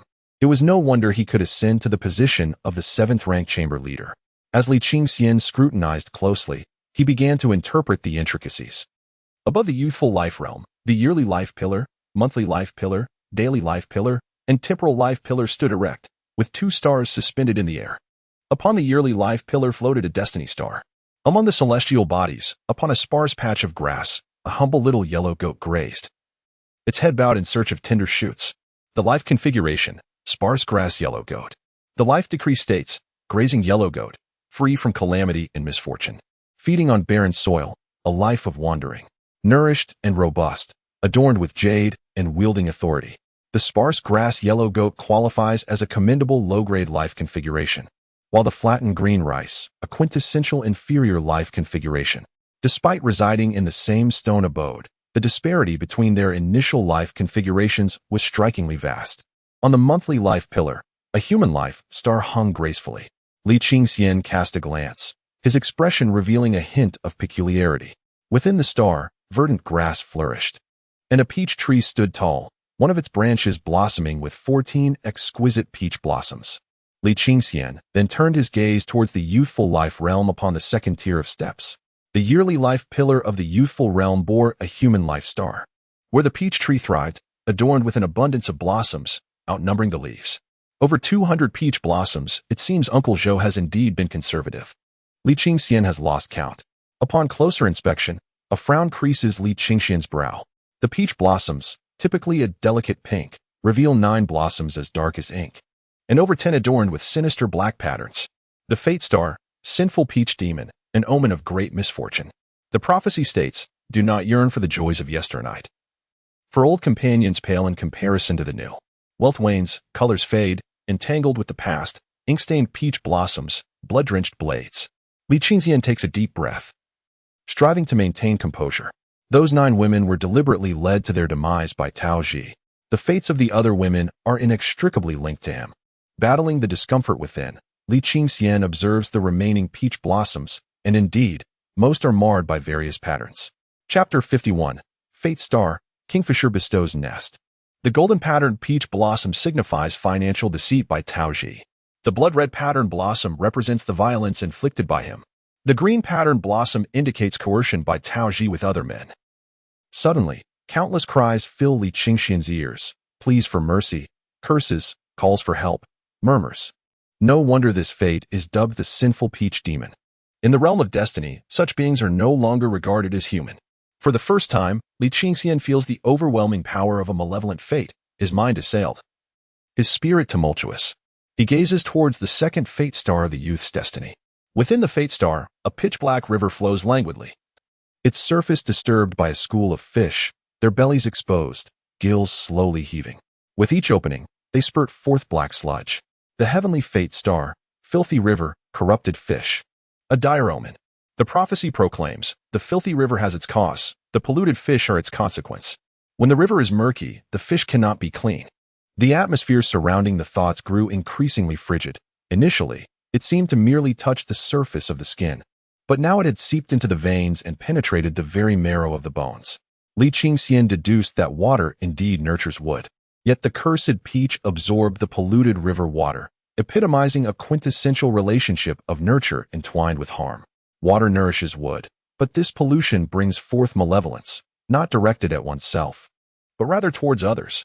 No, it is a birthright entwined with sin, a fate of great malevolence. Fortunately, his youthful destiny harbored but 2 celestial bodies. Had there been 4 such stars, it would undoubtedly culminate in a dire fate, coalescing ominous forces. Li Qingxian recalled the chronicles of the Fate Masters he had previously perused, wherein some fate practitioners exhibited eccentric temperaments and capricious emotions. Upon witnessing their peculiarities, one might either deem them pretentious or excessively theatrical. However, having personally experienced the infiltration of malevolent thoughts, he finally grasped the idiosyncrasies of those enigmatic Fate Masters. Taking a deep breath to suppress the discomfort within, he turned his gaze towards the middle-aged destiny. Among the celestial stars on the lunar pillar, a lush green tree thrived, its canopy abundant and its branches laden with nests. The ordinary nests, crafted from dead twigs and assorted debris, were here uniquely composed of verdant grass, green leaves, and leafy vegetables, numbering over 30 at a cursory glance. A vibrant green bird perched atop the tree, chirping joyfully, exuding an air of pride. The star of destiny, the emerald bird, bestows nests. As the saying goes, what is not meant to be cannot be forced, yet what is destined shall be given. While others may mock him for his moss-covered turtle, he merely chuckles at their inability to comprehend its essence. Among the 30 nests, 6 fledglings opened their tender yellow beaks, tilting their heads and chirping, eagerly awaiting nourishment. These fledglings, adorned with green feathers, bore a striking contrast to the adult emerald bird perched above. These are his 6 children, or rather, to be precise, none of them are his offspring. Truly, it is as expected of Tao Qi. Li Qingxian felt his worldview shaken to its core. A sinful peach cannot bear fruit in a polluted river. Being born with sin ultimately leads to self-destruction, thus severing one's lineage. Wait. His fortune is that of a temporary official gaining wealth, transforming green into fortune. This is indeed the brilliance of a master in the bureaucratic realm. Li Qingxian swiftly cast another glance at the Fate Palace before withdrawing. Yu Ping, seeing Li Qingxian move away from the small opening, anxiously inquired, "Is there a result?" Li Qingxian replied, "Let us discuss it later. I need some time to process this." "Oh," Yu Ping said. Disappointment etched on his face as he placed a small dried fish into his mouth, chewing slowly. Li Qingxian closed his eyes, preparing to employ his divination technique. As soon as he shut his eyes, a myriad of dark peach blossoms unfolded before him, amidst which appeared the faces of women, weeping and pleading for rescue. Initially, I feared that provoking Tao Ji would result in a backlash from the fate and the imperial fortunes. But perhaps the fundamental law of good and evil will be rewarded could assist in my resolution. The layout of Tao Ji's fate emerged in Li Qingxian's mind, and utilizing his magical energy for divination, he discerned the intricate relationships within Tao Ji's fate. He even foretold that should matters continue to unfold unchecked, a second star of fate would inevitably arise in his middle age, heralding calamity. Li Qingxian leaned closer to the small opening, gazing at Tao Ji while employing his aura observation technique. The fate was clear, and the fortunes visible. This time, 2 images of destiny materialized above Tao Ji's head. One night, within Tao Ji's home, he leaned against the window crack, witnessing the flickering candlelight within, casting shadows that suggested 2 individuals engaged in sparring. The scent of sweat wafting through the air. Among them the man was none other than Wei Yong, the chief of the finance department. Once again, under the cover of night, within a residence far more opulent than that of Tao Ji. The red drapery concealed him as he engaged in a heartfelt conversation with a middle-aged noblewoman. Their dialogue ebbed and flowed, accompanied by the melodious notes of the flute and the shell. One spoke of the past, while the other envisioned the future. Li Qingxian paused to observe the flow of fate and energy, noting that his magical power was dwindling. He then closed his eyes, mentally reciting the essence of the divine celestial canon. Within his spiritual realm, the thunder dragon fire seal exhaled white lightning and crimson flames, transmuting into magical energy, which soon replenished at an astonishing rate. Such restoration was indeed manifold. The thunder dragon fire seal surely held profound knowledge, warranting further exploration in due time. At that moment, Han Anbo lifted the curtain of the boat's entrance and whispered, "I saw Yi Han board a pleasure boat." "Indeed?" Li Qingxian replied, casting a glance at Han Anbo, who had not previously mentioned his concerns regarding Yi Han. Han Anbo continued in hushed tones. I suspected Yihan had ulterior motives in approaching you, yet lacked the evidence to caution you. After your illness, Yihan remained indifferent, which only deepened my suspicions. Recently, whispers have circulated within the court that Yihan is collaborating with Lord Zhou, masquerading as a disciple of the Tao, coinciding precisely with the days of your absence. Hence, I surmise there must have been some occurrence between you. Li Qingxian remained silent, pondering the implications. Han Anbo pressed on. I observed that Yihan's demeanor has altered. He has grown a full inch in height compared to a few days prior, suggesting he has attained a new level in martial arts. Li Qingxian reflected on the privileged fate of such an individual and instructed, make a note of that pleasure boat. Once we disembark, seek someone to investigate further and ascertain how Yihan achieved his new standing. With thoughts of Yihan swirling in his mind, Li Qingxian turned his gaze towards the small aperture, activating the dragon spirit eye to employ his divination technique, directing his attention to the next individual. The Night Watch Treasurer Wei Yong, a dignitary of the 5th rank, shone brightly, yet nothing was visible. Li Qingxian had long been prepared. The difference between the 5th rank and the 10th was a staggering 11 levels. Harnessing the powers of seeing the dragon and observing fate, Li Qingxian previously penetrated Tao Zhi's fate mansion, albeit without perceiving the destiny configuration. Now, he found himself unable to even enter the small courtyard of the fate mansion. Only 8 luck fish remained. After a moment of contemplation, Li Qingxian consumed 1 luck fish amidst the thunderous sounds of the destiny instrument, entering a blue vortex. A 2-story, red-painted wooden building stood majestically in the courtyard, with lanterns hanging high, exuding an extraordinary grandeur. Approaching the entrance, Li Qingxian discovered the door firmly shut. Indeed, he reflected, consuming a 2nd luck fish, in the destiny instrument world once more. The doors of the fate mansion swung open. Wei Yong, in the prime of life and yet to reach 70, occupied a 3-tiered fate territory. 3 fate stars floated above the lower fate territory. Within the year pillar's destiny star, clear waters flowed abundantly, with lush aquatic plants. A robust blue carp swayed its tail as it glided through the water, feasting upon the greenery. The destiny star, fish swimming in water, auspicious.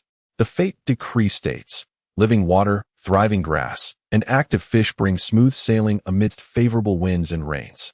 In the month pillar's destiny star, a gentle breeze blew from east to west, sending white dandelion seeds swirling through the air. The destiny star, the eastern wind brings good fortune. The fate decree states, the eastern wind brings encounters, the western wind extinguishes lights. Above the heavenly pillar, a human fate star hovered. The human fate star, encountering bait with a glib tongue, auspicious. The fate decree states, with a smooth tongue, one may enjoy modest wealth. To see but not partake indicates far-reaching ambitions. Li Qingxian pondered deeply. Born as a fish in water, blessed by the youthful eastern wind, with wood and water harmonizing, he was destined to encounter a benefactor. With the guidance of a noble figure, one forms a life star, akin to a fish bait that glides without being hooked. A small greed, unhurried, serves as an auspicious beginning in life. Alas, he ultimately fell just short. Had he advanced a step further, the life star would have transformed into encountering bait, yet remaining unfed, exhibiting greater resolve, and perhaps he would have accumulated a 4th life star in his youth, with 4 stars converging. Aspiring towards the 3rd rank, Li Qingxian gazed upon Wei Yong's youthful destiny.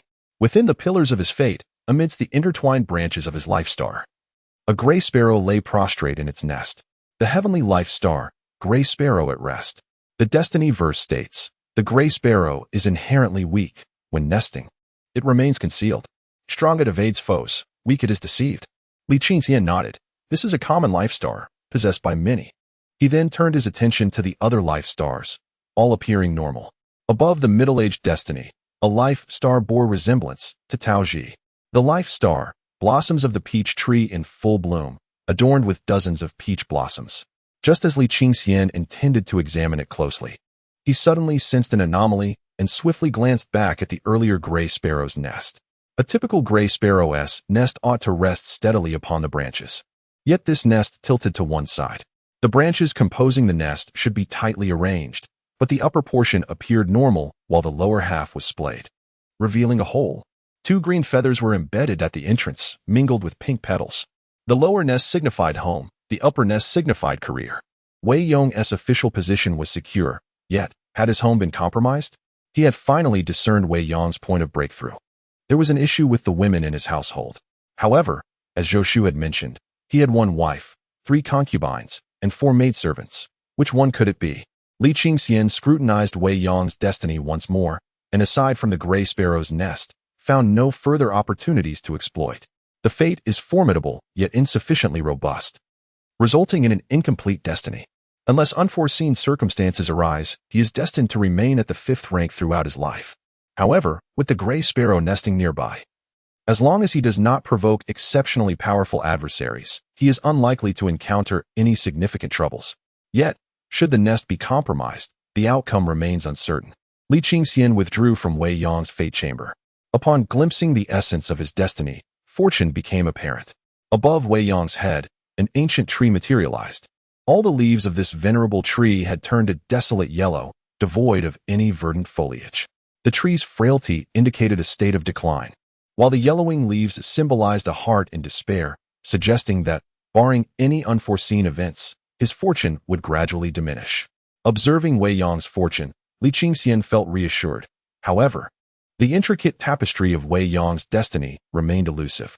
The disparity in their ranks was considerable, and given that his own fate was stronger, discerning the intricacies of Wei Yong's destiny would likely require the sacrifice of several threads of fortune. Patience was prudent, as further expenditure was unwarranted. Li Qingxian ceased his contemplation of fate and sat upon the vessel, engaging in thoughtful reflection. Confronting Tao Ji would be straightforward. Utilizing his cursed peach demon fate, he could methodically deduce the identities of the victimized women and gather incriminating evidence. The challenge lay in the duration of this endeavor, as his role as a night watchman would likely allow him to sense impending danger. Dealing with Wei Yong posed a greater challenge. This individual harbored a gray sparrow's nest, a fate that could lead to oversight of his true nature, or worse, distract him entirely from Wei Yong's existence. This was the most formidable aspect of the gray sparrow's presence. After much deliberation, Li Qingxian resolved to first target Tao Ji. A familiar visage appeared beside Wei Yong, reminiscent of a woman from the past. The middle-aged noblewoman, with a visage as radiant as a silver plate and a face resembling a peach blossom, donned a magnificent crimson attire, her head adorned with swaying jeweled hairpins.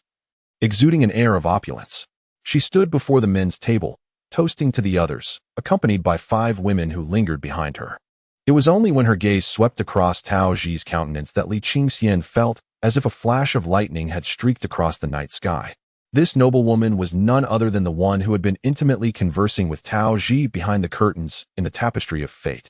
Observing her attire and demeanor, it was evident that, despite not wearing the ceremonial garb, she was the foremost among all women, undoubtedly the legitimate wife of Wei Yong.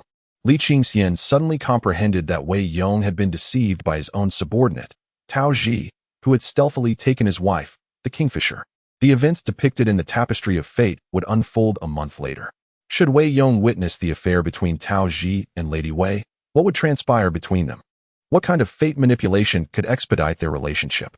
Li Qingxian pondered repeatedly. Those truly potent fate manipulations could be executed with ease, yet being merely a 9th-grade practitioner, he feared that reckless use would drain his life essence. Wait, there exists a method of fate manipulation that could be employed at this very moment, the death-summoning technique. Li Qingxian whispered, "Yu Ping, inform Brother Han to adjust the position. I wish to view the ladies' table from the side." Shortly thereafter, the black canopy boat glided slowly towards the western side. Li Qingxian peered through the opening, the men's table gradually obscured by the window, while the visibility of the ladies' table increased. Upon spotting Lady Wei, Li Qingxian raised his voice, declaring, "We've arrived." The boat halted, and Li Qingxian observed the aura of the dragon. A shimmering white light enveloped Lady Wei. What? Above her head, a tender green sprout, measuring about an inch in length, emerged. Among the 12 life stages, one of the 4 equilibria is nurturing. The 4 equilibria, decline, illness, gestation, and nurturing, are encapsulated in the aphorism. Nurturing is the tale of equilibrium and also the beginning of auspiciousness. Wei Yong and Lady Wei are of similar age. One is steadily weakening while the other appears to be on the verge of fortune, which seems somewhat incongruous. The essence of nurturing, colloquially speaking, embodies the notion of aging gracefully, akin to the vibrant hues of a sunset. Li Qingxian discovered, to his astonishment, that he could not discern the fate of Lady Wei. This was perplexing. Lady Wei, lacking a noble rank, did not seem to possess a particularly strong destiny, yet her fate remained elusive to him. Ah, he realized, she is a noblewoman. Her rank aligns with Wei Yong, both holding the 5th grade, devoid of official duties yet receiving equal stipends. Enjoying high status and the protection of the court. After some contemplation, Li Qingxian expended another fortune fish to further observe her fate. His consciousness delved into Lady Wei's life domain, which, like Wei Yong's, stood as a magnificent 2-story wooden structure. Approaching the entrance, the door swung open. Li Qingxian gazed inside. Within the realm of youth, only a singular celestial star hung suspended, an emblem of destiny, with fish swimming in the water, indicating a promising future, much like Wei Yong's. In the realm of young adulthood, there too floated but a solitary fate star. This star bore a straight apricot tree, its branches meticulously arranged, with a singular blossom at the forefront, significantly larger than the ordinary apricot flower, measuring a palm's breadth. The fate star, a solitary blooming apricot. As the adage states, small flowers signify concubines, large flowers denote wives, and a singular large bloom heralds a prosperous woman. In Chapter 53, Red Apricot, Li Qingxian turned his gaze towards Lady Wei's middle-aged life domain. This domain too contained but one fate star, the human life star. Within the star stood a 2-story courtyard, where an apricot tree grew against the wall. This tree bore a profusion of green fruits, heavily drooping, yet only 2 apricots had ripened to a vibrant red. 2 red apricots, one nestled within the wall, the other beyond it. Fate, the apricot, transcends the wall. Li Qingxian scrutinized once more, withdrawing from the realm of destiny, and gazed into the ethereal. Above Madame Wei's head, 7 images of fortune materialized. In the depths of night, Madame Wei, having surpassed the age of 30, sat expressionless beneath the flickering candlelight, tears cascading down her visage, dissolving the powder upon her face into trails of anguish. At the break of dawn, devoid of makeup and with a pallid complexion, Madame Wei pointed an accusing finger at Wei Yong, whose face was marred by the imprints of inebriation. She unleashed a torrent of invective, only to be met with a stinging slap and a harsh kick from Wei Yong, who then turned away. With disheveled hair, Madame Wei sat upon the ground as the candle extinguished, moonlight illuminating her swollen face, casting an eerie chill, her gaze vacant. In the evening, within the rear garden by the well, Madame Wei coldly regarded the plump maidservant, seemingly impervious to the maid's desperate pleas. With a mere flick of her wrist, a burly servant propelled the young girl into the depths of the well. A splash echoed through the air. In the afternoon, within the confines of her chamber, Madame Wei, her face flushed from the thick application of powder, directed her gaze towards a bashful young servant. The bed curtains drawn, the wind rustled through the room. As dusk fell, a minor official, hands cradling a wooden box, presented it to Madame Wei. Upon opening it, she beheld a golden phoenix hairpin, radiating brilliance. And a satisfied smile graced her lips as she nodded in approval. In the dead of night, Madame Wei and Tao Ji embraced, engaged in fervent discourse. Outside, Wei Yong clenched his fists tightly. The 7th image bore resemblance to that which hovered above Wei Yong, yet it did not signify a single day. Li Qingxian ceased his observations of fate and fortune. Within the tavern, 6 families reveled in harmonious camaraderie. Li Qingxian found no desire to continue his watch. Pondering how many melodies could intertwine from these 6 families and their 12 members, resonating through the night with laughter and song. Yu Ping, sensing Li Qingxian's discontent, refrained from inquiry, quietly consuming dried fish. After a considerable time, a message was handed to Li Qingxian. He shook his head and said, "Brother Han, let's dock." The black-sailed boat approached the shore, and Han Envoy instructed someone to investigate Yi Han, before the 3 of them boarded the carriage under the cover of night. "What is the situation?" Han Envoy inquired with keen interest. "It's quite complicated. I need to ponder it thoroughly," Li Qingxian replied. Han Envoy, seemingly indifferent, remarked, "I once followed a practitioner of fate, and during our conversations, they never shied away from sharing insights into the intricacies of destiny. The most frequently discussed topic was the overwhelming complexity of fate. One thread pulled could set the entire tapestry in motion, an equilibrium that is hard to maintain." "How did they resolve it?" Li Qingxian asked. "They couldn't," Han Envoy replied. "They stated that once fate is sown, its consequences must unfold. The only recourse available to them was to either mitigate or amplify those outcomes. Only a rare few, through unimaginable effort, can alter their fate's origins. Some practitioners believe that it is more challenging to change another's fate than to change one's own. Li Qingxian nodded in understanding, choosing not to comment further. That night, Li Qingxian experienced restless sleep. Upon awakening, he found the day had fully dawned. Dazed, he sat up, realizing that Zheng Hui was absent and no one called him to rise. Would this responsibility now fall upon him? If he struggled to awaken, how could he rouse others? Shortly thereafter, Han Ambua and Yu Ping entered, with Han Ambua carrying a bowl of porridge, while Yu Ping brought cornmeal cakes and pickles. Awake at last. Let's eat, Han Ambua cheerfully said. Thank you, Li Qingxian replied as he rose. We're all brothers here. No need for thanks, Han Ambua chuckled. Indeed, no need for gratitude. Just remember to bring some snacks occasionally, Yu Ping added earnestly. Li Qingxian, feeling indifferent toward Yu Ping, continued to eat his breakfast, taking a few bites before putting it down. When shall we take action? Han Ambua inquired. Li Qingxian remained silent, pondering that he had forgotten the previous day and resolved to carefully examine Han's fate when he had the time. Yu Ping, could you assist me in procuring a few items? Han Ge, you shall undertake a more significant task. Certainly. Han Ambua's eyes brightened as he rose and approached. Yu Ping followed curiously. While inscribing characters akin to a dog's crawl, Li Qingxian stated, 2 large bowls of sheep's blood, 6 large sheets of talisman paper, 2 tails of vermilion, 3 feet of blue cloth, 2 new wolf hairbrushes, and a small amount of plant ash. Upon completing the list, he handed the paper to Yu Ping, whose brow furrowed in concentration as he carefully deciphered the text. Li Qingxian continued, Han Ge, there are a few additional items I estimate you can procure. What are they? Madame Wei's hair, the soil from Taoji's shoe sole, over 100 dead ants, and soil from beneath a white horse's hoof, preferably one that has been ridden by either of the two. Li Qingxian fixed his gaze upon Han Ambua's eyes. Yu Ping appeared intrigued, while Han Ambua maintained a calm demeanor. After a moment of contemplation, Han Ambua replied, the soil from beneath the hoof and the ants are manageable. For the soil from the shoe sole, we can dirty Taoji's shoe, and he will inevitably have it cleaned, allowing us to collect the soil. As for Madame Wei's hair, it was initially challenging, but since today is her birthday, she will likely go out to shop. I have had people tailing her since yesterday, and we can snatch a strand of hair in a crowded place. Very well, I shall entrust this task to you, Li Qingxian said. Yu Ping, smiling, asked, captainly, what kind of fate technique do you intend to employ? I have never witnessed a true fate technique. Li Qingxian pondered for a moment. The art of fate was not a secret, and he would require the assistance of these 2 individuals in the future. Thus, he spoke, the art of, the most fundamental form of.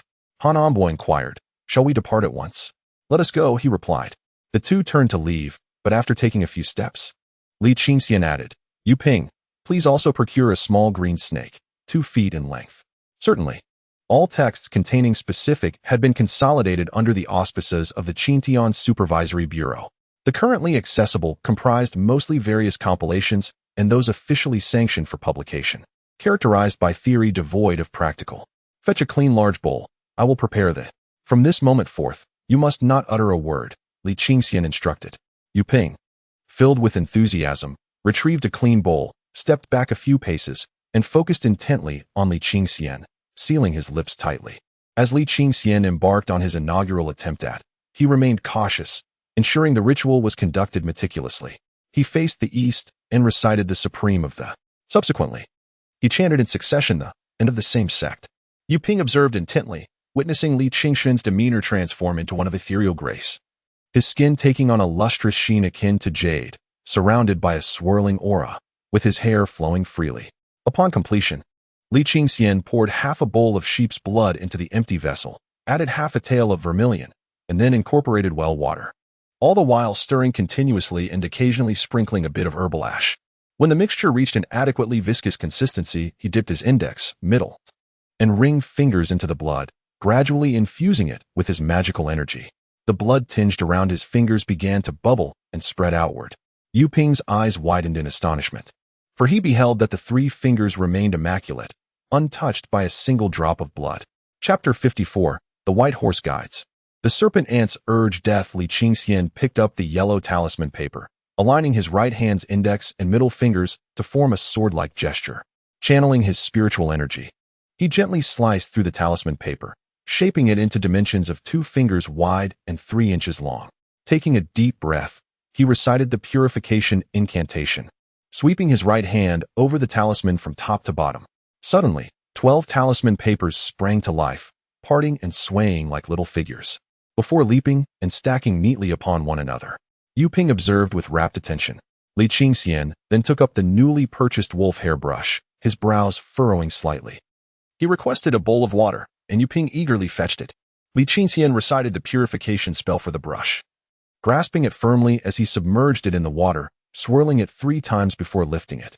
The brush emerged, completely dry, transforming the once pristine bowl of water into a murky black, akin to ink. Yu Ping's eyes widened in astonishment, contemplating the poor quality of his own handwriting. Li Qingxian shook his head and infused the brush with spiritual energy while chanting the brush invocation. O brush scholar, O ink gentleman, O paper graduate, O inkstone forest sage. With talismans crafted from the cosmos, ink transformed into clouds and rain, the scholar wields his brush, bringing forth the essence of life. With a determined gesture, he pointed his fingers toward the brush, silently invoking the awakening spell.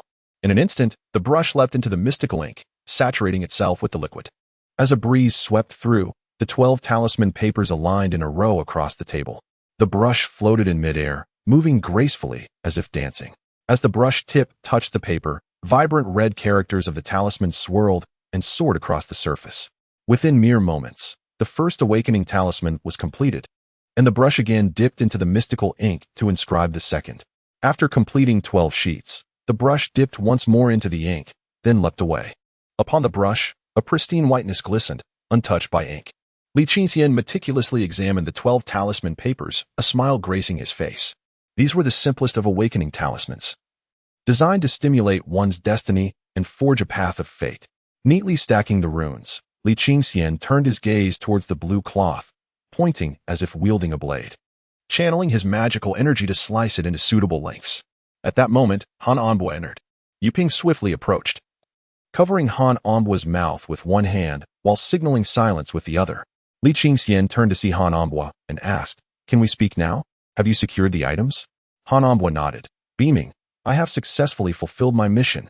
He then produced 4 fabric pouches of varying colors, presenting them while providing details. Li Qingxian opened them, placing the soil from beneath the white horse's hoof and the ant's side, then extended his fingers to touch his hair and the mud from his shoe, using his magic to sense the resonance of their destinies, confirming their alignment. "Excellent," Li Qingxian praised. "Can I speak now?" Yu Ping, nearly bursting with anticipation, inquired eagerly. "It's all set." Li Qingxian took a seat, restoring his magical energy. Yu Ping excitedly grasped Han Anbo's shoulders, exclaiming, "Guess what I just witnessed? Not the usual tricks of the trade, nor the thunder and lightning, but genuine destiny magic." It was extraordinary. Just a mere gesture from Li Qingxian, and the brush began to inscribe characters and symbols on its own, 100 times more exquisite than his own handwriting. Han Anbo shook his head, responding, "If only you had been born a few years earlier, during the Tian Kong era. With a stroke of luck, you might have witnessed it." However, following the turmoil in Qi, the practitioners of destiny magic have largely vanished, becoming increasingly rare. Regardless, Yu Ping remained undeterred, brimming with enthusiasm. Li Qingxian approached the table once more, unfurling a blue cloth. He gathered the strands of Lady Wei's hair into a compact bundle at one end, while at the other, he formed a clump of soil from Tao Ji's shoe sole. Next, he pinched some horse hoof soil, infusing it with his magical essence, and sprinkled it between the hair and the soil from the shoe. The horse hoof soil aligned precisely in a line, connecting the hair to the shoe sole. Li Qingxian then picked up a dead ant and casually scattered it, each ant landing perfectly on the horse hoof soil, arranged in 2 neat rows. With his right hand, he grasped the spirit-activating talisman and softly intoned the incantation of life and death. Life and death are dictated by fate. Prosperity and decline are governed by fortune. All lives spring from the Tao, and myriad fortunes begin with humanity. The Tao gives birth to transformation. After reciting half of the incantation, Li Qingxian flicked his wrist, igniting the spirit-activating talisman, and the ashes fell onto the blue cloth. The cloth shimmered, and all the deceased ants suddenly stood upright, each gripping a grain of horse hoof soil with their mandibles, one row advancing towards the hair, the other towards the shoe sole. This cycle continued. Before long, Lady Wei's hair and Tao Ji's shoe sole soil emitted a faint glow. Li Qingxian persisted in reciting the latter half of the incantation. As the spell culminated, The blue cloth rolled itself up without the slightest breeze, forming a slender, circular strip. The movement of the cloth was subtly evident as the ants busily transported the soil. The circular strip began to roll, eventually coming to rest atop the talisman paper. The paper stood upright with a rustling sound, resembling a multitude of tiny figures that leapt onto the circular strip, binding it tightly. In the end, it transformed into a circular object, securely enveloped by the yellow talisman paper. Under Yu Ping's astonished gaze, Li Qingxian lifted the small green snake, bound with grass rope. Alive? Indeed. Yu Ping clenched his jaw tightly, responding in muffled agreement. Li Qingxian pondered for a moment and remarked, "While the principle of leaving a way out for others may not be an absolute law, it is a guideline many practitioners of fate adhere to. Thus, there is no need for a living serpent to invoke death." As he spoke, he flicked his right hand, channeling his mystical energy, and the serpent's head lay upon the table. The wound was pristine, without a drop of blood spilling forth. The severed head and writhing body convulsed violently for a brief moment before falling limp, motionless. Li Qingxian untied the straw rope, placing the serpent's body beside the runic circular strip, aligning them side by side. Life and death are dictated by fate, rise and fall. Wealth and poverty are dictated by fortune. Once more, Li Qingxian recited the incantation to summon death, directing his sword towards the runic strip. Suddenly, one side of the strip, which contained soil from the soles of shoes, jerked upwards as if animated. Yu Ping took a half-step back, his gaze fixed intently upon the object. Swiftly, at Li Qingxian's command, the runic strip indeed resembled a living serpent, burrowing into the wound of the azure serpent, eventually disappearing entirely within, causing the azure serpent to swell grotesquely, dark blood oozing beneath its skin. The azure serpent seemed to come alive, its tail curling and entering the gaping neck wound. Before the eyes of the three observers, the wound of the serpent's body healed, merging seamlessly with the tail, flesh and blood intertwining and conjoining. The two ends connected, forming a serpentine loop. The surface of the serpent's skin rippled as if massive ants were marching within its belly. An endless procession. The white horse led the way while the serpent ants hastened death's arrival. Yu Ping felt a shiver run through him, yet his face was alight with excitement. "It is complete," Li Qingxian declared. Yu Ping exclaimed, "It's become indistinguishable which end is the head and which is the tail, as if this serpent was born in such a manner."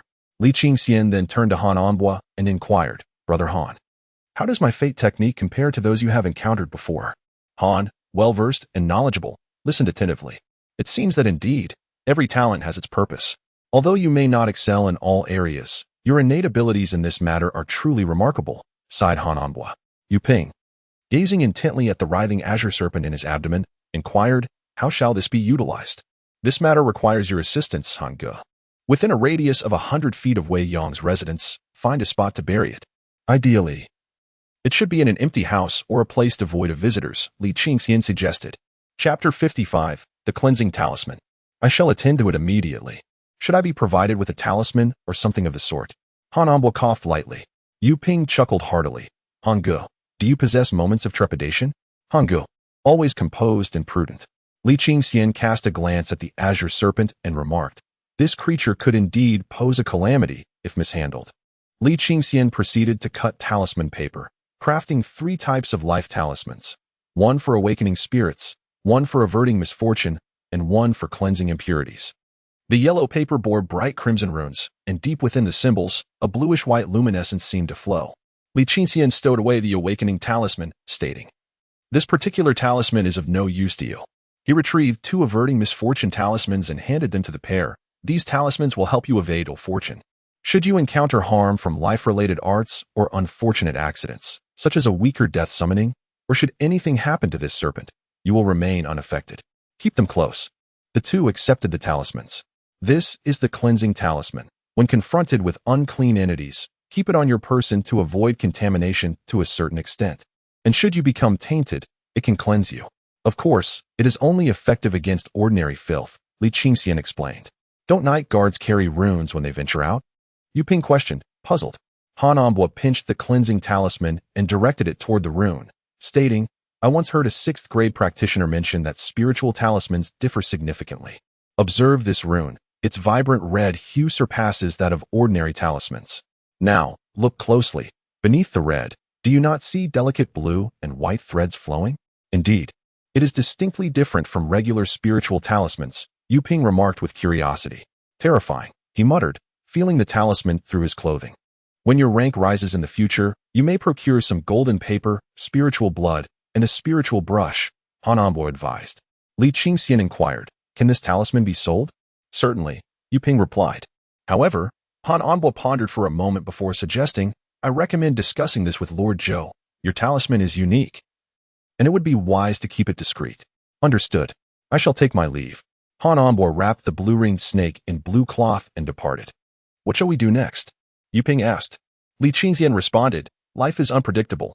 We must seek opportunities gradually. As we approach the end of our duties, Han, please take me to the path leading from the financial office. I wish to glimpse Tao Ji. Han Ambo, contemplative, remarked, the art of fate reveals, destiny shifts.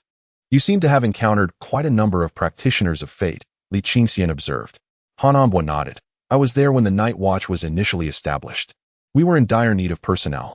I was rather astute and assisted many esteemed individuals. Regrettably, my innate talent was limited, preventing me from attaining a rank. Yu Ping lamented, what a pity, Han. Had you been able to achieve a rank, you would undoubtedly be a prominent figure within the night watch. Just as Li Qingxian was about to speak, he raised his hand, signaling to close his eyes and sit in meditation, focusing on the spiritual platform. In the unseen realm, a headless green serpent, undulating with life, slithered into a grand mansion, subsequently bursting into a myriad of smaller serpents that scattered into various corners, vanishing without a trace. The art of fate indeed holds its mysteries. Li Qingxian closed his eyes in contemplation. The first ring of this intricate design had already been set, and the subsequent second ring would entail ensnaring Wei Yong in an act of infidelity. However, the images of destiny revealed that Wei Yong would uncover the betrayal only 2 months hence, yet the outcome remained obscured. For an ordinary person faced with such a scenario, bloodshed would be inevitable, yet Wei Yong would prioritize his official standing before personal sentiments.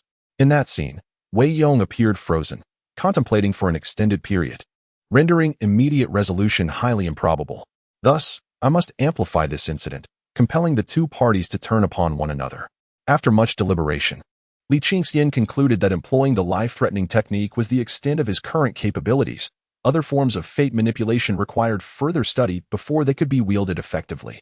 As the hour approached for the night watch to conclude, Han Ambo and Li Qingxian feigned business, making their way to an old warehouse outside the finance department.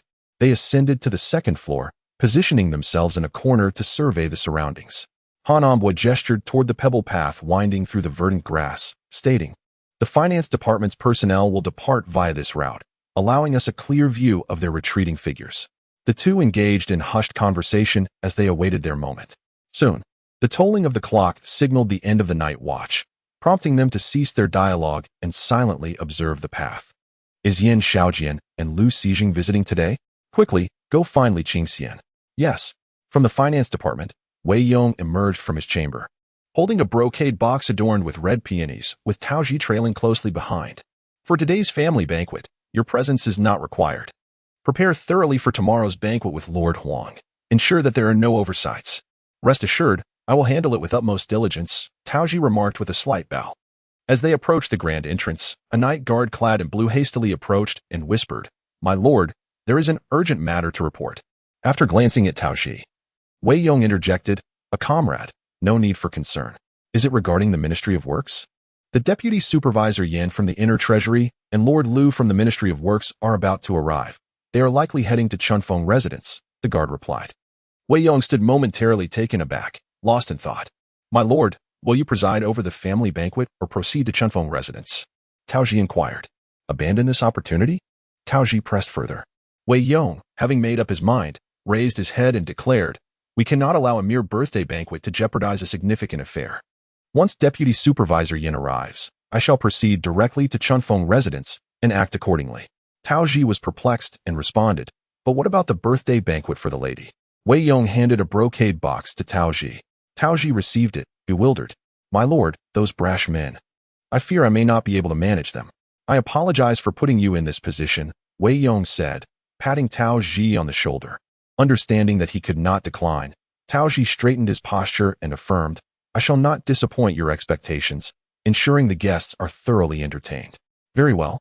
I trust you will succeed. If my wife becomes irate, endure it for the time being. Let her be, Wei Yong advised. Tao Ji nodded, filled with resignation. Go now. I will await further news, Wei Yong instructed.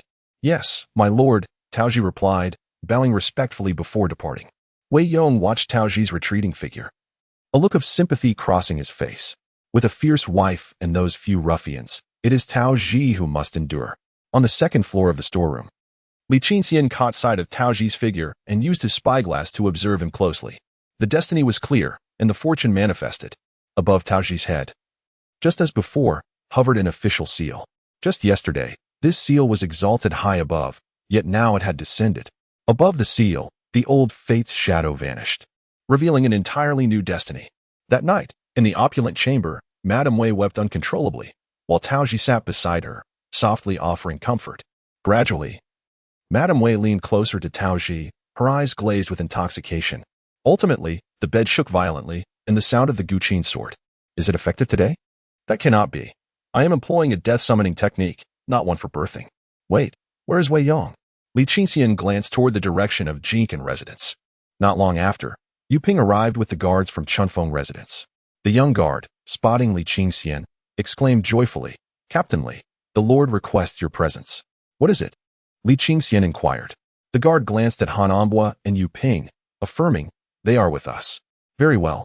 With a sense of regret, Li Qingxian made his way to Chunfeng residence. He did not see Yin Xiaojian or Lu Xijing. Rather, his old friend Luo Jing sat to one side, while Zhou Chefeng leisurely sipped tea behind the table. Bathed in the golden glow of the setting sun, Zhou Chefeng appeared to don a robe of soft golden velvet, exuding elegance. Luo Jing rose to explain, my master is occupied with matters today and has sent me to participate in this affair. Li Qingxian remarked, your minister likely holds little hope for this matter, does he? Luo Jing, resigned, remained silent. Did you borrow 500 taels of gold from Luo Jing? Zhou Chunfeng inquired.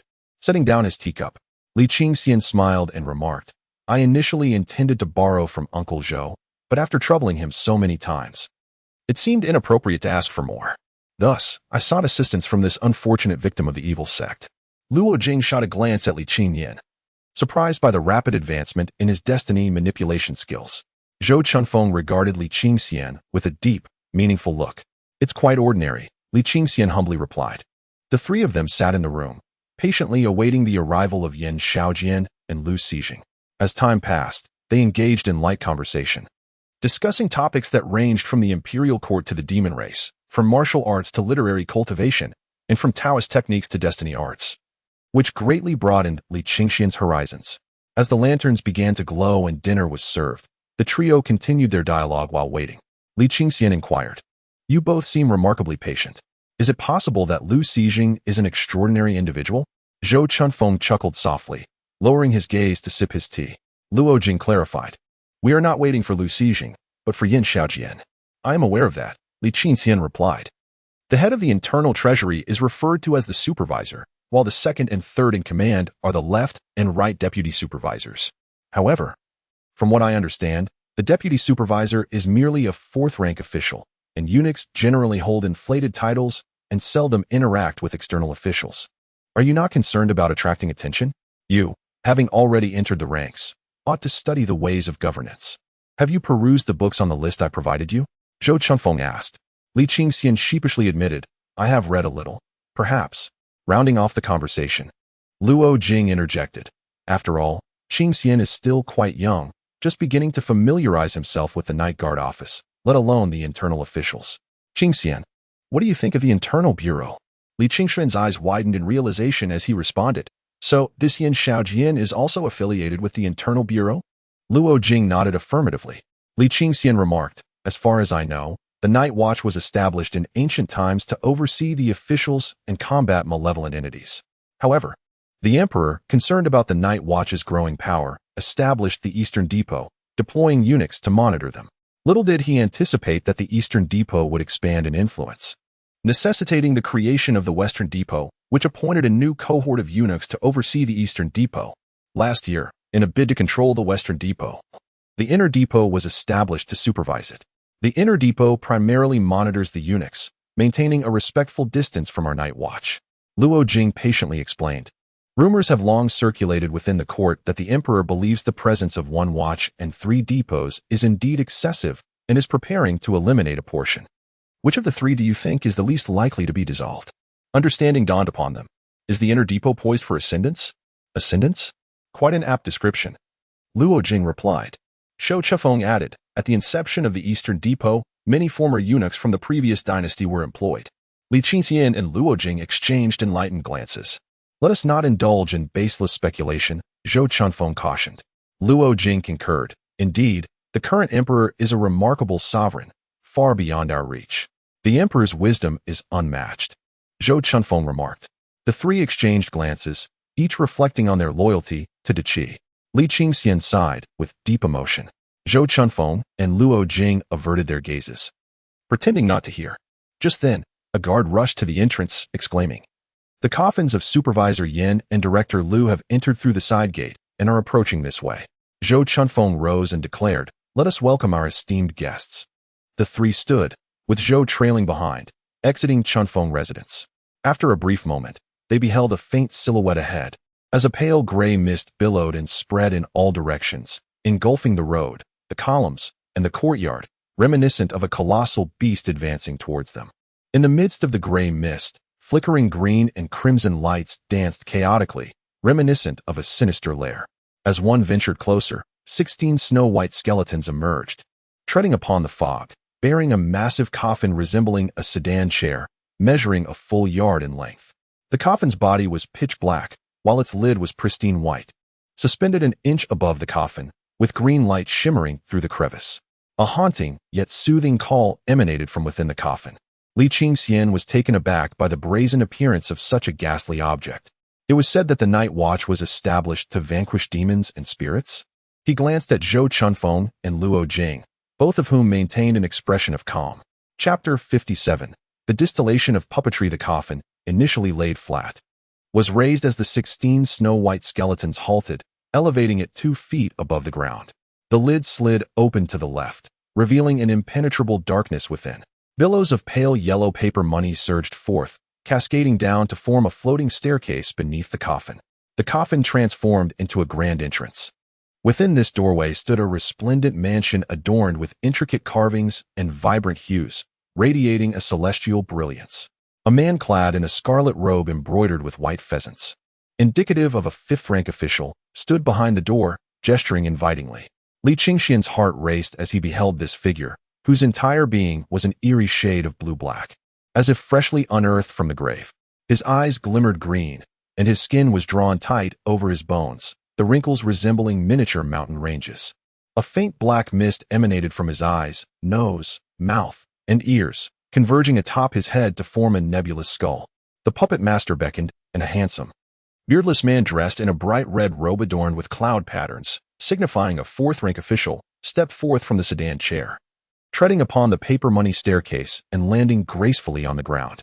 Unlike the ordinary attire of a 4th-rank official, the garments worn by this individual were more resplendent than those of his peers, bearing a striking resemblance to the robes of the Jinyui. His skin was fair and delicate, his face adorned with a subtle touch of powder, and he possessed a fragile form, his eyes glimmering with youthful allure. Zhou Chunfeng approached, clasping his hands in greeting, and said, Master Yin, Supervisor Liu, you have traveled from afar. I regret not being able to welcome you properly. My apologies. Yin Shishao languidly waved his orchid-like right hand, his voice a melodious whisper. Oh, dear brother Chunfeng, why the formality? To meet you is indeed a fortune we have cultivated over 3 lifetimes.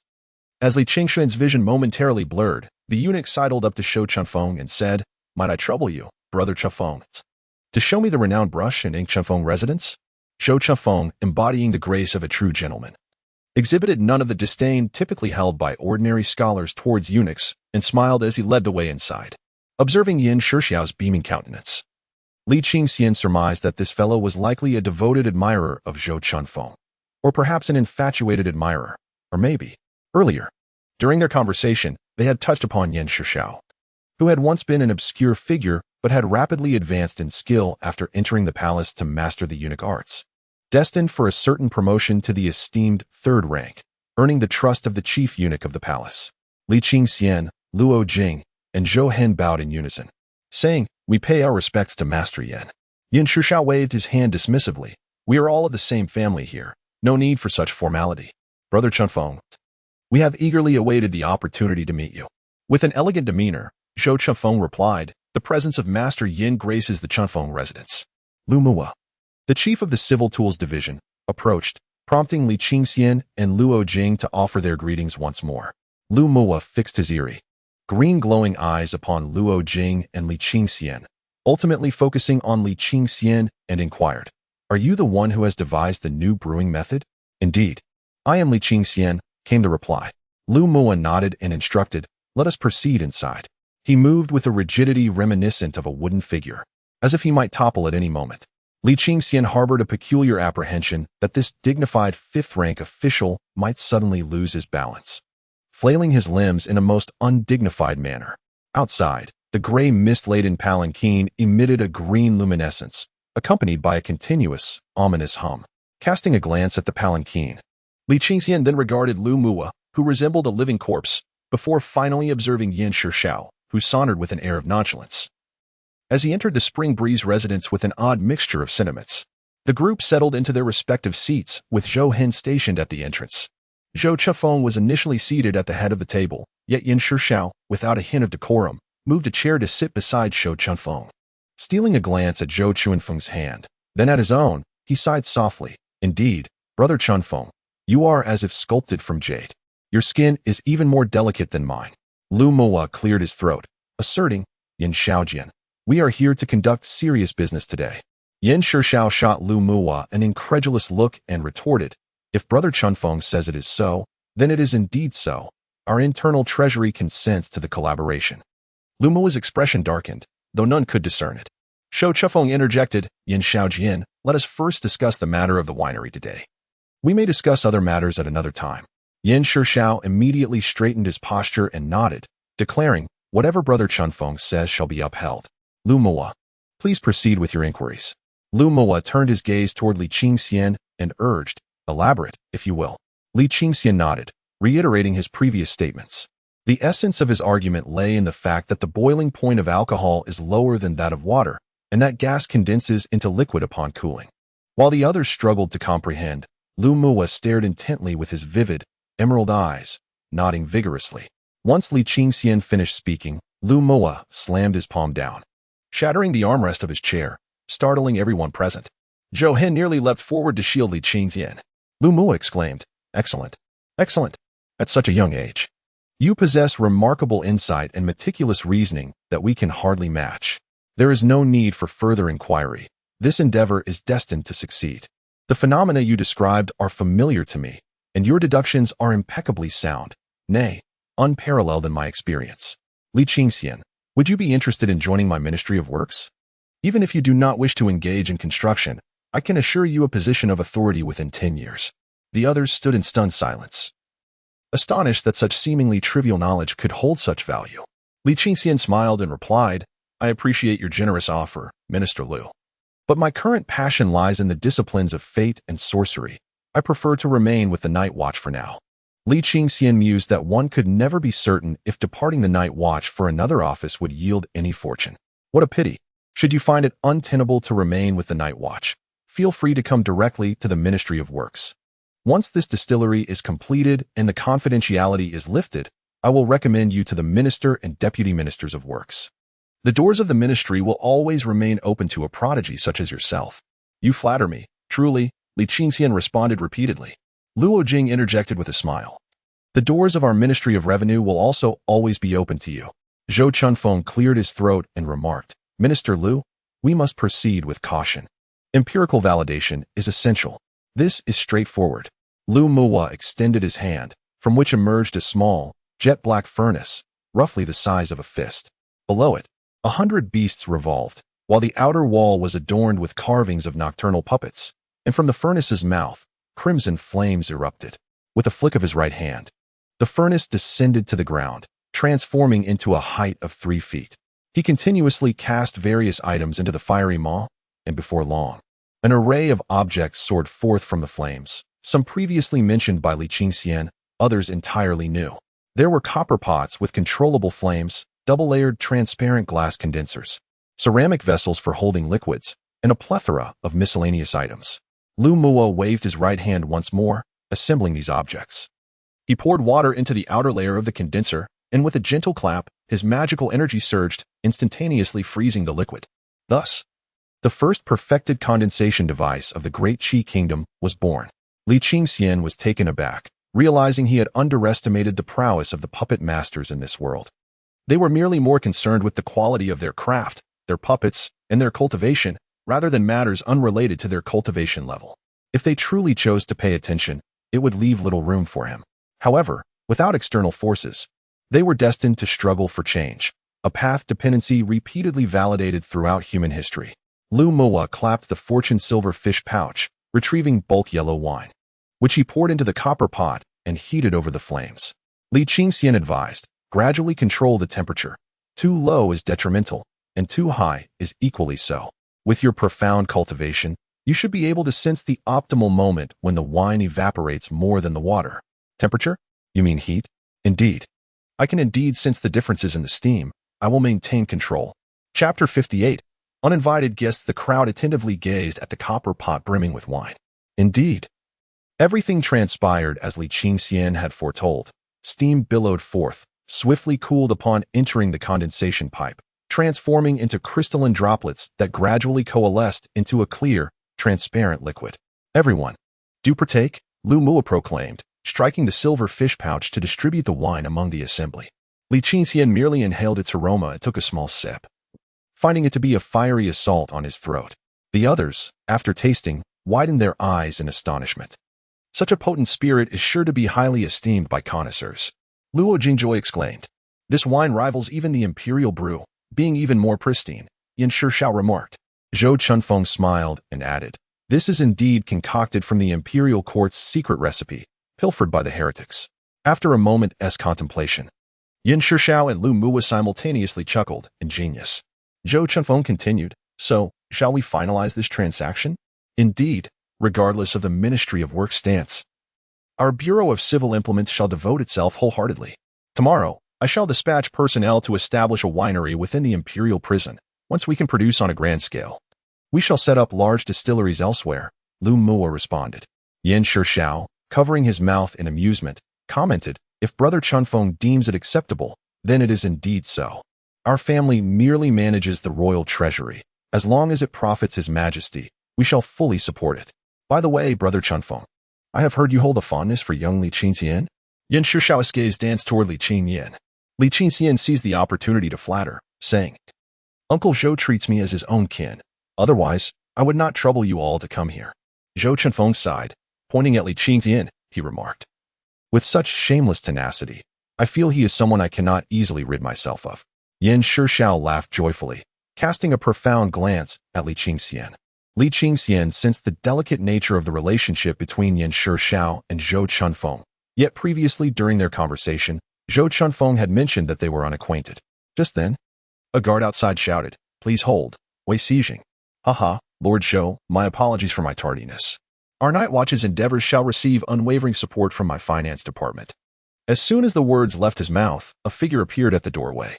Li Qingxian gazed at Wei Yong, his mind clouded with questions. What is going on?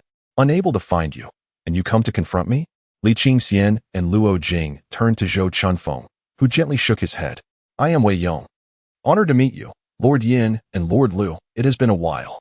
Rest assured, I, Wei Yong, will wholeheartedly support this matter, even at the cost of my official robes. I stand with Lord Zhou. Wei Yong grinned, standing at the entrance, casting a glance at Zhou Hen, who held a sword in each hand. Lu Muo nodded slightly. Yan Shishao appraised Wei Yong from head to toe, smiling. Ah, so it is Lord Wei. We have indeed met before. With your finance department involved, this collaboration is bound to proceed more smoothly. Wei Yong replied with a beaming smile. As the Vice Supervisor Yan has stated, the finance department shall ensure your satisfaction, my Lord Zhou. Once our discussions conclude today, I will have Tao Feng personally oversee this matter, leaving no room for negligence. Zhou Chunfeng silently scrutinized Wei Yong, remaining utterly speechless. Wei Yong maintained his cheerful demeanor, showing no signs of unease. Let us first sign the documents today to prevent any future disputes, Lu Muo suggested. Yan Shishao nodded in agreement. I believe that is a prudent course of action. Li Qingxian turned to Zhou Chufeng and, noticing his continued silence, contemplated briefly before realizing that Wei Yong was subtly retaliating for past events, and with remarkable finesse. The financial secretary holds a position of significant authority within the Night Watch, overseeing the financial allocations and salaries of the entire department. Should Zhou Chunfeng decide to turn against them now, it would openly signify a discord between the Divine Capital Office and the financial secretary. If the situation escalates, even if Yin Shixiao and Lu Muo were to agree, it is highly unlikely that the officials of the Internal Treasury and the Ministry of Works would concur. Presently, Zhou Chunfeng finds himself in a predicament. To confront the issue directly would lead to its ruin, yet to remain silent would result in considerable losses. The crux of the matter lies in Zhou Chunfeng's tendency to adopt a soft approach, rarely engaging in direct conflict. Those in power are notoriously cunning, however. Since you have approached me, there is no need for reproach, Li Qingxian mused. Clearing his throat, Li Qingxian stated, logically, this matter should be handled in cooperation with the financial secretary. However, I have privately discussed this with Uncle Zhou, and it seems unsuitable for now. But we shall certainly address it next time. Wei Yong, with a cheerful demeanor, interjected, Captainly, this is a mid-level meeting. It's one thing to speak freely, but addressing him as Uncle Zhou rather than by his official title could lead to reprimands. Yin Shixiao, with a sharp glare, retorted, he may call him whatever he pleases. Who are you, an outsider, to dictate terms? Mind your own business. Wei Yong's smile faltered, leaving him visibly awkward. Li Qingxian, maintaining his composure, replied, Thank you for the reminder, Lord Wei. However, the meeting has concluded, and we are now simply engaged in casual conversation. As the head of your department, your tardiness indicates a lack of regard for this matter, not to mention that it is well known that you struggle to manage your subordinates. The Divine Capital Office can handle this on its own without burdening the financial secretary. Wei Yong took a deep breath, suppressing his smile, and shook his head, saying, Captainly, you have misunderstood my intentions. The prior issues between Pang Mingjing and that deputy were purely personal grievances between you two. One must not conflate personal grievances with official matters. Li Qingxian was taken aback by Wei Yong's apparent indifference to even mention Hong Cheng's name, revealing a truly cold-hearted disposition. If it were merely a matter involving one individual, it could be considered personal. However, these two individuals, both affiliated with your Treasury office and closely connected to you, are conspiring against me and targeting my Divine Capital Bureau, which transcends personal affairs. Uncle Zhou, I have advised you on multiple occasions. Yet out of concern for the Treasury's reputation and the harmony of the Night Watch, you have remained indecisive. Now, as he arrives fashionably late, choosing to collect a salary without contributing any work, it is time for you to adopt a more resolute stance. Yin Shixiao suddenly comprehended and chuckled, realizing that this was an uninvited intrusion. Lu Muwu, too, came to a realization, frowning as he scrutinized Wei Yong, sensing their disdain. Wei Yong understood that he would need to be forceful to compel Zhou Chunfeng to relent, and thus turned to Li Qingxian, speaking in a seemingly indifferent tone. Captainly, you have harmed the deputy of the Night Watch through your actions, firstly by interrupting the official's discourse, and secondly by audaciously fabricating accusations against a fifth-rank official in public. Even if this matter were to escalate to the Golden Throne, I would have just cause. Should you persist in your aggressive stance, I shall seek to clear my name before the Chief Guardian. Yin Shixiao intended to interject, but instead regarded the two with a smile. Lu Muwu then remarked, Why must Master Wei concern himself with a mere child? I perceive that this individual possesses clarity of thought and is not malevolent, merely blunt in speech. The court has its own regulations. Defaming a superior carries consequences, ranging from the loss of office to exile. Lord Zhou, as the head of the Divine Capital Bureau, what do you say should be done regarding the slander of a superior? Wei Yong inquired. Zhou Chunfeng remained silent, seemingly deep in contemplation. Li Qingxian let out a long sigh and said, Lord Wei, as colleagues in the Night Watch, I had intended to extend you some courtesy. But who could have anticipated your aggressive stance, even to the extent of exiling me? Thus, I must speak the truth. Chapter 59. One Bird. Two Stones. Yin Shixiao chuckled and said, Li Qingxian, do you perhaps possess evidence? Wei Yong sneered. Slander against a superior can result in the loss of office at the very least, but to falsely accuse a superior could lead to exile for thousands of miles, or even death. Li Qingxian's expression turned grave as he glanced at Yin Shixiao, Lu Muwei, and Luo Jing, saying, How about this? The three of you leave for now. Family matters should not be aired in public. Let us resolve the internal issues of the night watch ourselves. Yan Shixiao and Lu Muwei hesitated, unable to discern Li Qingxian's intentions. Luo Jing thought to himself, others may not know Li Qingxian well, but I do. The boy who sent the deputy to the divine prison, what could he possibly want to do now other than something audacious? Zhou Chunfeng wore a troubled expression. Upon hearing this, Yan Shixiao and Lu Muwei quickly realized the necessity of uncovering the truth. Yan Shixiao declared emphatically. Lu Muwei nodded in agreement. Li Qingxian sighed again and said, since you insist on a thorough investigation, and Wei Yong remains unrepentant, I can only speak candidly. The sage says, if one cannot sweep their own room, how can they govern the world? Wei Yong not only fails to manage his subordinates adequately, but also cannot maintain order within his own household, resulting in chaos both inside and out. As for the specifics, out of respect for Lord Wei, I shall refrain from elaborating. Wei Yong's expression turned cold as he casually remarked, Shou Chafeng, is this the person from your divine city? If you do not provide me with an explanation, I shall furnish you with one. Zhou Chunfeng gazed at Li Qingxian, leisurely adding, Qingxian, do you assert that Lord Wei's inner chamber is in disarray with his subordinates? If that is indeed the case, then Lord Wei must bear the twin burdens of lax family governance and poor management of his subordinates. Li Qingxian, taken aback, nearly laughed. Was he referring to those two burdens? Wei Yong's eyelid twitched violently as he took a deep breath, suppressing his emotions, and turned to Zhou Chunfeng, slowly stating, Lord Zhou, do you intend to forego the harmony of the night watch? Zhou Chunfeng cast a cold glance at Wei Yong and replied, you, a mere fifth-grade official, dare question me? Wei Yong could no longer maintain his composure and turned to Li Qingxian, narrowing his eyes, declaring, Li Qingxian, come with me before the chief guard. If you cannot present evidence, I, Wei Yong, shall see to it that you are charged with a grave offense, even if I must sound the alarm of the sacred drum. On this summer day, while the cicadas chirped and birds sang outside, the interior felt as cold as winter. Li Qingxian let out a resigned sigh and said, in that case, I shall air our family-esque grievances.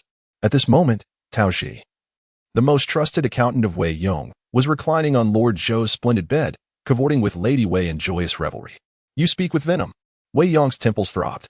All eyes, including Shou Chunfeng's, glimmered with curiosity. Lord Wei, is Tao Ji currently at your residence? Li Qingxian inquired.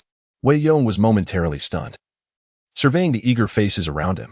Gritting his teeth, he replied, today is my wife's birthday. I have important matters to attend to. So I entrusted Tao Ji to receive the guests in my stead. Li Qingxian suddenly realized. No wonder Tao Ji could establish a connection with Lady Wei. It turns out that Lord Wei was fervently facilitating it. Do not speak carelessly, Wei Yong bellowed, unable to maintain his composure any longer. Since you deny it, do you dare allow us to investigate your home? The crowd observed as a glinting dagger seemed to emerge from the depths of Li Qingxian's eyes. I am an official of the court. Who dares to intrude upon my residence? Li Qingxian retorted with a cold smile. Truly, you are a seasoned rogue. Let me ask you, how long has it been since you have shared a bed with Lady Wei? 3 years or 5? You have lost all decency. Wei Yong shifted his right foot outward, casting a furtive glance towards the entrance. Li Qingxian continued, your subordinate, Tao Ji, is notorious as a libertine, having ruined countless women throughout his life. Not only is he skilled at ensnaring officials by offering them wives and concubines, but he also delights in intruding upon the private lives of others. Are you aware of this? Li Qingxian, are you intent on tearing off the mask of civility? Wei Yong fixed his gaze fiercely upon him. Li Qingxian glanced at Wei Yong's right foot, slowly rising from his chair, and said, if you send someone to kill me, that does not count as tearing off the mask.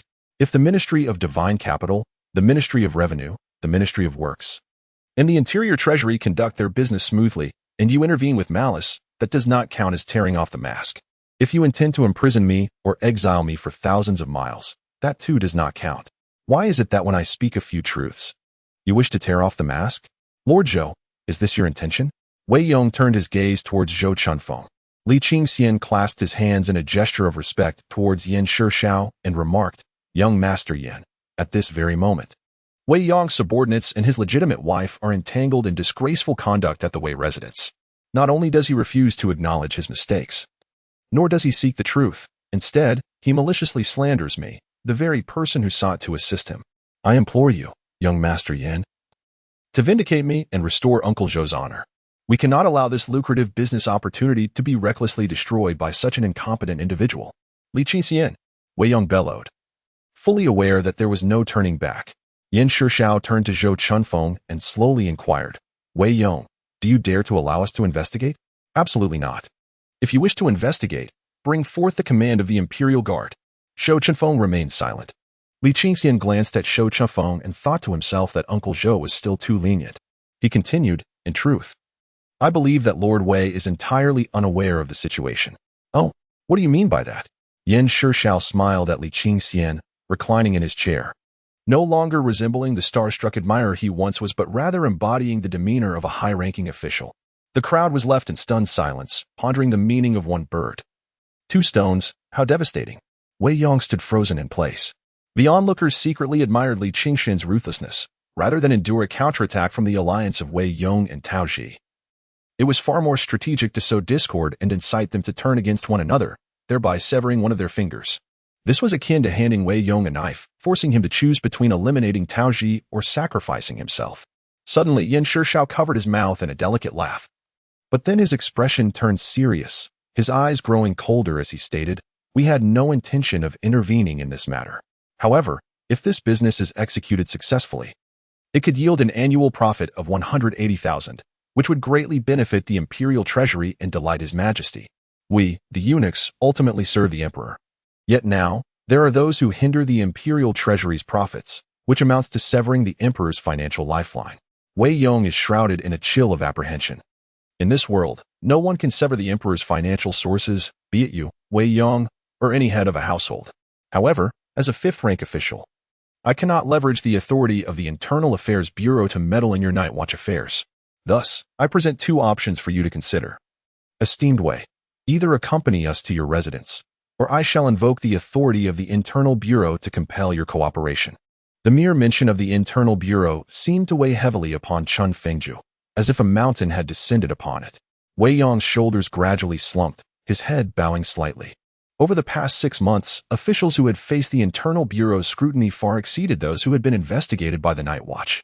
Taking a deep breath, Wei raised his head and declared, this matter was indeed propelled by Tao Ji, yet I harbor no intention of undermining this collaboration. If Lord Zhou is unwelcoming, my financial department shall withdraw from the partnership. As for Tao Ji, I trust him completely. Since Supervisor Yan is conducting official business impartially, I shall not dampen your spirits, and I will lead you to my humble abode. However, Li Qingxian interjected, if we must go, let us do so, but to prevent any potential leaks, I ask that you endure a slight inconvenience, Lord Wei. Wei Yong abruptly lifted his gaze, his icy eyes locking onto Li Qingxian. Yan Shishao lightly tapped the armrest of the grand chair with his right index finger and after a brief pause, spoke, Lord Liu, I would appreciate it if you could lend us your coffin bearers to transport us to Lord Wei's residence. Lord Zhou, please have the personnel from the Divine Capital Bureau lead the way to avoid any leaks. Lord Wei, if you please. Yan Shishao rose. His previously frail demeanor transformed into an unexpected fortitude. His lightly powdered visage appeared unchanged, yet it bore the passage of seasons. Wei Yong gritted his teeth and bowed, declaring, I shall obey your command.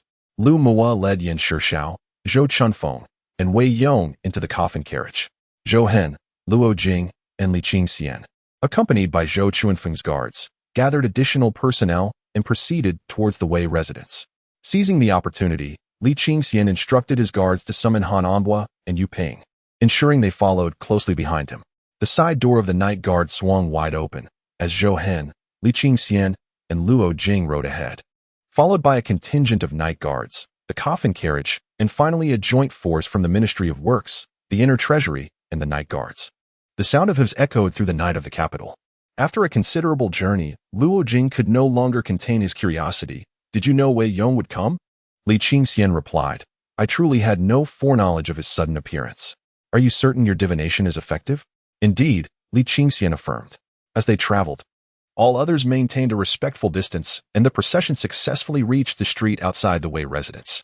Zhou Hen and Luo Jing turned their gazes toward Li Qingxian, inquiring, what shall we do? The night guards behind them were particularly astonished, wondering why 2 officials of higher rank would heed the instructions of one of lower status.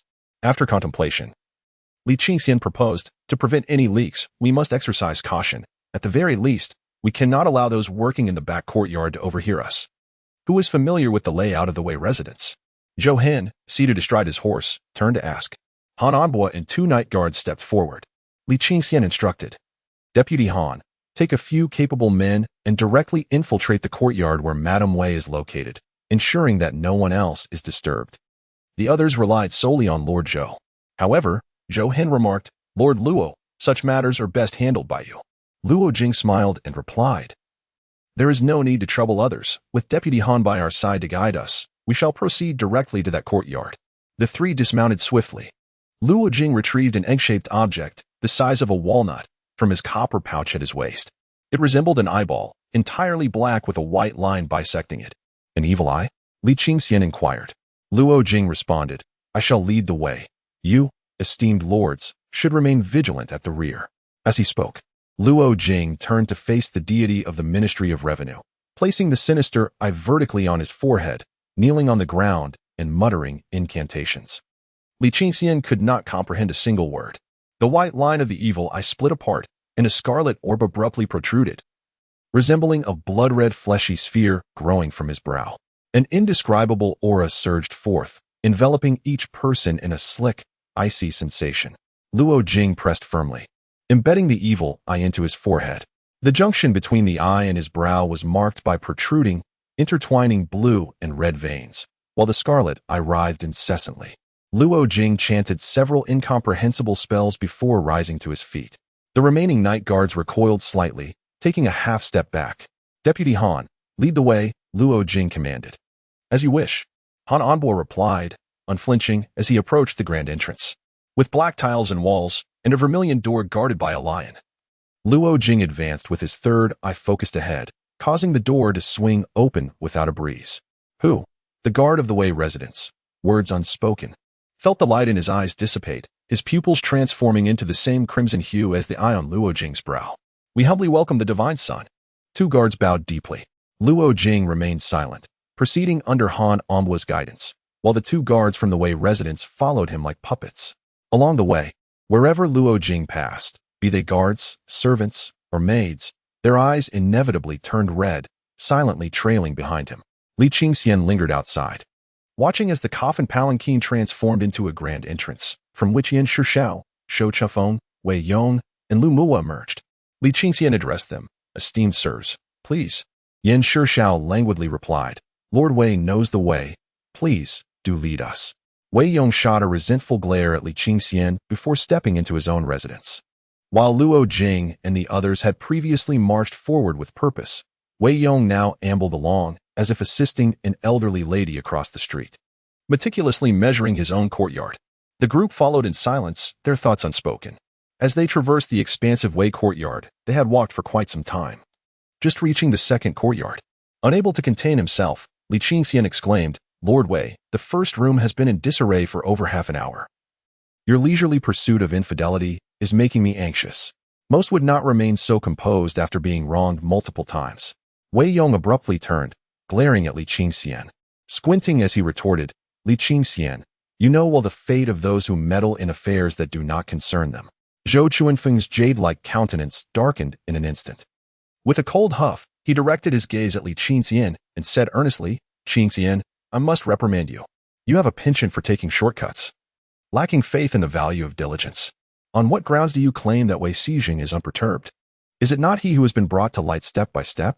Li Qingxian acknowledged. Uncle Zhou, your admonition is well taken.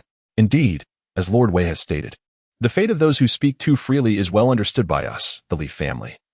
And Tao Ji is more aware of the affairs concerning the Wei family than even Lord Wei himself. Wei Yong's vision blurred momentarily. A soft chuckle escaped from Yan Shishao, who covered his mouth. Taking a deep breath and steeling himself, Wei Yong quickened his pace. After a prolonged struggle, he finally reached the entrance to the inner courtyard. However, before he could cross the threshold, a powerful and soaring soprano filled the courtyard, rising in crescendo. Wei Yong stumbled, nearly tripping over the threshold. What are you doing? He bellowed in anger, his vital energies surging and exploding in the air. The vibrant singing within the room continued unabated, accompanied by the resounding thuds of heavy wood striking the walls. An indistinct aura of blood emanated from the malevolent eye of Luo Jing, enveloping the entire house. Yan Shishao, Lu Muo, and Zhou Chunfeng exchanged glances. Wei Yong's reputation was irrevocably tarnished. They then turned their gaze towards Li Qingxian, who entered while remarking, "What occasion warrants such raucous drums and fireworks today?" Bang, bang, bang. Chapter 61. The nemesis of the finance department. Wei Yong's expression twisted with fury as he glared at Li Qingxian with all his might before dashing inside. Luo Jing reached out to stop him, and as Wei Yong attempted to push past, he caught sight of the ominous eye on Luo Jing's forehead and found himself paralyzed. With a smile, Luo Jing said, "I have severed the sound barrier. Those inside cannot hear the noise from the outside." You. Wei Yong's eyes burned with rage as he surveyed the varied expressions of those present. Li Qingxian sighed and said, "Luo Jing, please make way for Lord Wei. Moreover, Tao Ji's treachery towards his superior's wife is utterly despicable. He is likely to flee, and we must not allow him to escape." With a thunderous crash, the door was shattered, releasing a cloud of ethereal white mist. "Tao Ji, you heartless wretch. How dare you harm my lady?" Li Qingxian and the others hastily followed inside.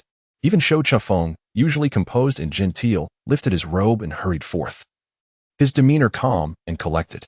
Inside the open crimson-embroidered canopy bed, the perspiring Tao Ji was entangled with Madame Wei, their bodies entwined in a scandalous embrace. In horror, Madame Wei, her makeup in disarray, gazed at Wei Yong with a pallor of dread.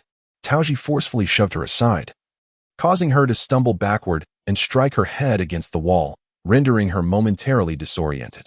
He hastily grabbed a sheet to wrap around his waist, leaping from the bed and kneeling on the floor, pleading, "Lord Wei, allow me to explain, this is all."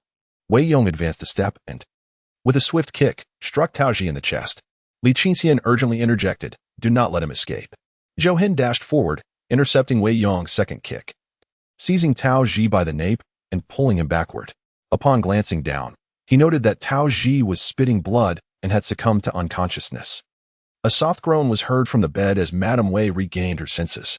Instinctively, she clutched the blanket to shield her modesty, averted her gaze from the onlookers, and lowered her head, her long hair cascading over her face. Her expression was a tumult of shame and anger, her eyes filled with confusion and despair. The room fell into a profound silence. After a considerable pause, Madame Wei lifted her head, casting a glance at Wei Yong before turning her gaze to the unconscious Tao Ji, a fleeting glimmer of hatred flashing in her eyes. With her inherently fiery temperament, she resolved to cast caution aside, boldly dressing before the assembled crowd without flinching or retreating. With a darkened countenance, Wei Yong suppressed his anger and remarked, "Madam, you have been drugged by Tao Ji, rendering you in a state of confusion, unaware of what has transpired. Rest assured, I shall exact severe punishment upon Tao Ji, ensuring that you do not suffer any unjust grievances." Madame Wei's body stiffened as she lowered her head, letting out a soft sigh. She drew the bed curtains, and after some rustling within, emerged adorned in a red garment and green trousers, her bare feet touching the ground. Li Qingxian mused that Wei Yong was indeed born to wield authority. For the sake of his own reputation and prospects, he was willing to utter fabrications, and his position as a fifth-rank official was certainly not undeserved. As for Madame Wei, she was undoubtedly a competent official's wife. Suddenly, Madame Wei halted, casting a sharp glance at the crowd behind Wei Yong, her face betraying a hint of shame and embarrassment. Hastily, she smoothed down her attire, rushing to the vanity to apply powder and conceal the traces of her earlier indisposition. A sigh of relief swept through the onlookers. Madame Wei had finally regained her composure. In the next moment, she examined her reflection in the mirror, then turned her gaze towards Zhou Chunfeng, positioning her hands gently before her and bowing slightly. "Brother Chunfeng, I had no idea of your esteemed presence, and I apologize for the chaos that has ensued." With bare feet, Madame Wei took small steps, brushing past Wei Yong, and grasped Shou Chunfeng's arm, firmly guiding him to a chair. Shou Chunfeng maintained his usual demeanor, his eyes filled with an air of resignation, yet subtly revealing a hint of accustomed familiarity.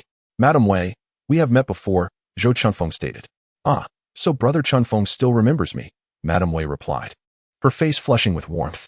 Li Qingxian widened his eyes in astonishment, pondering the peculiar turn of events. He glanced at Zhou Hin, who appeared unfazed, as if to say he had anticipated this outcome. As Li Qingxian surveyed the room, he couldn't shake the feeling that an abundance of questions lingered in the air, densely packed and swirling around them. Wei Yong settled into the chair opposite, his right hand gripping the end of the armrest, his expression dark and silent. Yin Shishao declared, "This matter ends here. The truth will soon come to light." It is undoubtedly Tao Ji who administered the drug, sullying the dignity of our superior's women. Lord Wei. Will the financial department still participate in this collaboration? Wei Yong bowed his head, remaining mute. Thus, the collaboration was effectively sealed. As for how they would deal with Tao Ji, that was a matter for the night guards to resolve. It was beyond his concern. Yan Shixiao turned his gaze toward Li Qingxian. Wei Yong glanced at Li Qingxian before lowering his head once more. The others looked towards Li Qingxian. If Tao Ji merely sullied the women, it would be a personal affair. As long as Wei Yong refrained from intervening, he might face demotion but could quickly recover. However, if he were charged with undermining the treasury and collaborating with the night guards, it would escalate into a major case involving the entire office, leaving Tao Ji in a precarious position. Regarding the subsequent public exposure and the search for victims, it was intended to confine Tao Ji to the imperial prison. For once the situation escalated, no one would be spared. Shou Chifeng regarded Li Qingxian, a faint headache brewing. In just a few days, he had dispatched 2 7th-rank officials and 1 10th-rank official to the Grand Prison. Such efficiency surpassed even that of his father, the censors. Was this the result of inherited acumen? Zhou Chunfeng stated, Zhou Hen, take Tao Ji to the imperial prison to prevent any desperate actions, render him incapable of cultivation. Yes. Zhou Hen delivered a fierce kick to Tao Ji's dantian. With a gasp of pain, Tao Ji awakened, his eyes wide, blood spilling from his mouth. Yet still unaware of what had transpired, he succumbed to unconsciousness once more. Zhou Hen bent down, grasping Tao Ji's right ankle, dragging him away. Tao Ji's head struck the door frame and steps intermittently, producing dull thuds and leaving a faint trail of blood on the ground. Li Qingxian sighed, reflecting, just yesterday, Lord Tao remarked on the fierce winds and sands of the capital, cautioning me not to lose my way. Little did he know, he himself has lost his heart. Wei Yong slowly raised his head, for the first time earnestly regarding Li Qingxian. With a faint smile, Li Qingxian continued, Lord Wei, once is an occurrence, twice a coincidence. But thrice is a pattern. If your finance office encounters yet another mishap, outsiders may bestow upon me the unflattering moniker of the bane of the treasury. By the way, the Divine Capital Office is set to initiate our collaboration. Please expedite the transfer of the initial funds, should there be any delays that impede our progress. It would be more than just an issue for the finance office. Wei Yong fixed a piercing gaze upon Li Qingxian. Li Qingxian then rose, turning to Lady Wei. He said, Madam Wei, I wish you a happy and healthy birthday. I came in haste and have not prepared a gift. I hope you will forgive me. Allow Uncle Zhou to present you with a piece of calligraphy instead. The crowd turned their attention to Li Qingxian, who felt a wave of questioning gazes hovering above him. Chapter 62, Demon Hunt. Is it truly so? Lady Wei's cheeks flushed with shyness. Zhou Chunfeng smiled and said, What Qingxian suggests is indeed fitting. I shall write a calligraphy piece to celebrate the lady's longevity. Thank you, Brother Chunfeng, Lady Wei exclaimed, her face glowing with excitement. Yan Shixiao looked on enviously at Lady Wei. Amidst the crowd's adulation, Zhou Chifeng approached the writing desk, while Li Qingxian prepared the ink. Wei Yong sat alone at the table, feeling out of place among the others. He occasionally cast a glance at Li Qingyan, then quickly lowered his head to avoid detection. Wei Yong reminisced about the tumultuous years gone by. Through diligent youth and a flourishing early career, he had begun to savor life in middle age. Despite the obstacles he encountered, he had never faltered, having toppled countless colleagues along the way. For reasons unknown, as he gazed upon the youthful visage of the teenager, Wei Yong felt an inexplicable chill enveloping him. How had he come to a point where he could not contend even with a mere child? And to be defeated so utterly, the thought of tomorrow's repercussions for the entire office and even the capital city was too daunting to contemplate. Was this merely an accident? Or had he truly erred in judgment? After a considerable pause, Wei Yong steadied himself, only to find the room deserted. Madame Wei, with her hands cradling her face, stared dreamily at the calligraphy of Zhou Chunfeng before her. Wei Yong focused on Madame Wei for a prolonged moment before rising unsteadily and departing from the inner courtyard. He wandered into the garden, his gaze fixated upon the well sealed with stone slabs. Upon returning to Chunfeng residence, Li Qingxian represented himself. While Shou Chunfeng stood for the night watch of the capital, Luo Jing for the Ministry of Revenue, Lu Mua for the Ministry of Industry's Civil Affairs Division, and Yan Shixiao for the Internal Treasury, as they convened to sign the documents. Each faction claimed 2 shares. The Ministry of Industry would oversee production, while the Night Watch would manage operations, with the distillation method credited to Li Qingxian, who would provide certification from the Ministry of Industry. Furthermore, all departments were to lend their unwavering support. Should the winery encounter any difficulties, they were obliged to assist and not remain passive observers. It was not until dawn's first light that the assembly dispersed. Li Qingxian extolled, "Uncle Zhou is truly remarkable. Wherever he goes, he captivates the masses. I must hear the full account of this affair." Zhou Chifeng let out a light hum. Li Qingxian pondered briefly, recognizing that he could not conceal the truth from Zhou Chunfeng, who likely already possessed knowledge of the events. Thus, he recounted the tale in detail. Starting from Taoji's mention of the fierce sandstorms, through the resolution with Hongqing, the nocturnal exploration of the Grand Canal, the peril posed by serpents and ants, and culminating in today's fortuitous encounter. "Uncle Zhou," he asserted, "today's incident cannot be attributed to me. It was entirely due to Wei Yong's malice, seeking to claim a share of the spoils, only to find himself on the wrong end of my spear. In truth, I am quite indignant. You hold the esteemed position of a fourth-grade official, while he is merely of the fifth grade. What gives him the audacity to bully you? Thus, for your sake, I have taken action." However, Zhou Chunfeng paid him no heed. After a moment of contemplation, he remarked, "Han Ambua and Yu Ping are both seasoned veterans of the Divine Capital's office. They are trustworthy. Aside from the location where the snake was buried, there will be no traces left behind. It has already been resolved." Zhou Chunfeng spoke with nonchalance. Li Qingxian chuckled. Indeed, Uncle Zhou is as astute as ever, yet inwardly cursed the night watchmen for their inhumanity. Any disturbances above were noted with utmost clarity. Zhou Chifeng sighed and said, "Your methods are seemingly disparate from Gangfeng's. One is light, the other dark. Yet, both paths are characterized by their ferocity and a willingness to embrace destruction. It is a well-known truth that excessive rigidity leads to fracture. I need not reiterate this, do I?" Li Qingxian, feeling helpless, replied, "Uncle Zhou, I understand. However, I cannot perpetually endure humiliation, can I? If I do not resist, I nearly perish at the hands of others, now that I choose to fight back. There is a glimmer of hope. How am I to decide? Furthermore, I was once powerless, but now, armed with knowledge of fate, I am no longer the same." As Li Qingxian spoke, he produced a talisman of his own making. "May I enlist your assistance in selling these talismans?" he inquired. "Ah, you underestimate the heroes of this world. Should your talismans attract the attention of someone with ill intent, they will be thoroughly scrutinized. Here is the plan. Once you ascend to the 7th grade, reaching the pinnacle of the lower tier, you may sell them in small quantities. Otherwise, they are for personal use only." "Understood," Li Qingxian replied. Zhou Chifeng glanced at the sky and stated, "In the days to come, your residents shall no longer require street patrols. As for the banquets at Zui Xiangju, they will need to be postponed. You primarily cultivate the art of and, while also overseeing the distillation workshop at the prison. Is it too much to ask for a meal?" Li Qingxian inquired. "Do you aspire to ascend to the 9th rank?" "Certainly, I do. The Night Watch was established to combat malevolent creatures. If you wish to rise to the 9th rank within the Night Watch, you must participate in a demon hunt at least once. I am preparing you for the forthcoming hunt," Zhou Chifeng explained. "Is mere participation sufficient?" "Of course not. You must slay at least 10 minor demons or 1 demon of the 10th rank." "I see. Then I must hasten my practice of. Once the young concubine recovers in a few days, I shall seek her guidance on at Luoyu Pavilion."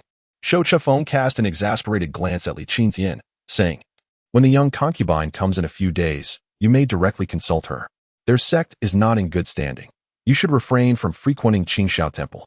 Old Master Jiang has been missing for many days, and internal strife within the Tianxiao sect is severe. Even Lu Ren, who is gravely injured, has been neglected and has become the subject of ridicule. The young concubine wishes to preserve the sect's reputation, which is why she descended from the mountain with her sword, severing ties with the demon-slaying sect. Otherwise, she would not have sought my assistance. She remains in the capital to evade sect conflicts and seek tranquility, so do not trouble her unnecessarily." "I understand." "Very well. Goodbye, Uncle Zhou." "Leave," Zhou Chunfeng commanded. Li Qingxian added, "This time is different from the last two. It is neither about you nor about me." Zhou Chunfeng snorted coldly. Li Qingxian continued, "This time it concerns others. Everyone knows you have been faithfully devoted after marriage, reputed for your unwavering gaze when your wife is by your side. However, it is said that in your youth, many beautiful women sought your affection, and now those women have departed. Alas, it is what it is. Brother Chunfeng, TSK. Li Qingxian hurriedly fled, glancing back at Zhou Chunfeng, fearful of retribution. Zhou's eyes rolled in exasperation. This troublesome child could not be dealt with too harshly. Zhou Chunfeng snorted coldly, approached the window, and gazed at the lotus pond. I wonder if the Spring Breeze Society still exists. A gentle breeze wafted before Zhou Chunfeng. As the blossoms in the pond transformed into the faces of various women, they gathered together, standing before a wooden building, the plaque of which bore the gilded characters Spring Breeze Society. The women chirped excitedly, calling out to Brother Chunfeng.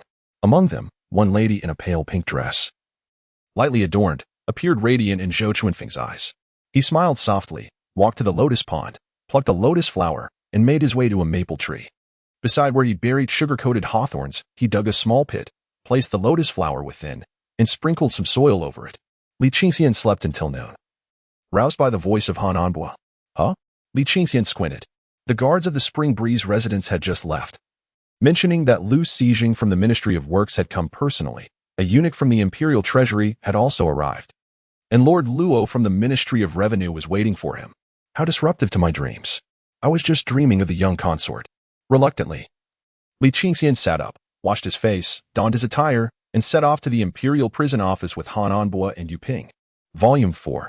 The deceptive mother sets her eyes on me, capturing me as a cunning child. Li, the sunlit boy, down on his luck, newly minted fate master, Qingxian. Han Anbua, I never expected Yihan's fate to be so resilient. Yihan, brother, for the greater good, you must be sacrificed. This is a doomed situation. Do not struggle further.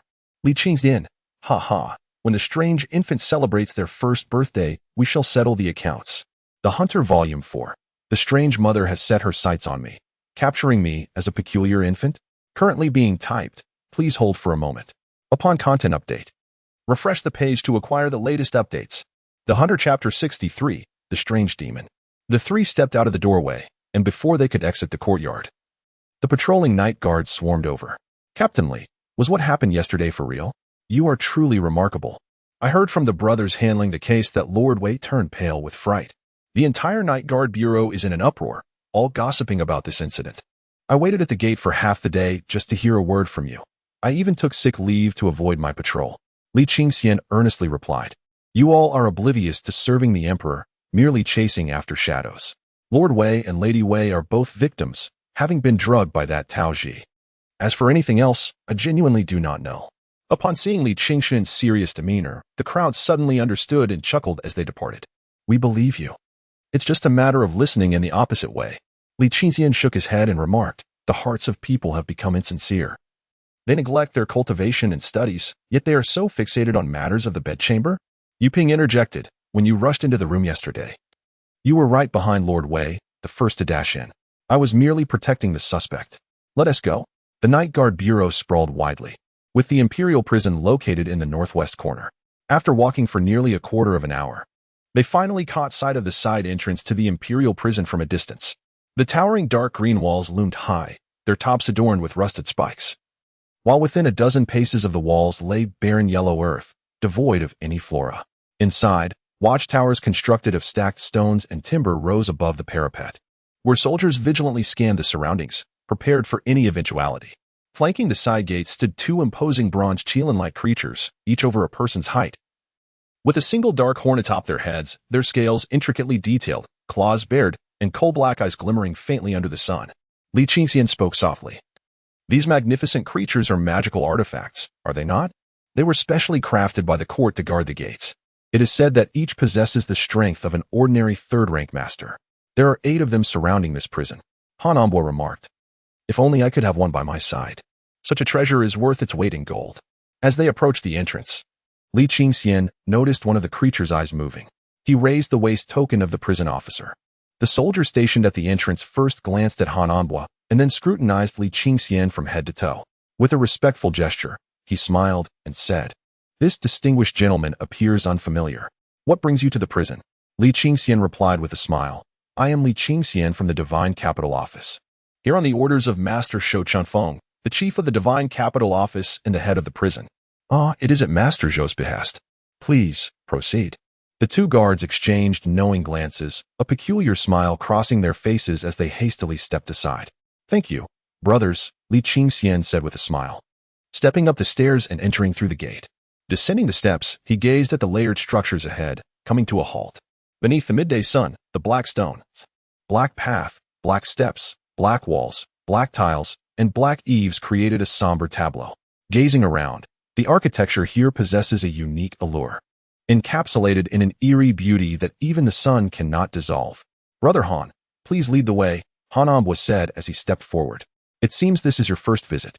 The Imperial Prison is divided into two courtyards. The western one houses the upper third-grade officials and the majority of mid-grade masters or formidable demons, while the eastern courtyard contains ordinary people, those of lower fourth grade or a few mid-grade individuals. You must not venture into the western courtyard.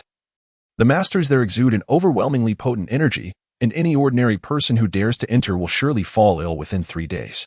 I have heard that place is regarded as one of the most sinister locations in the entire capital, colloquially known as the perverse courtyard. It is said to contain bizarre demons, Li Qingxian whispered. Hanambwa was taken aback and replied softly, let us refrain from using that term. We generally refer to them as those kinds of creatures. Such entities are the most malevolent monsters in existence.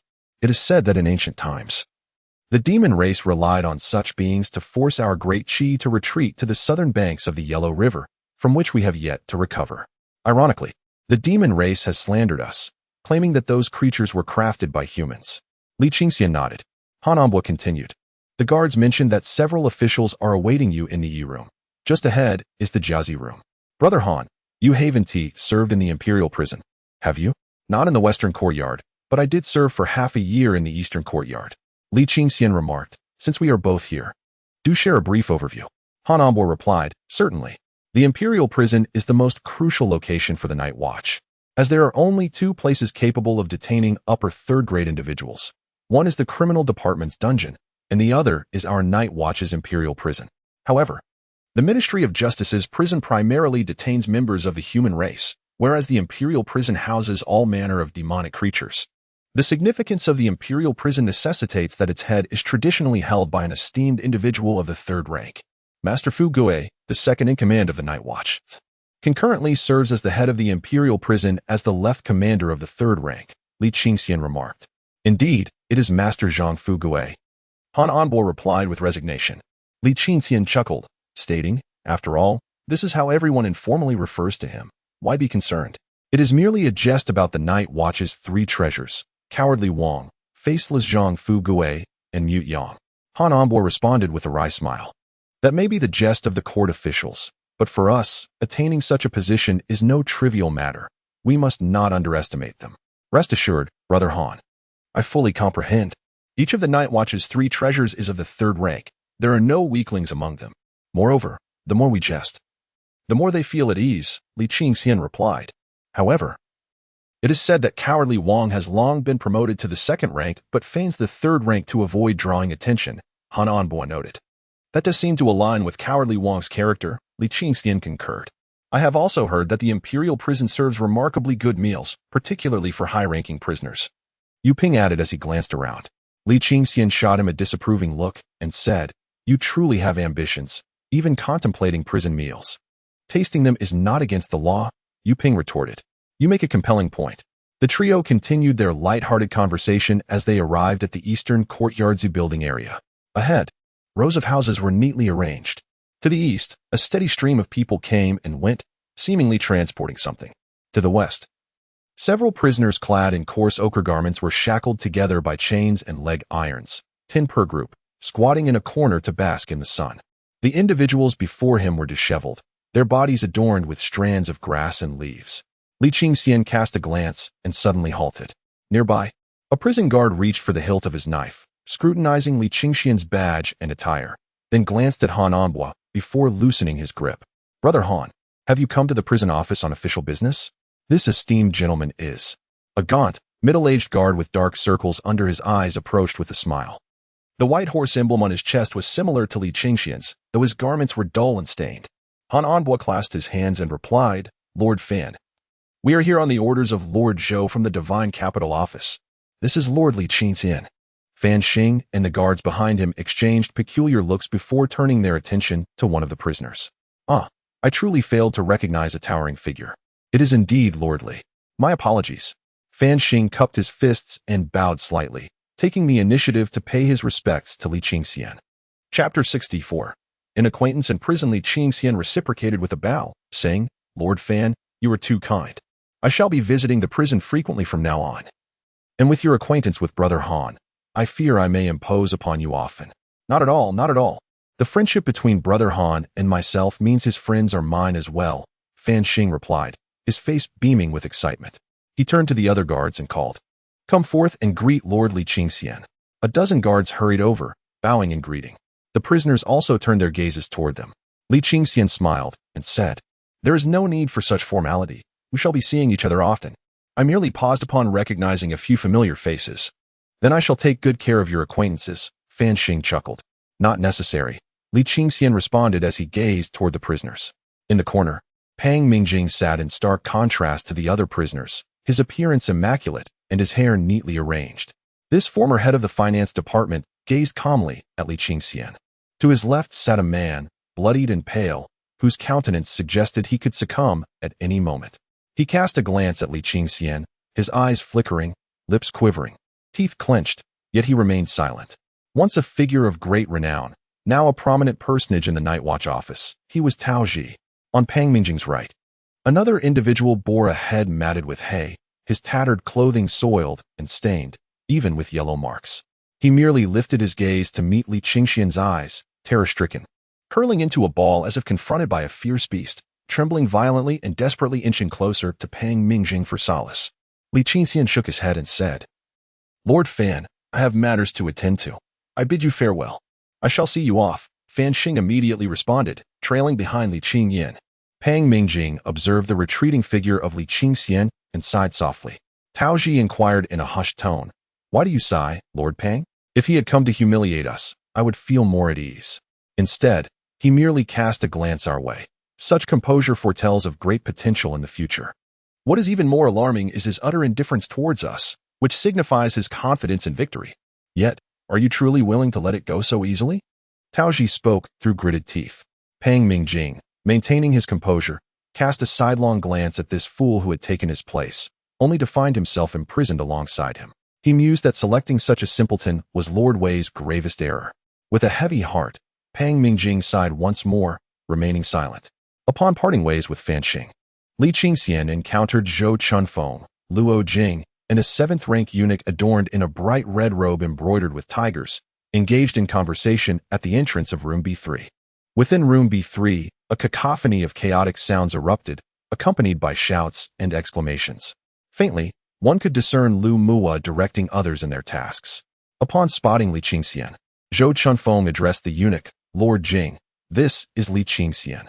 Qingxian, allow me to introduce you to Lord Jing Guanjing." The round-faced eunuch, with small eyes and a genial expression, took the initiative to bow slightly to Li Qingxian, stating, "I am honored to meet you, Lord Li. Lord Yin has spoken highly of you today." Li Qingxian regarded Jing Guanjing with a discerning gaze. Though both were eunuchs, Jing was entirely different from Yin Shixiao, exuding elegance and courtesy. Were it not for his resplendent crimson eunuch attire, he might easily be mistaken for a cultured scholar. "In the future, we shall have a retinue of young eunuchs stationed here. Should any disturbances arise, I hope, Lord Li, you will be understanding," Jing Guanjing said amicably. Li Qingxian replied with a smile, "We all serve the emperor. Thus, there are no disturbances to speak of. If you have any requests, Lord Jing, please do not hesitate to express them." However, Li Qingxian glanced at a group of 10 beardless yet robust eunuchs standing nearby, all clad in vibrant red garments, ranging from the 8th to the 10th rank. "Please, speak candidly, Lord Li." Before departing, Lord Yin instructed us that we are to heed your guidance regarding all matters related to the winery. "We must not disrupt the established order," Jing Guanjing asserted. In a hushed tone, Li Qingxian inquired, "Are you merely serving in the inner treasury, or do you possess the insignia of the inner court?" Jing Guanjing smiled and replied, "It appears, Lord Li, that you are quite straightforward. We shall not beat around the bush. Ordinarily, this matter would not involve us. But Lord Yin places great importance on it, hence our assignment here. We serve the emperor, and in this vast realm, the emperor's authority reigns supreme." "Then I shall rest assured," Li Qingxian responded. Li Qingxian turned his gaze towards Luo Jing and inquired, "Does your Ministry of Revenue have no response?" Luo Jing, caught between laughter and tears, retorted, "You truly never miss an opportunity, do you?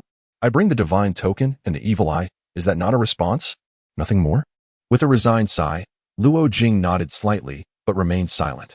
Zhou Chunfeng, with a hint of helplessness, interjected, Master Jing, you must understand. My straightforward nephew is just that way. I hope you can be lenient. However, Jing Guan chuckled. Our household has encountered many petty schemers. Encountering such candor is rather delightful. Lord Yin possesses a similar disposition, which explains why he has often praised Lord Li and urged me to look after this younger brother Qingxian. The onlookers suddenly comprehended the reason behind Jing Guan's warm demeanor towards Li Qingxian. Casting a glance at Shou Chunfeng, Li Qingxian noticed Shou Chunfeng gesture towards room B3, saying, Old Lu has been waiting for you. He is currently crafting the first large-scale, distiller. You should consult him. Luo Jing chuckled. You should hurry. As we were all ushered out by him, he has no regard for us. Very well. Li Qingxian entered the room, confronting a scene of utter disarray. The walls were fractured, exposing broken bricks, while dust filled the corners, where chains, iron cables, and railings were haphazardly piled. A foul stench assaulted his nostrils.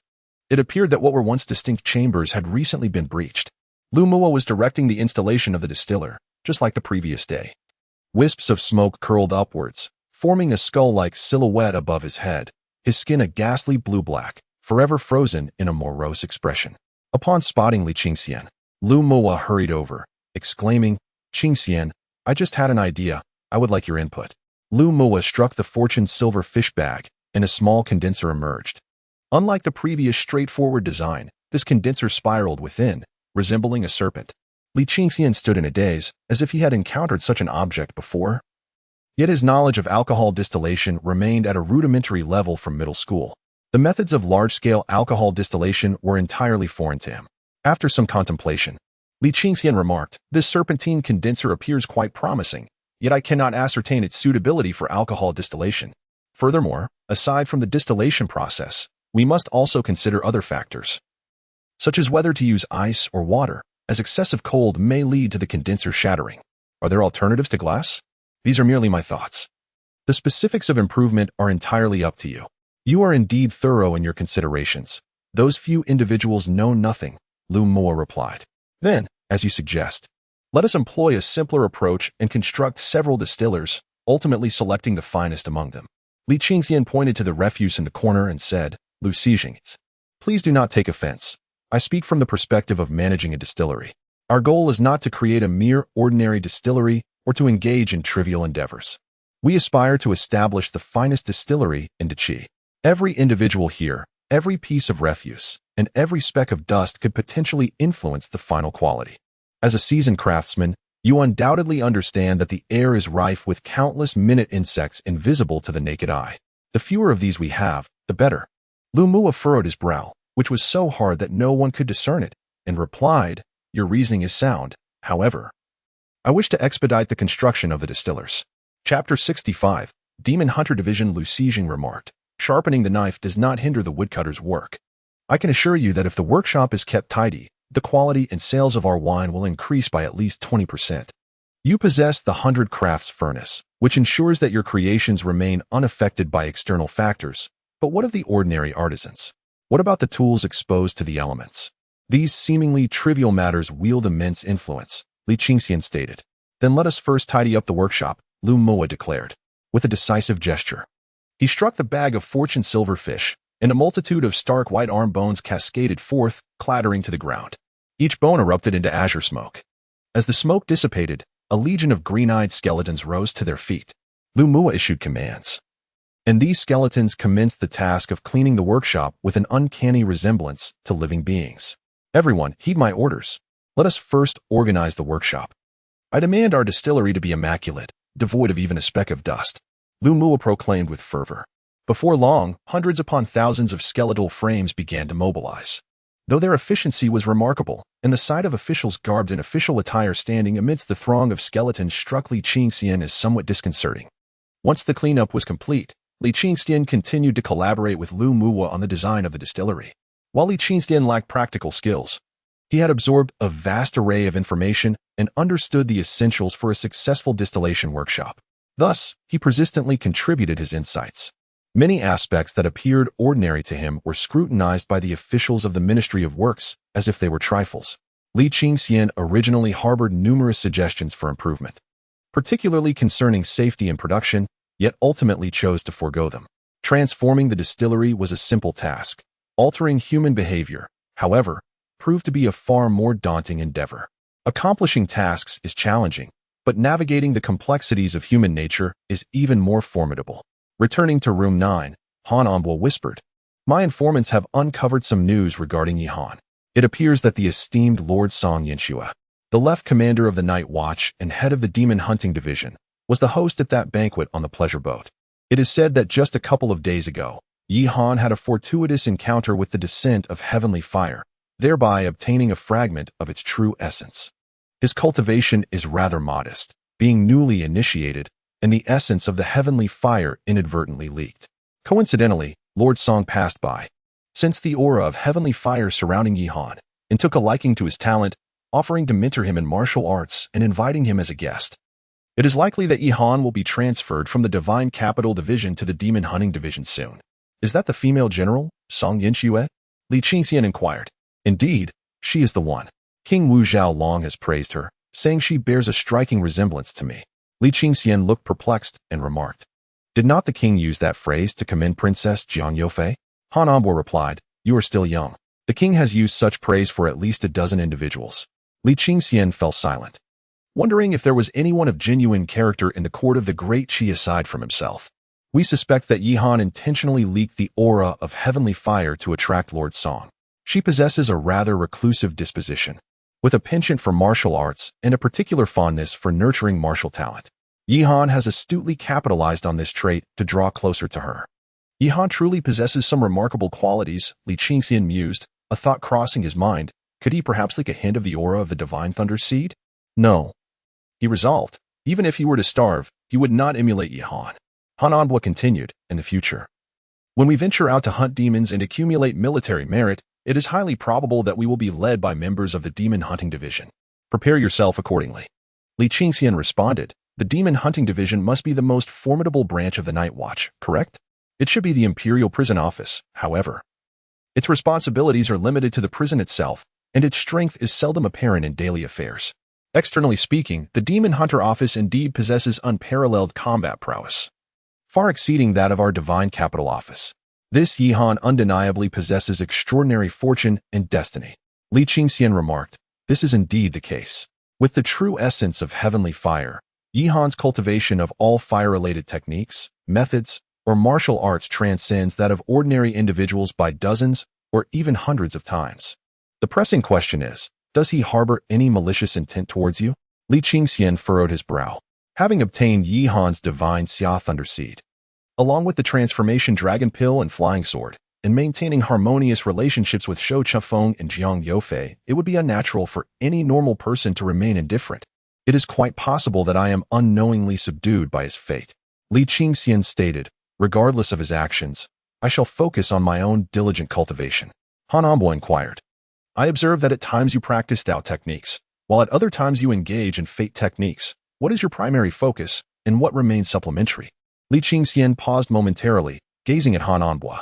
With a genuine smile, Han Onbo replied, I may not practice, yet I comprehend the art of cultivation. Fate techniques. Li Qingxian acknowledged. Han Onbo fell silent thereafter. Li Qingxian recognized that Han Onbo was subtly reminding him to distinguish between primary and secondary pursuits, regardless of the discipline. Quietly, Li Qingxian approached the table, ground ink, and spread paper, then employed the art of writing. Expending his magical energy to transcribe all the teachings of the Destiny sect he had memorized into written form, imprinting it into his spiritual platform. Following this, he engaged in slow contemplation, continuing until the late hours before finally succumbing to slumber. Early the next morning, Lu Mu would dispatch someone to summon him, compelling Li Qingxian to make his way to the Imperial Prison Office. For several consecutive days, Li Qingxian busied himself with the affairs of the distillery during the day, and at night, he immersed himself in the study of fate techniques. When fatigue set in, he would switch to learning the art of thunder. The establishment of the distillery was fraught with difficulties, errors in procedures, missteps by the officials of the Ministry of Works, and malfunctions of the distillation apparatus plagued the process. One night, as Li Qingxian was enjoying a deep slumber, a series of loud knocks echoed through the night. What could it be? Han Onbo rushed to the door and flung it open. The distillery's distiller has exploded. We are here to summon Lord Li. Li Qingxian jolted awake. Other matters could be resolved, but the distillery was of paramount importance, directly linked to his fortune and life. He hastily arose and called out, "I shall go at once." Dressing quickly, Li Qingxian proceeded outward. "I will accompany you," Han Ambua stated. The two followed the jailers of the imperial prison as they departed from the patrol house, inquiring about the details along the way. As of now, the cause remained unclear. All that was known was that cell number 3 had collapsed. Fortunately, the stout and resilient workers of the Ministry of Works had only sustained minor injuries before they even reached the gates of the prison. A rich aroma of alcohol wafted through the air. Navigating around cell number 1, they arrived at the area of cell number 2, where the once towering structure of cell number 3 lay in ruins, engulfed in the scent of spirits. A eunuch from the Internal Affairs Bureau, Jingguan, approached and said, "Lord Li, from now on, we must heed your words. How many times have you admonished this group about the importance of production safety? Yet, they treated your counsel as mere whispers in the wind. Now look where it has led us. Everything is in ruins. Fortunately, this was merely the initial construction phase. Had it been completed and then exploded, how could this distillery ever operate again? I will speak on behalf of Lord Yin. Henceforth, in this distillery, your word shall be law. Which young maid dares to defy orders? A direct decree to the prison for punishment is rather fitting." Li Qingxian observed Jingguan in a state of frantic urgency, understanding his fear of repercussions from the internal treasury. The power struggles among the eunuchs are far more brutal than those in the outer court. Rest assured, should anything go awry, I shall seek out Lord Yin. No, let Lord Lu handle it. You are in support of me, and the Ministry of Works puppets fear not for their lives. Hence they disregard safety in production. Li Qingxian stated, "Your words resonate well. These puppets always presume to know everything and look down upon us eunuchs, yet when misfortune strikes, they cannot place the blame upon me, can they?" Jingguan replied. After exchanging a few words, Li Qingxian summoned the puppets from the Ministry of Works to investigate the cause. Chapter 66, Bang. The cause was swiftly identified. The large serpentine condenser that Lu Cixin had recently constructed had exploded. It remains unclear whether the issue stemmed from excessive steam accumulation or thermal discrepancies. Jingguan berated the Ministry of Works puppets vehemently. Before long, Lu Mu arrived in a coffin-bearer's chair, initially wearing a grim expression as he listened to Jingguan chastising the ministry's puppets before directing the skeletons to dismantle the building for inspection. It was not until dawn, after breakfast, that Lu Mu finally encountered Li Qingxian. Shou Chefeng and Luo Jing had also arrived. In the cell block opposite the guards' quarters, several tables were pushed together to form a long table, with everyone seated on either side. Lu Mu declared, "The responsibility for this incident lies with me. I am willing to accept the consequences. My eagerness for results led me to disregard Lord Li's advice. From this day forth, we shall heed Lord Li's counsel and establish a stringent safety production protocol that all must adhere to. Those who disagree may leave. Should this safety process prove effective, I shall advocate for its implementation across the Ministry of Works, and upon its success, I will commend Lord Li," Li Qingxian remarked. "It is indeed rare to encounter someone like Lord Li, who addresses matters with such straightforwardness. The question of who bears responsibility is of little consequence, and there is no need for punishment. What truly matters is how we can prevent similar incidents in the future. The safety production process, seemingly mundane, is, in fact, a matter of great significance and must be approached with utmost diligence." Lord Li's words resonated deeply. Lu Mu nodded rigidly, while the others exhaled in relief. One willingly accepted responsibility and the other refrained from assigning blame, which is considered a remarkable feat in the realm of governance. Jingguan chuckled. "We must also extend our apologies to Lu Cixin and the esteemed members of the Ministry of Works. In our haste, we spoke without discretion. Upon reflection, it is clear that the situation is not as dire as it seemed. It is merely a matter of unfortunate timing. We shall exercise greater caution in the future."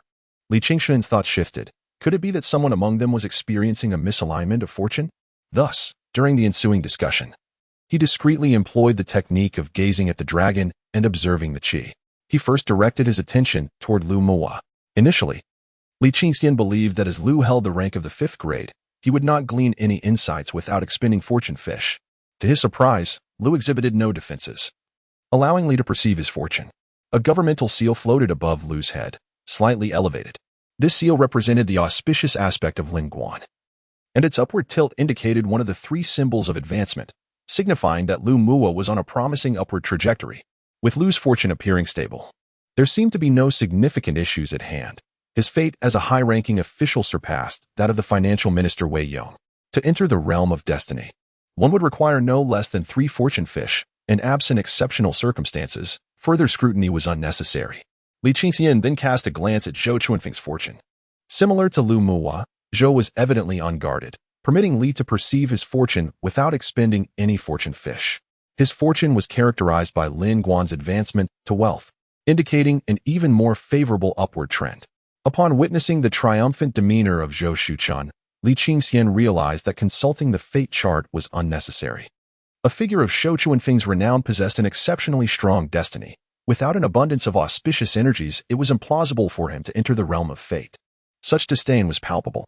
Li Qingxian then observed Luo Jing and Jing Guan, one a nefarious official and the other a martial eunuch, both demonstrating a marked ascent in their fortunes. Confusion clouded Li Qingxian's thoughts.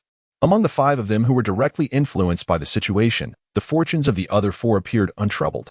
The question loomed, upon whom did the issue rest? Was it merely a matter of chance? Despite racking his brain, Li Qingxian could not arrive at a conclusion. In the afternoon, after the group completed their deliberation on the new plan, Lu Muwa commenced the reconstruction of cell number 3 using the Baigong furnace. Shou Chufeng departed to attend to matters concerning the Divine Capital S office. Within the prison guard S quarters, Li Qingxian remained perplexed. Suddenly, an epiphany struck him. In fixating solely on the fortunes of the others, he had overlooked his own. His fate was akin to a dilapidated structure with a null destiny. Ideally, his fate should occupy a neutral state. However, having incurred the ire of figures like Wei Yong and Yi Han, with unseen adversaries lurking, it was evident that he was now influenced by Yi Han's burgeoning strength and enhanced fate. It became apparent that he must expedite the cultivation of his own destiny. He resolved to first forge a fishing rod of fate, and subsequently, to procure a means to fish for destiny. As he contemplated, he made his way outside, instructing, "Please convey to Lu Xijing to proceed according to the plan. I must devote the coming days to refining my fate tools and techniques, unless it is of utmost importance. Do not summon me." Luo Jing called out, "If you have a solution, acquire some spirit gold. Don't come to me. I genuinely lack it." Li Qingxian paused, turned, and replied, "Grant me another chance at life, and procure some spirit gold for me." Luo Jing, caught in a blend of amusement and exasperation, remarked, "I truly do not possess any. Without reaching the 3rd grade of refinement, I lack the qualification to utilize it. Spirit gold is a mystical metal, employed in the crafting of magical artifacts, capable of harmonizing with various powers. The more spirit gold infused, the superior the artifact. However, spirit gold is prohibitively expensive and exceedingly rare, only available for trade in the spiritual markets frequented by cultivators." Li Qingxian calculated the resources at his disposal. 500 taels of gold were off-limits, 200 taels of silver similarly untouchable, and the remaining 200 taels, combined with a few coins in his possession, fell woefully short of affording even a single tael of spirit gold. 1 tael of spirit gold costs 1,000 taels of silver, and the fateful fishing rod requires at least 10 taels of spirit gold to be forged. At that moment, Lu Muwa approached and inquired, "Qingxian, how much spirit gold do you lack?" 10 taels, Li Qingxian casually replied. Subsequently, Lu Muwa reached into his fortune silver fish bag and tossed an object over. Li Qingxian caught it and beheld a small, transparent, colorless glass vial, no larger than a thumb, containing 10 black metallic grains, each the size of a grain of sand, resting at the bottom and emanating a faint, iridescent glow. Lord Li Qingxian gazed at Lu Muwa in astonishment. "It's a loan. Remember to return it," Lu Muwa stated as he turned to depart. Li Qingxian called out, his voice resonating with gratitude, "Thank you, Lord Lu," while observing the swirling black mist above Lu Muwa's head, resembling a skull. Lu Muwa waved his hand dismissively and resumed his efforts to reconstruct the tavern. Luo Jing cast an envious glance at the vial and remarked, "Indeed, the mid-tier officials are distinctly remarkable." Li Qingxian held the vial aloft against the sunlight, marveling at the exquisite halo that danced within. Han Ambwa noted, "When we left, Yuping had not yet risen." "Ah, I had forgotten." A sudden clap of sound echoed as his palm sank into the vial for a brief moment before being repelled. Yuping groggily rose. "Brother Han, I shall compile a list for you. Please assist me in procuring the materials mentioned therein. I believe you are quite knowledgeable about such matters. There are a few items that are not easily obtainable by the average person. Yuping, could you lend me 2 porcelain bowls? I require the large sea bowls, and then stand guard at the entrance. I intend to refine a life instrument." "All right." Yuping's eyes widened in surprise. Li Qingxian drafted the list, and Han Onbo took it, reading aloud each item meticulously. Upon confirming the accuracy, Li Qingxian retrieved 380 taels of silver notes and 20 taels of small silver from the bundle sent by Luo Jing. He kept 80 taels in notes and 20 taels in small silver for himself, passing the remaining 300 taels of silver notes to Han Onbo. Didn't we agree that 200 taels would suffice? 200 taels are for purchasing the materials, while the additional 100 taels are for you to manage. I often ask you to handle matters for me. Some expenses can be accounted for, but the smaller amounts are more difficult to document, and it would be awkward for you to request them from me. Moreover, assistance should not come without compensation. You may use it as you see fit. Han Onbo nodded, accepting the silver notes before departing from the Jiajiu residence. Chapter 67. The making of the life instrument. Before long, Yu Ping returned with 2 large bowls. Li Qingxian fully unwrapped the bundle, revealing scattered pieces of gold that gleamed dazzlingly. Yu Ping cast a few reluctant glances at the gold before taking his position at the door as a guard. Once he had fully understood the process, Li Qingxian commenced the first step, melting the gold. With his right hand imbued with magical energy, he swept it across the 2 large porcelain bowls, channeling his power to cleanse impurities and fortify the bowl structure. He then placed the gold fragments into each of the bowls, taking out the previously crafted awakening talismans.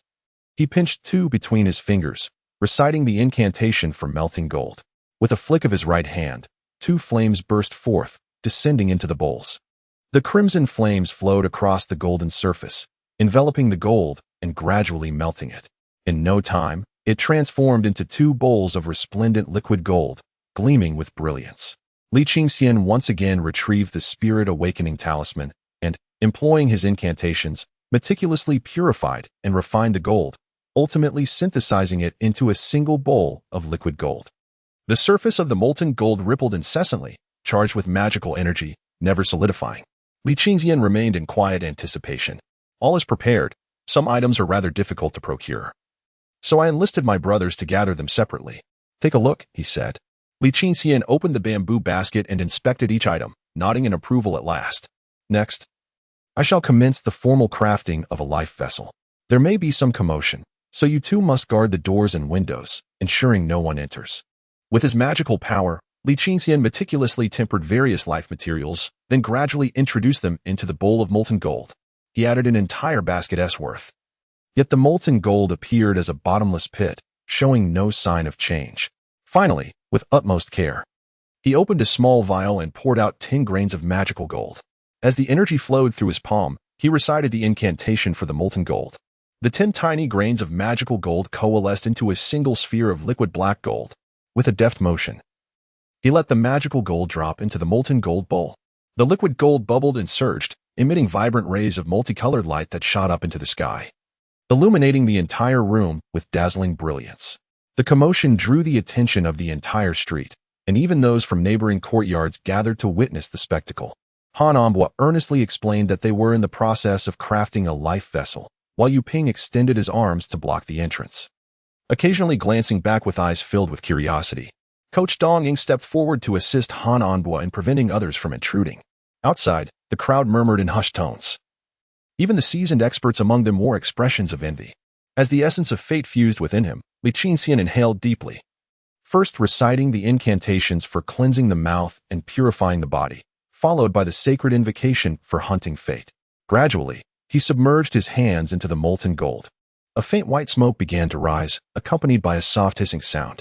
Li Qingxian felt as if his hands were immersed in boiling water, a sensation both painful and itchy. The molten gold seeped into his fingers, coursing along the inner walls of his veins, leaving a trail of reddened skin and wisps of white vapor in its wake. Through the skin, 2 sinuous golden lines, reminiscent of serpents, could be faintly discerned, flowing upward along his arms. The golden lines climbed to his shoulders, surged towards his neck, traversed his cheeks, and wound around the corners of his eyes, ultimately converging at the center of his forehead, merging into one. Gradually, his body lost sensation as he began to concentrate on the spiritual platform within. Within this realm, the head of the thunder dragon, emblazoned with the fiery seal, opened its maw to expel a sphere of thunder. The golden lines entered the sphere, refining further, becoming more delicate. Within the new molten gold, blue and white lightning flickered brilliantly. A blue vortex materialized above the thunder dragon's fiery seal, into which the molten gold surged. In Li Qingxian's fate reservoir, the The molten gold descended from above, landing in the fate pool with a sizzling sound, white smoke billowing forth. The molten gold swiftly took shape. After a brief interval, all the molten gold had entered the fate pool, transforming into a pure golden fishing rod. With thunder as the line and a dark golden hook, the rod of destiny gradually rose, standing majestically atop the artificial mountain at the center of the fate pool. Li Qingxian opened his eyes and looked down. The porcelain bowl was empty, and his skin had returned to its normal state, making the earlier pain seem like a mere illusion. With this instrument of fate, he could use ordinary fate stars as bait to fish for destinies. Next, he contemplated the process of purchasing a life. The act of buying a life was quite straightforward. The seller's consent, a guarantor, and the signing of a life contract would allow the fate practitioner to claim the life. However, the actual process was exceedingly intricate. Purchasing a life harbors a significant drawback. Although it is termed buying, in reality it is akin to borrowing. Should the original owner of the life perish, the essence of that life shall vanish. Li Qingxian gently caressed the scar upon his chin, abruptly realizing that the principal disadvantage of acquiring a life bore little relevance to him. I can procure an individual's past life and subsequently ensnare a new one. Once I utilize the new life, the demise of the original owner holds no consequence for my new existence. Hearing a commotion outside, Li Qingxian stepped through the door. Beyond, a throng of night guards gathered. Their ranks swelled with numerous figures adorned in fine robes of the 9th and 10th ranks. The clamor ceased abruptly as all eyes turned towards Li Qingxian, reflecting a spectrum of emotions, some joyful, others envious, and many filled with reverence. Without exception, their faces radiated with light. "Captain Li, have you truly forged a life vessel?" bellowed a night guard who had previously conversed with Li Qingxian. With a smile, Li Qingxian affirmed, "Indeed, from this day forth, I shall be a genuine master of life techniques." "Congratulations!" The night guards chorused in unison. "At last, our patrol house has produced a remarkable talent. This is a true master of life techniques, and it seems our night guards have always been outsiders in this field, has it not?" "Indeed. Li Qingxian is the first master of life techniques to emerge from our ranks," remarked Dong Ying, brimming with joy. "Did I not predict correctly? If Li Qingxian can save my mother, he is surely destined to become a master of life techniques. I foresee that it will not be long before he ascends to the ranks of a great master, wielding the secrets of destiny." The night guards of the patrol house glowed with excitement, their enthusiasm surpassing even the thrill of seizing rabbit bones in the dead of night. Li Qingxian clasped his hands in salute to the crowd and smiled. "Thank you, my esteemed colleagues. I am first and foremost a night guard, and only thereafter a master of life techniques." "Well said. Never forget your roots." The crowd echoed in praise. After a considerable amount of time, the crowd finally dispersed. Some wished to remain and chat, but Han Envoy excused himself by stating that Li Qingxian needed to meditate, prompting their departure. Once back inside, and having shut the door, Han Envoy remarked, "Do you not find their reactions rather excessive, akin to Yu Ping's startled demeanor?" "Indeed, somewhat," replied Li Qingxian. "You are still young, and do not comprehend the distinction between charlatans and true masters of fate. With age, you will come to understand. These past 2 years have primarily involved battles against the demon clans. Even the masters of fate, when they intervene, do so from afar, across the great river. The contests among the sovereigns for the throne were truly spectacular. You may have heard tales or read accounts, but we have witnessed them firsthand. Therefore, it is difficult for you to grasp the sensation they experience upon learning that a master of fate is in their midst." Li Qingxian asked, "The peaks piercing the heavens and the river soaring above, have you truly witnessed such marvels?" Han Envoy gestured towards the sky, his heart filled with nostalgia. "I have seen it with my own eyes, right above the capital." "Regrettably, I have not," Li Qingxian confessed. Han Envoy continued, "Our relation stems from another point. When encountering such monstrous beings, the presence of a master of fate greatly increases the odds of escape. In my past encounters with deception, I relied heavily on the intervention of such masters." "Intriguing. What is this deception you speak of?" Li Qingxian inquired. "Ah, I have heard of it in books. Yet the details remain vague," he replied. Han Envoy sighed. "They dare not elaborate. The more one speaks of such matters, the greater the likelihood of falling victim to deception once more. Is it truly that terrifying? Pray, elucidate what this deception entails." Han Envoy lowered his head in contemplation for a long while and remarked, "The phenomenon of being ensnared by a ruse is akin to succumbing to a curse or poison. Yet it is far more insidious and perilous than a mere curse. The difficulty in unraveling such deceptions is immense, when pressed for specifics on how to dispel a ruse." Han Envoy sighed. Though I have encountered and attempted to resolve deceptions before, the entire process remained shrouded in confusion, and I possess no foolproof methods. If one were to insist on an answer, I could only share some fundamental wisdom. Once ensnared, one must strictly adhere to certain rules. Any transgression may result in injuries, or in severe cases, even death. As for the means to untangle a ruse, opinions vary widely, but it undeniably requires the identification of an opportune moment. A misstep could lead to an inescapable deadlock. It is truly terrifying. Furthermore, you must remain vigilant, he cautioned. Why should that concern me? Li Qingxian replied. Practitioners of fate are adept at unraveling deceptions, yet they are equally susceptible to being ensnared by them, Han Anbo observed, his gaze profound. Is that so? I shall endeavor to keep my distance from such tricksters in the future, Li Qingxian responded. Han Anbo continued, on this joyous occasion. Let us refrain from discussing such malevolent entities. Just wait. Once it is confirmed that you have ascended to the rank of a fate practitioner, the guardian might personally summon you. Is that so? Li Qingxian inquired. Be patient for the news. When the time comes, you shall understand the esteemed position of a fate practitioner, Han Anbo chuckled. At that moment, a knock resounded at the door. Is Captain Li Qingxian present? Came the voice. He has arrived, Han Anbo replied. As the door swung open, a guard from Chunfeng residence appeared, clasping his hands in greeting. Lord Zhou has instructed that you should attend Chunfeng residence tomorrow morning to participate in the Court of Justice. Very well, thank you, Li Qingxian acknowledged. Once the guard departed, Li Qingxian shrugged and remarked, what is so noteworthy about the Court of Justice? It is merely a standing affair. Han Anbo opened his mouth as if to speak. But after a soft smile, he closed it again. Having successfully refined his life weapon, Li Qingxian chose to rest rather than engage in cultivation that night, enjoying a peaceful slumber. Early the next morning, Li Qingxian made his way to Chunfeng residence. In the summer, the residence was bathed in radiant morning light, with flowers blooming in a riot of colors. Officials from the Divine Capital Bureau crowded the study, many still standing outside. Familiar faces, including He Lei, the head of the patrol, and Xiao Ming, the Bureau's affairs officer, were present.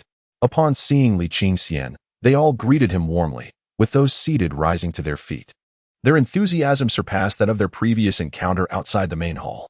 When the time arrived, Zhou Chefeng led the way, with Li Qingxian by his side. As a procession of over 20 individuals set forth. Along the journey, they continually encountered colleagues adorned in splendid attire. Upon reaching the entrance of the main hall, Li Qingxian cast a glance inside, noting that the farthest low platform was utterly vacant, while the 4 Zetenwood armchairs remained unchanged. However, there were numerous more Zetenwood circle chairs and Willowwood armchairs, some even positioned behind the courtyard pillars. Just as Li Qingxian was about to enter, he noticed Zhou Chunfeng halt, gazing ahead. A squad of armored night guards approached them. The foremost individual wore a 4th-grade leopard head bronze breastplate, his skin as pale as snow, lips a vivid red, and his large, bright eyes sparkled with clarity. Like Zhou Chunfeng, he possessed a feminine demeanor, yet he stood taller and more imposing, exuding an air of gallantry. Judging solely by appearance, he was scarcely inferior to Zhou Chunfeng. Together, they resembled a pair of exquisite jade figures. However, this man's expression was icy, as if frozen, contrasting sharply with Zhou Chunfeng's approachable demeanor. Wait. Li Qingxian cast a glance at the person's throat and noticed the absence of an Adam's apple. His gaze then shifted to the hairpin atop her head, and he suddenly realized that he was in the presence of an intrepid female official, most likely Song Yinxue, the deputy commander and chief of the demon hunting department. The 2 squads came to a halt, and the officials from both sides clasped their hands in greeting. Greetings, Lord Song. Greetings, Lord Zhou. Out of the corner of his eye, Li Qingxian spotted a familiar face. Yihan stood not far from Song Yinxue, separated by several mid-ranking officials. Yihan also glanced over, and the two exchanged a subtle nod. Li Qingxian sensed something intriguing in Yihan's gaze, though he couldn't quite comprehend it at the moment. Yinxue, Zhou Chunfeng greeted with a smile. However, Song Yinxue appeared oblivious, her tall figure standing erect like a mountain, surveying Li Qingxian with a cold, piercing gaze. Li Qingxian? Her voice resonated like ice clashing, clear and crystalline. Li Qingxian immediately bowed, responding, "It is indeed I." "Well done. Do not follow Zhou Chunfeng's poor example. The demon hunting department always welcomes you." With that, she turned her back on Zhou Chunfeng and strode directly into the main hall of the department. Yihan cast a glance at Li Qingxian, his expression growing increasingly complex. This individual dared to confront Zhou Chunfeng publicly. Could he possibly endure such affront? Li Qingxian looked toward Zhou Chunfeng, who maintained his composed smile. He then observed the other officials, all of whom appeared unfazed. Li Qingxian exchanged knowing glances with Zhou Hen. Zhou Hen glanced at Shou Chunfeng and discreetly conveyed, Song Yinshue's mother, who once aspired to marry Lord Zhou, fell into illness from unfulfilled longing, a regret she carried throughout her life. Li Qingxian suddenly understood, his mind conjuring countless narratives. I see. He gave Shou Chunfeng a thumbs up. Shou Chunfeng cast a sharp glance at Li Qingxian before proceeding into the Hall of Justice. Inside, the morning light danced with the flickering candle flames. Yet to Li Qingxuan's eyes, the atmosphere remained somewhat dim and chilly. As he crossed the threshold, he observed that the walls of the grand hall were lined with numerous minor officials clad in splendid brocade robes, numbering in the hundreds. A sea of white horse insignias belonging to military officers mingled with a few scholarly officials' plumage insignias. Li Qingxian glanced down at his own white horse insignia and made his way towards a corner of the hall, seeking solace and anonymity amidst the crowd. Just as he approached the wall, Li could not contain his curiosity and inquired, Li Qingxian, what are you doing? All eyes in the hall turned toward Li, then shifted to the bewildered Li Qingxian. Huh? Li Qingxian responded, perplexed. Li pointed to the rearmost Zeatonwood chair, designated for a third-tier official. You should sit there? Realizing that everyone was now focused on him, Li Qingxian lowered his voice, though the hall was so quiet that his words were still audible to all. Li nodded in affirmation. Li Qingxian whispered even more softly, don't make a fuss. I wear a white horse insignia, not that of a bear or leopard. As he spoke, he tugged at the insignia on his chest. After a brief silence, the assembly erupted into laughter. Li Qingxian was taken aback. Scanning the officials' faces and discovering that their mirth bore no malice, it was purely born of amusement. Even Song Yinshue, the left deputy commander, wore a softened expression, the corners of his mouth curving upward slightly. Li, caught between laughter and exasperation, turned to Shou Chunfeng and said, Sir Shou, did you not inform him? Inform him of what? Shou Chunfeng replied with an air of calm. Li sighed, Li Qingxian. Have you never heard the saying, he who holds the command has authority over ranks? I have indeed heard of it, but I, too, was merely a 9th rank in the previous year and could only occupy a chair made of willowwood. He laughed and scolded, you are truly a false scholar. The complete phrase is, holding the life instrument, one meets an official 1 rank higher. In the night watch, a low-grade life master holds a status equivalent to that of a mid-grade, while the mid-grade directly sits on a Zeaton grand chair. Li Qingxian suddenly comprehended. No wonder Han Enbo had been exceedingly joyful yet hesitant to speak yesterday. It was his intention to surprise me. The other officials presumed they were aware of this matter or believed that Shou Chunfeng had already informed me. With a helpless glance at the smiling Shou Chunfeng, Li Qingxian was certain it was intentional. Unbeknownst to me, I had acted presumptuously. Li Qingxian clasped his hands in greeting and approached the final Zeatonwood circular chair. He settled down, resting his arms on the armrests, arching his back against the chair's support, and murmured, quite comfortable indeed. The officials smiled, some of the elder officials grinning broadly, increasingly finding this young man endearing. Wei Yong cast an impassive glance at Li Qingxian before turning his gaze towards Yi Han. In the corner, Yi Han stood among the 10th ranks. He glanced at the dignified silhouette of Li Qingxian seated, then lowered his head, obscured by the shadow of a courtyard pillar. Chapter 69. My father has praised you one by one. The officials entered the Hall of Justice. Soon, 3 individuals occupied the 4 Zeatonwood grand chairs. Li Qingxian observed discreetly. The first grand chair remained unoccupied, as the left commanding officer was still away. On the second grand chair sat the right commanding officer, Yang Xiangshu. Nicknamed Yang the Mute, tall and slender, with a dark complexion and a vacant expression, he sat upright throughout, silent and unmoving. On the third Grand Master chair sat Song Yinshue, the left commanding officer-in-chief of the Demon Hunting Division, clad in a military official robe, exuding a striking presence. His pair of large, bright eyes, dark and clear, shone with a captivating brilliance that even his cold, expressionless face could not conceal. On the 4th Grand Master chair was the previously encountered right commanding officer, Yu Xinhe, a slightly plump elder with a gentle demeanor. Observing this assembly, Li Qingxian comprehended that his status as the first diviner from the Night Watch was undoubtedly extraordinary. The Master of Guards has arrived. With a clamor, the officials rose, casting their gazes toward the entrance. The blinding sunlight illuminated the ground, as a massive sedan chair appeared at the threshold. This sedan chair was larger than the usual palanquins, gradually adjusting its direction. For bearers, clad in green embroidered garments indicative of seventh-rank military officials, displayed robust physiques, their muscles well-defined. Upon the carrying poles lay a large crimson platform, upon which rested an enormous iron chair sculpted in the form of a ferocious beast. Behind this chair stood a resplendent, royal blue canopy, resembling a grand umbrella shielding against the sun. This chair extended over 2 meters in width, yet it was filled to the brim with the occupant above. Seated upon the iron chair was a small giant, wielding a large sandalwood fan and gently fanning himself. This small giant resembled a triangular mass of flesh atop the chair, his substantial abdomen layered upon itself, obscuring his stout legs that dangled below. His enormous, hairless head gleamed brightly. When he smiled, his eyes and mouth vanished into the folds of his facial flesh, forming 3 prominent crevices. Layer upon layer, 5 thick chins cascaded down like 5 steps across his chest. The little giant, even while seated, appeared to tower nearly 10 feet tall.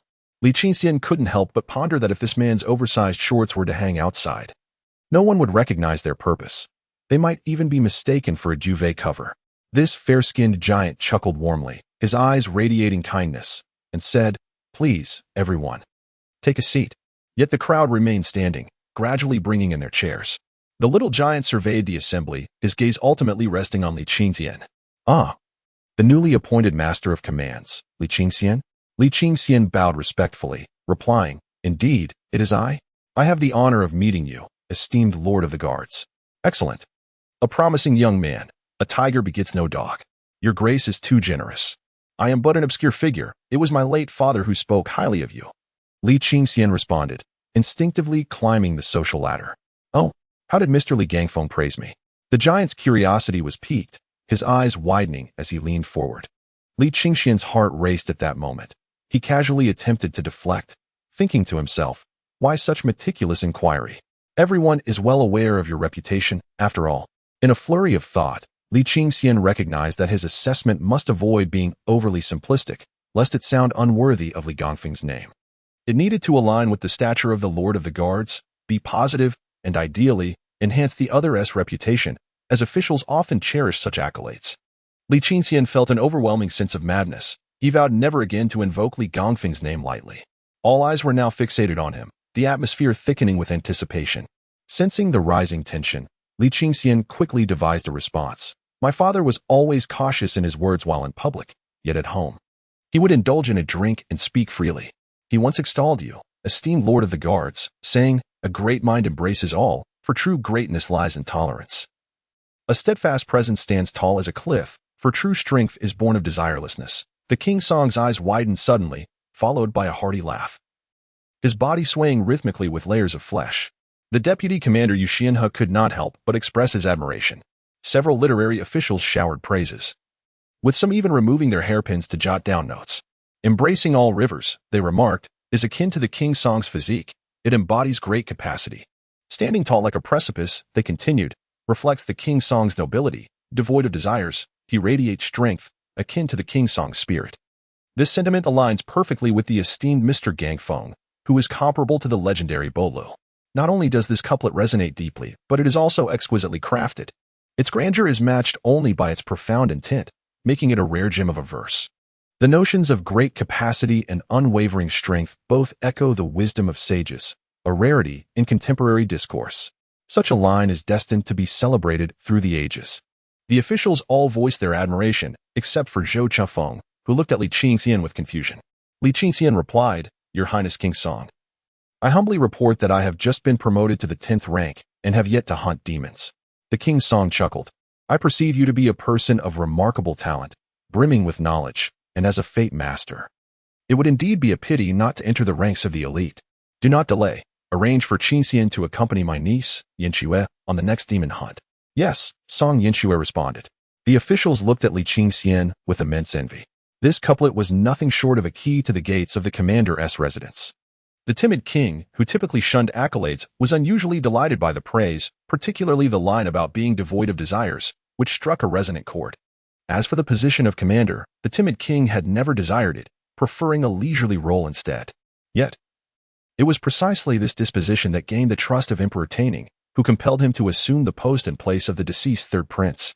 Observing the positive reactions, Li Qingxian felt a sense of relief. Regarding the words of the sage, they are utterly incomprehensible.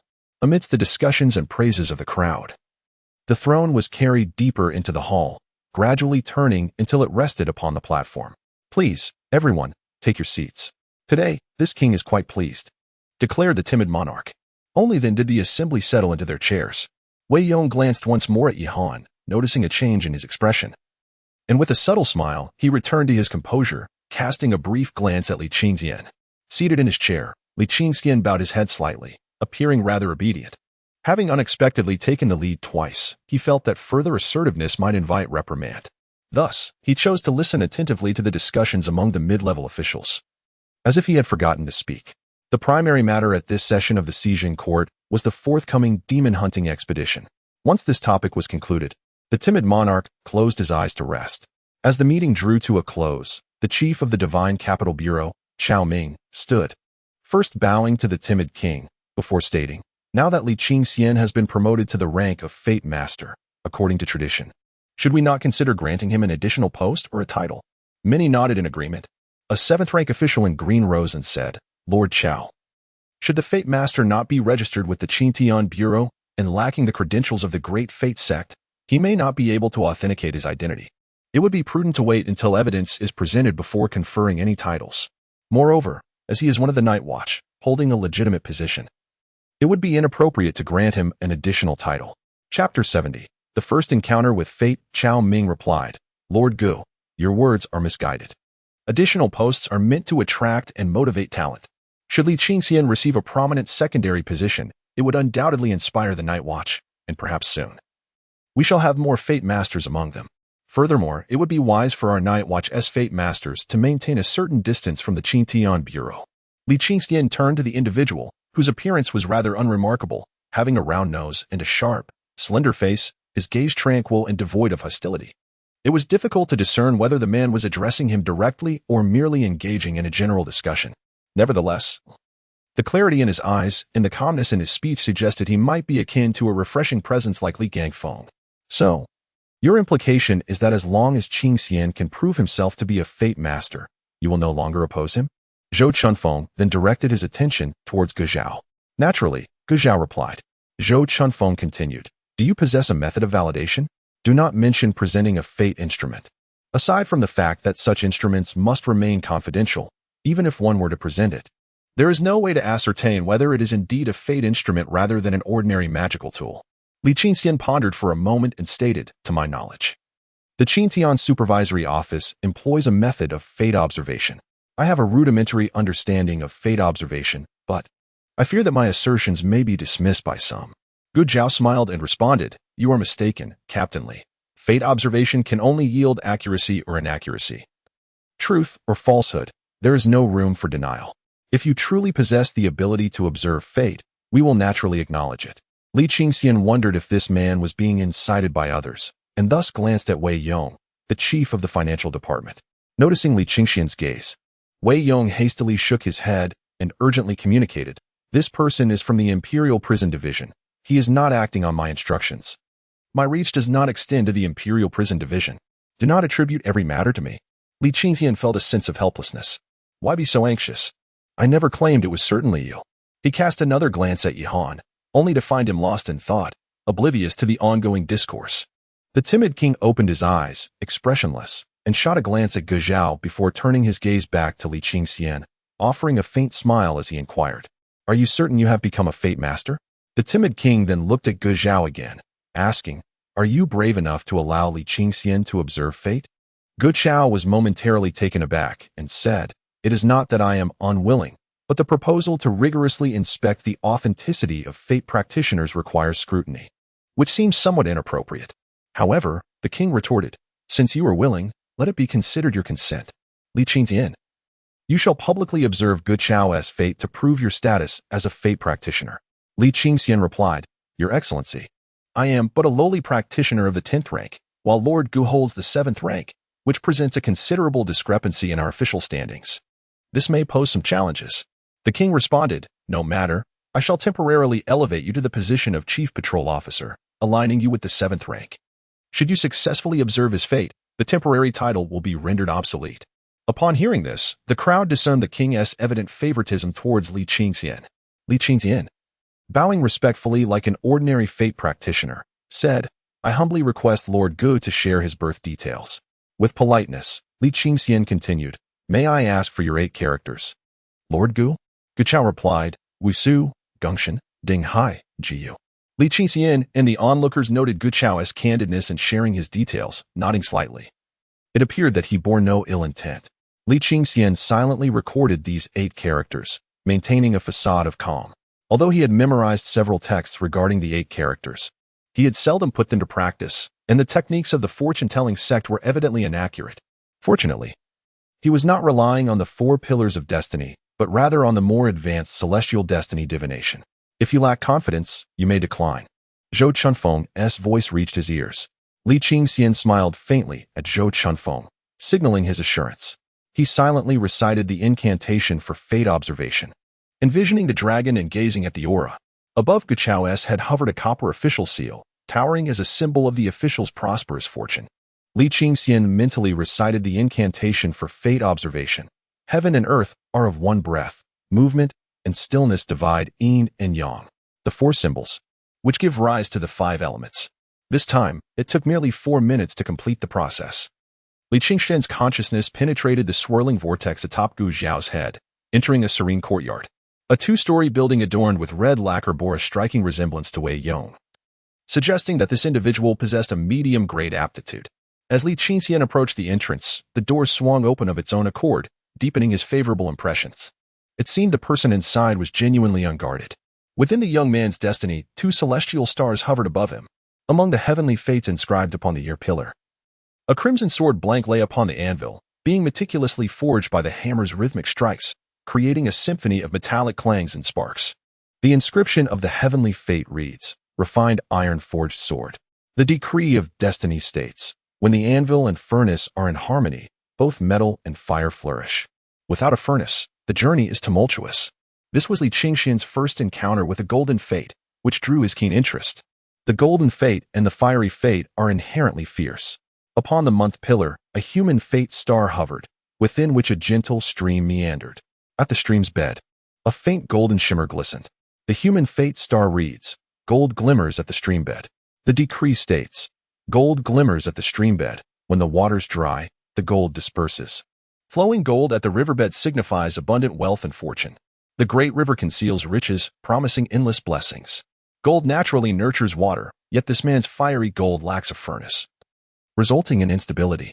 The gold within the waters is merely the shallow gold of a stream, easily exhausted, suggesting he had a modestly affluent childhood, only to witness a subsequent decline in his family's fortunes. Turning his gaze toward the young man's fate, he found it utterly empty. An empty fate star is a grave omen, indicating a lack of accomplishments. How did he attain the 7th rank? Could it be that an unexpected transformation turned misfortune into fortune? There lies a tale within him.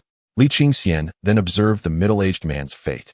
Above the middle-aged fate, a faint mist appeared, previously imperceptible, only revealing itself when one gazed directly at it. Was this the manifestation of fate or the ethereal mist created by the spirit of destiny? Li Qingxian's heart leapt with joy upon encountering such a rare fate. Indeed, with my current abilities, I am unable to decipher the intricacies of destiny. The destiny instrument. With a mere thought, a fish of fortune darted into the apparatus. The device roared to life. An invisible force surged forth, dispersing the mist of fate. 4 celestial bodies hung high above the pillar of destiny. With 4 destinies in play, the nature of fate transforms entirely. Among them, 3 stars floated gracefully, yet one languished upon the pillar itself. Li Qingxian first turned his gaze to the star resting on the pillar. Within this celestial body, a vast prairie lay before him, where a black stallion galloped away from its herd, racing forward.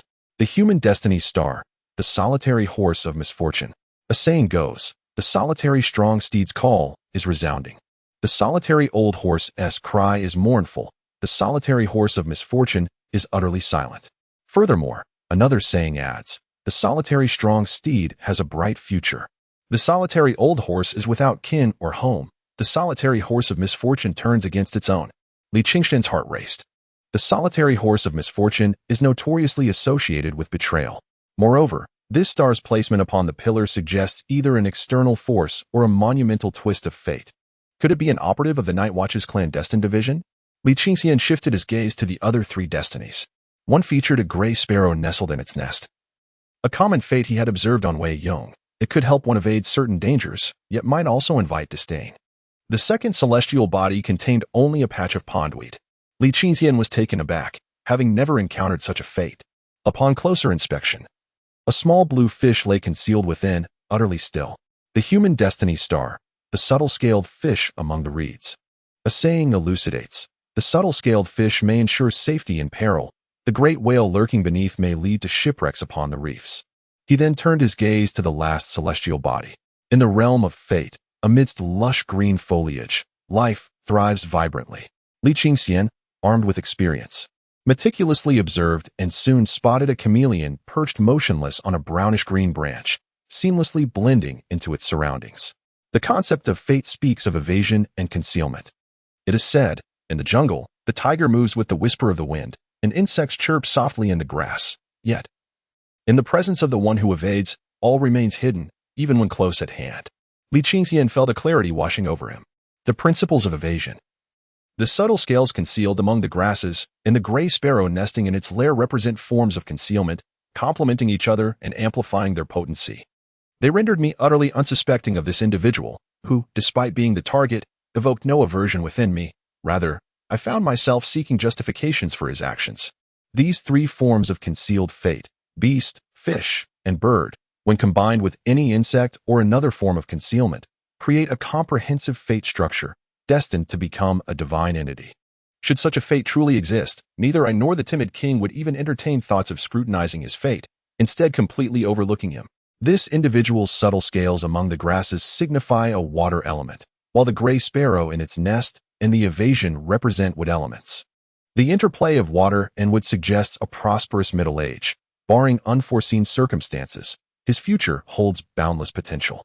Yet, the solitary horse, grazing on grass, slightly undermines the wood element, determining both his fortune and misfortune. Li Qingxian once again examined Ge Zhao's fate closely, finding no further issues, and subsequently withdrew.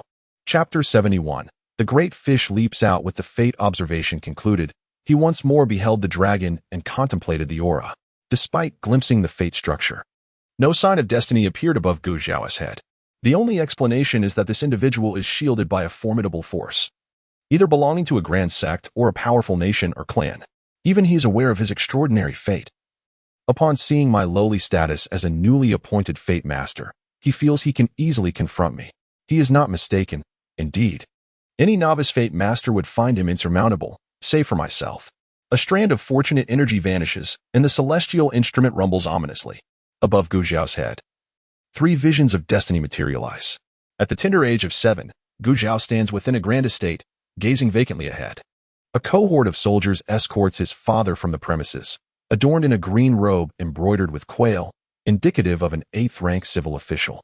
His father casts a fleeting glance at Ge Zhao before lowering his head, being taken away.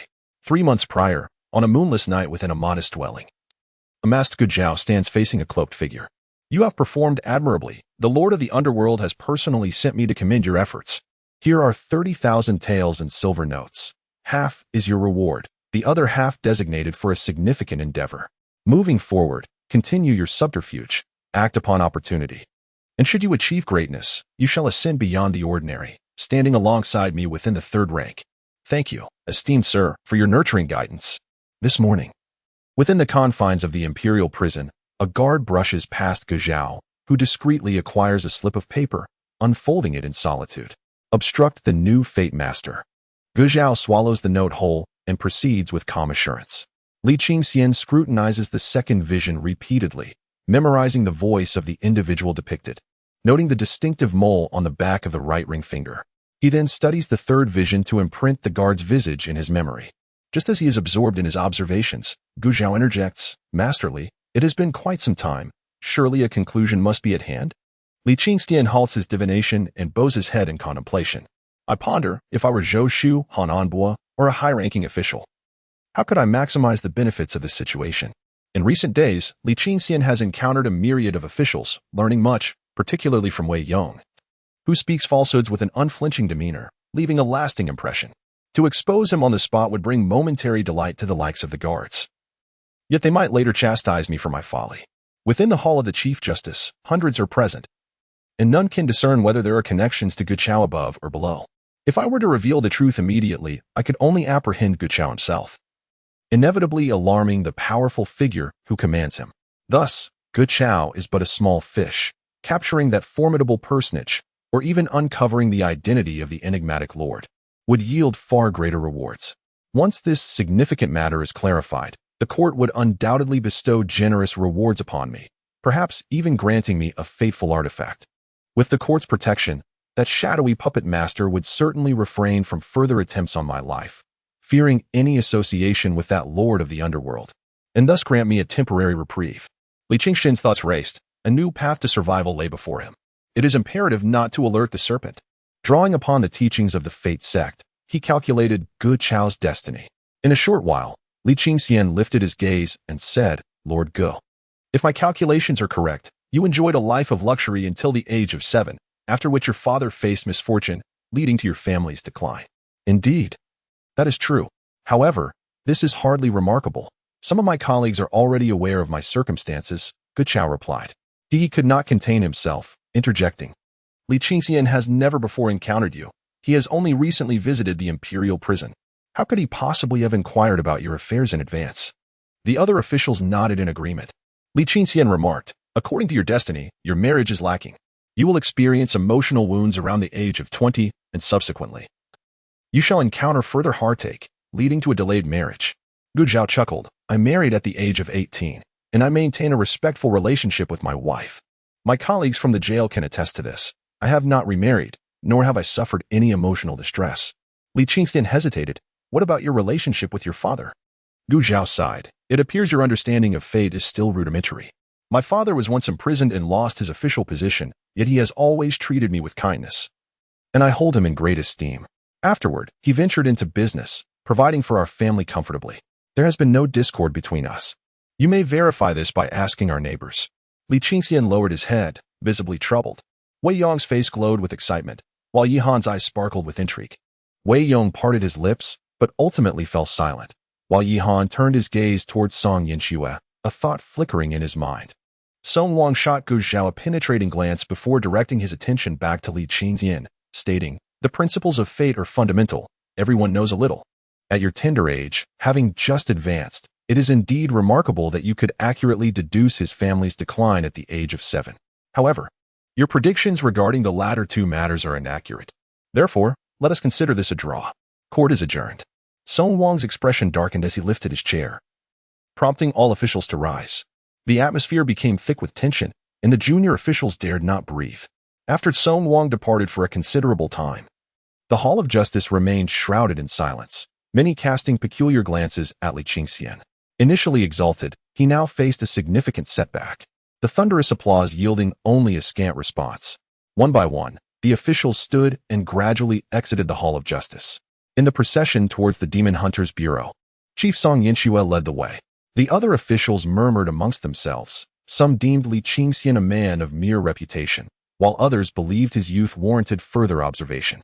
When inquired about Yi Han, he cast a glance at Song Yinxue's retreating figure, sighed, and remarked, "Previously, I had a slight acquaintance with Li Qingxian. He was once considered loyal and honest. However, since entering the ranks, he has grown somewhat arrogant and no longer associates with me. I do not doubt his mastery of fate manipulation, yet the authenticity of this so-called life-forging technique remains ambiguous. If even Yi Han expresses such skepticism, this matter surely harbors significant intricacies. Could it be that they are aware of the impending dissolution of the patrol offices, thus fabricating a false practitioner of fate manipulation?" Song Yinxue remained silent. Not far away, a group was advancing towards the Divine Capital Bureau. They offered words of solace to Qin Xian, saying, "You are still young. Experiencing setbacks is entirely normal. Your ability to discern his past at the tender age of 7 is remarkable. How old are you? If you could predict everything accurately, by the time you reach our age, you would become a prodigy. Indeed, even the young geniuses of the Celestial Fate sect may not surpass your talents. Your prowess is sufficient to secure a prominent position within any ordinary fate manipulation sect." While the crowd offered encouraging words, Li Qingxian kept his head bowed.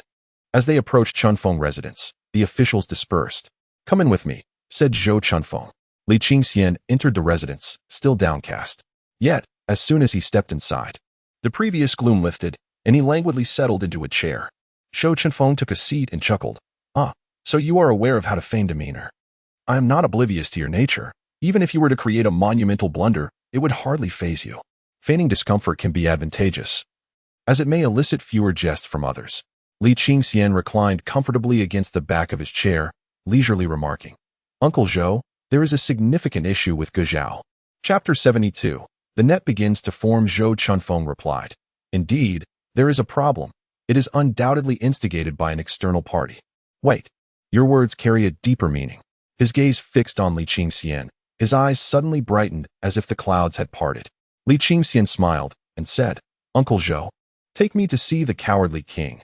This matter is beyond your capacity to resolve." Zhou Chunfeng sprang to his feet, exclaiming, "He holds a position in the Imperial Prison Office. Are you implying?" Li Qingxian nodded vigorously.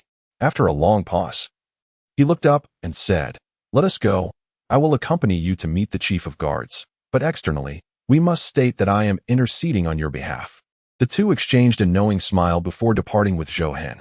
The trio proceeded along their path, weaving through the trees and gates, until they arrived at a spacious courtyard. The guards at the entrance, recognizing Zhou Chunfeng, did not announce their arrival but led them directly inside. The courtyard featured broad avenues, and each door was 4 to 5 times wider than that of an ordinary abode. Upon reaching the main hall, the three paused while a guard entered to make an announcement. Li Qingxian peered inside. The cowardly king, resembling a mountain of flesh, sat at the far end, with a round table before him that was twice the size of a standard dining table. On either side of the table stood 2 rows of maidens. One group bore dishes, while the other presented rice and beverages, arranged in a seamless line beside the cowardly king. 3 layers of thick blue aprons adorned his chest, and he dined not with chopsticks but with his hands, grasping food and shoveling it into his mouth. The timid king devoured an entire caramelized pork knuckle with the ease of an ordinary person extracting the bone from a chicken leg, pulling the pig's bone from his mouth, chewing heartily, and then meticulously licking the sauce off his 5 fingers. The pork knuckle today was delightful. For the second meal of brunch, he contemplated 3 servings. No, given the summer heat diminishing his appetite, he settled for 2. It turned out that the timid king truly indulged in 10 meals a day, a notion I had previously dismissed as mere jest. Li Qingxian felt a swallow roll down his throat. The timid king, lifting his gaze, beckoned with his sauce-laden hand to the 2 others, grabbed a steamed large yellow croaker, and placed it in his mouth. With a gentle tug on the fish's tail, the head and bones emerged cleanly. Not a morsel of the edible parts, such as the crescent-shaped flesh, the fish lips, or the eyes, was left behind. Zhou Chunfeng whispered, "Let's discuss this after the meal." Li Qingxian followed suit, standing by the dining table, quietly observing the timid king as voracious consumption, feeling the saliva pool in his mouth and the gastric juices churn within. As the timid king finished the last plate of meat jelly, the servants cleared away the dishes and bone debris, prompting a sigh of relief from Li Qingxian. "Prepare a fruit platter for them," he instructed. The timid king glanced to his left, and Li Qingxian followed suit. For burly men carried a large identical tabletop, placing it atop the previous one. On this new table, one half was adorned with a vibrant array of fruits, while the other half showcased an equally colorful assortment of pastries, each bowl brimming. After a lengthy silence, Li Qingxian expressed his understanding. What harm was there in enjoying a little dessert after a meal? In no time, 4 large bowls of fruit were brought forth and set on the adjacent square table. Li Qingxian, without hesitation, took a seat and began to savor the mare's milk grapes slowly. Li Qingxian had just finished the first bunch of grapes, leaving the entire array of fruits and desserts before the cowardly king utterly depleted. After wiping his hands clean and setting down the towel, he gestured with his right hand, prompting everyone to depart. For sedan bearers, of the 7th rank, positioned themselves at the main and side entrances. "What is it?" the cowardly king inquired with a smile. Zhou Chunfeng replied, "Li Qingxian spoke falsehoods in the Hall of Justice." "Oh?" Zhou Chunfeng turned his gaze toward Li Qingxian. Li Qingxian explained, "My divination skills are ordinarily inadequate. Yet with your auspicious fortune assisting me, I unexpectedly excelled. Not only did I ascertain that Gu Zhao is an undercover traitor within the Zhaoyu office, but I also deduced that 3 months ago, this individual conspired with a suspected high-ranking official, who wore worn-out official boots and bore a mole on the ring finger of his right hand. This person claimed to be a follower of the underworld lord, Additionally, there is a jailer who acted as an informant for Guzhao. Should these two come together, my divination could potentially sense their presence. The cowardly king and Shou Chunfeng turned their heads simultaneously to regard one another. Continue, the cowardly king urged, narrowing his eyes.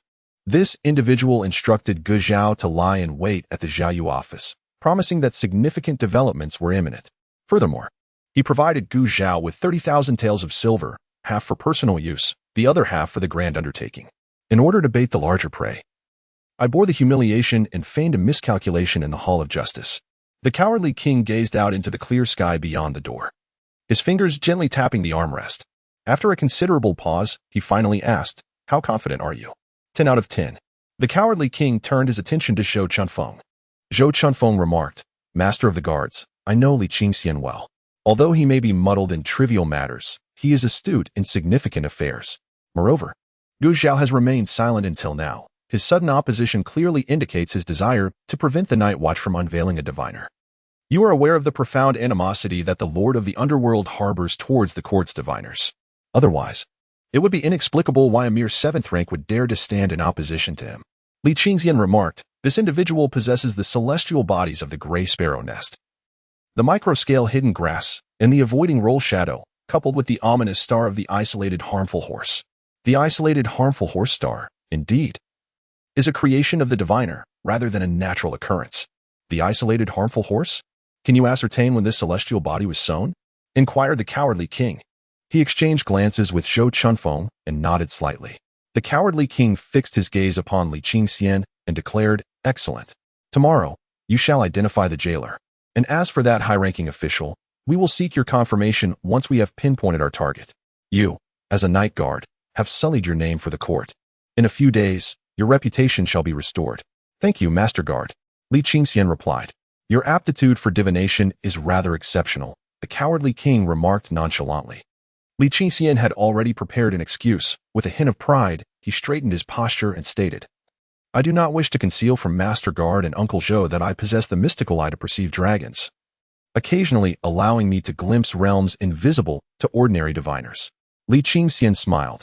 "I thank you, Master Guard, for your generous bestowal."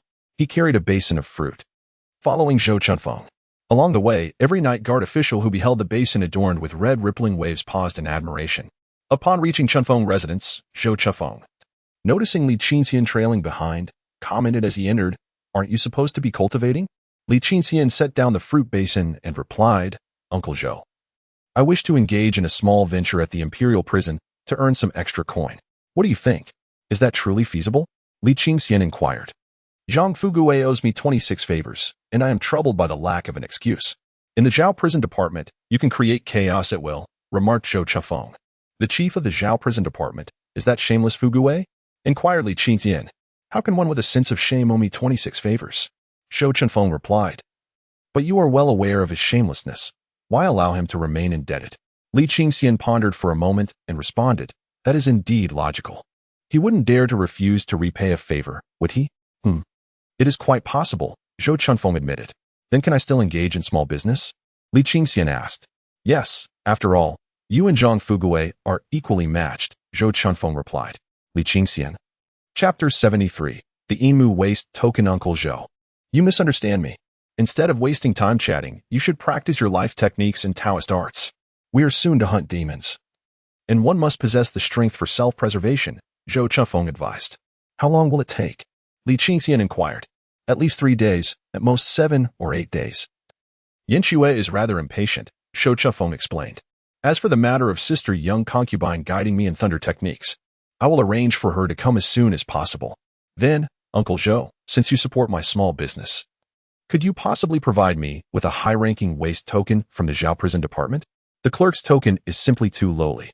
Zhou Chunfeng took out his own waste token from the Zhao prison department and tossed it onto the table, saying, "Do you dare to ask for this?" "Thank you, Uncle Zhou," Li Qingxian said, unabashedly taking it and gently caressing it. It was square and palm-sized, made of black emu, with a circle of red flames carved along the edge, and the 5 characters Chief of Zhao Prison Department inscribed in the center, exuding a faint aura of magical energy. "You truly dare to take it?" Zhou Chunfeng exclaimed, both amused and exasperated. "Rest assured, I will exercise discretion," Li Qingxian reassured. Zhou Chunfeng furrowed his brow. You wouldn't truly cause chaos, would you? Not at all. I merely intend to experiment with some elements related to the distillery, Li Qingxian replied nonchalantly. Zhou Chunfeng scrutinized Li Qingxian for a considerable moment before saying, I believe I understand your intentions. It matters not. The Fate Weavers of the Night Guard have engaged in similar endeavors. Should you create a significant disturbance, it would surely irk Zhang Fugui, and all officials of the Night Guard would be grateful to you. Off you go then. Then I shall take my leave. Farewell, Uncle Zhou. Li Qingxian said as he secured his badge and carried the basin away. Approaching the courtyard of the patrol office, he overheard the voice of Li, the head of the patrol office. Keep your eyes peeled and don't jump to conclusions. The fact that Qingxian is a Fate Weaver is as solid as iron. Both Lord Zhang and Lord Zhou have given their explicit acknowledgement. He has merely just begun, and even if he has only succeeded partially, such talent is indeed formidable within the Destiny sect. I shall say no more. In any case, Li Qingxian is our brother in the patrol office. Should anyone utter inappropriate words or commit unseemly acts, do not blame me for enforcing the family discipline. I will strike you so hard that your brain will splatter.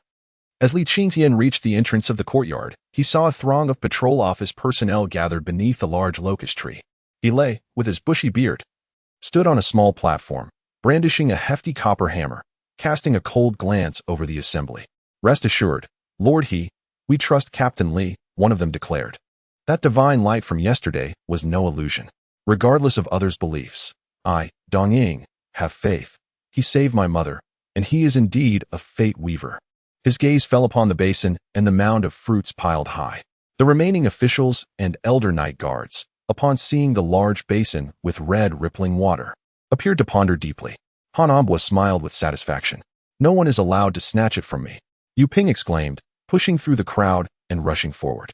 The young night guards were momentarily stunned before they too charged ahead with fervor. A pack of wolves dashed toward the basin, and within mere blinks, it was left empty. Yu Ping, along with a dozen others, ate while running, pursued by a group behind them. These inexperienced brats even dared to snatch the rewards of the esteemed guard commander. He chided with a laugh.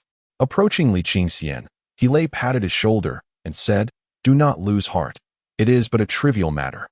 I see no malice in Gu Zhao. He likely just considers you inexperienced and unreliable. Rest assured, He Fangzhou, I have no intention of dwelling on this. I am focused on my cultivation as the demon hunt approaches. Li Qingxian thought to himself about Gu Zhao's formidable fate, which seemed to influence even those of the 7th rank. By the way, I just mentioned to Dong Ying that we should postpone our dining plans until after your demon hunt. It would be a delightful coincidence. That would be splendid. The two exchanged a few more words before parting ways. Li Qingxian found Han Anbo and Yu Ping, who was washing his face with fruit juice, by the well. Come with me to the Imperial Prison office. Weren't you just saying you would cultivate these days? Yu Ping asked while drying his face. Do you wish to witness a life-buying transaction? Absolutely. Yu Ping nearly leaped with excitement. Then let us go. Li Qingxian turned and made his way toward the Imperial Prison office, with Yu Ping's face flushed with exhilaration. I never imagined I could witness a life-buying transaction. Han Anbo, dismissing Yu Ping's enthusiasm, quietly remarked, The interior of the Imperial Prison is strictly guarded. Your clerk's badge may not be of much use. Li Qingxian retrieved Zhou Chuanfeng's waist token from his clothing, giving it a slight shake before tucking it away. A sharp intake of breath escaped Yu Ping. Han Anbo, despite his extensive experience, remained speechless for a considerable time. Upon reaching the entrance of the Imperial Prison Department, Li Qingxian displayed the waist token, startling the two guards who stood watch. Even after Li Qingxian and his companions had departed, the guards remained in a daze. Was it not said that his identity as a diviner had been exposed by Lord Gu? Indeed, it was quite eerie. How could he possess the token of the chief officer? Was there a need for a report? A report on what? The great Stieji showed no reaction. Thus it must be genuine. It seemed the Imperial Prison Department was in for quite a spectacle. Li Qingxian first visited the tavern, where the Ministry of Works craftsmen were dutifully adhering to his instructions. Following that, he engaged in conversation with the eunuch stationed there, Jingguan, before taking his position at the main thoroughfare of the eastern courtyard. Beneath the bright sunlight, the dark, clustered buildings loomed ominously, casting a shadow over the surroundings. Li Qingxian inquired, What of Fanxing? Han Anbo pondered for a moment before responding. His previous support has crumbled, and he has faced setbacks these past 2 years. However, he is eager to advance. His cordiality towards you last time was likely due to your connection with Lord Zhou. Nevertheless, with the recent turmoil in the imperial court, it is hard to say. Let's inquire first. If it proves unfeasible, we shall seek another, Li Qingxian concluded. Very well, I shall take you to find him. He should be resting in the B-class prison guard quarters at this hour. The three proceeded to the exterior of the B-class quarters, where Han Anbo entered. Li Qingxian could hear Fan Xing addressing Han Anbo as Brother Han, causing him to frown slightly. Shortly thereafter, Han Anbo emerged alongside Fan Xing. Li Qingxian, without a moment's hesitation, thrust the waist token before Fan Xing, stating plainly, one word, cooperate with me, and there will be rewards. Refuse, and I shall seek another.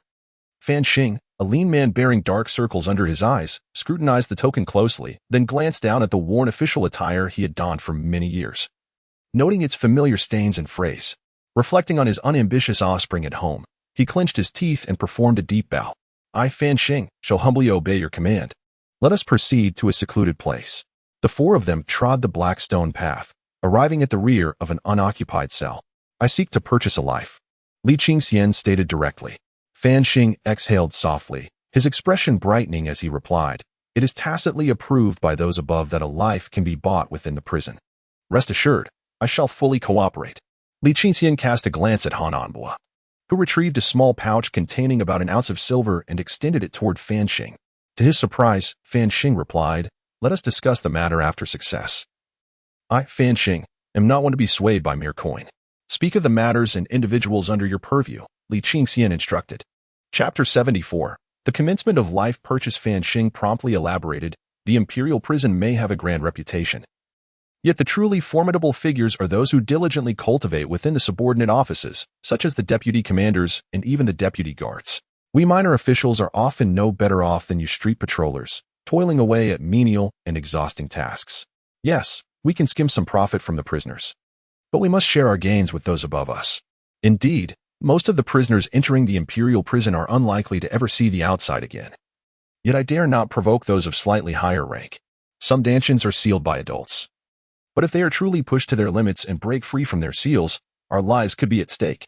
Fan Xing ramblingly recounted numerous details and subsequently listed the names, reasons for imprisonment, and general backgrounds of the 32 inmates in cell number 7 under his jurisdiction. After listening, Li Qingxian noted that the prisoners in cell number 7 lacked significant backgrounds, the most influential being Peng Mingjing. It was only to be expected, as those with substantial connections resided in the West Courtyard, with the least fortunate receiving treatment in the A category. Li Qingxian inquired, how do the other Fate Masters procure lives? Fan Xing replied, they simply enter the cell, gather the inmates, and explain their intentions. Most prisoners are eager to sell. Is it really that straightforward? Han Anbo asked. Indeed, it is, Fan Xing affirmed. For the majority of inmates here, possessing a fate is of little use if they sell their lives. The Fate Masters must provide them with adequate protection.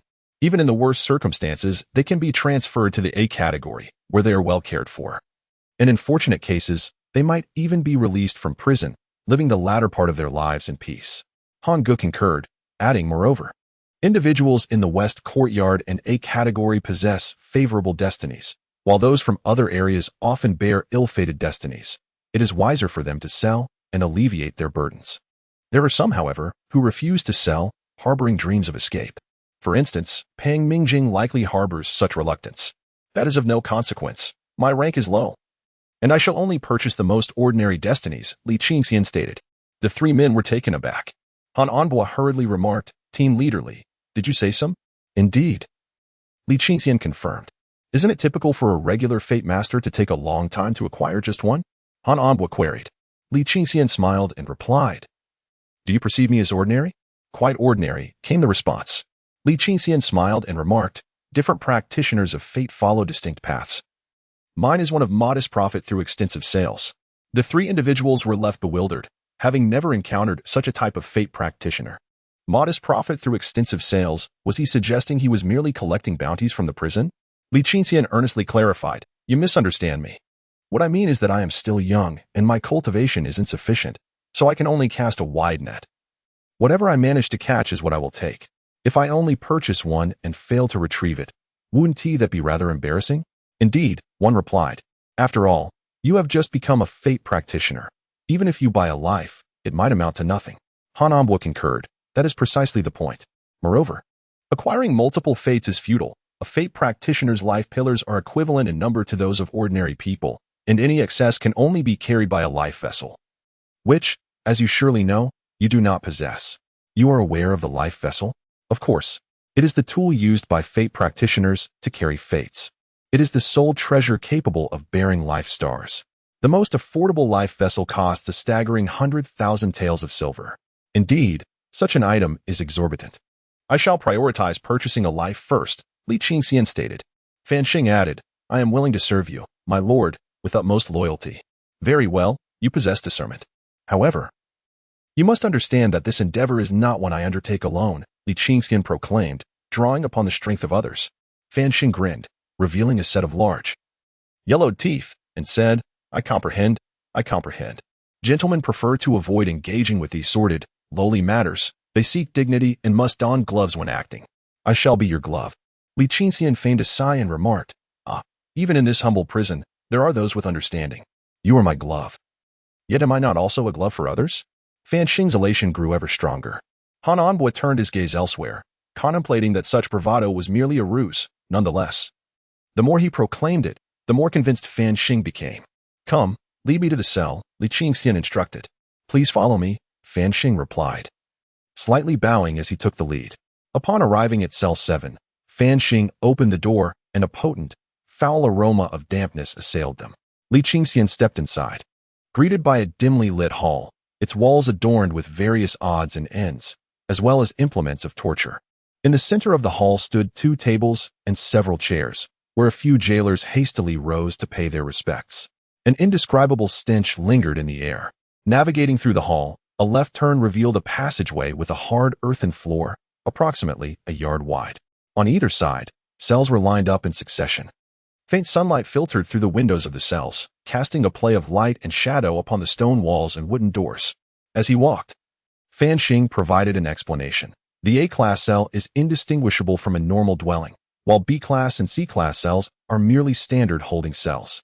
As for the D-class cells, they are burrowed underground, reinforced with large stones, resembling deep wells. In heavy rain, they truly become wells, hence the name well cell. Over in the west courtyard, the ground is simply ordinary construction. Prisoners are housed underground, protected by magical formations. Li Qingxian glanced at the wooden doors of the cells and remarked, Are you not concerned about prisoners escaping? Fan Xing chuckled and replied, I fear them not escaping. Those who do are executed immediately, which simplifies matters. I've heard that the methods of the demon sect's punishment department are even more peculiar, looser inside but tighter outside, encouraging prisoners to flee, only to justify their use for practicing demonic arts. Bring them out, Li Qingxian commanded. As they walked, Fan Xing called out, Bring forth the inmates, unlock the doors. Attention. Everyone, stand at the entrance. Today, a distinguished guest arrives with a mandate from Lord Shou, the chief of the Divine Capital Office. Keep your wits about you. Anyone daring to act recklessly will face severe consequences. I am aware that some among you harbor discontent and believe that your connections place you above me, old Fan. If you possess the audacity, bring forth your backing and challenge Lord Shou. With the esteemed visitor present, I shall refrain from excessive words. However, any disrespect shown to our guest is tantamount to disrespecting me, Fan Xing, and we shall settle the score later. The jailers swiftly began unlocking the cells. And amidst the clattering sounds, one by one, the prisoners, shackled with heavy leg irons, emerged from their confines, standing at the door and gazing at Li Qingxian. Upon catching sight of Li Qingxian, Pang Mingjing was momentarily taken aback.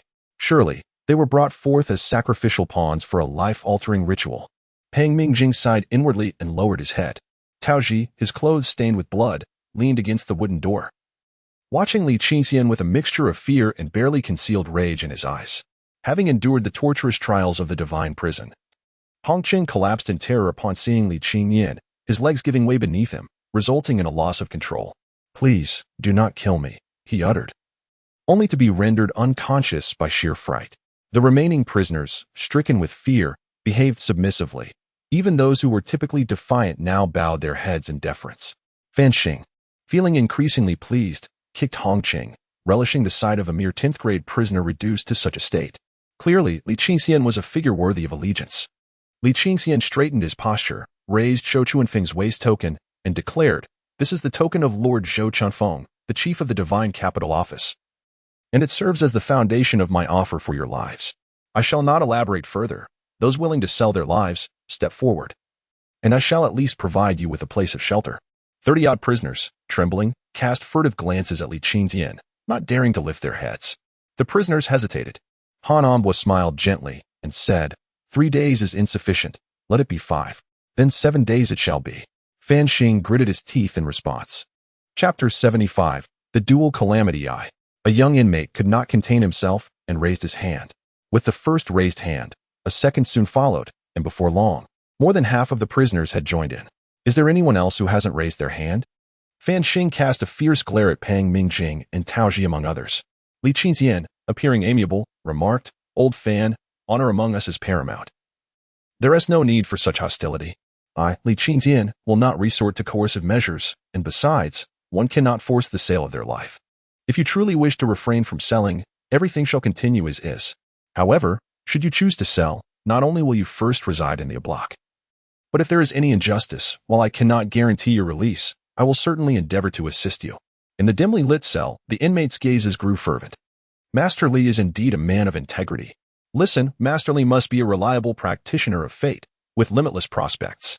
Your lives have already withered away. Remaining in this cell is no different from your past existence.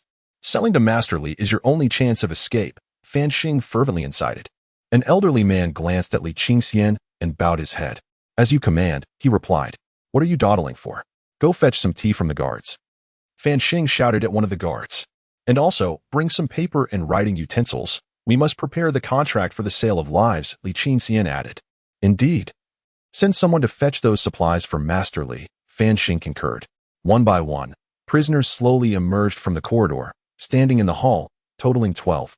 Though not all who had raised their hands were present. "Bring them some long benches or chairs. We mustn't tire them," instructed Li Qingxian. "Very well," came the response. "Gather around. Bring the benches quickly," Fan Xing commanded urgently. Before long, the prisoners lined up and seated themselves, anxiously gazing at Li Qingxian. After sipping his tea, Li Qingxian turned to Han Onbo and inquired, "Brother Han, have you ever penned a life contract?" "Indeed," Han Onbo replied. "Would you kindly draft a few copies for me? We shall require them shortly." "Certainly, Yu Ping. Please assist me in preparing the ink," Han Onbo continued. Li Qingxian then cast his gaze upon the 12 prisoners clad in coarse ochre garments, each appearing disheveled, with hunched backs and weary postures. Among them were both the elderly and the young, the oldest seemingly in his 70s or 80s, while the youngest was barely 20. Notably, Pang Mingjing and his companions were absent. "You have all heard of purchasing lives, have you not?" Li Qingxian asked. The 12 nodded eagerly, with a sincere expression. He assured them, "As long as we cooperate, I guarantee that you will at least secure accommodations in the A-grade quarters. Should there be an insufficient number of rooms, I shall promptly request the Ministry of Works to construct more. Fear not, for if I were to betray you, violating the life contract, I would be the first to suffer." Several prisoners nodded gently in acknowledgement. "However, let me be clear, I shall not coerce you. This is a fair transaction. Yet, should you breach the life contract or harbor treachery that jeopardizes my fate, I, Li Qingxian, will retaliate with a vengeance." "Of course, we dare not." The prisoners chorused in unison. "Very well, now all of you, take an oath to willingly sell your lives to me, permitting me to observe your destinies and fortunes. Should any of you harbor ill intentions, may the heavens strike you down," Li Qingxian declared. The 12 prisoners solemnly took their oaths. Li Qingxian nodded and instructed, "Fan Xing, please introduce them." Fan Xing immediately began a detailed introduction from left to right. Li Qingxian listened attentively, analyzing each individual carefully. After the introduction, Li Qingxian turned his gaze towards the youngest among them, the first to raise his hand in a desperate bid for survival. This youth was gaunt and emaciated, with deep-set eyes that spoke of relentless hardship. According to Fan Xing, he was merely 17, of unremarkable appearance and impoverished background, toiling in a tavern. Due to an unfortunate incident involving a table of patrons he served, he had been imprisoned for over a year.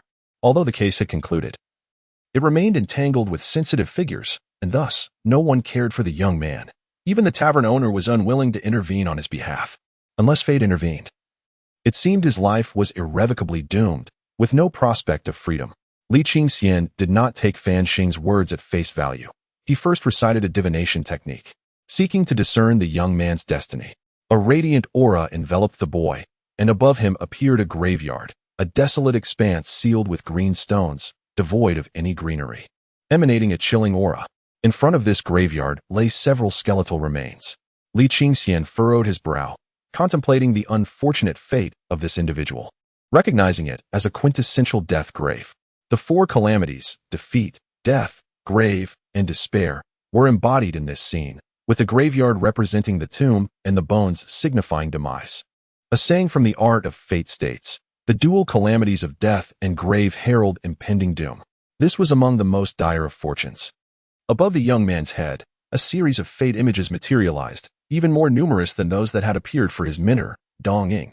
He was born during the tumultuous final days of the fourth calamity of the Tiankong era, a time marked by political strife in the ailing Tiankong emperor.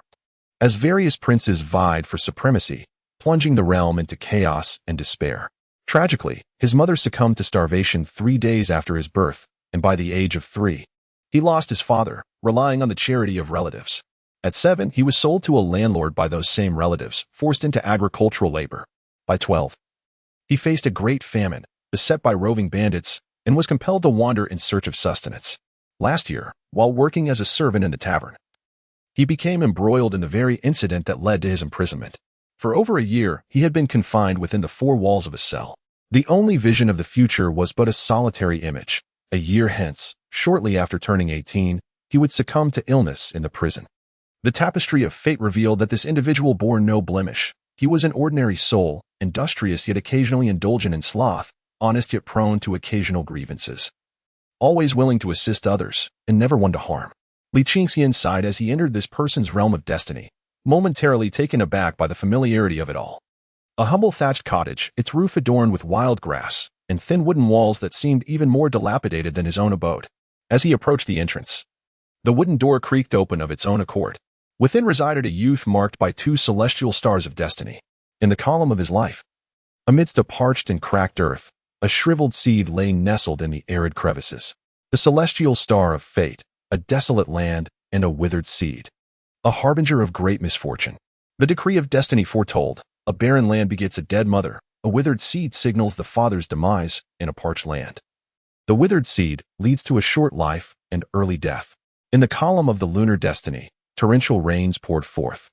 The dark waters of a pool seethed with tumultuous waves, where small patches of half-yellow, half-green duckweed bobbed restlessly. The celestial star of fate, a drifting weed in chaotic times. A dire omen. The decree of destiny lamented. In troubled times, one's life is less than that of a dog. There is sorrow in living, and sorrow in dying. The duckweed, battered by the rain, finds no respite, neither in stillness nor in drift. Should the 4 ominous stars align, there might still be a chance of survival. However, this fate was doubly cursed. Barren land bore no life for the duckweed, and dark waters nurtured no grain. Alas, Li Qingxian withdrew from this person's realm of destiny. Gazing upon him, his hair was a tousled mess, his face marred by grime, his eyes dull and lifeless, his frame gone to the point of emaciation. Huddled on a bench. "What is your name?" he inquired. "I am called Shingoden," the boy replied cautiously. "No given name." "None." "Are you willing to serve your life?" Shingoden's face displayed an incongruous desolation befitting his years, as he lamented. "My worthless life may fetch a few more years of existence. Have you ever considered selling your life?" Shingoden sighed and replied, "I wish to. But the life master refused, regarding me as no more than a stray dog, instructing me to depart far away with my worthless existence. Should you wish to purchase it, you need not offer anything in return. This wretched life brings me nothing but calamity. It would be far lighter to be without it. Are you willing to sign a life contract?" Li Qingxian inquired. "1,000 times, yes." Shingoden fixed his gaze upon Li Qingxian. "Very well, Han Gu. Let him sign the contract. I shall acquire all his life stars without a single coin exchanged." Upon finishing his statement, Li Qingxian turned his smile towards Shingoden. "Are you prepared to affix your signature?" "I am," Shingoden affirmed. "Present it to him." Without hesitation, Shingoden dipped his thumb in ink and pressed his handprint upon the contract. Li Qingxian followed suit, immediately sensing an inexplicable connection forged between them. The contract was completed. Li Qingxian tossed the waste token into Fan Xing's hands, instructing, "Use my token to draft a release document for this child." Everyone present stood in stunned silence. However, even though Lord Zhou has considerable influence, the matter is overseen by Lord Wang. Fan Xing stammered. Simply state that the chief of the imperial prison, Zhang Fugui, owes Zhou Chunfeng 26 favors, and now only owes 25. Li Qingxian declared. Han Ambua and Yu Ping raised their thumbs in admiration towards Li Qingxian. What are you dawdling for? Li Qingxian urged. Fan Xing hurriedly departed with the waste token in hand. Shingoden's trembling lips gazed at Li Qingxian, as if lost in the clouds, enveloped in a haze of confusion. The other 11 prisoners exhibited a spectrum of emotions. Some were filled with skepticism, while others radiated hope. Sir, I am willing to lay down my life, to forsake everything, exclaimed a disheveled man with fervor. Li Qingxian cast a glance in his direction and replied. Please wait a moment. Very well, Li Qingxian continued. Protect me while I prepare to cultivate the art of fate. As you command. The guards swiftly positioned themselves between Li Qingxian and the prisoners. Han Ambua unsheathed his sword, and Yu Ping, along with the other guards, followed suit.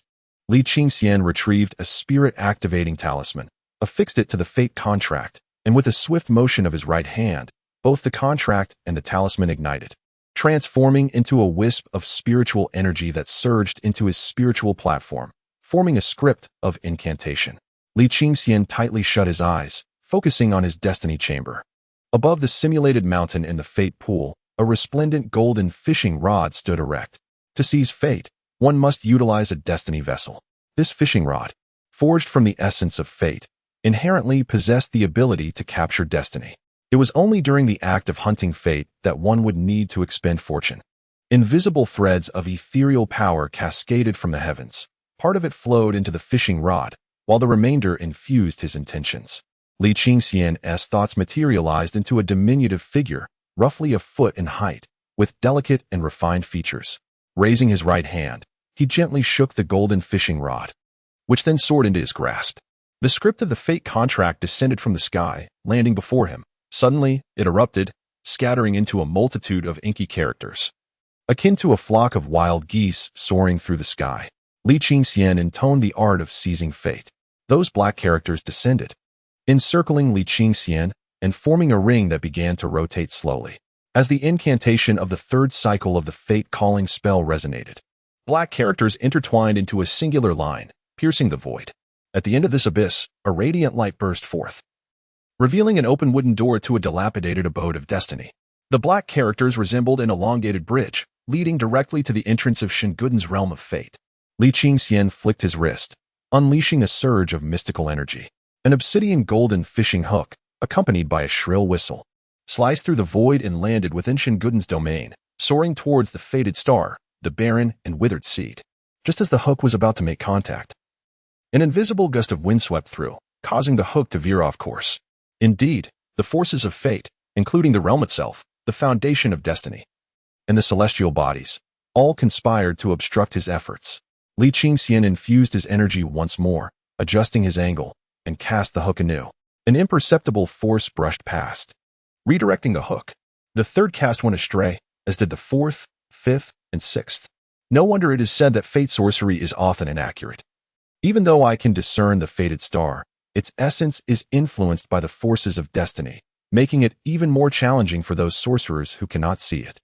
After repeated attempts and a considerable passage of time, the obsidian golden hook finally landed upon the fated star, its tip piercing the surface and securing a firm grip. A tremendous force of attraction emanated from the star, causing the fishing line to taut, nearly slipping from Li Qingxian's grasp. He channeled more energy into the rod of fate. Initially, the fated star remained immobile, but as the energy intensified, it began to quiver gently. Li Qingxian, hands firmly clasped around the rod, continued to infuse it with power. Before long, he felt the rod loosen, and with a mental shove, he stepped back several paces, the hook now tethered to the fated star, soaring from Shinguden's realm. Li Qingxian reached out to grasp the star, yet it slipped free from the hook, ascending to the top of the fate pool's artificial mountain, where it trembled slightly. Suspended in midair, a look of joy illuminated Li Qingxian's face. The original artificial hill serves as a repository for the Life Star, thus sparing me the expense of constructing a Life Star vessel. Gazing at the Life Star, Li Qingxian smiled, casting a glance at his dilapidated thatched cottage. Observing the empty life pillar, after some contemplation, he resolved against reckless actions, deciding to reserve this Life Star as bait. Sensing his dwindling magical power, Li Qingxian withdrew from the life realm, focusing on his spiritual platform to restore his energy. Standing beside him, Fan Xing held a document. Is it resolved? Li Qingxian inquired. Fan Xing replied, I report to you, my lord, this is the release document from the prison of edicts, bearing the grand seals of the 3 esteemed officials of the prison. Shen Godin is not the principal offender, nor even an accomplice. He may at most be considered a facilitator of the investigation. Even without the intervention of the Chief Justice or the Captain of the Guards, he can be released directly. Li Qingxian took the document and placed it on the table, gazing at Shen Godin, who appeared as if in a dream. From this day forth, you are no longer a prisoner. With this document, you may leave the prison of edicts, Li Qingxian said, gently pushing the release document forward. Shen Godin's eyes widened in disbelief, his mouth agape, and after a moment of stunned silence, he suddenly burst into tears. Kneeling on the ground and fervently bowing to Li Qingxian. Thud, thud, thud, he wept uncontrollably, attempting to express his gratitude. Yet he could not articulate a single coherent word. Quickly, help him up, Li Qingxian instructed. Han Anbo and Yu Ping stepped forward, lifting the frail Shen Godin, whose face was streaked with tears and snot, crying with a heart-wrenching sorrow. Everyone present was moved by the scene. Alas, what a pitiable child, Han Anbo sighed. After a lengthy bout of weeping, Shen Godin gradually calmed down, still sobbing intermittently. He thanked, yet he still could not articulate complete sentences. No need to rush, Li Qingxian smiled. Shen Godin nodded gently, stifling a sob. Fan Xing, bending slightly beside him, whispered, My lordly, although you possess Lord Shou's token. To release him so casually, what if he bears a case on his back? The matter of Zhang Fugui's release and the seal of the Imperial Prison Department has nothing to do with me, Li Qingxian, he retorted. Indeed, indeed. Fan Xing nodded repeatedly, internally contemplating how this official truly possessed the demeanor befitting the head of the Imperial Prison Department. His shamelessness mirrored that of Zhang Fugui almost perfectly. Li Qingxian cast a glance at the crown of Shen Godin's head, where the grave and bones had vanished, replaced by a patch of freshly tilled, fertile black soil. The 12 lives encompass 4 states: decline, illness, pregnancy, and nurturing. Li Qingxian stated, Brother Han, you have many connections. Arrange a livelihood for this lad. I have scrutinized his fate, and he is a decent fellow. Leave it to me, Han Anbo replied. Across from them, Shen Godin's eyes shimmered with tears as he suddenly knelt, prostrating himself with fervor. Rise, Li Qingxian commanded. Han Anbo and Yu Ping assisted Shen Godin back to his feet. Li Qingxian closed his eyes, channeling his energy, once more fishing for Shen Godin's second life star, wandering amidst the chaos, drawing from his previous experience. He completed this task swiftly. Chapter 77. The Golden Toad holding treasure. Having gathered 2 life stars by noon, Li Qingxian felt a hint of fatigue. Shen Godin's steps had grown considerably lighter. Godin, how do you fare? Did this diviner trouble you? Yes, indeed. Pray tell, what is the situation outside? You seem to have been weeping? Shen Godin chuckled and said, I have sold my worthless life to my benefactor, who has released me and even found me a means of livelihood. Are you out of your mind? You, a mere servant, believe he would purchase your life and save you? Another lunatic has emerged. Shen Godin, still smiling, walked back to his cell, gazing at the space he had inhabited for over a year. Upon his arrival, he had brought nothing with him. Now, apart from a few small stones and some hay-crafted items, he possessed nothing, not even a blanket. He bent down to pick up a small hay-crafted dog, turned away, and securely closed the cell door behind him. Clutching the palm-sized woven dog, he made his way to the end of the corridor, turned around, and bowed deeply at a 90-degree angle. Thank you, brotherly. Thank you, brother Fong. Thank you, grandfather Zhang. Thank you. Tears streamed down Shen Godin's face as he choked out his gratitude to everyone before turning to leave. The cell was enveloped in silence. After Shen Godin had departed for quite some time, the others finally reacted. What a true master of fate. Not sent to the execution chamber, but released directly. It seems this gentleman is quite extraordinary. Unlike those with dark hearts, he actually helped Godin seek justice. Pang Mingjing sat on the hay, his heart plummeting to despair. In just a few days, Li Qingxian had amassed such power that he could simply decree freedom. Upon seeing Shen Godin emerge, Li Qingxian took his men to the jailer's quarters for lunch. After the meal, Han Anbo escorted Shen Godin away. Li Qingxian rested for a quarter of an hour to rejuvenate and then returned to cell number 7 to continue his dealings, with Shen Godin included. There were a total of 7 individuals, 18 lives at stake. All were ordinary lives, merely suitable for use as bait. Everything that transpired in cell B7 was laid bare before the high-ranking Night Watch officials. Some glanced at it briefly, while others lingered for an extended period. Subsequently, Zhou Chunfeng arranged for someone to allow Li Qingxian to meander through the eastern courtyard of the imperial prison under the pretense of expanding the factory. As noon approached, Li Qingxian successfully uncovered a prison guard connected to Guzhou. Armed with ample intelligence, the night watch intensified their actions, and Li Qingxian returned to cell B7 once more. Seated in the hall of cell B7, Li Qingxian brewed a pot of tea and engaged in conversation with Han Ambua, Yu Ping, and Fan Xing, saying, "Bring Pang Mingjing over." Right away, Fan Xing rose. Shortly thereafter, Pang Mingjing, clanking in shackles, approached. Upon seeing Li Qingxian, he took a deep breath and remarked, "Li Qingxian, one should leave a thread of connection for future encounters." "You certainly did not express such sentiments while I was in your carriage," Li Qingxian retorted. He fixed his gaze on Pang Mingjing and, after a prolonged silence, continued, "Ah, the moralist, you nearly ensnared me in your web. Allow me to illustrate. I walk peacefully down the street, and you deliver a punch. I block it, and you declare a draw, asserting that our paths do not cross. And you turn to leave. Before departing, you state that should I refrain from pursuing the matter, you remain a person of integrity. However, should I choose to seek retribution, you forfeit your claim to humanity. Quite impressive indeed. What is it that you truly desire?" Pang Mingjing inquired. Li Qingxian smiled and replied, "Next, I shall strike you, irrespective of whether you defend yourself or not, and we shall be even. As long as there has been no trial by the 3 departments and no imperial edict issued, I stand as a legitimate 7th-rank official of the court. Should you resort to private punishment against me, I shall, even at the cost of my life, ensure that both of us are utterly ruined." Pang Mingjing exclaimed loudly. The crowd surged forward, and Fan Xing drew his knife, pressing it against Pang Mingjing's neck. Pang Mingjing scoffed coldly and gazed at Li Qingxian, declaring, "I shall never trade my life for you."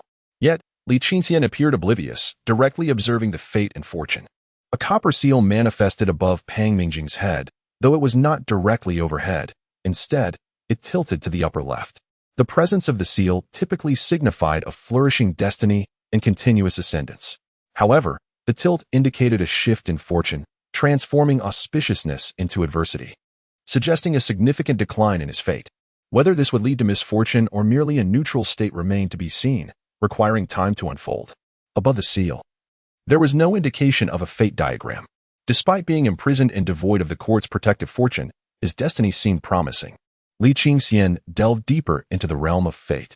He entered a 2-story wooden structure adorned with red lacquer. Approaching the entrance, he found the door firmly shut. Utilizing the fortune-consuming fish, he activated the celestial instrument of destiny. The door swung open, and Li Qingxian peered within. Inside the celestial pillar of fate, a half-foot-tall golden toad with 3 legs squatted, surrounded by a dazzling mound of copper coins, silver ingots, and gold bars towering to human height. The golden toad grasped a gilded copper coin in its mouth. The fate star proclaimed, "Golden toad holding treasures, a sign of great fortune." The destiny verse states, "Golden toad bearing treasures, wealth flows abundantly, backed by mountains of gold, noble patrons arrive." No wonder he could oversee the financial accounts of the treasury and gain the esteem of Wei Yong. This golden toad, symbolizing the perfect blend of wealth and nobility, was born into a prosperous family where the teachings and connections of his parents acted as a mountain of gold. However, this destiny emphasized wealth over nobility, benefiting one's official career to a limited extent, yet ensuring immense prosperity in commerce. However, without the support of a strong destiny, in such chaotic times, being wealthy might rather lead to troubles. Thus, the backing of a golden mountain prompts him to abandon the path of commerce in favor of a more stable bureaucratic career. In his youth, he possesses but this singular fate, with no other destinies to speak of. His youthful, reckless disposition remains unchanged. He is overly reliant on his parents and family, which hinders his ability to cultivate his personal star of destiny. Li Qingxian gazes upward once more. In the domain of youth, there is no heavenly star of fate, yet a solitary star of humanity shines forth. Within this star, a peach tree blooms with over 50 blossoms, yielding 2 peaches. The star of humanity, branches adorned with peach blossoms. Among these, 5 blossoms have withered, signifying a tale of beginning and abandonment. Finally, Li Qingxian casts his gaze upon the domain of middle age. Here, there exists but one star of humanity, wherein a magnificent striped tiger stands at the forefront, causing nearby small creatures to tremble in fright. A proud red fox trails behind the giant tiger. exuding an air of arrogance. The star of humanity, the fox assuming the tiger's might, possessing the fate of a golden toad bearing treasures. It is understandable for a youthful scion to seek such fortunes, and one could excuse a wayward youth's escapades. Yet, to reach middle age without remorse, still clinging to reliance upon others, thus embodying a fate that thrives on dependency, is a lamentable squandering of the splendid fortune bestowed by the golden toad. The formidable prowess of Pang Mingjing, at the 7th rank, is likely a result of purchasing elixirs with wealth rather than genuine cultivation. Li Qingxian mused. Withdrawing from Pang Mingjing's domain of fate, he turned his gaze to the heavens above him. There, images of his destiny unfolded.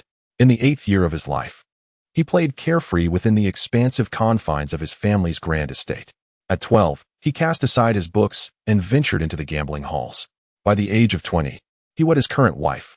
At the age of 22, he relied on elixirs to elevate his true essence to the 8th rank, barely passing the Qingyan trial of the 9th rank. As he entered middle age, Pang Mingjing skillfully utilized his acquired talent for reading people and adapting to circumstances, fully embodying the art of wielding authority through deception. As he contemplated fate and destiny, Li Qingxian fell into deep thought. There stood Pang Mingjing, motionless. He possessed a certain understanding of destiny arts, aware that low-ranking practitioners could only influence ordinary individuals, especially nascent practitioners, making it exceedingly difficult to employ genuine destiny arts. Had such arts been so easily learned and applied, the world would be filled with practitioners. With a cold snort, he closed his eyes to cultivate his spirit. After a moment of reflection, Li Qingxian focused on his destiny abode, channeling his magical power into a miniature figure wielding a golden fishing rod. Life and death are dictated by fate, prosperity and decline by fortune. Upon completing the first recitation of the fate-hunting technique, a fish of fortune vanished, transforming into a bridge of ethereal white mist that soared skyward, shattering the void and unveiling a portal of azure whirlpool. Beyond the portal lay the abode of Pang Mingjing's destiny. Li Qingxian infused his magical energy into the rod of fate and cast the hook. With a soft whoosh, the hook emitted a faint sound as it traversed the bridge of fortune, entering the gateway of Pang Mingjing's destiny abode, heading toward the golden toad bearing the precious star of fate. Simultaneously, 6 celestial bodies materialized in the void outside Pang Mingjing's abode, radiating a gentle luminescence. When the dark golden hook was but 3 feet away from the star of fate, an unseen breeze swept through, causing the hook to veer off course and droop gently. Previously, interference would only occur when the hook neared the star by about a foot. Li Qingxian gazed up at the 6 stars, recognizing the auspiciousness of Pang Mingjing's fate, as he was indeed under the protection of a benefactor star. These transformations and powers were once accessible only to great masters of fate through experience and deduction. Subsequently, Li Qingxian persistently cast his line into the depths, meticulously documenting the myriad forces and changes, discerning between fate, position, structure, benefactors, and other influences, all in preparation for the accumulation of future wisdom. Until the late hours of the night, the hook had yet to encounter the fateful star of Pang Mingjing. However, it had successfully reached within half a foot of the star, marking significant progress. Weary-eyed, Li Qingxian opened his eyes to find the others sprawled in disarray, with Pang Mingjing seated against the wall in a state of drowsiness. Yu Ping lay across the table, fast asleep, while Han Anbua exhibited signs of exhaustion, yet steadfastly gripped the knife handle, fixated on Pang Mingjing. As night descended, Li Qingxian spoke, "Everyone, let us rest." The group promptly sprang into action. Exiting cell number 7, Fan Xing approached quietly, whispering, "While you were employing fate techniques, a friend informed me that Gu Zhao had confronted several officials from the Imperial Prison Department and 2 acquaintances from the subordinate offices, accusing you of misconduct, favoritism in purchasing fates, and disturbing the order of the Imperial Prison, demanding your departure from the department." What did the officials say? Some laughed it off and showed indifference, while others sought out Lord Zhou, but Lord Zhou declared that if trouble arose, Zhang Fugui would bear the consequences, as he owed too many favors. 7 favors have been utilized, leaving 19 remaining, Fan Xing replied. Hesitating, he continued, "I fear he may tear away the facade in the Hall of Officials and directly attack you. The Imperial Prison Department holds significant power. Should this escalate to the Hall of Officials, it could potentially reach the court and create substantial repercussions." The others shook their heads. "Let us not concern ourselves with Gu Zhao for now. We shall address it later." Upon awakening, Li Qingxian found himself compelled to accompany the night guards on an outing. After undergoing facial alteration, he spent the entire day traversing the capital in search of a certain individual. Despite his exhaustive efforts until the late hours, he failed to identify the enigmatic figure. The following day, Li Qingxian was once again coerced into identifying individuals. This time, not only were the night guards mobilized, but the internal court also joined the endeavor, conducting a more extensive search. It was not until evening that Li Qingxian finally recognized the person in question. Astonishingly, this individual was neither a high-ranking official nor a mid-tier dignitary, but rather a formidable third-tier expert who had disguised himself as a lowly seventh-tier bureaucrat within the demonic sect's penal department. It turned out that the individual not only concealed his face, but had also altered his features, changing his brows and eyes. His attire and boots were borrowed from others, with only the mole on his ring finger remaining uncovered. Upon returning to the night guard's office, Li Qingxian proceeded directly to room B7, only to be obstructed by two 8th-tier officials from the edict prison. He brandished Zhou Chuanfeng's insignia to force them aside and continued his pursuit of destiny. After spending an entire night in vain, he still failed to catch any leads. The closer the fishing line drew to the fateful star, the greater the interference became. And at this rate, it would take no less than 10 days to half a month to achieve his goal. The primary obstacle lay in the protection afforded to Pang Mingjing by a powerful patron. Li Qingxian was aware of certain methods, yet they either required costly materials or were beyond his reach due to his low rank, precluding him from employing potent fate techniques. That evening, Li Qingxian devised a clever stratagem. Early the next morning, he instructed Han Anbua to disseminate rumors far and wide, alleging that Pang Mingjing was implicated in undermining the collaboration between the night guards and the internal court, suggesting that the internal court intended to take action against him and might even dig deeper into the matter. He also sought the assistance of the eunuch Jing Guan to publicly berate Pang Mingjing in the B7 cell, ensuring the news spread throughout the night guards. Wei Yong personally visited, insinuating that he had severed all ties with Pang Mingjing and would never risk incurring the wrath of the internal court on his behalf. Everything in order, Li Qingxian once again entered cell number 7. He specifically requested Pang Mingjing, who remained silent. Li Qingxian observed the fate and expended a fortune fish to construct a bridge of destiny. Upon closer inspection, he let out a sigh of relief. The celestial bodies that once adorned Pang Mingjing's fate had dwindled from 6 to a solitary, dim star. A brief calculation revealed that this fateful star was a relative of Pang Mingjing. Li Qingxian cast his line once more, and on the very first try, he hooked the treasure-bearing golden toad. Excellent. Without a hint of carelessness, Li Qingxian continued his practice until he could consistently catch fish, at which point he consumed one fortune fish and placed it into the previously acquired chaotic floating stars, suspending them on the dark golden hook. The chaotic floating stars diminished, shrinking to the size of a thumb's tip. Li Qingxian cast the rod, the hook tracing a graceful arc before precisely landing on the fate star of the golden toad. The small star enveloped the hook, embedding itself firmly within the treasure of the golden toad. The chaotic floating stars vanished, and the treasure of the golden toad descended. The humble abode was finally about to welcome its first fate star. A wave of joy surged through Li Qingxian as he focused his intent, witnessing the treasure of the golden toad soar into the fate abode, resting upon the life pillar, suspended in stillness. An indescribable aura filled the fate abode, reminiscent of inhaling an excess of exhaust in the city only to suddenly find oneself in a tranquil forest, breathing deeply the invigorating fragrance of flora, refreshing and delightful. The surface of the humble abode shimmered with a faint glow, subtle, yet undeniably present. Li Qingxian broke into a wide smile. The countless days of effort had not been in vain. He had finally reaped a fortuitous fate.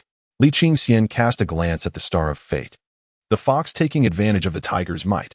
If it were easily caught, then it would be drawn forth. This star held a moderate influence. The crucial aspect was that it severed any remaining possibilities for Pang Mingjing. Thus, Li Qingxian continued his angling. The golden toad grasping treasure resided in the youthful domain, while the fox taking advantage of the tiger's might lingered in the realm of middle age. As positions shifted, all forces metamorphosed accordingly. Nevertheless, in recent days, Li Qingxian had amassed a wealth of experience. As the lights began to shine, he succeeded in his second fishing endeavor. Chapter 79. An elder at home casually placing the star of fate, the fox taking advantage of the tiger's might, upon the moon's fate pillar. Li Qingxian opened his eyes and gazed at Pang Mingjing. He sensed, albeit subtly, that the luster of Pang Mingjing's skin was fading at an excruciatingly slow pace. Observing the dragon to discern the aura, he noted that Pang Mingjing's prior fortune as a minister had vanished. Now, the official seal had disappeared, replaced by a sword and a dagger, rusted and suspended in the air. The defeat of the four fiends heralded the arrival of ominous fortune. Rust on the hilt signified personal injury, while rust on the blade indicated chronic harm. A total rust signified an everlasting affliction. The fate decree states, signs of defeat lead to eternal injury, with no hope for the remainder of life. Li Qingxian rose. Pang Mingjing regarded him warily. Approaching Pang Mingjing, Li Qingxian gently patted his shoulder, smiling as he said, "We are both clear of conscience. Fan Xing, take good care of Lord Pang. After all, he was once a night watchman." Li Qingxian turned to leave, and Han Anbua and Yu Ping hastily followed. Pang Mingjing watched Li Qingxian's receding figure. His brow furrowed and his heart racing. For reasons unknown, he felt an inexplicable emptiness within. Pang Mingjing appeared bewildered. As Li Qingxian reached the entrance of the Imperial Prison Division, he encountered a familiar newcomer accompanied by two minor officials.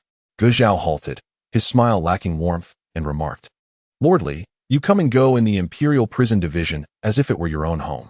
Ge Zhao maintained his composure and remarked, "Do not forget the meeting at the Xizheng Hall tomorrow." Li Qingxian, disinterested, had just exited the Imperial Prison when he encountered the guards of Zhou Chunfeng, who insisted that he must attend the Xizheng Hall meeting the following day.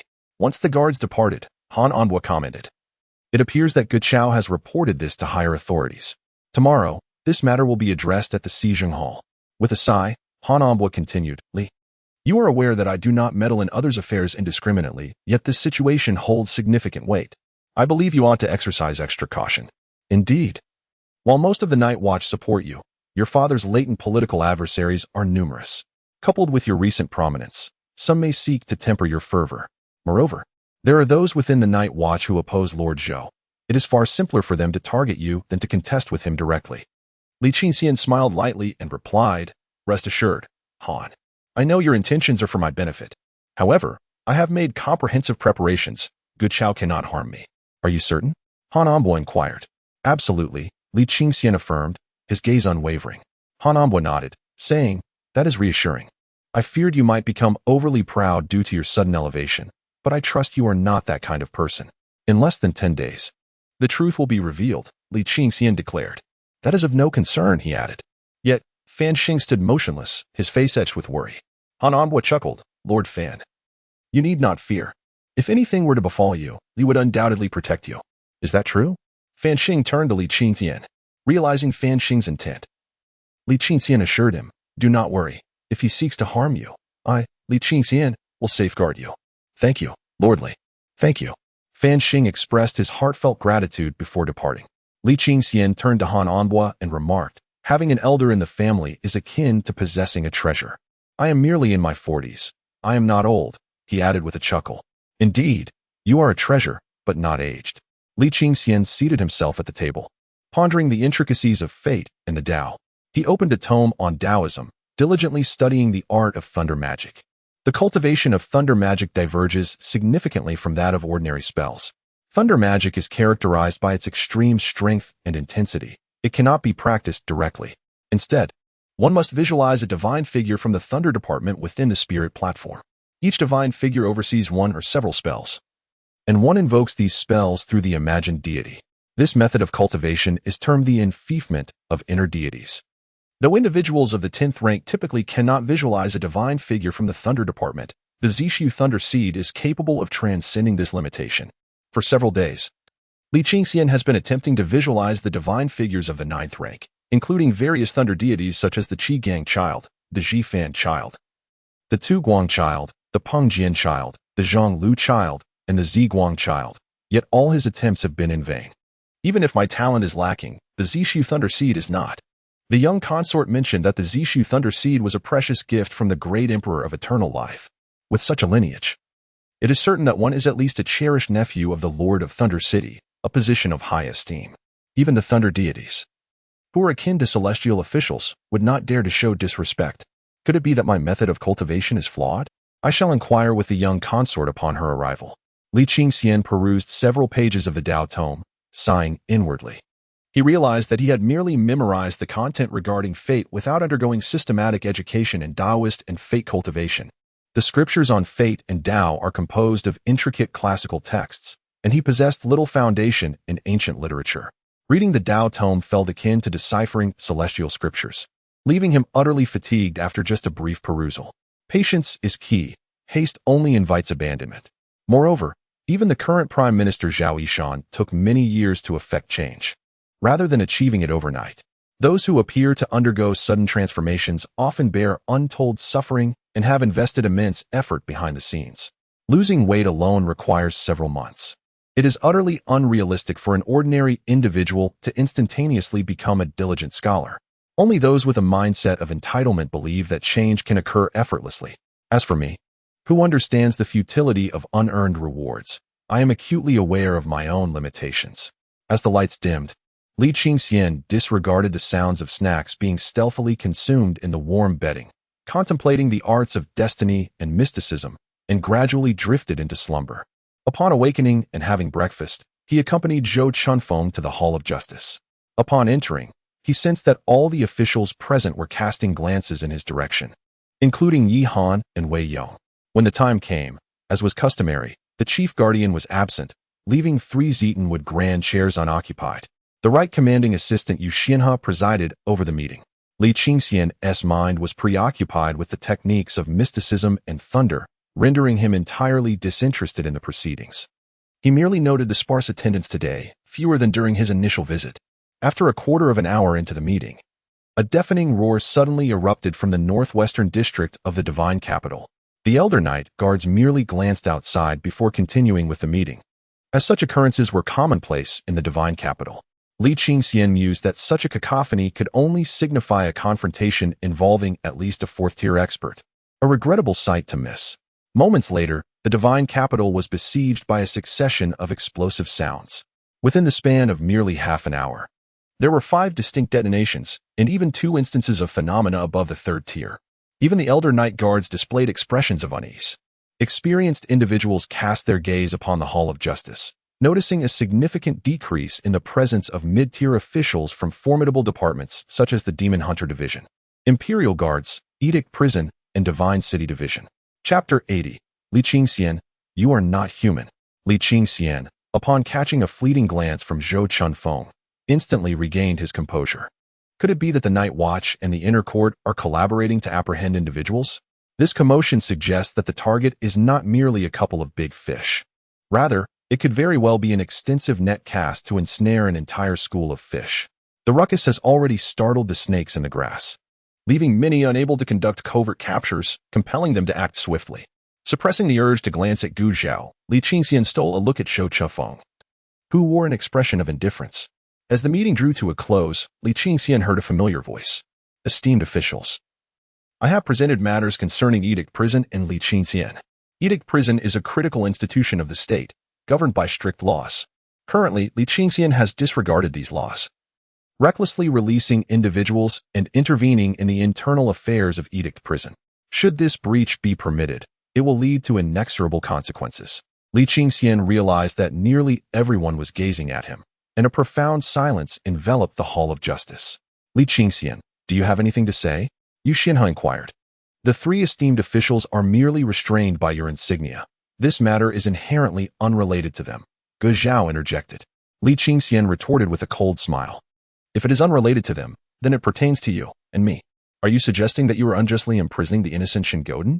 The imprisonment of Shingoden has nothing to do with me, Gu Zhao replied coolly. Then what does his release have to do with you? Li Qingxian countered. The crowd fell into stunned silence before erupting in laughter. Gu Zhao maintained his composure, stating, while Shingoden may not concern me, your position as the clerk of Edict Prison makes your every word and action relevant to me. The Imperial Prison Office, with each department fulfilling its own duties. Gu Chaodao remarked. So, if an official of the Imperial Prison acts unethically and remains undetected, the responsibility falls upon you? He then added, very well. I hereby report that the Left Commander and Chief of the Imperial Prison, Zhang Fugue, has acted inappropriately. Lord Gu, I implore you to investigate this matter thoroughly. If you cannot ascertain the truth, what face do you have to claim that my actions are connected to you? I am but a minor official of the 7th rank and do not interfere with superiors, Gu Chaodao replied. Zhou, addressing Gu, said Lord Gu. Are you implying this concerns the chief of the imperial prison, not a superior? Li Qingxian interjected. Zhou Chunfeng, casting a glance at Gu Chaodao, asked, Is this what you mean? Lord Gu. Gu Chaodao, slightly bowing, replied, Lord Zhou, please do not misunderstand. This matter pertains solely to Li Qingxian and does not involve you. Zhou Chunfeng articulated carefully. He possesses my waste token. All his actions are under my direction. Do you doubt that I, as chief of the imperial prison, am not your superior? You have misinterpreted. Lord Zhou, your benevolence is well acknowledged by all. While you have the authority to release prisoners and rearrange cells, to humiliate a 7th rank prisoner and coerce him into buying his life cannot possibly be your directive. Bring forth the prisoner, Pang Mingjing. With a thunderous command, Gu Chaodao's voice echoed, and the sound of shackles dragging across the floor filled the hall. Li Qingxian narrowed his eyes, gazing towards the entrance. In the morning light, Pang Mingjing knelt at the threshold, collapsing to the ground in tears, exclaiming, I beseech my former colleagues to stand for me. Pang Mingjing. This Li Qingxian is excessively tyrannical. Excessively tyrannical. He wept openly before all present. Many officials were profoundly moved, and a dignified 7th rank official wept openly. What desperation had driven him to such depths? Gu Chaodao urged. Please, take your time. Pang Mingjing wiped away his tears and, raising a hand to point at Li Qingxian, declared with venomous intent. I shall file a lawsuit against Li Qingxian. First charge, bribing the jailer and coercing prisoners, purchasing lives in bulk, and signing life contracts with 7 individuals at once. How utterly absurd. Second charge, employing necromancy to wreak havoc within the prison. It is well known how arduous it is to purchase lives. Even a mid-tier necromancer may falter. How could one person possibly secure the lives of 7? He must harbor malicious intent, using these innocent prisoners to cultivate nefarious sorcery. Third charge, usurping authority and seeking personal vendetta. Even if I am embroiled in a case, as long as the court has not issued any decree, I remain a court official. How dare Li Qingxian interrogate me daily and force me to barter my life? The crowd turned their gaze toward Li Qingxian. If the previous matters could be shielded by Zhou Chunfeng, this time it proved more challenging. Wei Yong offered a faint smile that quickly faded, while Yi Han's eyes flickered with intrigue. Zhou Chunfeng, with an air of nonchalance, stated, It was I who instructed Li Qingxian to feign the purchase of lives in order to investigate Pang Mingjing. Is there any issue with that? The officials of the Divine Capital Bureau chuckled under their breath, while the rest of the assembly appeared bewildered. So, Pang Mingjing was implicated due to Li Qingxian's actions. And you, Zhou Chunfeng, dispatched Li Qingxian to investigate Pang Mingjing? Is this the conduct befitting a human? Pang Mingjing knelt outside, caught in a dilemma of whether to weep or remain silent. Gu Chao could hardly fathom the lengths to which Zhou Chunfeng would go to protect his own. Taking a deep breath, he said, Lord Zhou, I acknowledge your benevolence and kindness, striving to safeguard Li Qingxian for the sake of Mr. Gangfeng. Yet, this matter pertains to the very rules of the imperial prison. To violate these regulations would provoke public ire, and even you may find it difficult to absolve yourself. You may enlighten me.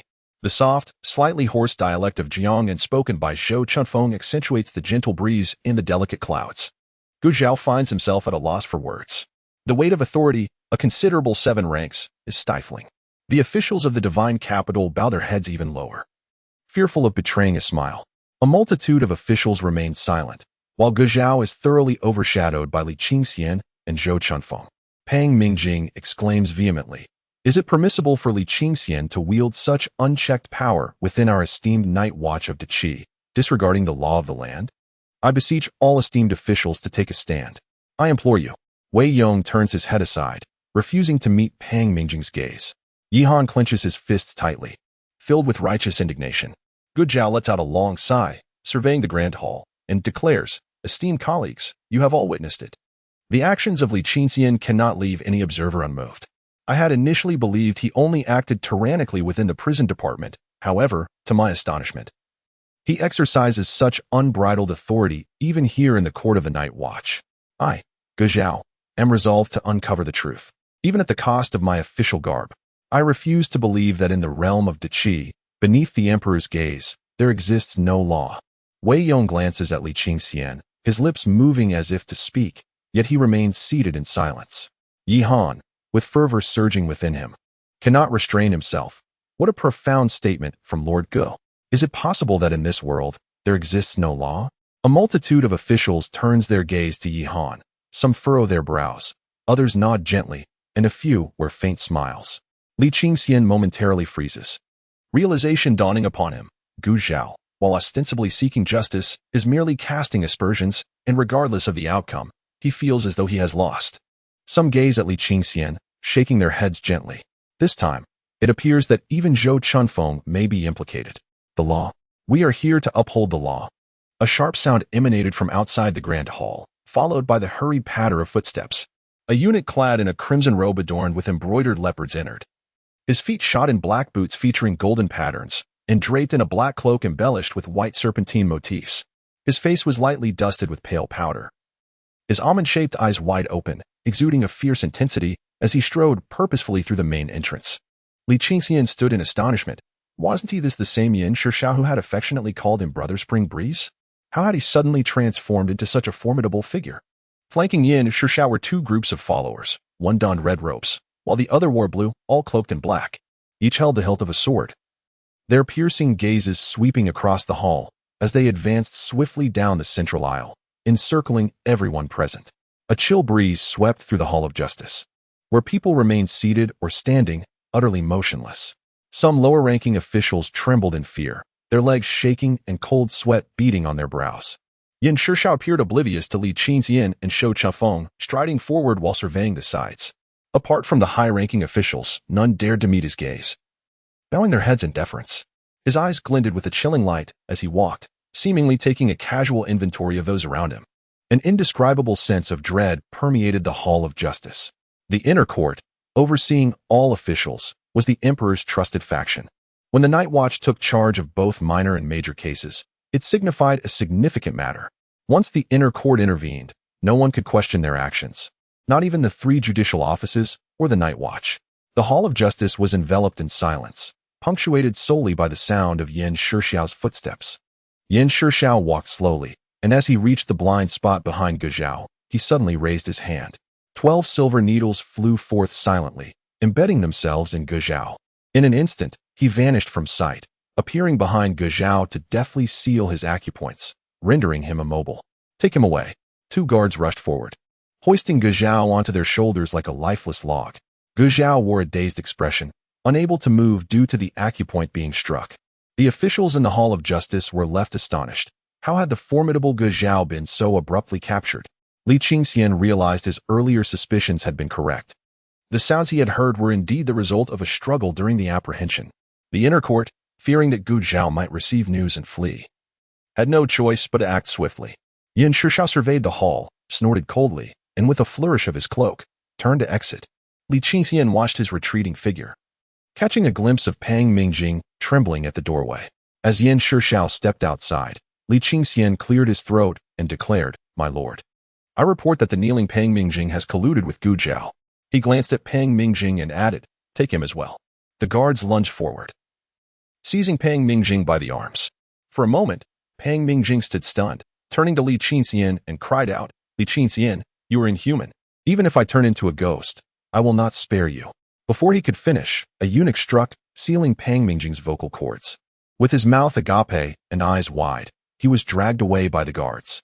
Outside, the sun shone brightly, while within the hall, the light was intense. A new month had dawned, and the appeal for votes and recommendations was made. Chapter 81. The nemesis of the 7th rank, not my concern. A cold wind swept through the Hall of Justice, causing cold sweat to trickle down the brows of the officials. Li Qingxian leaned back against the chair and spoke slowly. "As everyone can see, this matter has nothing to do with me, Li Qingxian." The atmosphere in the Hall of Justice shifted subtly. Wei Yong and Yihan gazed blankly at Li Qingxian, while the others exchanged furtive glances and communicated silently. After a considerable pause, Yu Xianhe glanced at Li Qingxian and declared the session adjourned. Many officials, their legs weak, slowly made their way outside, maintaining an eerie silence. Once Zhou Chunfeng took his seat, Li Qingxian smiled and said, "Thank you, Uncle Zhou, for defending me in the Hall of Justice. You are forever appreciated." He gave a thumbs up. Zhou Chunfeng looked out the window and after a long moment remarked, "The Emperor's grand birthday is approaching. Li Qingxian inwardly mused that none of these officials were trustworthy. Why must they speak in veiled terms? Could they not be straightforward without fear of reprisal? Standing in contemplation, Li Qingxian suddenly realized that Gu Zhao and his cohort intended to incite trouble on the day of Emperor Tanning's birthday.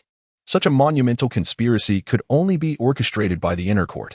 He glanced at the empty table, shook his head, and was about to depart when the unusual fates of Gu Zhao's group surfaced in his mind.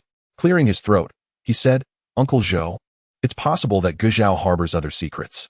Perhaps you could inform the chief guard and Lord Yan, allowing me a chance to converse with him, to divine and observe, and extract some intelligence. You seek his fate star?" Zhou Chunfeng discerned immediately. Li Qingxian smiled and replied, "I merely wish to analyze his fate.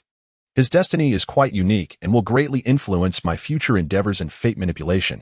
I assure you, I will undoubtedly uncover something novel." Zhou Chunfeng cast a skeptical glance at Li Qingxian, pondered for a moment, and remarked, "I shall seek out the chief guard and supervisor Yan. As for the outcome, it remains uncertain. In any case, such notorious criminals are confined within the imperial prison, and as a member of it, I have an undeniable obligation to assist the court in unearthing intelligence." Li Qingxian responded affirmatively. Zhou Chunfeng nodded, and Li Qingxian bid farewell to him, heading towards the Jiajio room. Along the way, some night watchmen either showed utmost respect or pointed and whispered among themselves.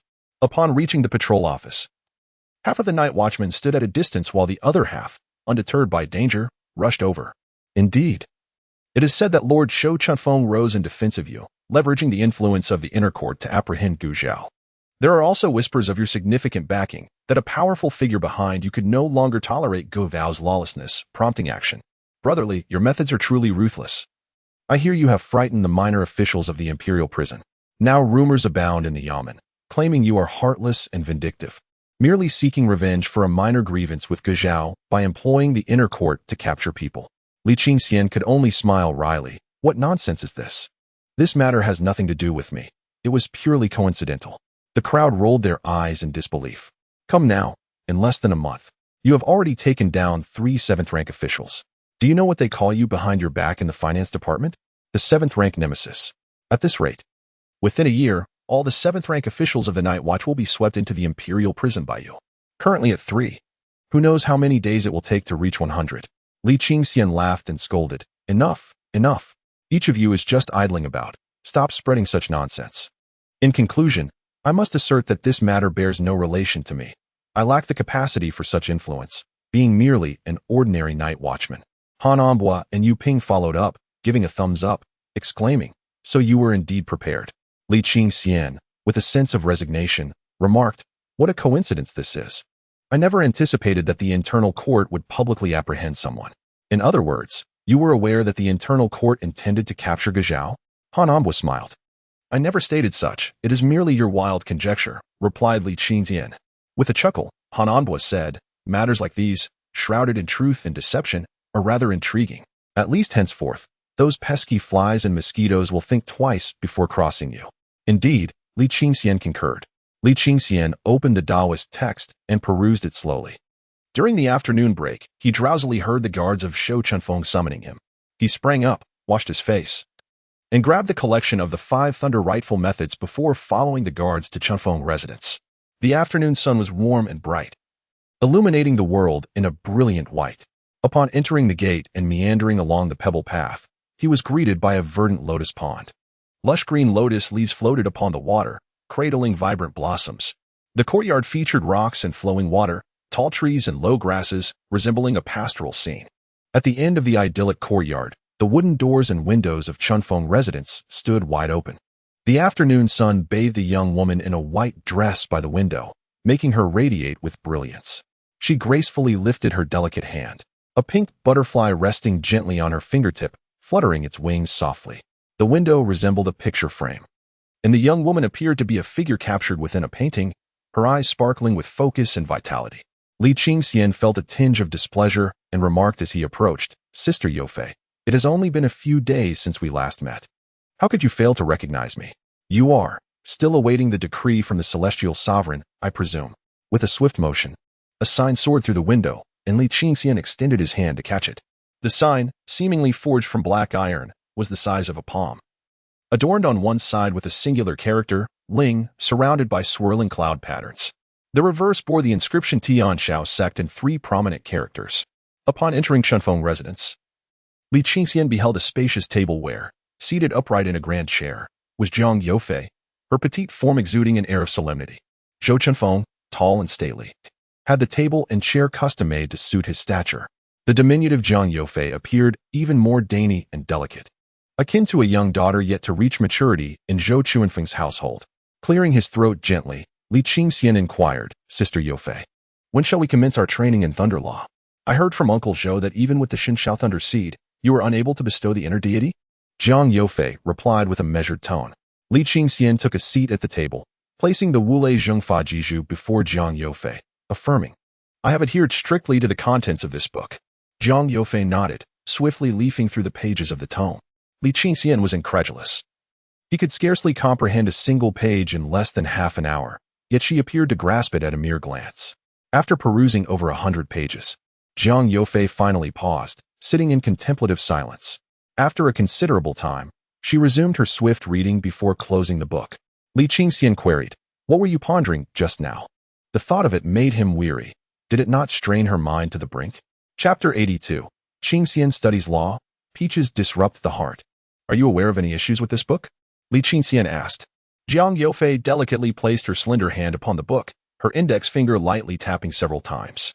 She glanced at Li Qingxian, her eyes shimmering, and inquired, Aside from this tome, what formal Taoist texts have you read? Only this one, Li Qingxian replied. No wonder. Zhang Youfei fell into contemplation. What troubles you? In a soft voice, Zhang Youfei responded. Your ability to absorb the thunder seed of the divine sky stems from the thunder ancestors' precious decree and the overarching principles of the divine sky. If you wish to cultivate the art of thunder, other texts are essential. This book is suited for those well-versed in Taoist practices.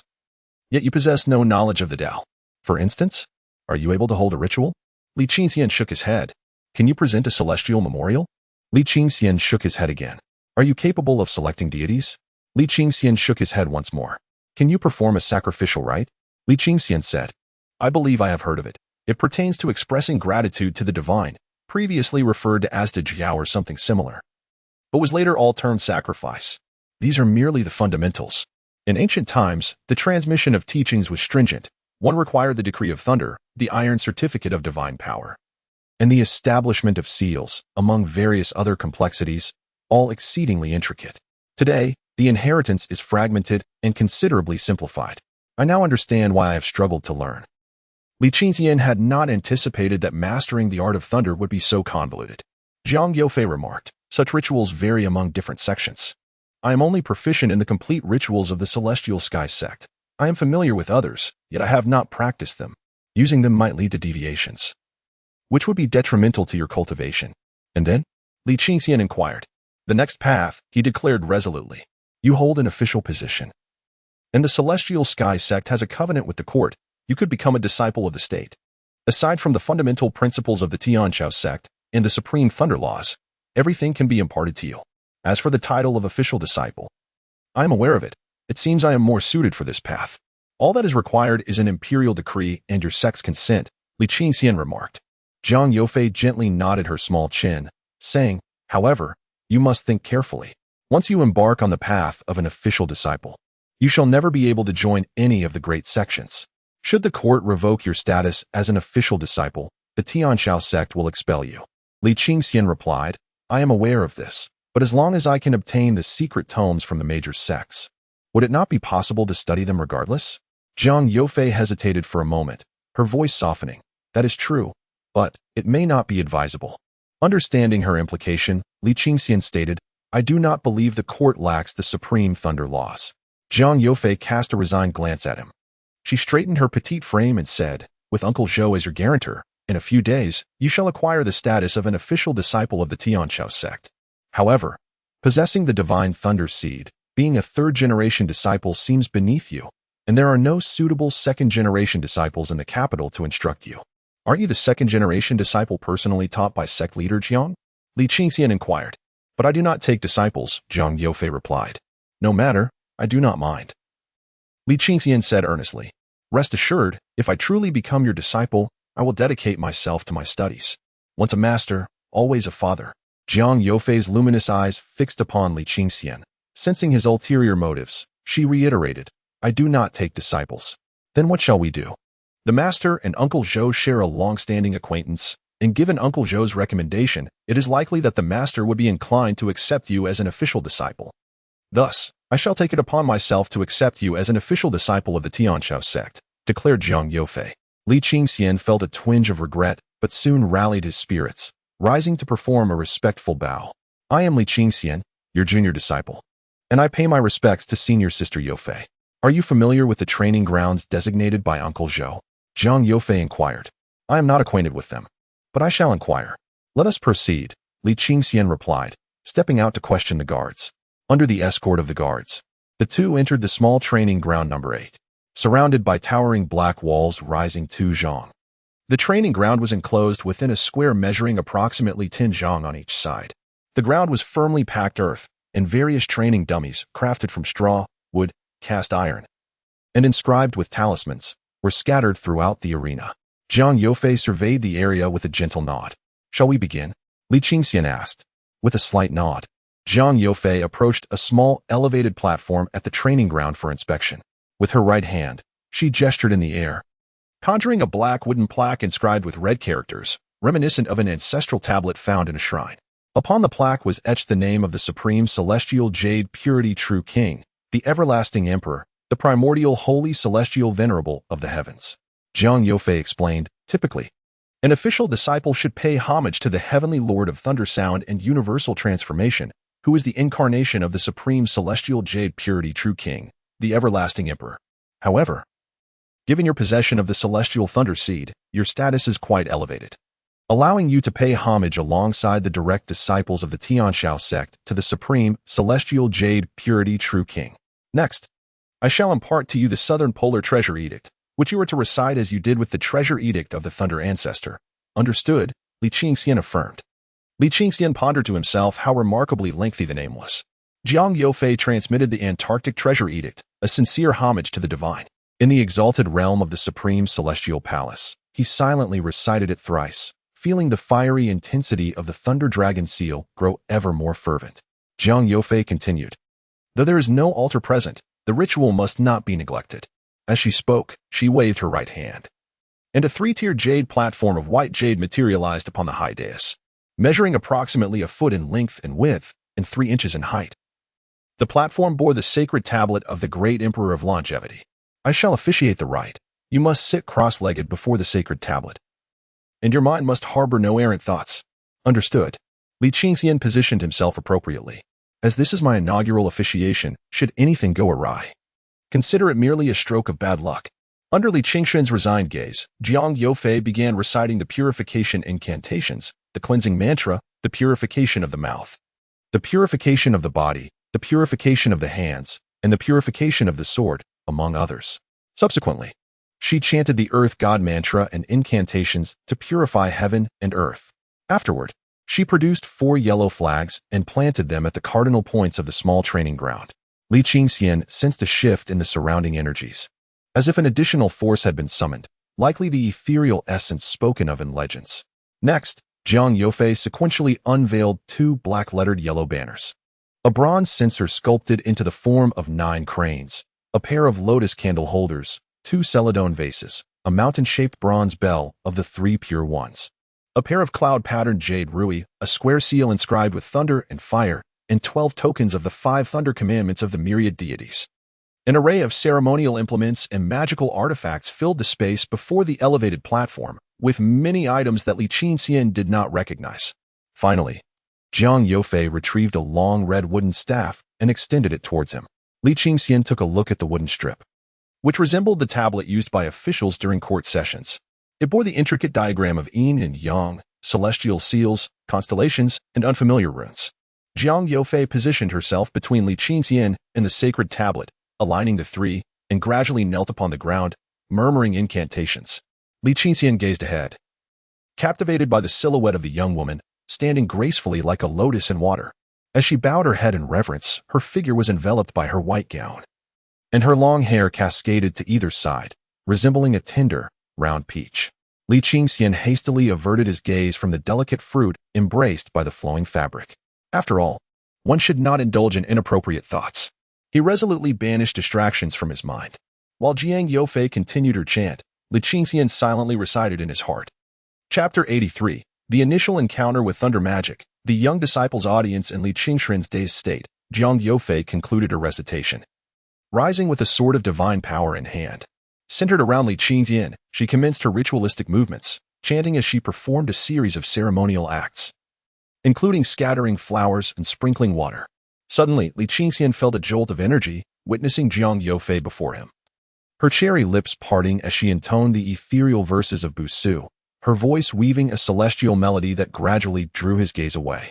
With the white jade talisman descending upon the purple heavens, the vibrant banner raised thrice to summon the spirits, and the incantation entwined with the azure blossoms. Golden radiance emanated from her every gesture. The enchanting verses sung by Jiang Youfei seemed to possess a peculiar magic. Li Qingxian felt his consciousness drifting, soaring into the high heavens, gazing into the boundless void. Time lost its meaning, and eventually, Li Qingxian hazily perceived Jiang Youfei extracting a sheet of paper, writing and reciting as she implored the deities above for celestial favor. The celestial realm completed its manifestation, igniting spontaneously in a tranquil breeze, drifting ethereally into the void. Vanishing from sight, Jiang Youfei stood tall, resembling a majestic mountain before her, and proclaimed in a resonant voice, "I beseech the exalted supreme celestial emperor of the Jade Clear, the eternal sovereign of the heavens, to bestow upon us your divine decree." The piercing chill of her words tore through the fabric of the void, illuminating the surroundings with brilliance. Li Qingxian, cradling a wooden tablet in his hands, gazed toward the source of the light. In that radiant expanse, countless youthful figures clad in golden robes descended gracefully, walking upon white clouds, their faces adorned with serene smiles. Upon closer inspection, they appeared to be in the thousands, arranged in a tapering formation that diminished from bottom to top. At the pinnacle stood 4 distinct youths, 2 males and 2 females, differentiated from the others by their more resplendent golden robes, each adorned with unique cloud patterns and shades of azure, crimson, white, and ebony. A radiant orb floated above them, enveloped in a spectrum of 12 colors. Though they resembled ordinary celestial children, they exuded a commanding presence far surpassing that of the common heavenly generals witnessed previously.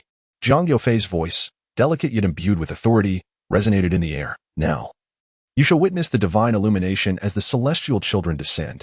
The ordinary I may perceive merely a handful of these youths, but you, possessing the heavenly thunder seed, shall likely behold a multitude, akin to my vision of hundreds. Do not hesitate.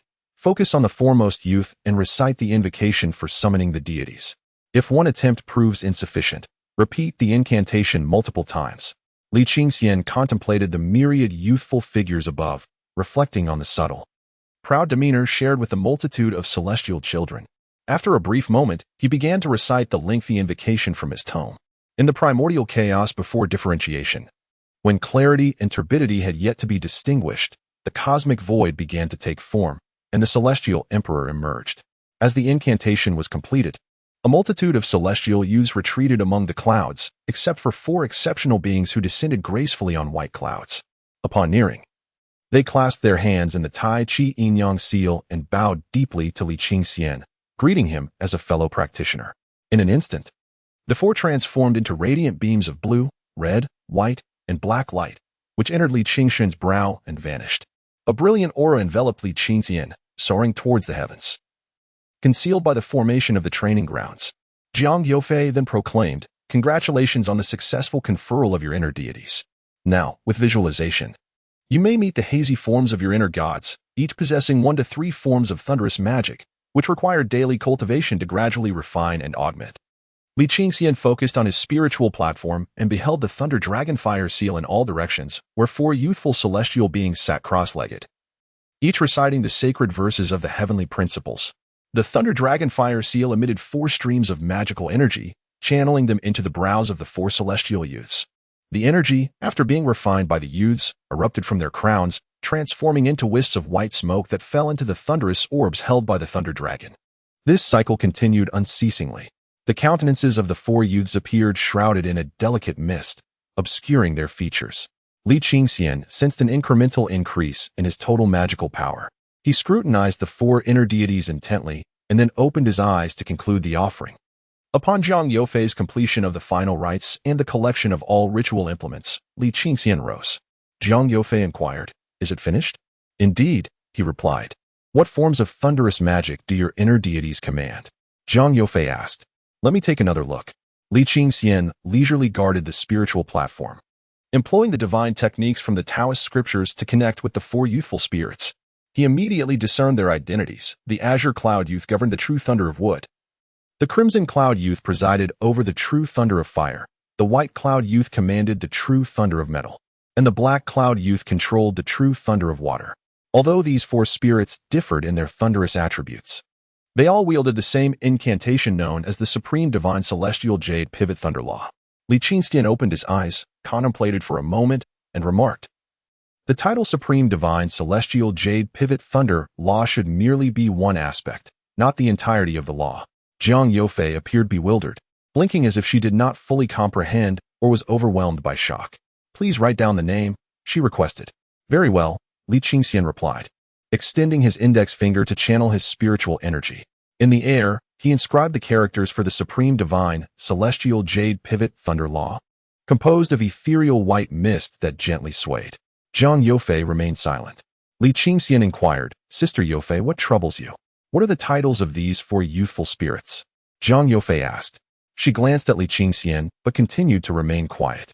After a considerable pause, Zhang Youfei pointed towards a nearby scarecrow and instructed, "Aim at the scarecrow and employ the thunder technique to launch an attack." "Understood," Li Qingxian affirmed, raising his right arm and directing his sword-like finger at the scarecrow. Simultaneously, he formed the Y in hand sign with his left hand, concealing his fingers to create the heavenly thunder gesture. He recited the incantation, True Thunder of the Five Thunders, Master of Lightning and Fire. Wind Duke commands, Rain Master enforces, capturing dragons and summoning lightning, unleash without mercy, swiftly, as the law commands. At the very moment the incantation was recited, Li Qingxian's fingers erupted with a white lightning bolt, as thick as a wrist and approximately 10 feet long. It crackled ominously before it was unleashed, the radiant light flickering as it thundered forth, piercing through the scarecrow and soaring away, shattering